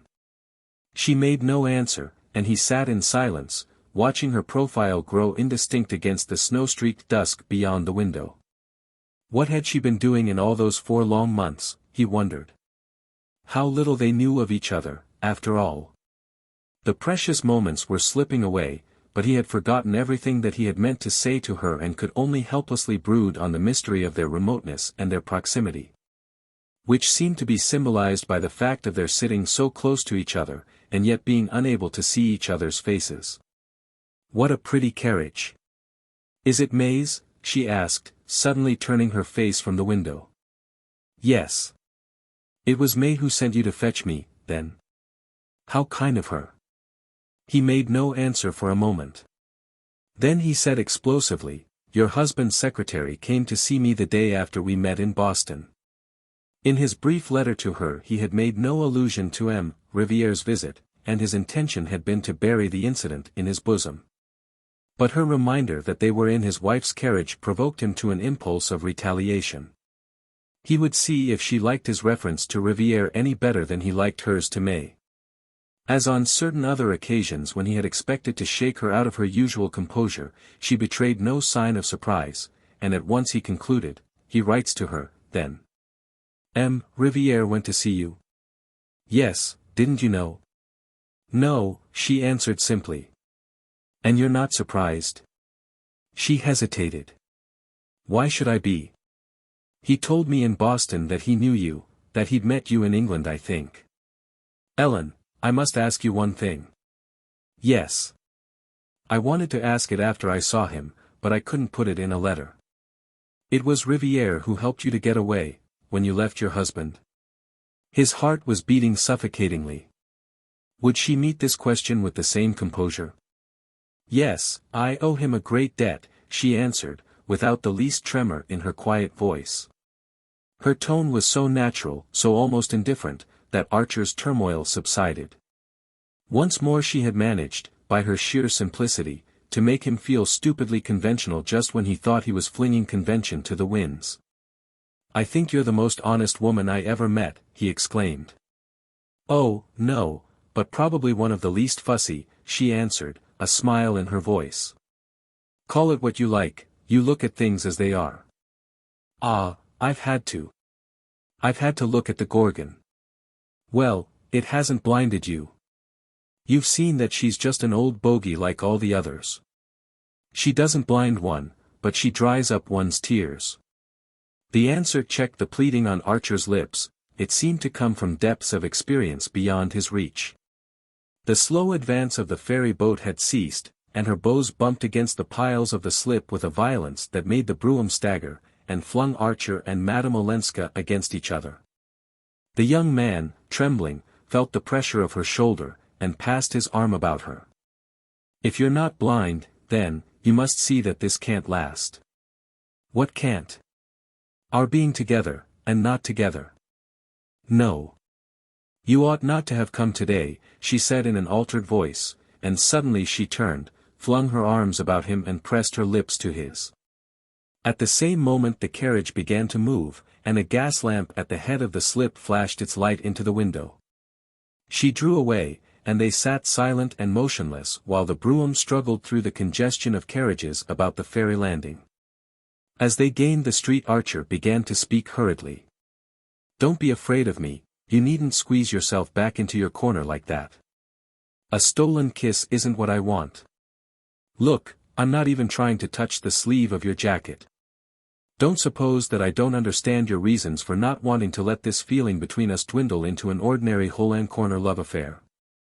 I couldn't have spoken like this yesterday, because when we've been apart, and I'm looking forward to seeing you, every thought is burnt up in a great flame. But then you come.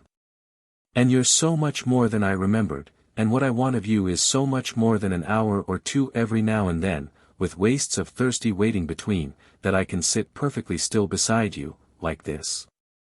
With that other vision in my mind, just quietly trusting to it to come true. For a moment she made no reply, then she asked, hardly above a whisper, what do you mean by trusting to it to come true? Why, you know it will, don't you? Your vision of you and me together. She burst into a sudden hard laugh. You choose your place well to put it to me. Do you mean because we're in my wife's brougham? Shall we get out and walk, then? I don't suppose you mind a little snow. She laughed again, more gently. No. I shan't get out and walk, because my business is to get to Granny's as quickly as I can.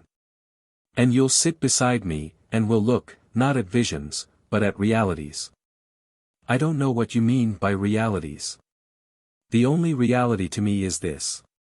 She met the words with a long silence, during which the carriage rolled down an obscure side street and then turned into the searching illumination of Fifth Avenue. "Is it your idea, then, that I should live with you as your mistress, since I can't be your wife?" she asked. The crudeness of the question startled him. The word was one that women of his class fought shy of, even when their talk flitted closest about the topic. He noticed that Madame Olenska pronounced it as if it had a recognized place in her vocabulary, and he wondered if it had been used familiarly in her presence in the horrible life she had fled from. Her question pulled him up with a jerk, and he floundered. I want somehow to get away with you into a world where words like that, categories like that, won't exist. Where we shall be simply two human beings who love each other, who are the whole of life to each other, and nothing else on earth will matter." She drew a deep sigh that ended in another laugh. "Oh, my dear, where is that country? Have you ever been there?" she asked, and as he remained sullenly dumb she went on, "I know so many who've tried to find it. And, believe me, they all got out by mistake at wayside stations, at places like Boulogne, or Pisa, or Monte Carlo, and it wasn't at all different from the old world they'd left, but only rather smaller and dingier and more promiscuous." He had never heard her speak in such a tone, and he remembered the phrase she had used a little while before. "Yes, the Gorgon has dried your tears," he said. "Well, she opened my eyes too. It's a delusion to say that she blinds people. What she does is just the contrary, she fastens their eyelids open, so that they're never again in the blessed darkness. Isn't there a Chinese torture like that? There ought to be. Ah, believe me, it's a miserable little country."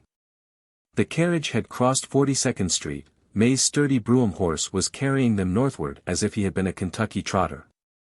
Archer choked with the sense of wasted minutes and vain words. "Then what, exactly, is your plan for us?" he asked.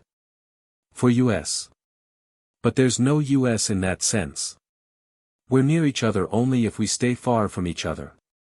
Then we can be ourselves. Otherwise we're only Newland Archer, the husband of Ellen Olenska's cousin, and Ellen Olenska, the cousin of Newland Archer's wife, trying to be happy behind the backs of the people who trust them." "Ah, I'm beyond that," he groaned. "No, you're not. You've never been beyond." "And I have," she said, in a strange voice, "and I know what it looks like there." He sat silent, dazed with inarticulate pain. Then he groped in the darkness of the carriage for the little bell that signaled orders to the coachman. He remembered that May rang twice when she wished to stop. He pressed the bell, and the carriage drew up beside the curbstone. "Why are we stopping?" "This is not Granny's," Madame Olenska exclaimed. "No, I shall get out here," he stammered, opening the door and jumping to the pavement. By the light of a street lamp he saw her startled face, and the instinctive motion she made to detain him. He closed the door, and leaned for a moment in the window. "You're right, I ought not to have come today," he said, lowering his voice so that the coachman should not hear. She bent forward, and seemed about to speak. But he had already called out the order to drive on, and the carriage rolled away while he stood on the corner. The snow was over, and a tingling wind had sprung up, that lashed his face as he stood gazing. Suddenly he felt something stiff and cold on his lashes, and perceived that he had been crying, and that the wind had frozen his tears. He thrust his hands in his pockets, and walked at a sharp pace down Fifth Avenue to his own house. XXX. That evening when Archer came down before dinner he found the drawing-room empty. He and May were dining alone, all the family engagements having been postponed since Mrs. Manson Mingott's illness. And as May was the more punctual of the two he was surprised that she had not preceded him. He knew that she was at home, for while he dressed he had heard her moving about in her room, and he wondered what had delayed her. He had fallen into the way of dwelling on such conjectures as a means of tying his thoughts fast to reality. Sometimes he felt as if he had found the clue to his father-in-law's absorption in trifles, perhaps even Mr. Welland, long ago, had had escapes and visions, and had conjured up all the hosts of domesticity to defend himself against them. When May appeared he thought she looked tired. She had put on the low-necked and tightly laced dinner dress which the Minot ceremonial exacted on the most informal occasions, and had built her fair hair into its usual accumulated coils, and her face, in contrast, was wan and almost faded. But she shone on him with her usual tenderness, and her eyes had kept the blue dazzle of the day before. "What became of you, dear?" she asked. "I was waiting at Granny's, and Ellen came alone, and said she had dropped you on the way because you had to rush off on business." "There's nothing wrong. Only some letters I'd forgotten, and wanted to get off before dinner." "Ah," she said. And a moment afterward, "I'm sorry you didn't come to Granny's, unless the letters were urgent." "They were," he rejoined, surprised at her insistence. "Besides, I don't see why I should have gone to your grandmother's. I didn't know you were there." She turned and moved to the looking-glass above the mantelpiece. As she stood there, lifting her long arm to fasten a puff that had slipped from its place in her intricate hair, Archer was struck by something languid and inelastic in her attitude, and wondered if the deadly monotony of their lives had laid its weight on her also. Then he remembered that, as he had left the house that morning, she had called over the stairs that she would meet him at her grandmother's so that they might drive home together. He had called back a cheery yes. And then, absorbed in other visions, had forgotten his promise. Now he was smitten with compunction, yet irritated that so trifling an omission should be stored up against him after nearly 2 years of marriage. He was weary of living in a perpetual tepid honeymoon, without the temperature of passion yet with all its exactions. If May had spoken out her grievances, he suspected her of many, he might have laughed them away. But she was trained to conceal imaginary wounds under a Spartan smile. To disguise his own annoyance he asked how her grandmother was, and she answered that Mrs. Minot was still improving, but had been rather disturbed by the last news about the Beauforts. "What news?" "It seems they're going to stay in New York. I believe he's going into an insurance business, or something. They're looking about for a small house." The preposterousness of the case was beyond discussion, and they went into dinner. During dinner their talk moved in its usual limited circle. But Archer noticed that his wife made no allusion to Madame Olenska, nor to old Catherine's reception of her. He was thankful for the fact, yet felt it to be vaguely ominous. They went up to the library for coffee, and Archer lit a cigar and took down a volume of Michelet. He had taken to history in the evenings since May had shown a tendency to ask him to read aloud whenever she saw him with a volume of poetry, not that he disliked the sound of his own voice, but because he could always foresee her comments on what he read. In the days of their engagement she had simply, as he now perceived, echoed what he told her, but since he had ceased to provide her with opinions she had begun to hazard her own, with results destructive to his enjoyment of the works commented on. Seeing that he had chosen history she fetched her work-basket, drew up an armchair to the green-shaded student lamp, and uncovered a cushion she was embroidering for his sofa. She was not a clever needlewoman. Her large capable hands were made for riding, rowing and open-air activities, but since other wives embroidered cushions for their husbands she did not wish to omit this last link in her devotion. She was so placed that Archer, by merely raising his eyes, could see her bent above her work frame, her ruffled elbow sleeves slipping back from her firm round arms, the betrothal sapphire shining on her left hand above her broad gold wedding ring, and the right hand slowly and laboriously stabbing the canvas. As she sat thus, the lamplight full on her clear brow, he said to himself with a secret dismay that he would always know the thoughts behind it, that never, in all the years to come, would she surprise him by an unexpected mood, by a new idea. A weakness, a cruelty, or an emotion.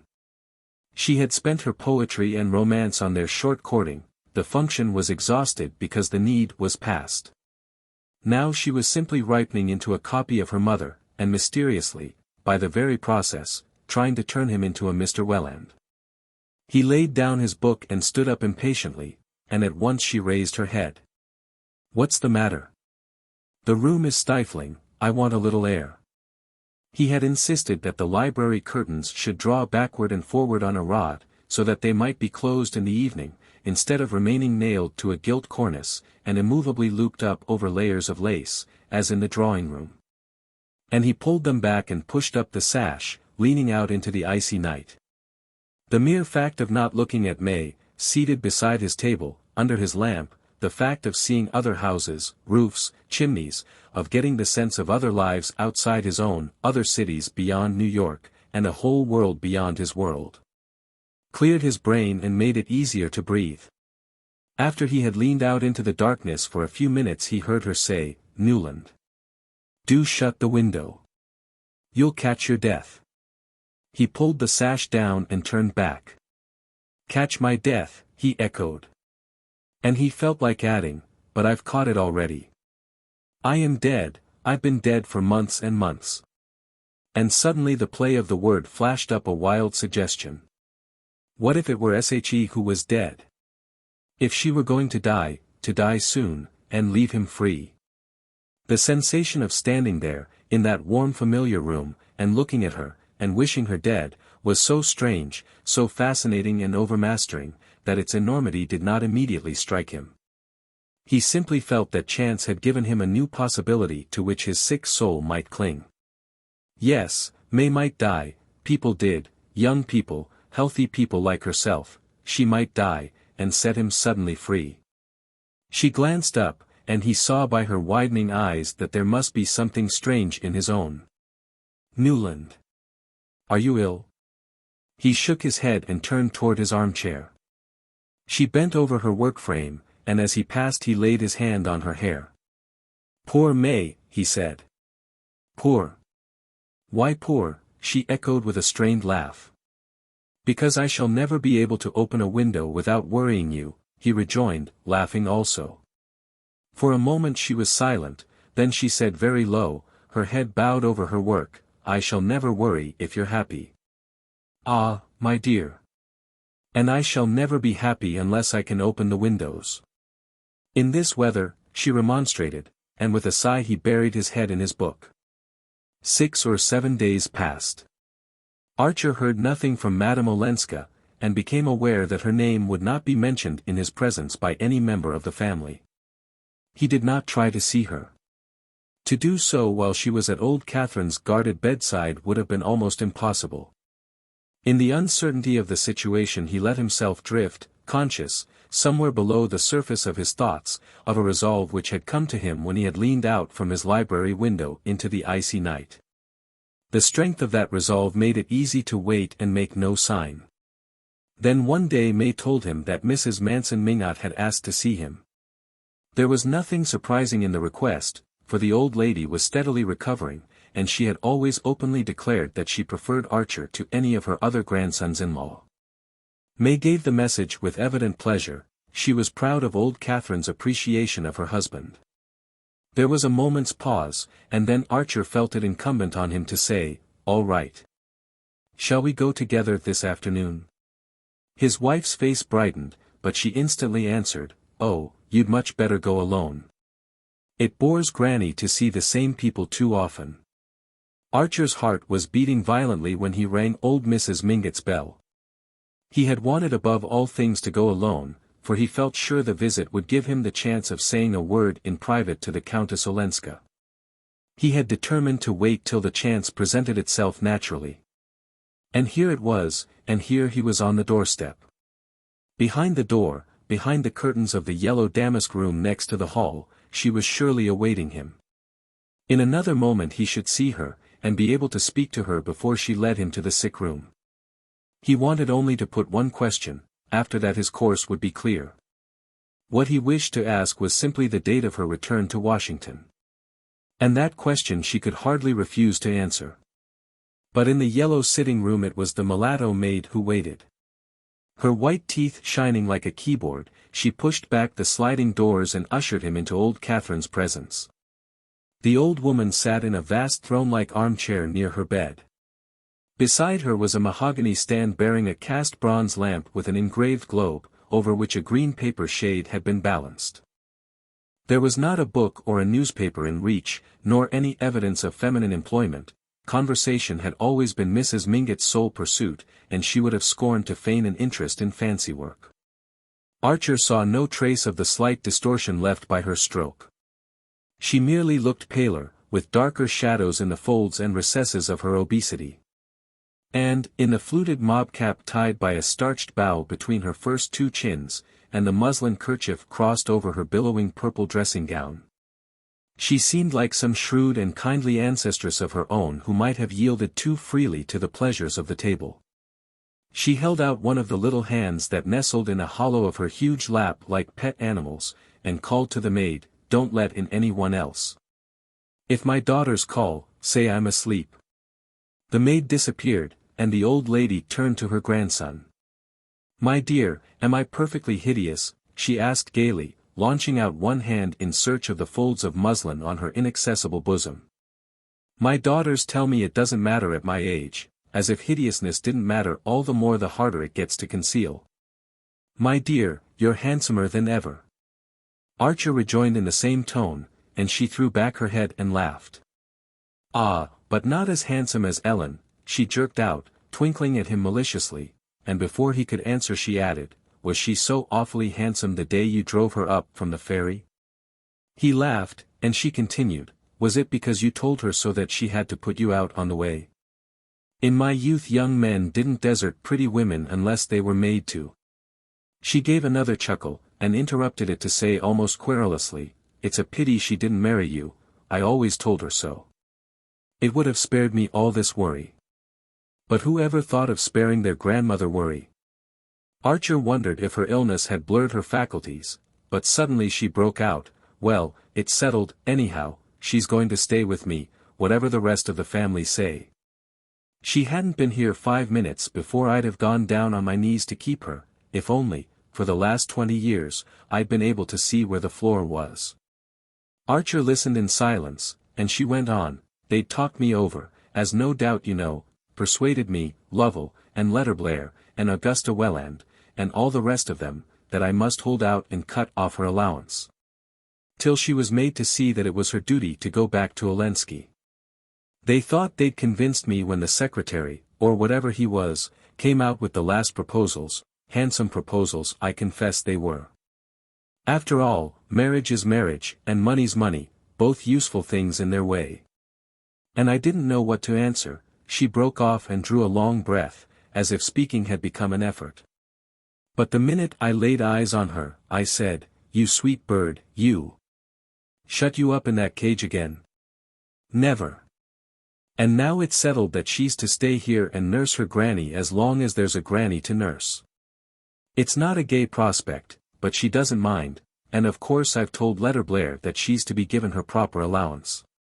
The young man heard her with veins aglow, but in his confusion of mind he hardly knew whether her news brought joy or pain.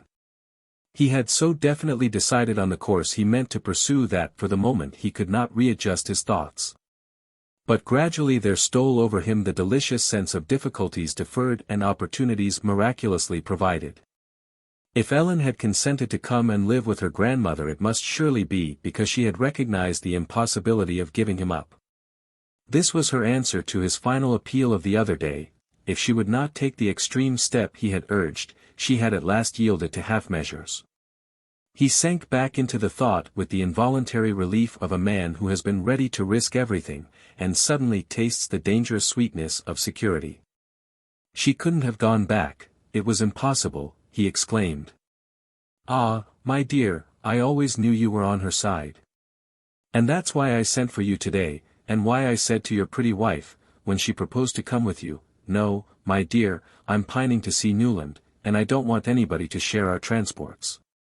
For you see, my dear," she drew her head back as far as its tethering chins permitted, and looked him full in the eyes, "you see, we shall have a fight yet.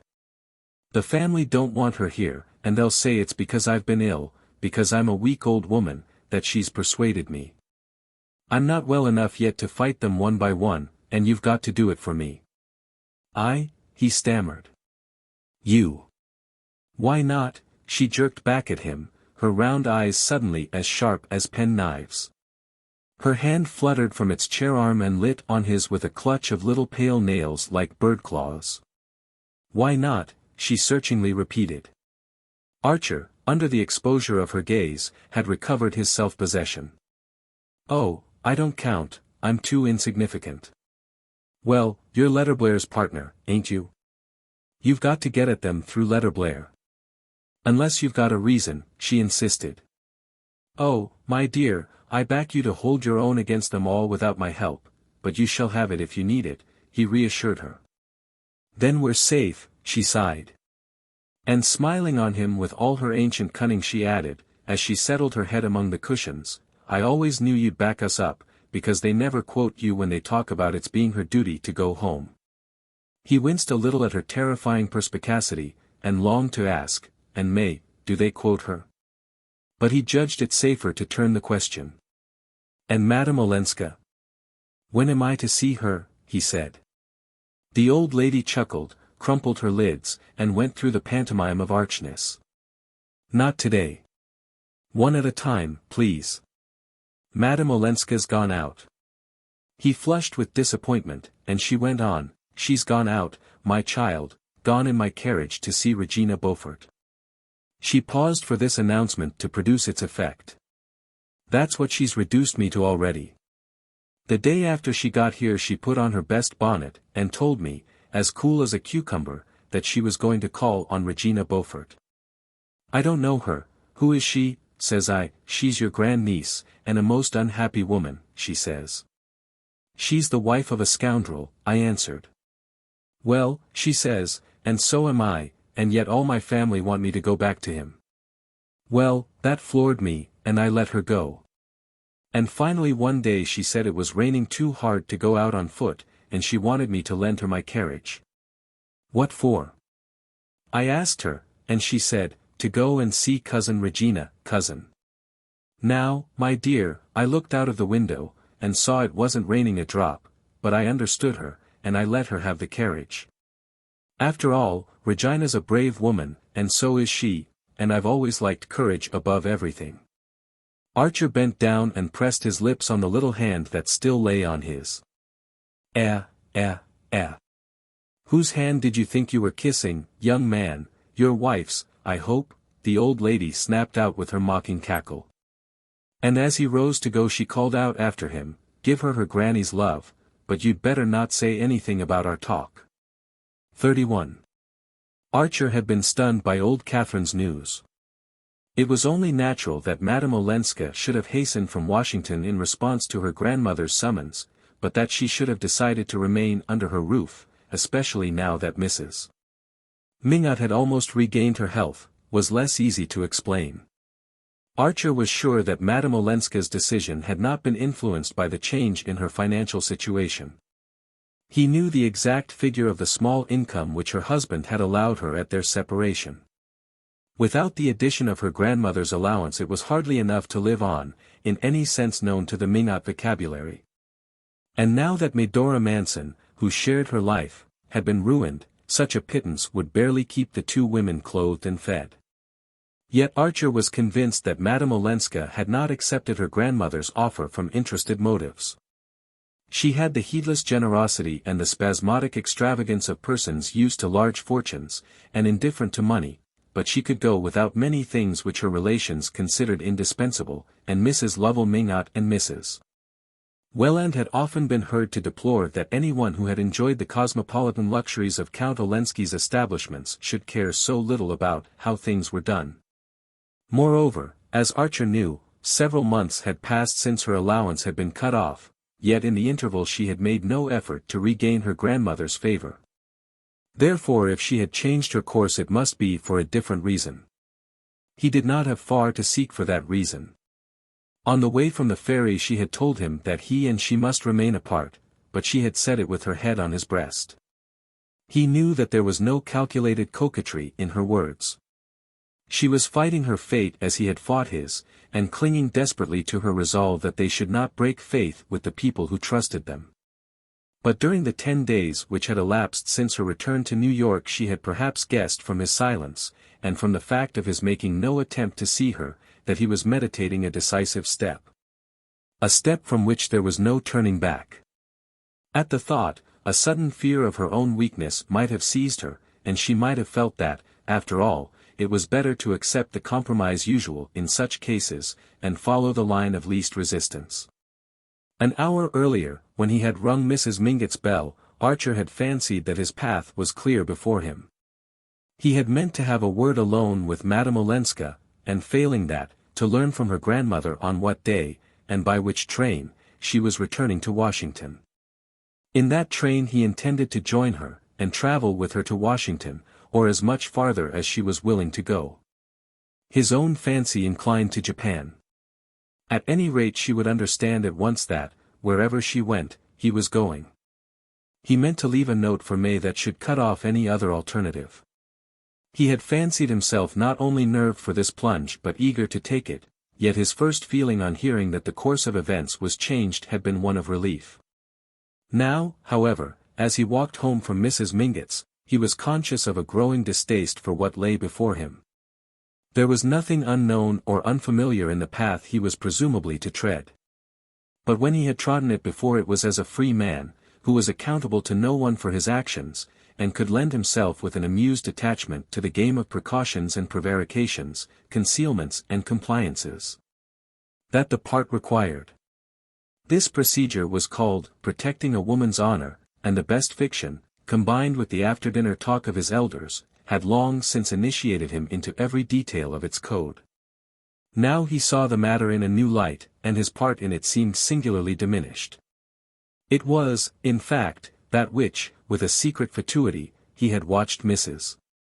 Thorley Rushworth play toward a fond and unperceiving husband, a smiling, bantering, humoring, watchful and incessant lie.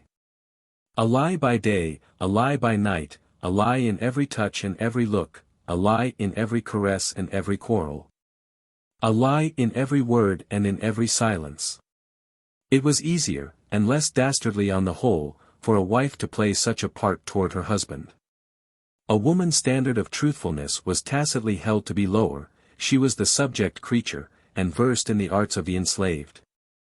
Then she could always plead moods and nerves, and the right not to be held too strictly to account.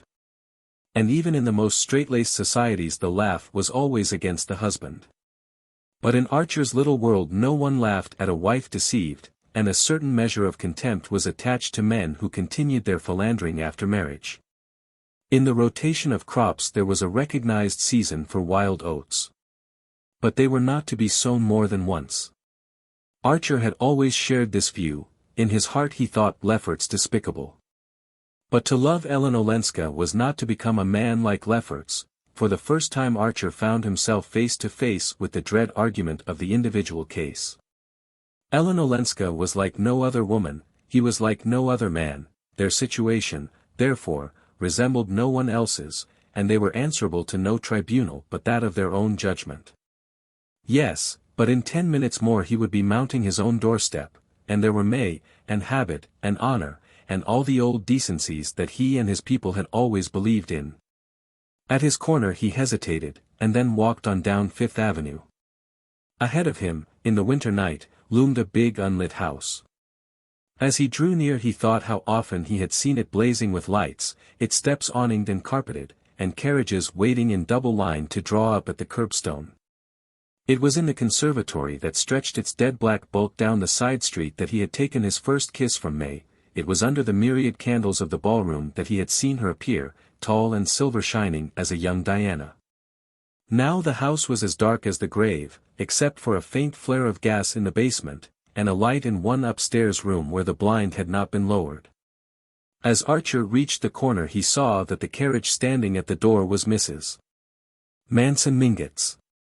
What an opportunity for Sillerton Jackson, if he should chance to pass. Archer had been greatly moved by old Catherine's account of Madame Olenska's attitude toward Mrs. Beaufort. It made the righteous reprobation of New York seem like a passing by on the other side. But he knew well enough what construction the clubs and drawing rooms would put on Ellen Olenska's visits to her cousin. He paused and looked up at the lighted window. No doubt the two women were sitting together in that room, Beaufort had probably sought consolation elsewhere. There were even rumors that he had left New York with Fanny Ring, but Mrs. Beaufort's attitude made the report seem improbable. Archer had the nocturnal perspective of Fifth Avenue almost to himself. At that hour most people were indoors, dressing for dinner. And he was secretly glad that Ellen's exit was likely to be unobserved. As the thought passed through his mind, the door opened, and she came out. Behind her was a faint light, such as might have been carried down the stairs to show her the way. She turned to say a word to someone, then the door closed, and she came down the steps. "Ellen," he said in a low voice, as she reached the pavement. She stopped with a slight start, and just then he saw two young men of fashionable cut approaching. There was a familiar air about their overcoats and the way their smart silk mufflers were folded over their white ties. And he wondered how youths of their quality happened to be dining out so early. Then he remembered that the Reggie Chiverses, whose house was a few doors above, were taking a large party that evening to see Adelaide Neilson in Romeo and Juliet, and guessed that the two were of the number. They passed under a lamp, and he recognized Lawrence Lefferts and a young Chivers. A mean desire not to have Madame Olenska seen at the Beaufort's door vanished as he felt the penetrating warmth of her hand. "I shall see you now, we shall be together," he broke out, hardly knowing what he said. "Ah," she answered, "Granny has told you?" While he watched her he was aware that Lefferts and Chivers, on reaching the farther side of the street corner, had discreetly struck away across Fifth Avenue. It was the kind of masculine solidarity that he himself often practiced. Now he sickened at their connivance. Did she really imagine that he and she could live like this? And if not, what else did she imagine? "Tomorrow I must see you, somewhere where we can be alone," he said, in a voice that sounded almost angry to his own ears. She wavered, and moved toward the carriage. "But I shall be at Granny's, for the present that is," she added, as if conscious that her change of plans required some explanation. "Somewhere where we can be alone," he insisted. She gave a faint laugh that grated on him. "In New York? But there are no churches, no monuments. There's the art museum, in the park," he explained, as she looked puzzled. "At 2:30. I shall be at the door." She turned away without answering and got quickly into the carriage. As it drove off she leaned forward, and he thought she waved her hand in the obscurity. He stared after her in a turmoil of contradictory feelings. It seemed to him that he had been speaking not to the woman he loved but to another, a woman he was indebted to for pleasures already wearied of. It was hateful to find himself the prisoner of this hackneyed vocabulary. "She'll come," he said to himself, almost contemptuously. Avoiding the popular Wolf collection, whose anecdotic canvases filled one of the main galleries of the queer wilderness of cast iron and encaustic tiles known as the Metropolitan Museum. They had wandered down a passage to the room where the Cesnola antiquities mouldered in unvisited loneliness. They had this melancholy retreat to themselves, and seated on the divan enclosing the central steam radiator, they were staring silently at the glass cabinets mounted in ebonist wood which contained the recovered fragments of Ilium. "It's odd," Madame Olenska said, "I never came here before." "Ah, well. Some day, I suppose, it will be a great museum." "Yes," she assented absently. She stood up and wandered across the room. Archer, remaining seated, watched the light movements of her figure, so girlish even under its heavy furs, the cleverly planted heron wing in her fur cap, and the way a dark curl lay like a flattened vine spiral on each cheek above the ear. His mind, as always when they first met, was wholly absorbed in the delicious details that made her herself and no other. Presently he rose and approached the case before which she stood. Its glass shelves were crowded with small broken objects, hardly recognizable domestic utensils, ornaments and personal trifles, made of glass, of clay, of discolored bronze and other time-blurred substances. "It seems cruel," she said, "that after a while nothing matters, any more than these little things, that used to be necessary and important to forgotten people, and now have to be guessed at under a magnifying glass and labeled, use unknown." "Yes. But meanwhile." "Ah, meanwhile."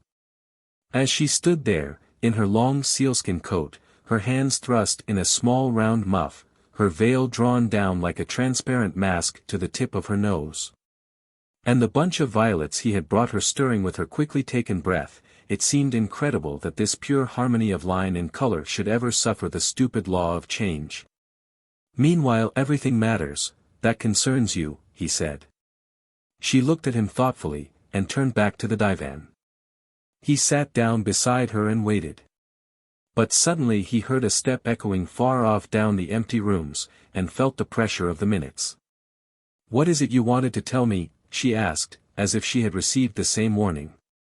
"What I wanted to tell you," he rejoined. "Why, that I believe you came to New York because you were afraid." "Afraid? Of my coming to Washington?"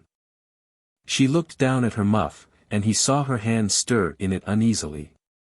"Well, yes," she said. "You were afraid? You knew?" "Yes, I knew." "Well, then," he insisted.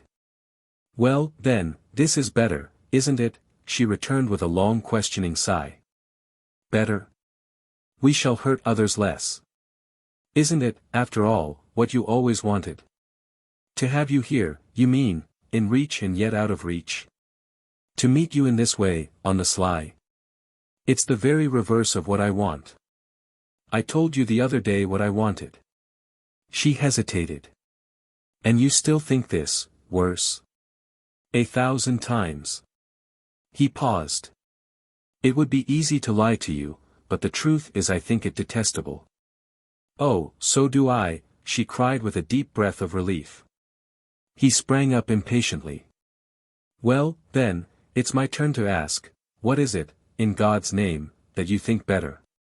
She hung her head and continued to clasp and unclasp her hands in her muff.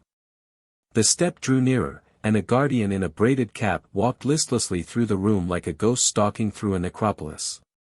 They fixed their eyes simultaneously on the case opposite them, and when the official figure had vanished down a vista of mummies and sarcophagi, Archer spoke again. "What do you think better?" Instead of answering, she murmured, "I promised Granny to stay with her because it seemed to me that here I should be safer." "From me?" She bent her head slightly, without looking at him. "Safer from loving me?" Her profile did not stir, but he saw a tear overflow on her lashes and hang in a mesh of her veil. "Safer from doing irreparable harm." "Don't let us be like all the others," she protested. "What others?" "I don't profess to be different from my kind. I'm consumed by the same wants and the same longings." She glanced at him with a kind of terror, and he saw a faint color steal into her cheeks. "Shall I, once come to you, and then go home?" she suddenly hazarded in a low clear voice. The blood rushed to the young man's forehead. "Dearest," he said, without moving. It seemed as if he held his heart in his hands, like a full cup that the least motion might overbrim. Then her last phrase struck his ear and his face clouded. "Go home? What do you mean by going home?" "Home to my husband." "And you expect me to say yes to that?" She raised her troubled eyes to his. "What else is there? I can't stay here and lie to the people who've been good to me.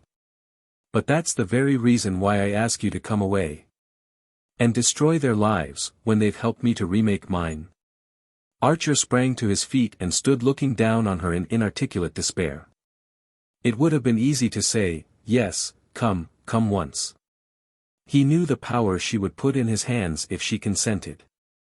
There would be no difficulty then in persuading her not to go back to her husband. But something silenced the word on his lips. A sort of passionate honesty in her made it inconceivable that he should try to draw her into that familiar trap. "If I were to let her come," he said to himself, "I should have to let her go again." And that was not to be imagined.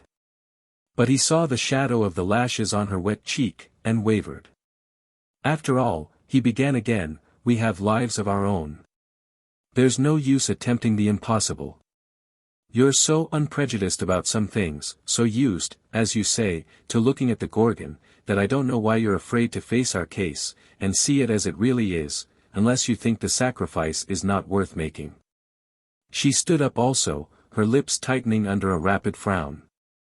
"Call it that, then, I must go," she said, drawing her little watch from her bosom. She turned away, and he followed and caught her by the wrist. "Well, then, come to me once," he said, his head turning suddenly at the thought of losing her, and for a second or two they looked at each other almost like enemies. When? He insisted. Tomorrow. She hesitated. The day after. Dearest. He said again. She had disengaged her wrist, but for a moment they continued to hold each other's eyes, and he saw that her face, which had grown very pale, was flooded with a deep inner radiance. His heart beat with awe, he felt that he had never before beheld love visible. "Oh, I shall be late, goodbye." "No, don't come any farther than this," she cried, walking hurriedly away down the long room, as if the reflected radiance in his eyes had frightened her. When she reached the door she turned for a moment to wave a quick farewell. Archer walked home alone. Darkness was falling when he let himself into his house, and he looked about at the familiar objects in the hall as if he viewed them from the other side of the grave. The parlour-maid, hearing his step, ran up the stairs to light the gas on the upper landing. "Is Mrs. Archer in?" "No, sir, Mrs. Archer went out in the carriage after luncheon, and hasn't come back." With a sense of relief he entered the library and flung himself down in his armchair. The parlour-maid followed, bringing the student lamp and shaking some coals onto the dying fire. When she left he continued to sit motionless, his elbows on his knees, his chin on his clasped hands, his eyes fixed on the red grate.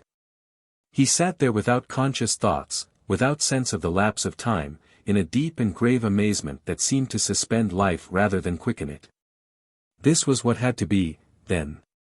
This was what had to be, he kept repeating to himself, as if he hung in the clutch of doom. What he had dreamed of had been so different that there was a mortal chill in his rapture. The door opened and May came in.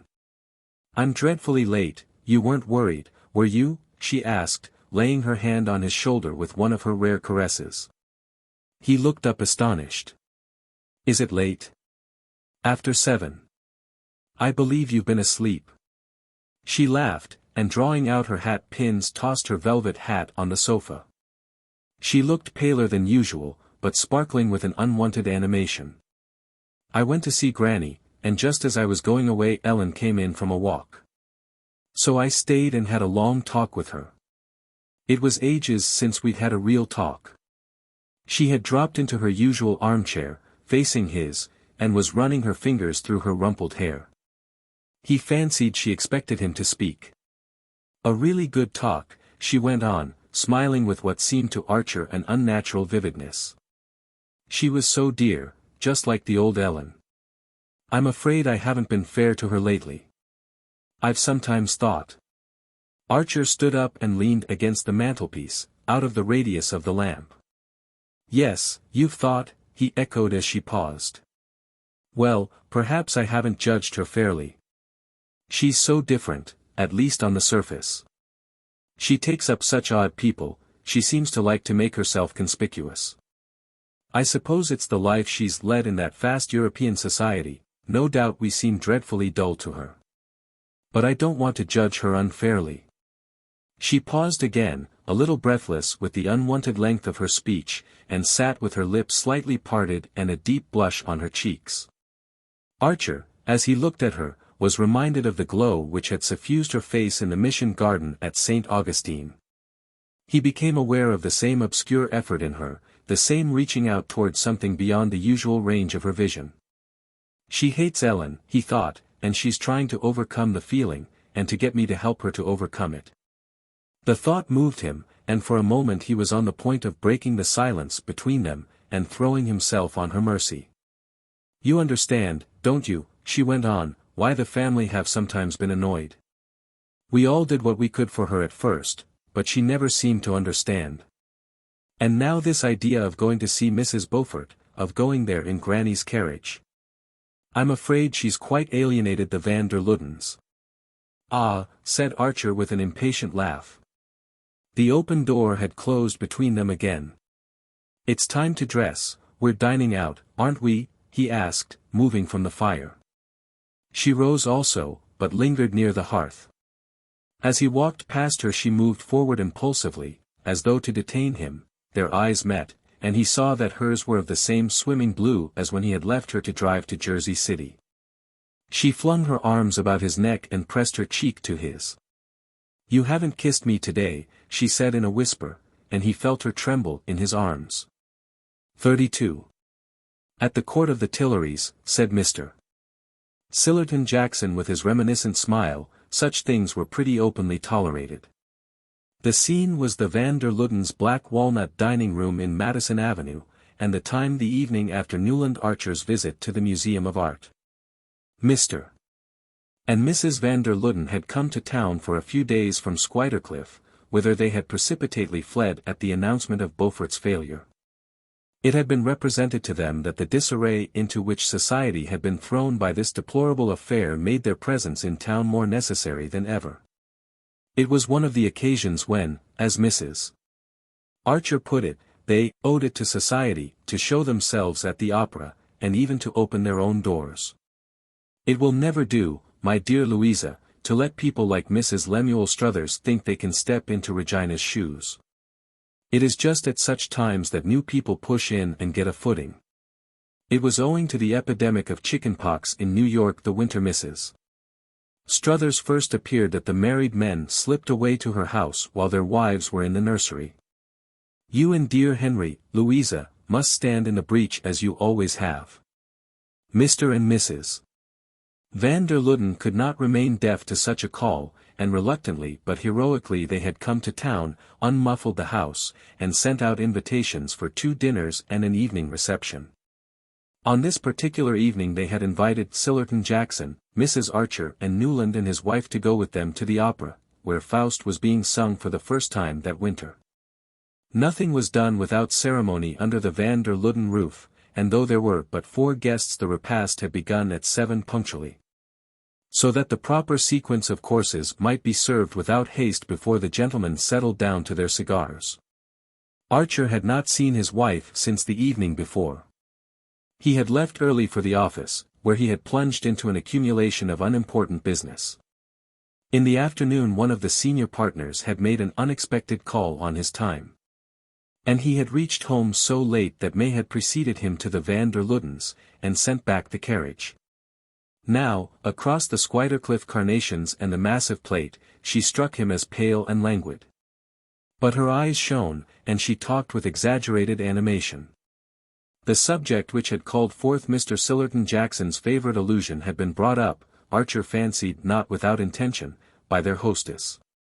The Beaufort failure, or rather the Beaufort attitude since the failure, was still a fruitful theme for the drawing-room moralist, and after it had been thoroughly examined and condemned Mrs.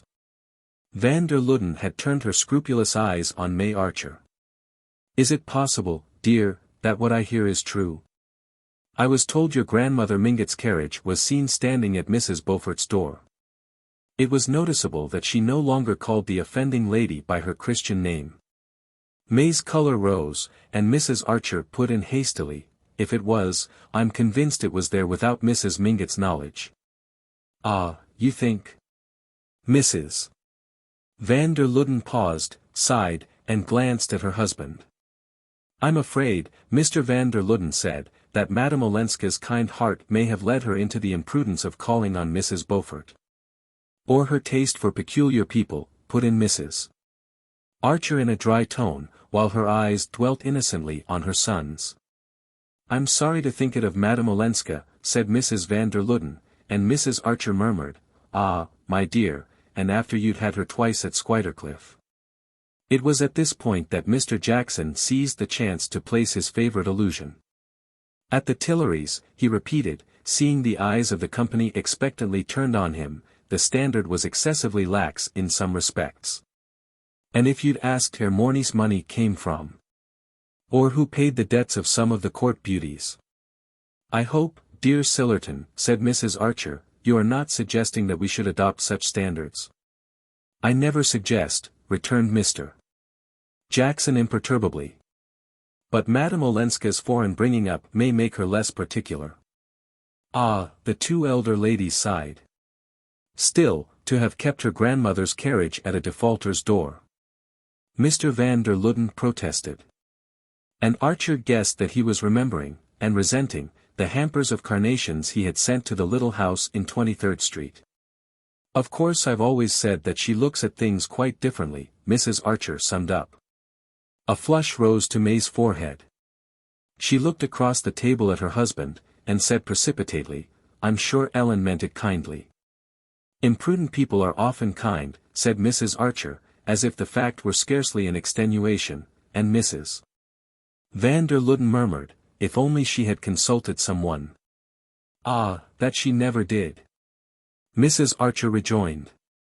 At this point Mr. van der Luden glanced at his wife, who bent her head slightly in the direction of Mrs. Archer. And the glimmering trains of the three ladies swept out of the door while the gentlemen settled down to their cigars. Mr. van der Luden supplied short ones on opera nights. But they were so good that they made his guests deplore his inexorable punctuality. Archer, after the first act, had detached himself from the party and made his way to the back of the club box. From there he watched, over various Chivers, Minot and Rushworth's shoulders, the same scene that he had looked at, 2 years previously, on the night of his first meeting with Ellen Olenska. He had half expected her to appear again in old Mrs. Mingott's box, but it remained empty, and he sat motionless, his eyes fastened on it, till suddenly Madame Nilsson's pure soprano broke out into Mama, non-mama. Archer turned to the stage, where, in the familiar setting of giant roses and penwiper pansies, the same large blonde victim was succumbing to the same small brown seducer. From the stage his eyes wandered to the point of the horseshoe where May sat between two older ladies, just as, on that former evening, she had sat between Mrs. Lovell Minot and her newly arrived, foreign, cousin. As on that evening, she was all in white, and Archer, who had not noticed what she wore, recognized the blue-white satin and old lace of her wedding dress. It was the custom, in old New York, for brides to appear in this costly garment during the first year or two of marriage. His mother, he knew, kept hers in tissue paper in the hope that Janie might some day wear it. Though poor Janie was reaching the age when pearl-gray poplin and no bridesmaids would be thought more appropriate. It struck Archer that May, since their return from Europe, had seldom worn her bridal satin. And the surprise of seeing her in it made him compare her appearance with that of the young girl he had watched with such blissful anticipations 2 years earlier. Though May's outline was slightly heavier, as her goddess-like build had foretold, her athletic erectness of carriage, and the girlish transparency of her expression remained unchanged, but for the slight languor that Archer had lately noticed in her she would have been the exact image of the girl playing with the bouquet of lilies of the valley on her betrothal evening. The fact seemed an additional appeal to his pity, such innocence was as moving as the trustful clasp of a child. Then he remembered the passionate generosity latent under that incurious calm. He recalled her glance of understanding when he had urged that their engagement should be announced at the Beaufort ball. He heard the voice in which she had said, in the Mission Garden, I couldn't have my happiness made out of a wrong to someone else. And an uncontrollable longing seized him to tell her the truth, to throw himself on her generosity, and ask for the freedom he had once refused. Newland Archer was a quiet and self-controlled young man. Conformity to the discipline of a small society had become almost his second nature. It was deeply distasteful to him to do anything melodramatic and conspicuous, anything Mr.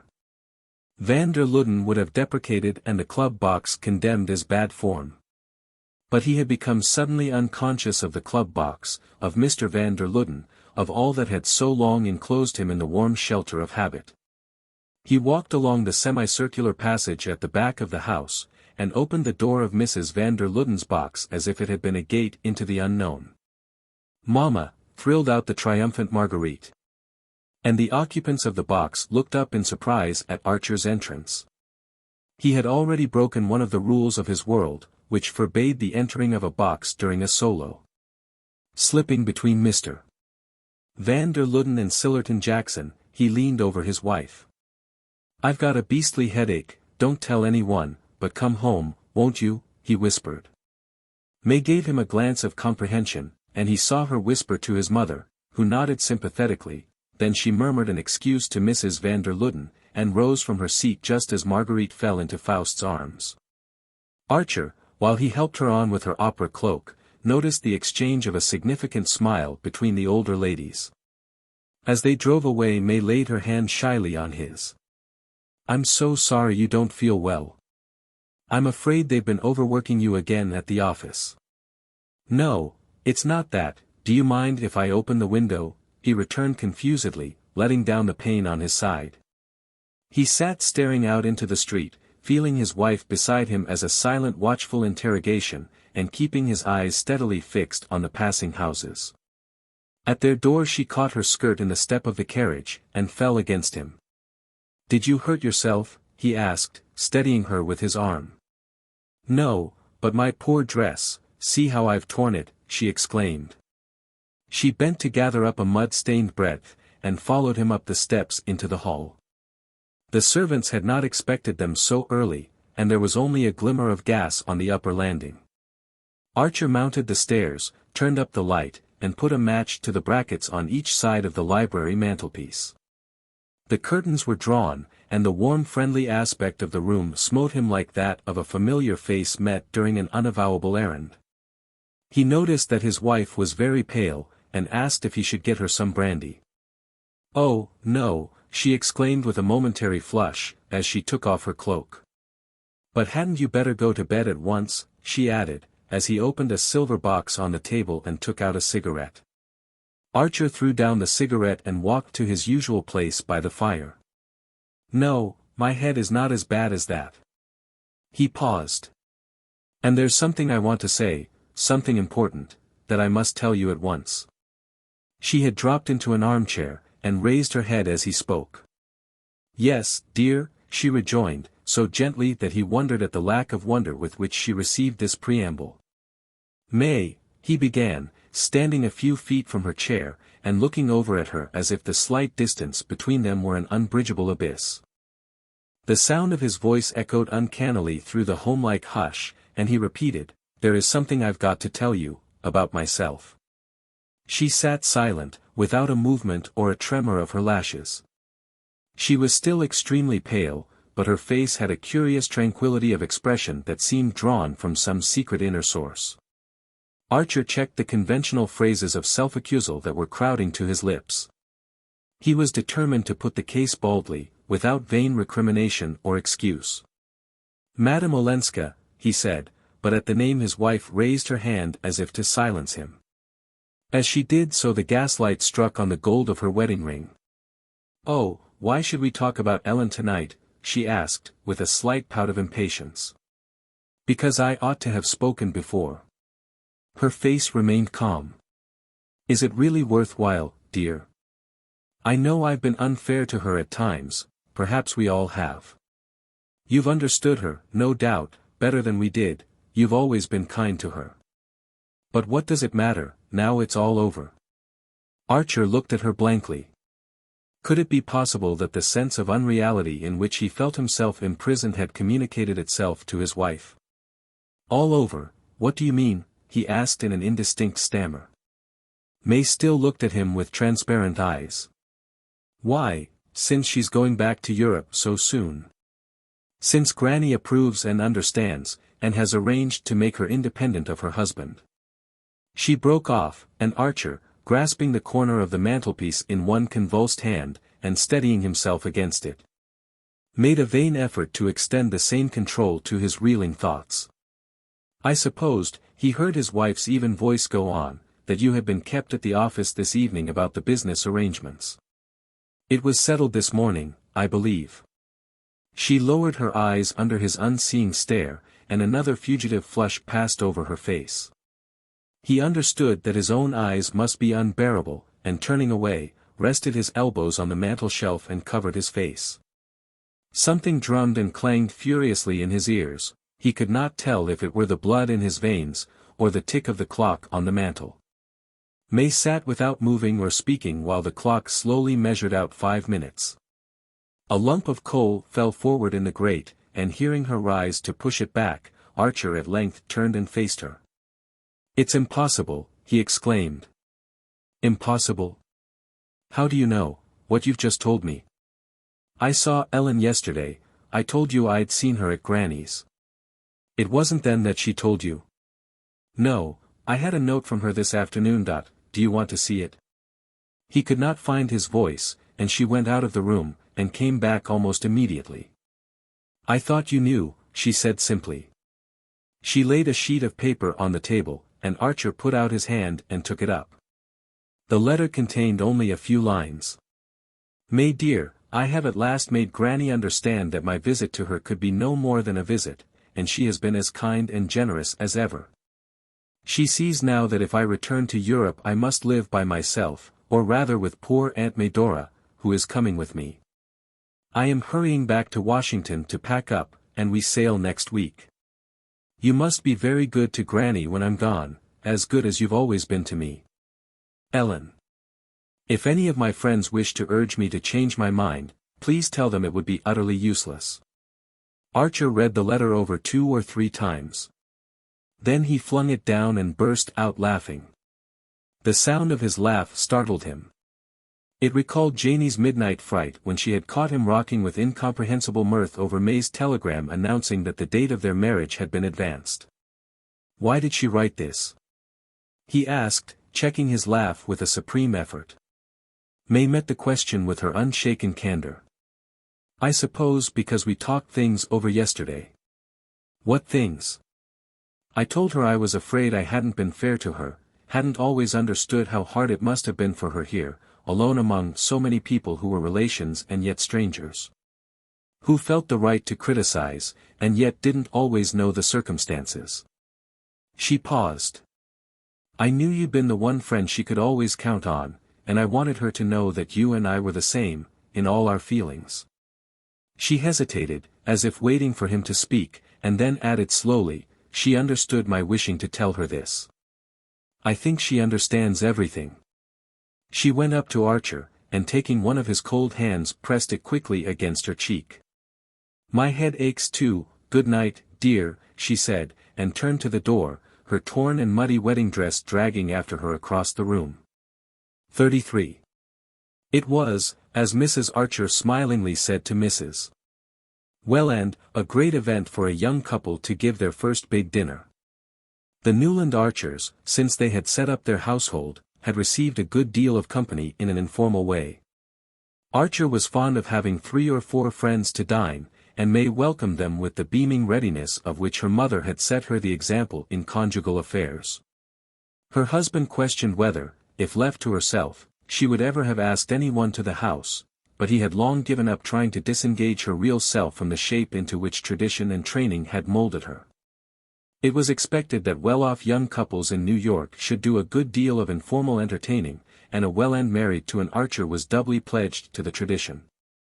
But a big dinner, with a hired chef and 2 borrowed footmen, with Roman punch, roses from Henderson's, and menus on gilt-edged cards, was a different affair, and not to be lightly undertaken.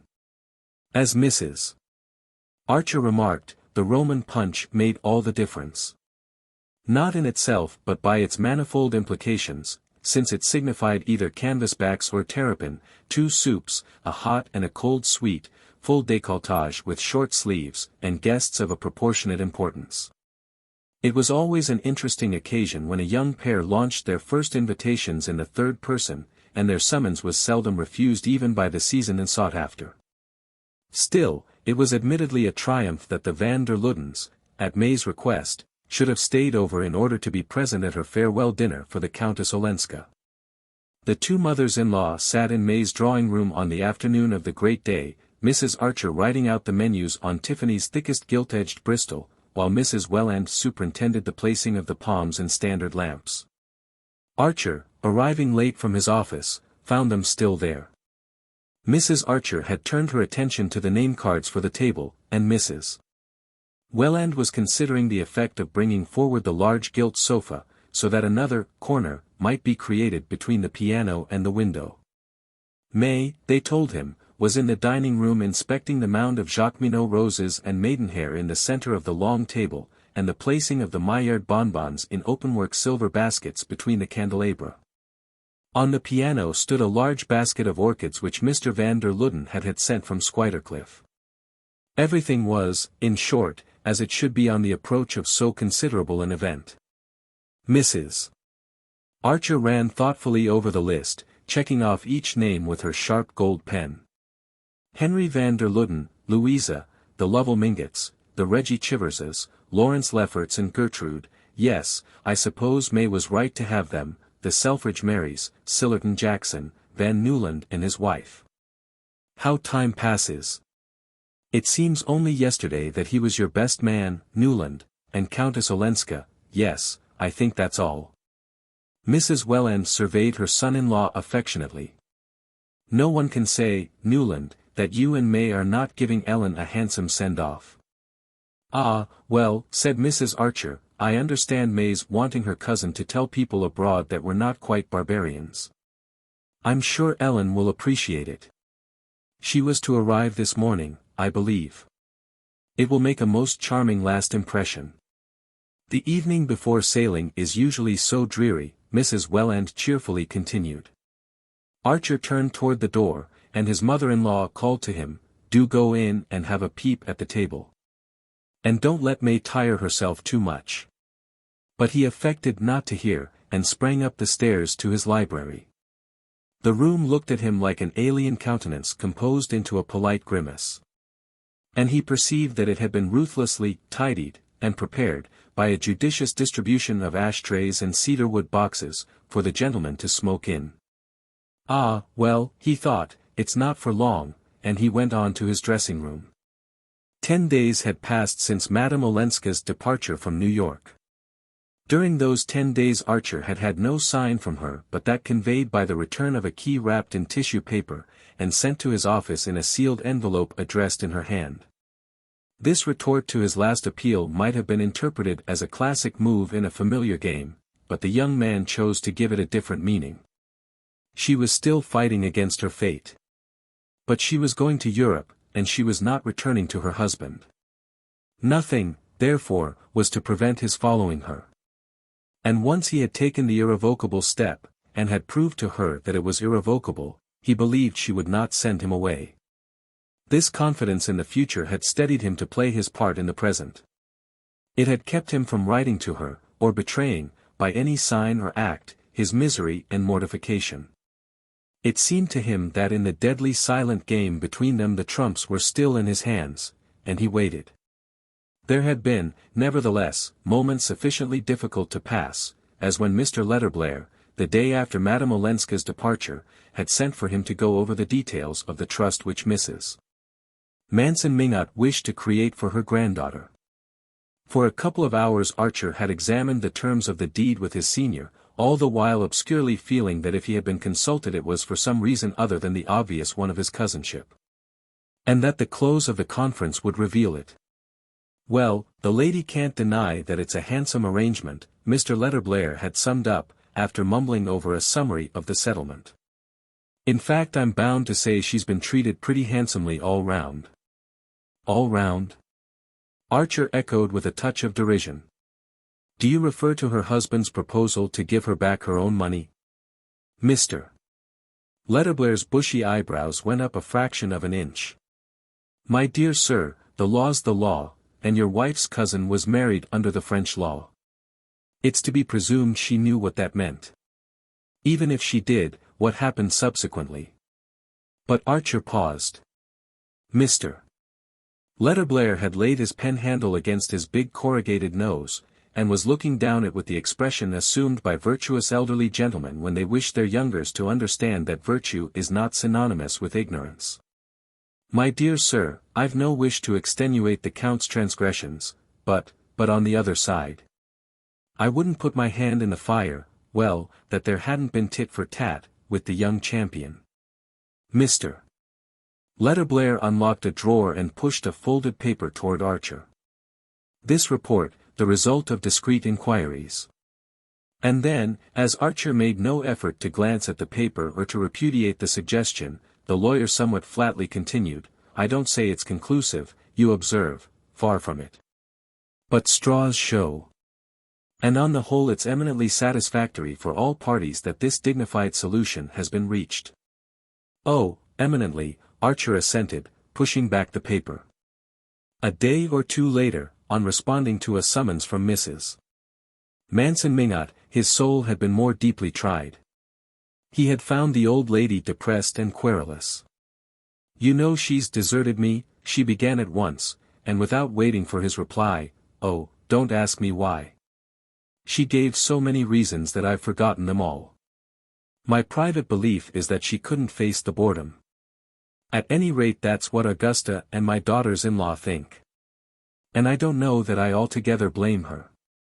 Olenski's a finished scoundrel, but life with him must have been a good deal gayer than it is in Fifth Avenue. Not that the family would admit that, they think Fifth Avenue is heaven with the Rue de la Paix thrown in. And poor Ellen, of course, has no idea of going back to her husband. She held out as firmly as ever against that. So she's to settle down in Paris with that fool Medora. Well, Paris is Paris, and you can keep a carriage there on next to nothing. But she was as gay as a bird, and I shall miss her. 2 tears, the parched tears of the old, rolled down her puffy cheeks and vanished in the abysses of her bosom. All I ask is, she concluded, that they shouldn't bother me any more.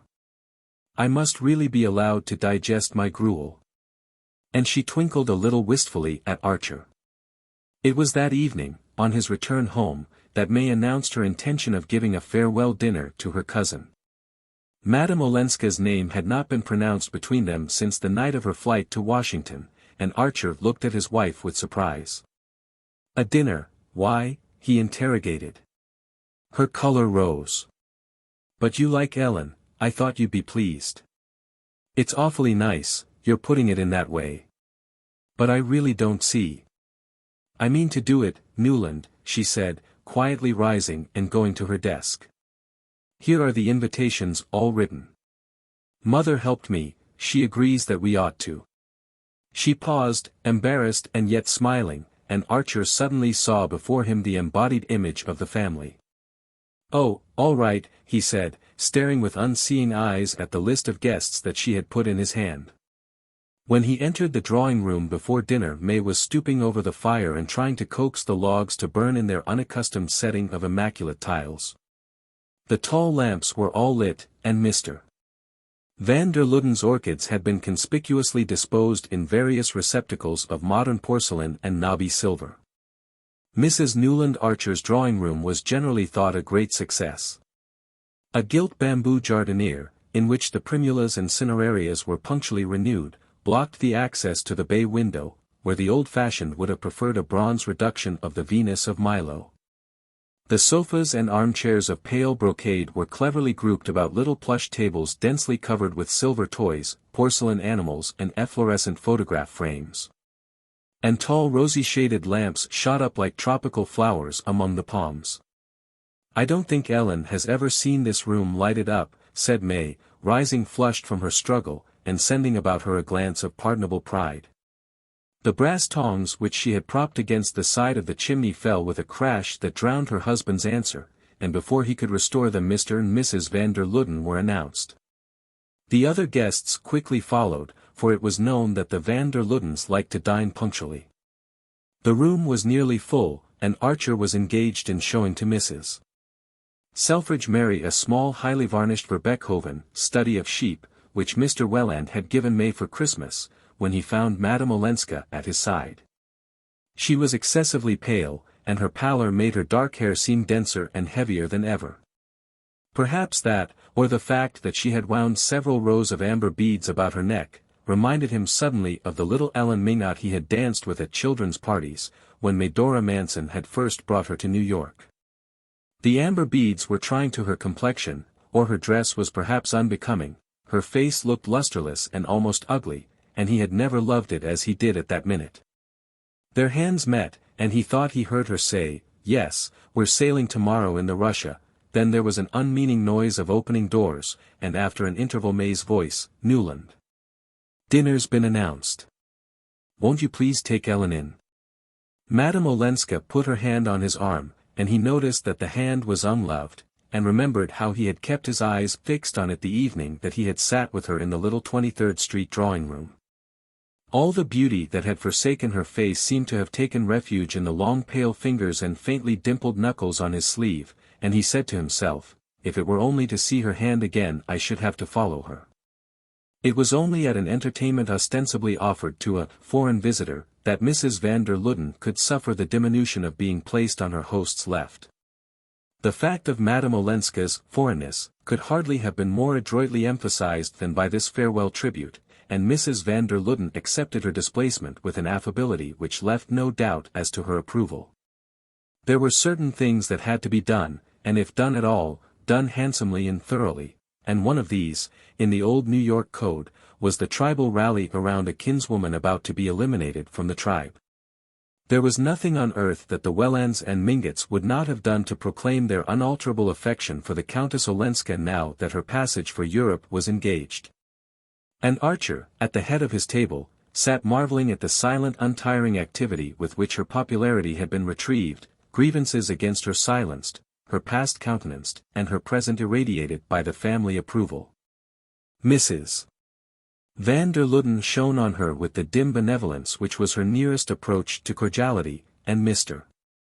van der Luden, from his seat at May's right, cast down the table glances plainly intended to justify all the carnations he had sent from Squidercliff. Archer, who seemed to be assisting at the scene in a state of odd imponderability, as if he floated somewhere between chandelier and ceiling, wondered at nothing so much as his own share in the proceedings. As his glance traveled from one placid well-fed face to another he saw all the harmless-looking people engaged upon May's canvasbacks as a band of dumb conspirators, and himself and the pale woman on his right as the center of their conspiracy. And then it came over him, in a vast flash made up of many broken gleams, that to all of them he and Madame Olenska were lovers, lovers in the extreme sense peculiar to foreign vocabularies. He guessed himself to have been, for months, the center of countless silently observing eyes and patiently listening ears. He understood that, by means as yet unknown to him, the separation between himself and the partner of his guilt had been achieved, and that now the whole tribe had rallied about his wife on the tacit assumption that nobody knew anything, or had ever imagined anything, and that the occasion of the entertainment was simply May Archer's natural desire to take an affectionate leave of her friend and cousin. It was the old New York way of taking life, without effusion of blood, the way of people who dreaded scandal more than disease, who placed decency above courage, and who considered that nothing was more ill-bred than scenes, except the behavior of those who gave rise to them.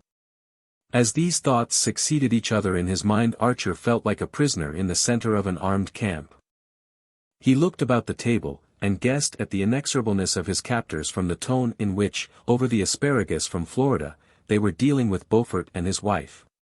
It's to show me, he thought, what would happen to me, and a deathly sense of the superiority of implication and analogy over direct action, and of silence over rash words, closed in on him like the doors of the family vault. He laughed, and met Mrs. van der Luden's startled eyes. "You think it laughable," she said with a pinched smile. "Of course poor Regina's idea of remaining in New York has its ridiculous side, I suppose," and Archer muttered, "Of course." At this point, he became conscious that Madame Olenska's other neighbor had been engaged for some time with the lady on his right. At the same moment he saw that May, serenely enthroned between Mr. van der Luden and Mr. Selfridge Mary, had cast a quick glance down the table. It was evident that the host and the lady on his right could not sit through the whole meal in silence. He turned to Madame Olenska, and her pale smile met him. "Oh, do let's see it through," it seemed to say. "Did you find the journey tiring?" he asked in a voice that surprised him by its naturalness, and she answered that, on the contrary, she had seldom traveled with fewer discomforts. "Except, you know, the dreadful heat in the train," she added, and he remarked that she would not suffer from that particular hardship in the country she was going to. "I never," he declared with intensity, "was more nearly frozen than once, in April, in the train between Calais and Paris." She said she did not wonder, but remarked that, after all, one could always carry an extra rug, and that every form of travel had its hardships. To which he abruptly returned that he thought them all of no account compared with the blessedness of getting away. She changed color, and he added, his voice suddenly rising in pitch, "I mean to do a lot of traveling myself before long." A tremor crossed her face, and leaning over to Reggie Chivers, he cried out, "I say, Reggie, what do you say to a trip round the world, now, next month, I mean? I'm game if you are, at which Mrs. Reggie piped up that she could not think of letting Reggie go till after the Martha Washington ball. She was getting up for the blind asylum in Easter week. And her husband placidly observed that by that time he would have to be practicing for the international polo match. But Mr. Selfridge Merry had caught the phrase, round the world, and having once circled the globe in his steam yacht, he seized the opportunity to send down the table several striking items concerning the shallowness of the Mediterranean ports. Though, after all, he added, it didn't matter, for when you'd seen Athens and Smyrna and Constantinople, what else was there? And Mrs. Merry said she could never be too grateful to Dr. Bencombe for having made them promise not to go to Naples on account of the fever. But you must have 3 weeks to do India properly, her husband conceded, anxious to have it understood that he was no frivolous globetrotter. And at this point the ladies went up to the drawing-room. In the library, in spite of weightier presences, Lawrence Lefferts predominated. The talk, as usual, had veered around to the Beauforts, and even Mr. van der Luden and Mr. Selfridge Merry, installed in the honorary armchairs tacitly reserved for them, paused to listen to the younger man's philippic. Never had Lefferts so abounded in the sentiments that adorn Christian manhood and exalt the sanctity of the home. Indignation lent him a scathing eloquence, and it was clear that if others had followed his example, and acted as he talked, society would never have been weak enough to receive a foreign upstart like Beaufort, no, sir. Not even if he'd married a van der Luden or a Lanning instead of a Dallas. And what chance would there have been, Lefferts wrathfully questioned, of his marrying into such a family as the Dallases, if he had not already wormed his way into certain houses, as people like Mrs. Lemuel Struthers had managed to worm theirs in his wake. If society chose to open its doors to vulgar women, the harm was not great, though the gain was doubtful. But once it got in the way of tolerating men of obscure origin and tainted wealth, the end was total disintegration, and at no distant date. If things go on at this pace, Lefferts thundered, looking like a young prophet dressed by Poole, and who had not yet been stoned, we shall see our children fighting for invitations to swindlers' houses, and marrying Beaufort's bastards. Oh, I say, draw it mild. Reggie Chivers and young Newland protested, while Mr. Selfridge Merry looked genuinely alarmed, and an expression of pain and disgust settled on Mr. van der Luden's sensitive face. Has he got any? Cried Mr. Sillerton Jackson, pricking up his ears, and while Lefferts tried to turn the question with a laugh, the old gentleman twittered into Archer's ear, queer, those fellows who are always wanting to set things right. The people who have the worst cooks are always telling you they're poisoned when they dine out. But I hear there are pressing reasons for our friend Lawrence's diatribe, typewriter this time, I understand. The talk swept past Archer like some senseless river running and running because it did not know enough to stop. He saw, on the faces about him, expressions of interest, amusement and even mirth. He listened to the younger men's laughter, and to the praise of the Archer Madeira, which Mr. van der Luden and Mr. Merry were thoughtfully celebrating. Through it all he was dimly aware of a general attitude of friendliness toward himself, as if the guard of the prisoner he felt himself to be were trying to soften his captivity, and the perception increased his passionate determination to be free. In the drawing-room, where they presently joined the ladies, he met May's triumphant eyes, and read in them the conviction that everything had gone off beautifully. She rose from Madame Olenska's side, and immediately Mrs. van der Luden beckoned the latter to a seat on the gilt sofa where she throned. Mrs. Selfridge Merry bore across the room to join them, and it became clear to Archer that here also a conspiracy of rehabilitation and obliteration was going on. The silent organization which held his little world together was determined to put itself on record as never for a moment having questioned the propriety of Madame Olenska's conduct, or the completeness of Archer's domestic felicity. All these amiable and inexorable persons were resolutely engaged in pretending to each other that they had never heard of, suspected, or even conceived possible, the least hint to the contrary. And from this tissue of elaborate mutual dissimulation Archer once more disengaged the fact that New York believed him to be Madame Olenska's lover. He caught the glitter of victory in his wife's eyes, and for the first time understood that she shared the belief. The discovery roused a laughter of inner devils that reverberated through all his efforts to discuss the Martha Washington ball with Mrs. Reggie Chivers and little Mrs. Newland. And so the evening swept on, running and running like a senseless river that did not know how to stop. At length he saw that Madame Olenska had risen and was saying goodbye.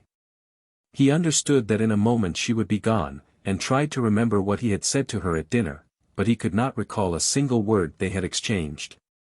She went up to May, the rest of the company making a circle about her as she advanced.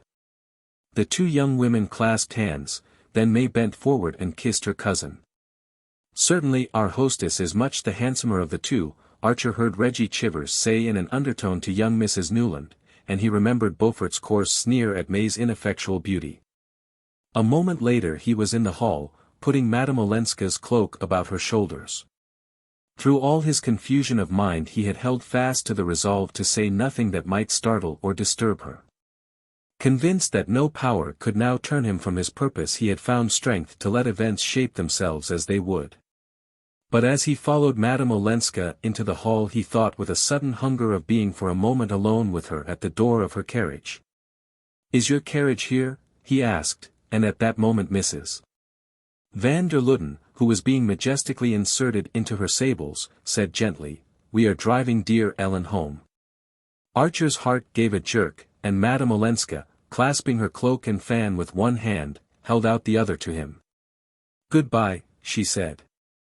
"Goodbye, but I shall see you soon in Paris," he answered aloud. It seemed to him that he had shouted it. "Oh," she murmured, "if you and May could come." Mr. van der Luden advanced to give her his arm, and Archer turned to Mrs. van der Luden. For a moment, in the billowy darkness inside the big landau, he caught the dim oval of a face, eyes shining steadily, and she was gone. As he went up the steps he crossed Lawrence Lefferts coming down with his wife.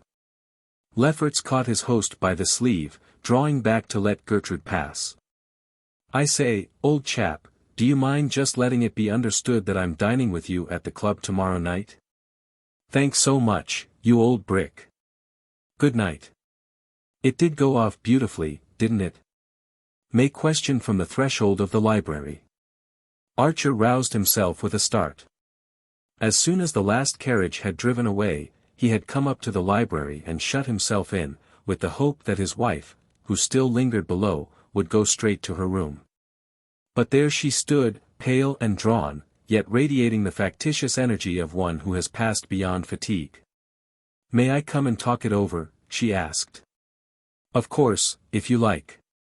But you must be awfully sleepy." "No, I'm not sleepy. I should like to sit with you a little." "Very well," he said, pushing her chair near the fire.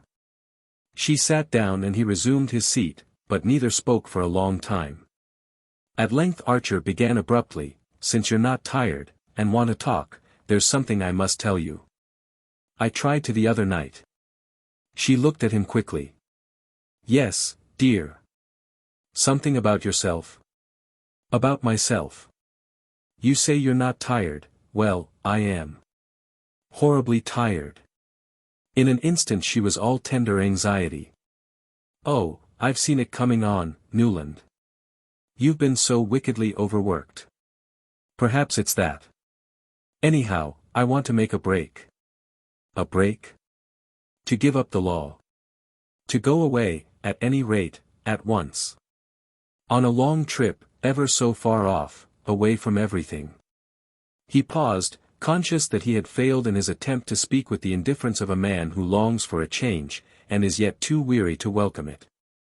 Do what he would, the chord of eagerness vibrated. "Away from everything," he repeated. "Ever so far." "Where, for instance?" she asked. "Oh, I don't know. India, or Japan." She stood up, and as he sat with bent head, his chin propped on his hands, he felt her warmly and fragrantly hovering over him. "As far as that?" "But I'm afraid you can't, dear," she said in an unsteady voice. "Not unless you'll take me with you." And then, as he was silent, she went on, in tones so clear and evenly pitched that each separate syllable tapped like a little hammer on his brain, that is, if the doctors will let me go. But I'm afraid they won't. For you see, Newland, I've been sure since this morning of something I've been so longing and hoping for. He looked up at her with a sick stare, and she sank down, all dew and roses, and hid her face against his knee. "Oh, my dear," he said, holding her to him while his cold hand stroked her hair. There was a long pause, which the inner devils filled with strident laughter, then May freed herself from his arms and stood up. "You didn't guess?" "Yes, I know. That is, of course I hoped."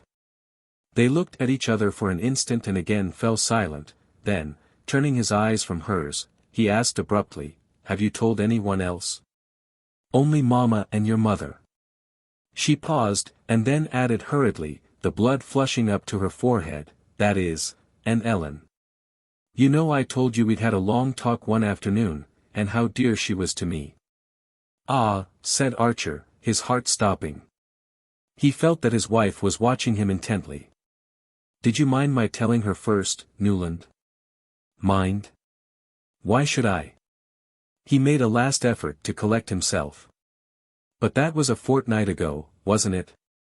I thought you said you weren't sure till today." Her color burned deeper, but she held his gaze. "No, I wasn't sure then, but I told her I was." "And you see I was right," she exclaimed, her blue eyes wet with victory. 34. Newland Archer sat at the writing table in his library in East 39th Street. He had just got back from a big official reception for the inauguration of the new galleries at the Metropolitan Museum, and the spectacle of those great spaces crowded with the spoils of the ages. Where the throng of fashion circulated through a series of scientifically catalogued treasures, had suddenly pressed on a rusted spring of memory. "Why, this used to be one of the old Cessnola rooms," he heard someone say. And instantly everything about him vanished, and he was sitting alone on a hard leather divan against a radiator, while a slight figure in a long sealskin cloak moved away down the meagerly fitted vista of the old museum. The vision had roused a host of other associations, and he sat looking with new eyes at the library which, for over 30 years, had been the scene of his solitary musings and of all the family confabulations. It was the room in which most of the real things of his life had happened. There his wife, nearly 26 years ago, had broken to him, with a blushing circumlocution that would have caused the young women of the new generation to smile, the news that she was to have a child. And there their eldest boy, Dallas, too delicate to be taken to church in midwinter, had been christened by their old friend the Bishop of New York, the ample magnificent irreplaceable bishop, so long the pride and ornament of his diocese. There Dallas had first staggered across the floor shouting, "Dad," while May and the nurse laughed behind the door. There their second child, Mary, who was so like her mother, had announced her engagement to the dullest and most reliable of Reggie Chivers's many sons. And their Archer had kissed her through her wedding veil before they went down to the motor which was to carry them to Grace Church, for in a world where all else had reeled on its foundations the Grace Church wedding remained an unchanged institution. It was in the library that he and May had always discussed the future of the children, the studies of Dallas and his young brother Bill, Mary's incurable indifference to accomplishments, and passion for sport and philanthropy. And the vague leanings toward art which had finally landed the restless and curious Dallas in the office of a rising New York architect. The young men nowadays were emancipating themselves from the law and business and taking up all sorts of new things. If they were not absorbed in state politics or municipal reform, the chances were that they were going in for Central American archaeology, for architecture or landscape engineering. Taking a keen and learned interest in the pre-revolutionary buildings of their own country, studying and adapting Georgian types, and protesting at the meaningless use of the word colonial. Nobody nowadays had colonial houses except the millionaire grocers of the suburbs. But above all, sometimes Archer put it above all, it was in that library that the governor of New York, coming down from Albany one evening to dine and spend the night, had turned to his host and said, banging his clenched fist on the table and gnashing his eyeglasses, "Hang the professional politician. You're the kind of man the country wants, Archer. If the stable's ever to be cleaned out, men like you have got to lend a hand in the cleaning." Men like you, how Archer had glowed at the phrase. How eagerly he had risen up at the call. It was an echo of Ned Winsett's old appeal to roll his sleeves up and get down into the muck, but spoken by a man who set the example of the gesture, and whose summons to follow him was irresistible. Archer, as he looked back, was not sure that men like himself were what his country needed, at least in the active service to which Theodore Roosevelt had pointed. In fact, there was reason to think it did not, for after a year in the State Assembly he had not been re-elected, and had dropped back thankfully into obscure if useful municipal work. And from that again to the writing of occasional articles in one of the reforming weeklies that were trying to shake the country out of its apathy. It was little enough to look back on.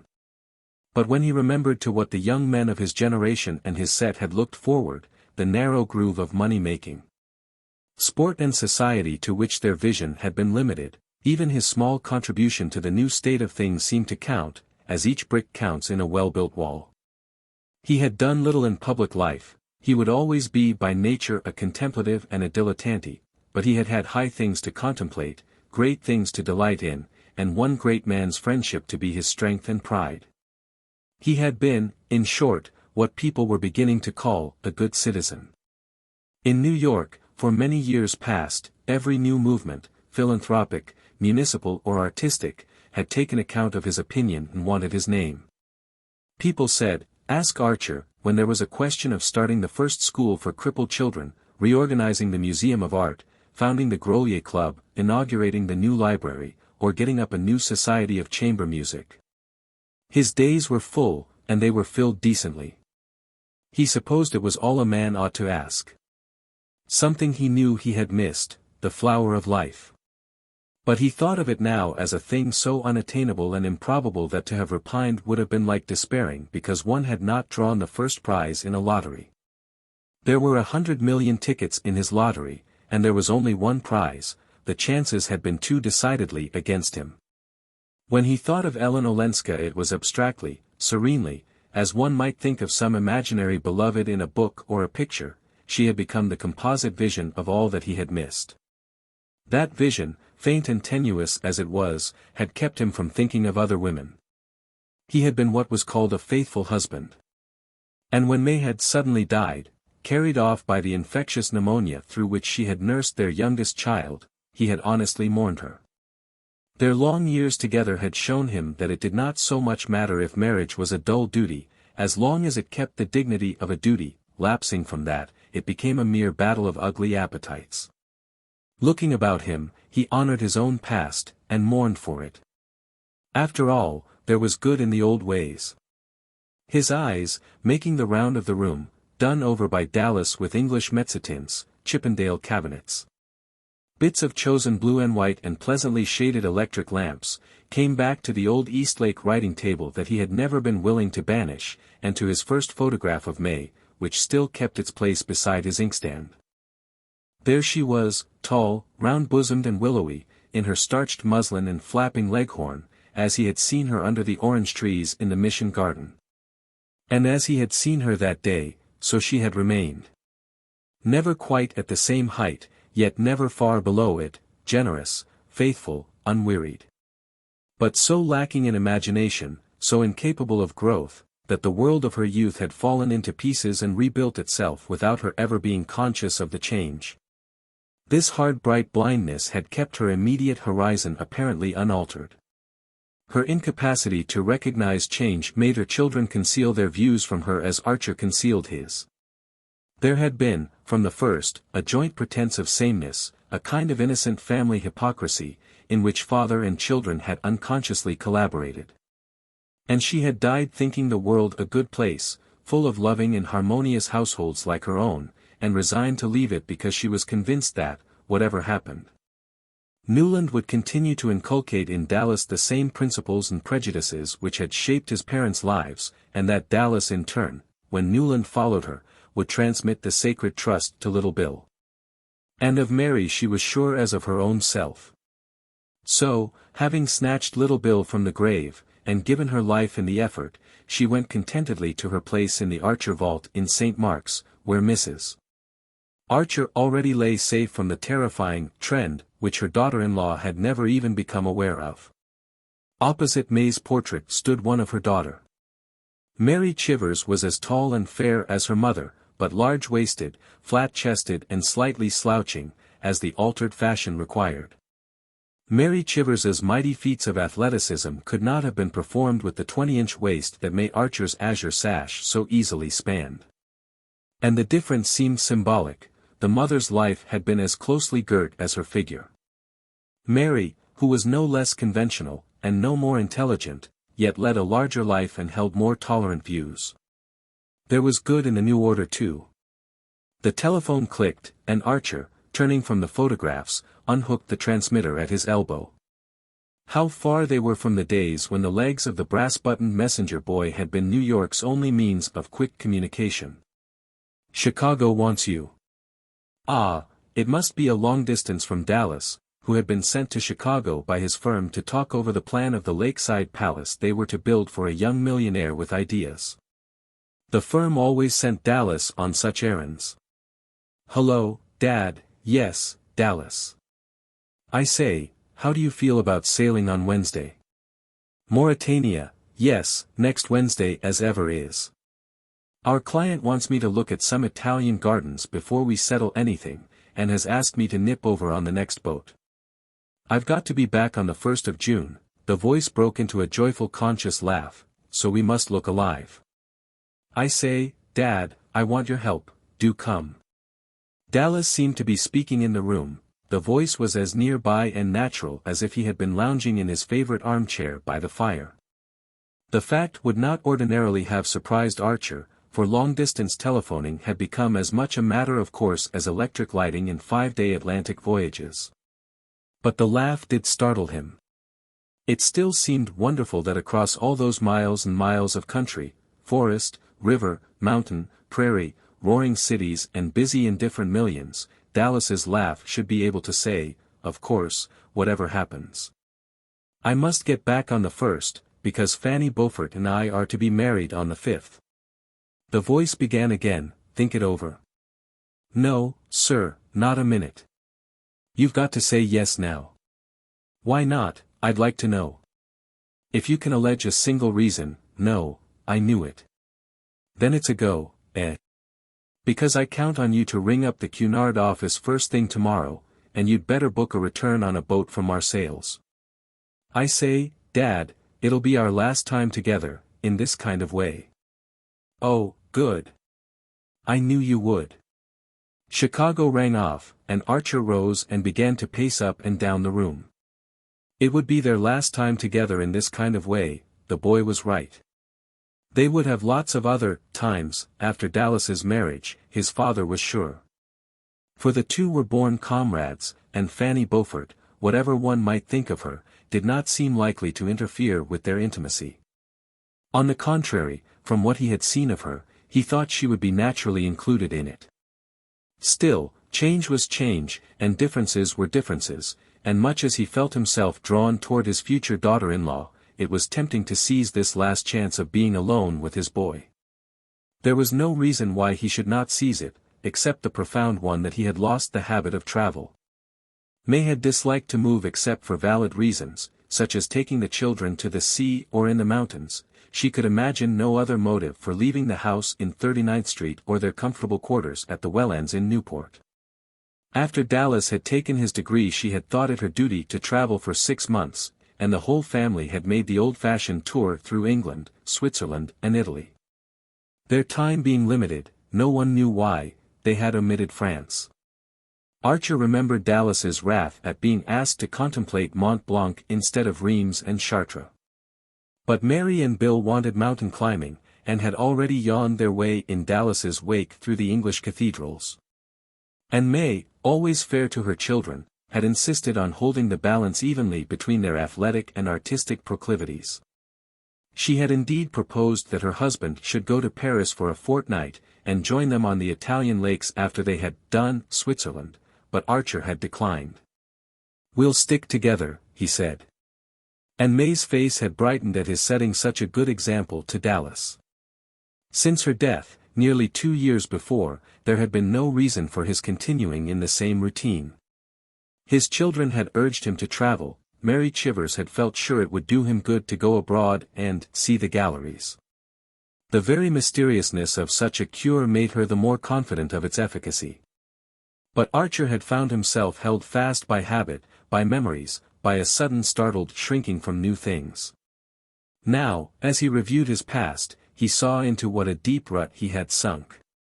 The worst of doing one's duty was that it apparently unfitted one for doing anything else. At least that was the view that the men of his generation had taken. The trenchant divisions between right and wrong, honest and dishonest, respectable and the reverse, had left so little scope for the unforeseen. There are moments when a man's imagination, so easily subdued to what it lives in, suddenly rises above its daily level, and surveys the long windings of destiny. Archer hung there and wondered. What was left of the little world he had grown up in, and whose standards had bent and bound him? He remembered a sneering prophecy of poor Lawrence Lefferts's, uttered years ago in that very room: "If things go on at this rate, our children will be marrying Beaufort's bastards." It was just what Archer's eldest son, the pride of his life, was doing, and nobody wondered or reproved. Even the boy's Aunt Janie, who still looked so exactly as she used to in her elderly youth, had taken her mother's emeralds and seed pearls out of their pink cotton wool, and carried them with her own twitching hands to the future bride.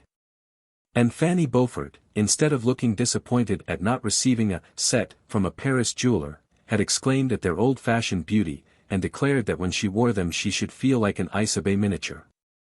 Fanny Beaufort, who had appeared in New York at 18, after the death of her parents, had won its heart much as Madame Olenska had won it 30 years earlier. Only instead of being distrustful and afraid of her, society took her joyfully for granted. She was pretty, amusing and accomplished. What more did anyone want? Nobody was narrow-minded enough to rake up against her the half-forgotten facts of her father's past and her own origin.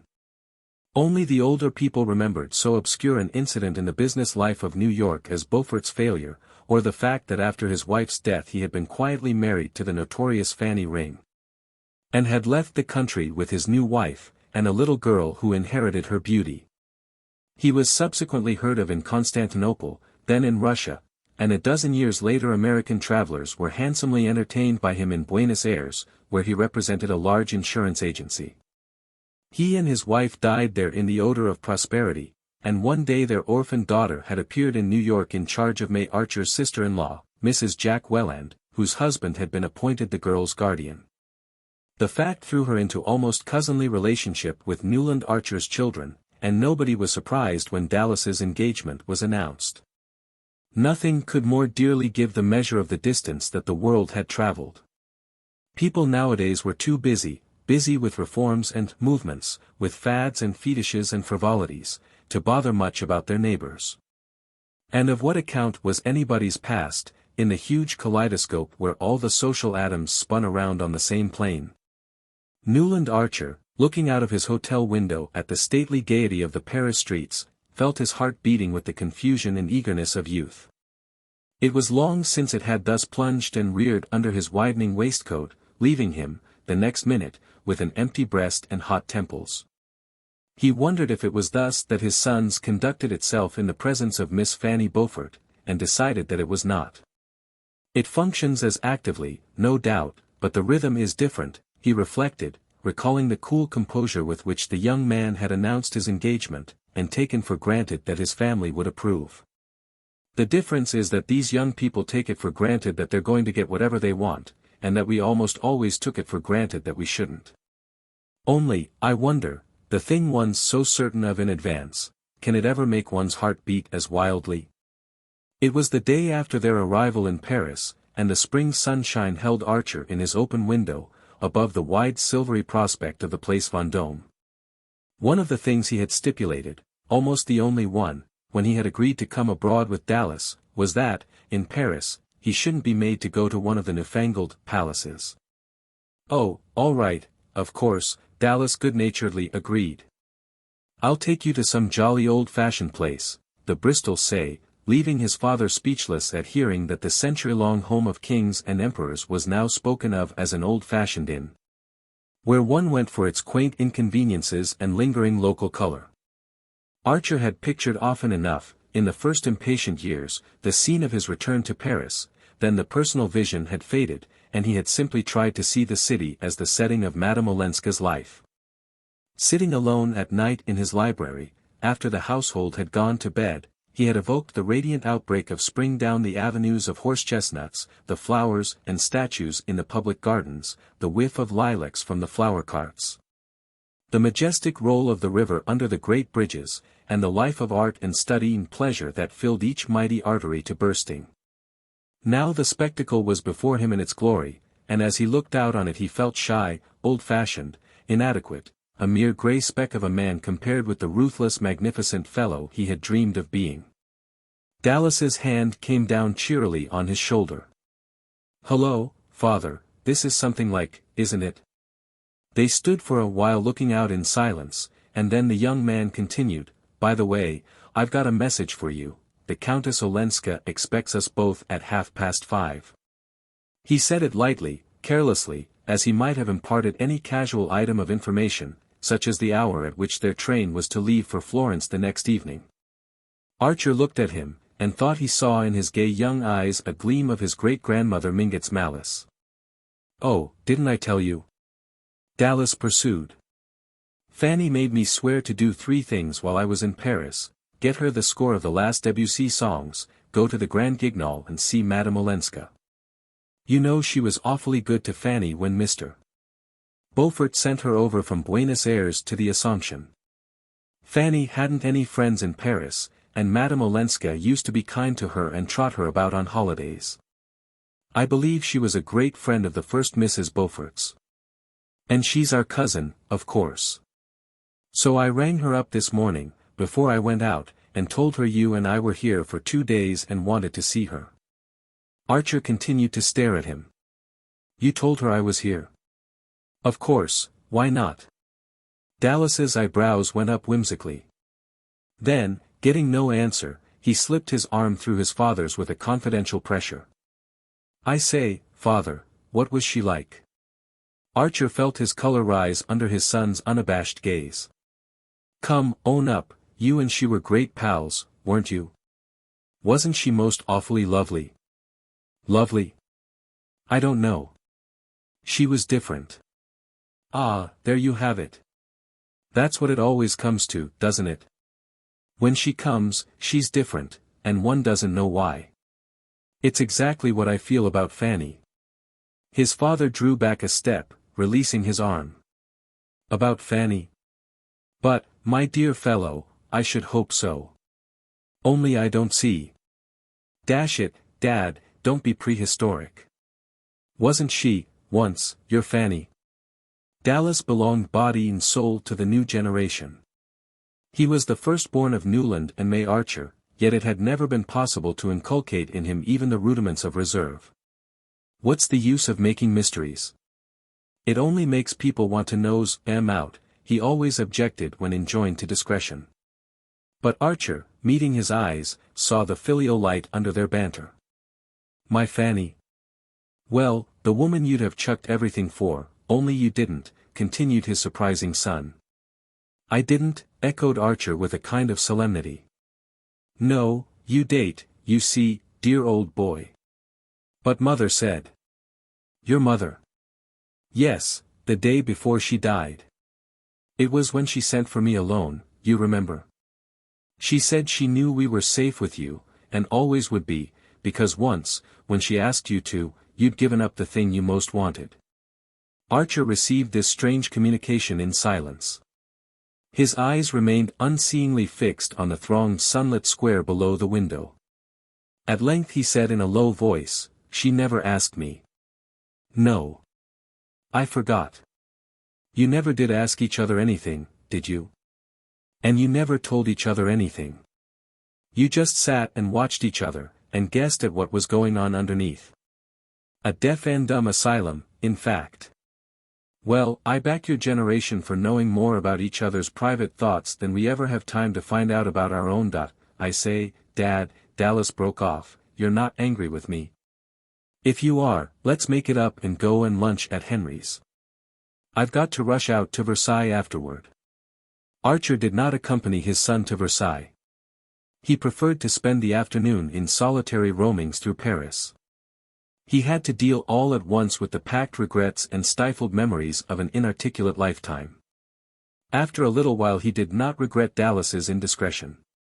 It seemed to take an iron band from his heart to know that, after all, someone had guessed and pitted. And that it should have been his wife moved him indescribably. Dallas, for all his affectionate insight, would not have understood that. To the boy, no doubt, the episode was only a pathetic instance of vain frustration, of wasted forces. But was it really no more?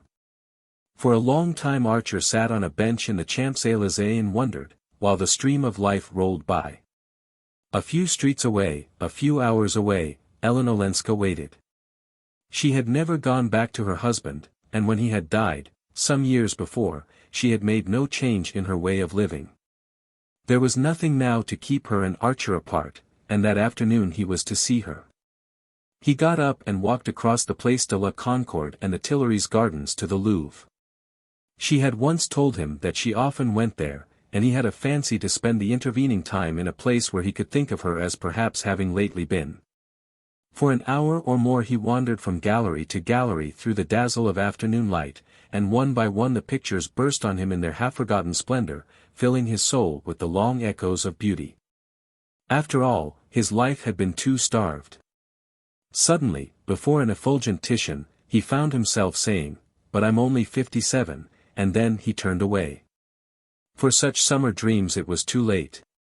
But surely not for a quiet harvest of friendship, of comradeship, in the blessed hush of her nearness. He went back to the hotel, where he and Dallas were to meet. And together they walked again across the Place de la Concorde and over the bridge that leads to the Chamber of Deputies. Dallas, unconscious of what was going on in his father's mind, was talking excitedly and abundantly of Versailles. He had had but one previous glimpse of it, during a holiday trip in which he had tried to pack all the sights he had been deprived of when he had to go with the family to Switzerland. And tumultuous enthusiasm and cocksure criticism tripped each other up on his lips. As Archer listened, his sense of inadequacy and inexpressiveness increased. The boy was not insensitive, he knew. But he had the facility and self-confidence that came of looking at fate not as a master but as an equal. That's it, they feel equal to things, they know their way about, he mused, thinking of his son as the spokesman of the new generation which had swept away all the old landmarks, and with them the signposts and the danger signal. Suddenly Dallas stopped short, grasping his father's arm. "Oh, by Jove," he exclaimed. They had come out into the great tree-planted space before the Invalides. The dome of Manset floated ethereally above the budding trees and the long grey front of the building, drawing up into itself all the rays of afternoon light. It hung there like the visible symbol of the race's glory. Archer knew that Madame Olenska lived in a square near one of the avenues radiating from the Invalides, and he had pictured the quarter as quiet and almost obscure, forgetting the central splendor that lit it up. Now, by some queer process of association, that golden light became for him the pervading illumination in which she lived. For nearly 30 years, her life, of which he knew so strangely little, had been spent in this rich atmosphere that he already felt to be too dense and yet too stimulating for his lungs. He thought of the theaters she must have been to, the pictures she must have looked at, the sober and splendid old houses she must have frequented, the people she must have talked with, the incessant stir of ideas, curiosities. Images and associations thrown out by an intensely social race in a setting of immemorial manners. And suddenly he remembered the young Frenchman who had once said to him, "Ah, good conversation, there is nothing like it, is there?" Archer had not seen M. Rivière, or heard of him, for nearly 30 years. And that fact gave the measure of his ignorance of Madame Olenska's existence. More than half a lifetime divided them, and she had spent the long interval among people he did not know, in a society he but faintly guessed at, in conditions he would never wholly understand. During that time he had been living with his youthful memory of her, but she had doubtless had other and more tangible companionship. Perhaps she too had kept her memory of him as something apart. But if she had, it must have been like a relic in a small dim chapel, where there was not time to pray every day. They had crossed the Place des Invalides, and were walking down one of the thoroughfares flanking the building. It was a quiet quarter, after all, in spite of its splendor and its history, and the fact gave one an idea of the riches Paris had to draw on, since such scenes as this were left to the few and the indifferent. The day was fading into a soft sun-shot haze, pricked here and there by a yellow electric light, and passers were rare in the little square into which they had turned. Dallas stopped again, and looked up.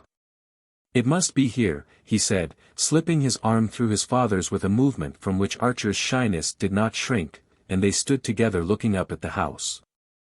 It was a modern building, without distinctive character, but many-windowed, and pleasantly balconied up its wide cream-colored front. On one of the upper balconies, which hung well above the rounded tops of the horse-chestnuts in the square, the awnings were still lowered, as though the sun had just left it. "I wonder which floor?" Dallas conjectured.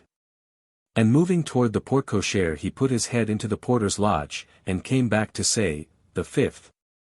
It must be the one with the awnings." Archer remained motionless, gazing at the upper windows as if the end of their pilgrimage had been attained. "I say, you know, it's nearly 6, his son at length reminded him.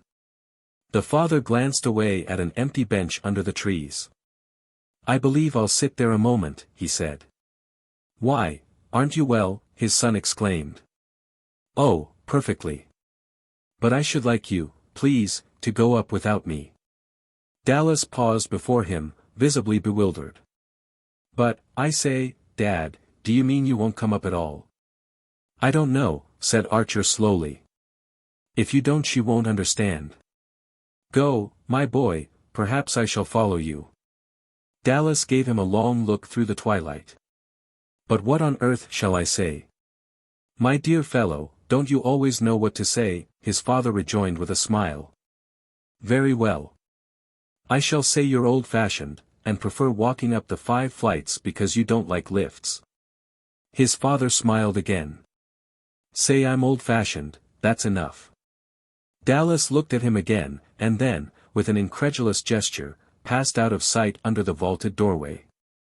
Archer sat down on the bench and continued to gaze at the awninged balcony. He calculated the time it would take his son to be carried up in the lift to the 5th floor, to ring the bell, and be admitted to the hall, and then ushered into the drawing-room.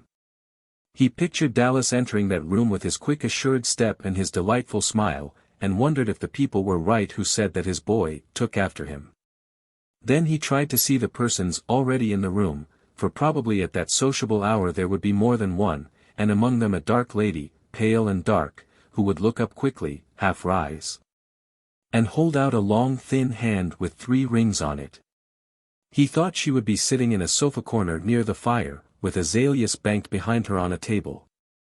"It's more real to me here than if I went up," he suddenly heard himself say. And the fear lest that last shadow of reality should lose its edge kept him rooted to his seat as the minutes succeeded each other. He sat for a long time on the bench in the thickening dusk, his eyes never turning from the balcony. At length the light shone through the windows, and a moment later a manservant came out on the balcony, drew up the awnings, and closed the shutters. At that, as if it had been the signal he waited for, Newland Archer got up slowly and walked back alone to his hotel. A note on the text. The Age of Innocence first appeared in 4 large installments in the Pictorial Review, from July to October 1920. It was published that same year in book form by D. Appleton and Company in New York and in London. Wharton made extensive stylistic, punctuation, and spelling changes and revisions between the serial and book publication, and more than 30 subsequent changes were made after the second impression of the book edition had been run off. This authoritative text is reprinted from the Library of America edition of novels by Edith Wharton, and is based on the 6th impression of the first edition, which incorporates the last set of extensive revisions that are obviously authorial.